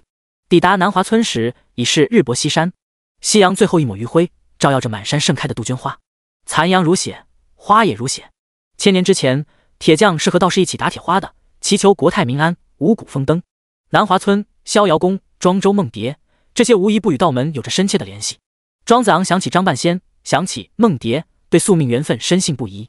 他与小蝴蝶的相遇，或许早就是命运的安排。庄建国带着几个村民，在一片荒漠地上，用新鲜的柳枝搭建了一个6米高的双层花棚，中间竖着一根高高的旗杆。这花棚非常讲究，起初是由道士设计，包含了1元、2仪、3才、4象、5行、8卦等传统元素，极具文化内涵。后来由于天灾人祸，连年战乱，已近乎失传。只有在南华村这种偏远的小村落，很多传统文化保留了下来，还能探寻到一点点千年前的痕迹。庄建国一看到庄子昂和苏雨薇，脸上的笑容便消失了。子昂，小蝴蝶，你们的脸色怎么都这么差？庄子昂不敢说出真相，只好敷衍道：“最近城里闹流感。”庄建国担忧道：“你们要好好照顾自己，不要让我担心。”庄子昂强忍着泪水，别过头去，不让爷爷看到眼里闪烁的泪花。夜幕渐渐降临，村里人听说庄建国要表演打铁花，都早早围过来观看。庄子昂和苏雨薇坐在柳枝上，相互依偎，十指紧扣，相处的每一秒钟都格外珍惜。红色的炉火将铁水加热至1600度的高温，坐在远处都感觉热浪袭人。正式开始之前，还有一套繁琐的祭祀仪式。庄建国恭恭敬敬的焚香、奏乐、驱邪纳吉，祈求福泽，愿神灵护佑，愿盛世如画。仪式结束，所有人的目光都聚集在庄建国身上，屏住呼吸，满怀期待。庄建国用新鲜的柳木盛着火红的铁水，奋力一击，将1600度高温的铁水送上柳枝花棚。刹那间，铁花四溅，10几米高的金色火花在夜空中绽放，犹如一场流星雨漫天划过，顿时亮如白昼。强大的视觉冲击力震撼了每一个现场观看者。这一刹那的美丽映照在苏雨薇的双眸，她激动地抓紧庄子昂的手，好美啊！庄子昂借着火光看着她精致无瑕的侧脸，泪水再度滑落。她真的好美，可惜也像这漫天华彩一样稍纵即逝。辛弃疾的《青玉案·元夕》开篇描述的便极有可能是元宵节打铁花的盛况。东风夜放花千树，更吹落，星如雨。而千百年来最打动人心的还是最后一句：蓦然回首，那人却在灯火阑珊处。庄建国再次盛上铁水，击向高空，漫天的金雪簌簌坠落，美得如同人间仙境。而不属于人间的仙子也终将归去。大笨蛋，谢谢你，能看到这么美的景象，我就没有遗憾了。苏雨薇凑在庄子昂耳畔说：小蝴蝶，天已经完全黑了，你是不是回不去了？庄子昂悲痛欲绝：你的怀里好暖，让我躺一下。苏雨薇倚在庄子昂怀里，继续欣赏着庄建国的表演。那漫天的华彩一次又一次在夜空中盛放，也映在小蝴蝶清澈的眼眸中。这世间原来这么美。铁水渐渐耗尽，表演临近尾声，所有观看的村民都觉意犹未尽。一片漆黑中，一只柔软的手抚上了庄子昂的脸颊。大笨蛋，如果这就是我们的命运，我会在另一个世界等你。庄子昂一把抓住小蝴蝶的手：不要走，你不要走。苏雨薇从他怀里起来，轻轻吻了吻他的嘴唇：要记得我的味道，不要以后找不到我。庄子昂除了反复念叨不要走，已经说不出其他话来。虽然他明明知道小蝴蝶注定是留不住的。表演彻底结束，庄建国命人打开几盏灯，却发现角落里只坐着庄子昂一个人，另一个人已无影无踪。庄建国惊讶地问：子昂，小蝴蝶呢？他走了。庄子昂哭得声嘶力竭。他知道此时此刻在1年前的那个世界，小蝴蝶已经倒在了古筝边，永远不会再醒来。第77章庄周梦蝶。庄子昂在南华村住了一晚，次日清晨含泪辞别2位老人。这一去便是永别。林素贞依旧絮絮叨叨叮嘱着孙儿，要按时吃饭，注意营养。天气还有些凉，别穿那么单薄，记得放暑假的时候再把小蝴蝶带回来。庄子昂只能默默点头，他无法开口说出真相，小蝴蝶永远不会再来了。庄建国把庄子昂送到村口，陪他一起等公交车。爷爷，打铁花这项手艺，你一定得找人传承下去。庄建国摇头叹息，现在的年轻人只一门心思想着赚钱，没人学这东西，又危险又不挣钱。庄子昂眼神坚定地说：一定有人愿意学的，这世上总会有人愿意追寻美好的东西。那等你放暑假回来，我教你。庄建国打趣道：好，爷爷，你一定保重身体，以后无论发生什么事，都不要太伤心。庄子昂叮嘱：不会，我老头子这把岁数，什么事都看开了，没什么能让我伤心。庄建国抚须而笑，完全不知道庄子昂话里的深意。公交车缓缓驶来，最后的分别时刻到了。庄子昂踏上车，不断向庄建国挥手。庄建国也不停挥手，嘴里喃喃道：子昂，早点回来。车辆驶动，老人的身影越来越远。庄子昂的眼泪如河水流淌，整个身躯被巨大的悲痛包裹。人世间最大的悲痛，莫过于白发人送黑发人。回到城里，庄子昂不再继续吃药，任凭病魔侵蚀身体。他只想早点结束这一切，或者说早点去另一个世界见心爱的小蝴蝶。几天过后，庄子昂已病入膏肓，药石无灵。拖着残躯病体，他再一次踏入逍遥宫的山门，来到张半仙解签的偏殿。张半仙为人放荡不羁，但见了庄子昂这副病容，依然心有怜惜。哎，你这病还真的跟他一样。庄子昂露出一丝笑容：道长，他又来见了我一次，原来他并没有带着误会和遗憾离开，这已经是上天对我最大的恩赐。那首曲子你学会了吗？张半仙问。学不会，我见不到他了。庄子昂摇头。没事的，你要是真的回到过去，重新与他相识一场，依然是重蹈覆辙，难脱苦海。张半仙劝慰道。按照梦蝶古谱上的描述，即使庄子昂回到1年之前，小蝴蝶却也注定不会再认识他。只要他们在1年前相见，1年后的事便不会再发生。就算他们能重新相识，重新相爱，小蝴蝶的病情也给不了他们太多相处的时间。他只能眼睁睁看着小蝴蝶赴死，然后在悲伤和思念中再过1年，也迎来自己人生的终点。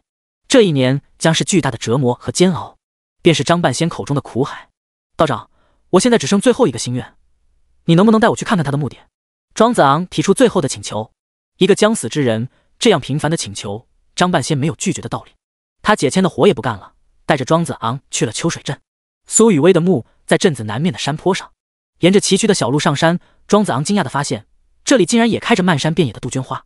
庄生晓梦迷蝴蝶，望帝春心托杜鹃。火红的花朵，血染的一般。丛林掩映间，一方墓地出现在眼前。墓地有些荒凉，因为小蝴蝶没有多余的亲人，只有苏奶奶偶尔会来看一看她，挥泪一场。看清墓碑上苏雨薇3个字和那张黑白照片，庄子昂的心如针扎一般疼。明明前几天的夜里才一起看了打铁花，现实世界里他却已离开了1年。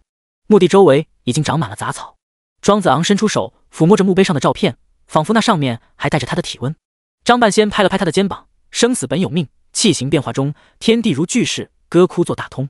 庄子昂听出来，这是源于庄子的典故骨盆儿歌。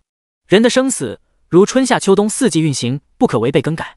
但他毕竟不是古圣先贤，没有那么豁达的生死观，依旧心痛如刀绞。道长，让我单独陪他说说话吧。张半仙默然点头，转身走远。庄子昂反复抚摸着苏雨薇3个字，将那一笔一画全都刻在了心里。良久之后，他拿出竹笛，开始吹奏梦蝶。来嗦嗦西哆西拉，嗦拉西西西西拉西拉嗦。悠扬的笛声漫过山野，回转在杜鹃花之间，激起阵阵蝶舞。张半仙靠在远处的树下，听见笛声，也忍不住落泪。不知过了多久，笛声停了，却不见庄子昂下山。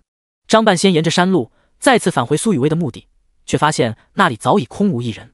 地上静静躺着一管竹笛，上面还带着斑斑血迹。张半仙大惊失色，放声呼喊，却已无人回应。他不清楚庄子昂到底是悄然寻了短见，还是成功穿越了回去。两者无论是哪个，都让人悲痛万分。几天过后，邓海军带李黄轩和林牧师找到了张半仙，向他打听庄子昂的去向。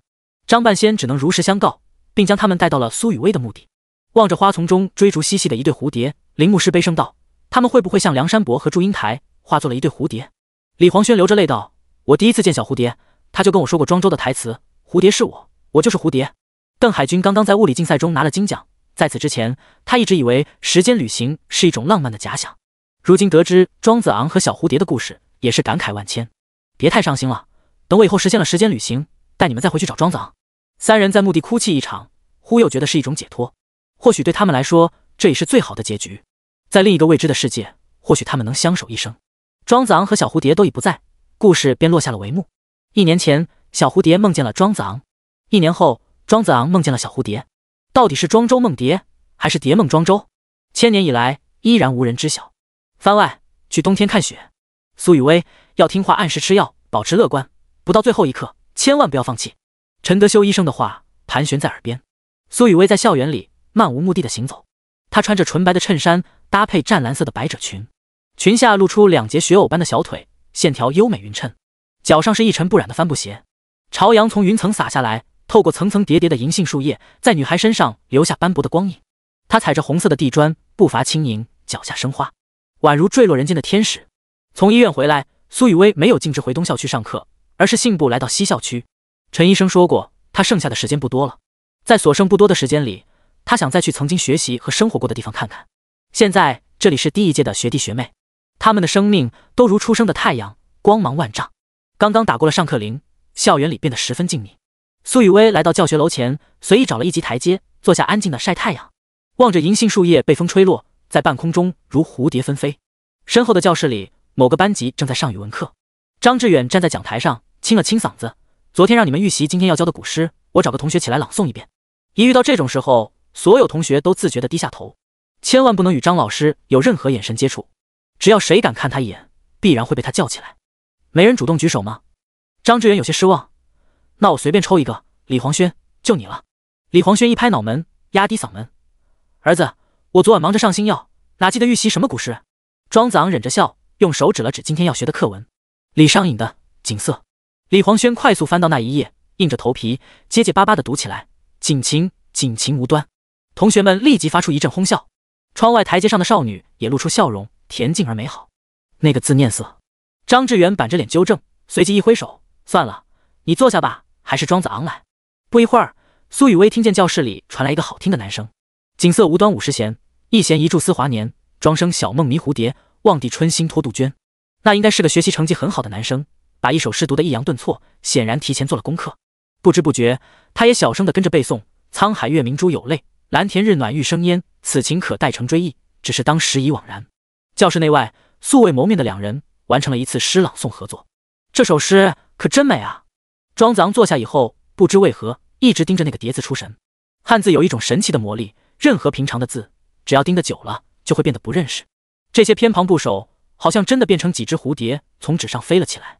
作为年级第一的好学生，他上课很少分心，这一次却连张老师在讲什么也没听清。事实上，张志远也只能讲一下这首诗的典故。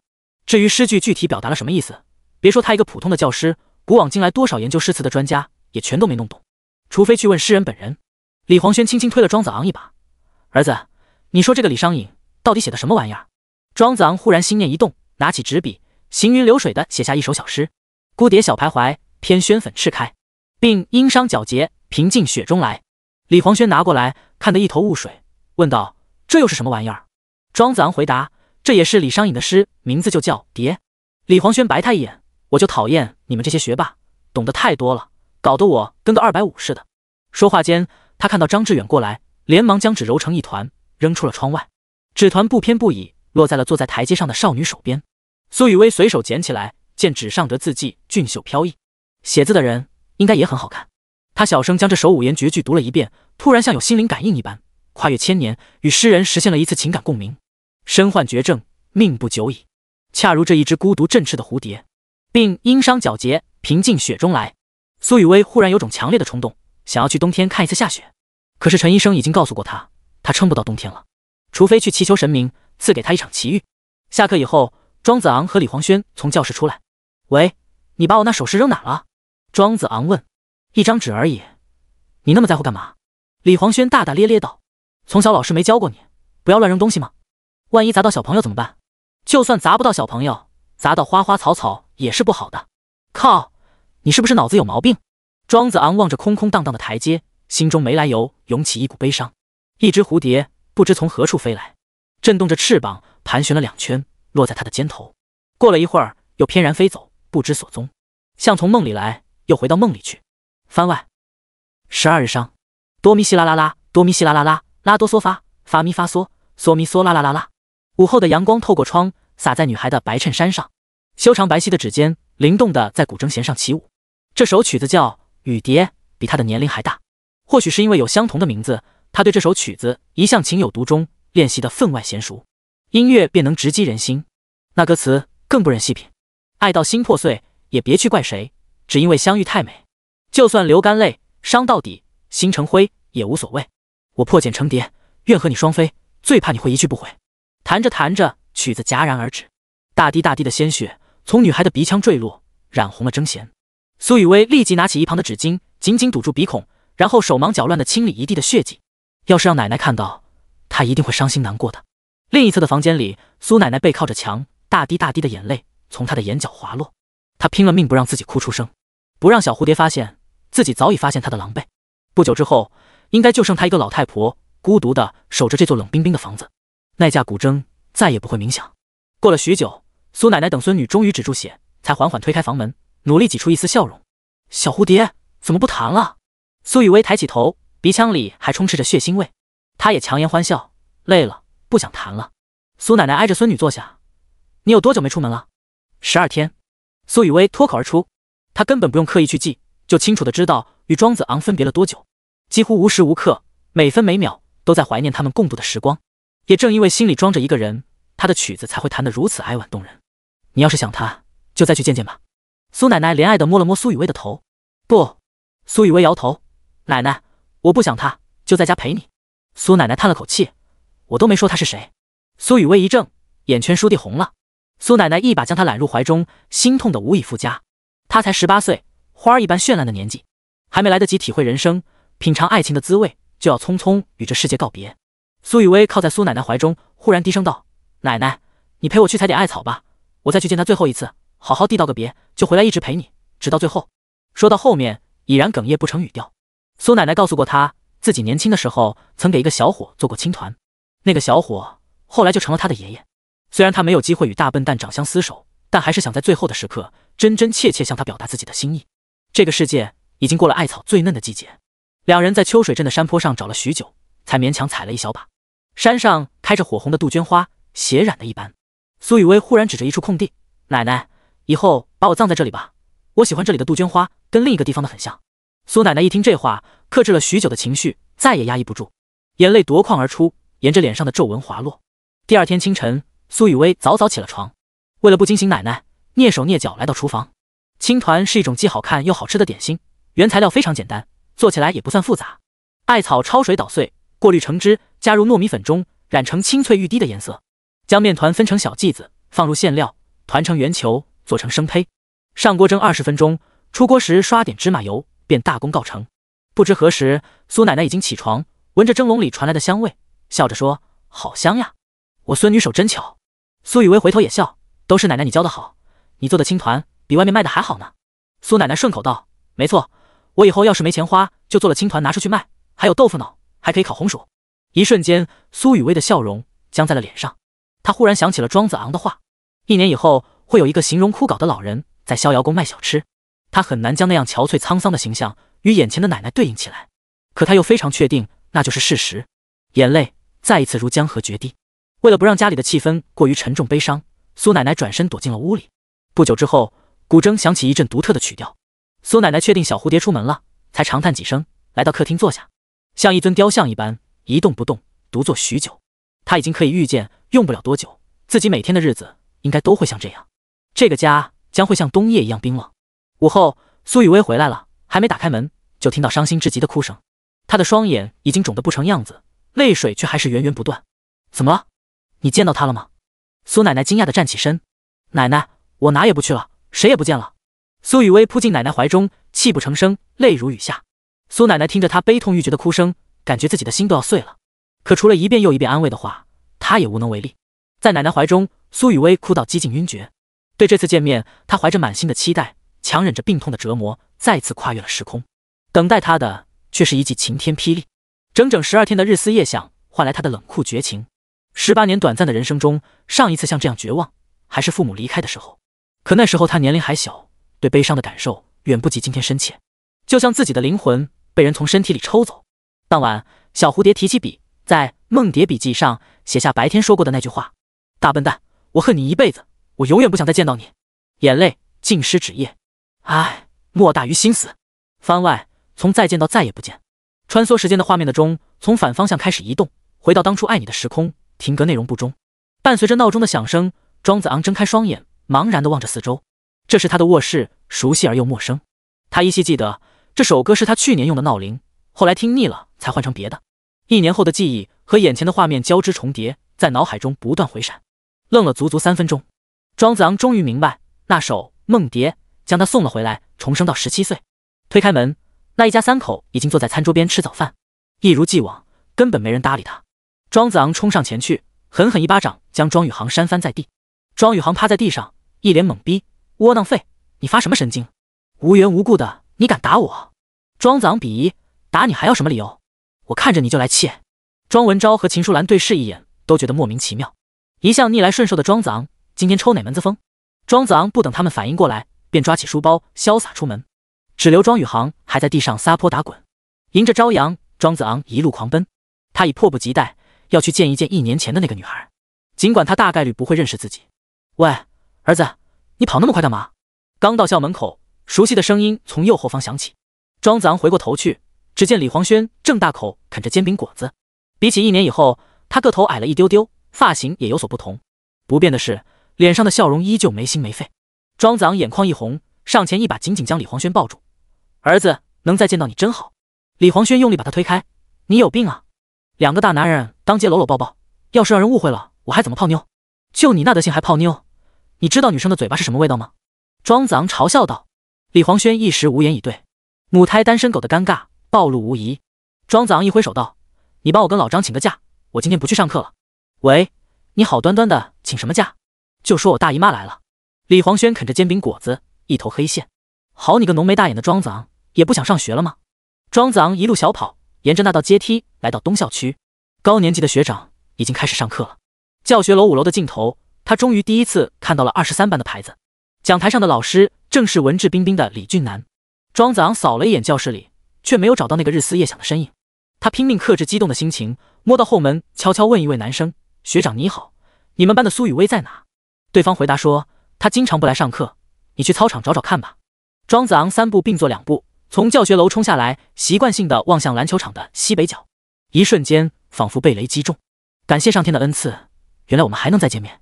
茂盛的银杏树下，坐着那个一尘不染的女孩，悠然地看着天。几片树叶被风吹下，飘飘荡荡，坠落在她的肩头。庄子昂奔跑着跨越篮球场，终于站在了女孩面前，眼泪早已模糊了双眼。小蝴蝶，叫出这个名字后，他已泣不成声。苏雨薇打量着陌生的男孩，疑惑地问：“你认识我？”庄子昂努力平复情绪，但还是哽咽道：“你不记得我吗？”苏雨薇又仔仔细细看了他几遍，最终还是摇了摇头，眼神清澈，不会说谎。虽然早就猜到这个结果，但实实在在听到他的回答，庄子昂还是没有忍住，再度泪如泉涌。苏雨薇递了张纸巾过来：“喂，你一个大男生，一直哭鼻子，不害羞吗？”庄子昂接过纸巾，擦了擦眼泪，然后用力做了几次深呼吸，开始自我介绍：“我叫庄子昂，从西校区过来，今年17岁，我们能交个朋友吗？”苏雨薇皱了皱眉：“你这个搭讪真的很老土呀。”以他的长相，在校园里一向不缺主动靠近的男生。此时此刻，庄子昂在他眼中不过是个莽撞的学弟。庄子昂的心中装着千言万语，却又不知从何说起，最后只能试探性的问一句：“我能请你吃东西吗？我知道外面小吃街有一家土豆特别好吃。”“好呀，我最喜欢吃土豆了。”苏雨薇的回答出乎意料的爽快。他也不知道为什么愿意给这个冒失的追求者一次机会。也许有些人注定看第一眼就会觉得有缘。凭借着背包里一大把的请假条，他们轻易踏出校门，来到小吃街上。可是这里根本没有卖土豆的阿姨。庄子昂反应过来，他或许要几个月以后才会来摆摊。他只得问身旁的女孩：“那我请你喝可乐吧，可口，偶尔百事。”苏雨薇一下子呆住，这是他常用的句式，居然会从一个刚认识的男生嘴里说出来。算了，不问你了，你更喜欢可口一些。庄子昂径直去了便利店。苏雨薇望着他的背影，心中泛起一股莫名的情愫。接下来，两人端着2杯可乐，像饿死鬼一样从街头吃到街尾。苏雨薇惊讶地发现，庄子昂对他非常了解，买来的每一样小吃都特别对胃口。当然，作为一个吃货，他不喜欢吃的东西也很稀有。走到街尾，两人坐在长椅上吃烤串。忽然，苏雨薇的鼻腔一热，一滴滴嫣红的血液坠落下来。小蝴蝶！庄子昂大惊失色，拿出纸巾帮他止血。苏雨薇斜倚在庄子昂怀里，让他拖着自己的后脑勺，一抬眼就能看到他轮廓分明的脸。你还没说，到底怎么知道我的名字？苏雨薇眨着漂亮的杏仁眼。我在梦里见过你。庄子昂轻声回答。如果苏雨薇犹豫了一下，又接着说，如果我只能跟你做3个月朋友，你也愿意吗？庄子昂心中一痛，明知故问，为什么只有3个月？还有3个月我就毕业了吗？苏雨薇咯咯直笑，你真是个大笨蛋。女孩笑靥如花，男孩却背过脸抹了一把泪。如果注定的结局依然无法更改，那就只能珍惜相处的每分每秒。庄子昂带着小蝴蝶吃遍了小吃街的所有美食，然后一起去图书馆看了一下午弱智一样的笑话书。他把所有眼泪都藏进了心里，跟他笑得没心没肺。与上次的初相见不同，在他的世界里，不用急着去乘坐6点10分的公交车，他可以陪着他第一次看看这城市的夜景。河水倒映着星空，女孩的双眸比星星更加明亮，男孩的眼中只有女孩。夜色渐深，终究到了分别的时候。苏雨薇望着街角缓缓驶来的19路公交车，向庄子昂挥了挥手：“再见，我的朋友。”庄子昂紧咬着牙，最终也只能道一句：“再见。”公交车载着女孩消失在夜色中。庄子昂沿着马路漫无目的地向前走，他选择的这条路，命中注定要走向孤独。但为了明天的再见，他义无反顾地走了下去，哪怕终有一天是再也不见。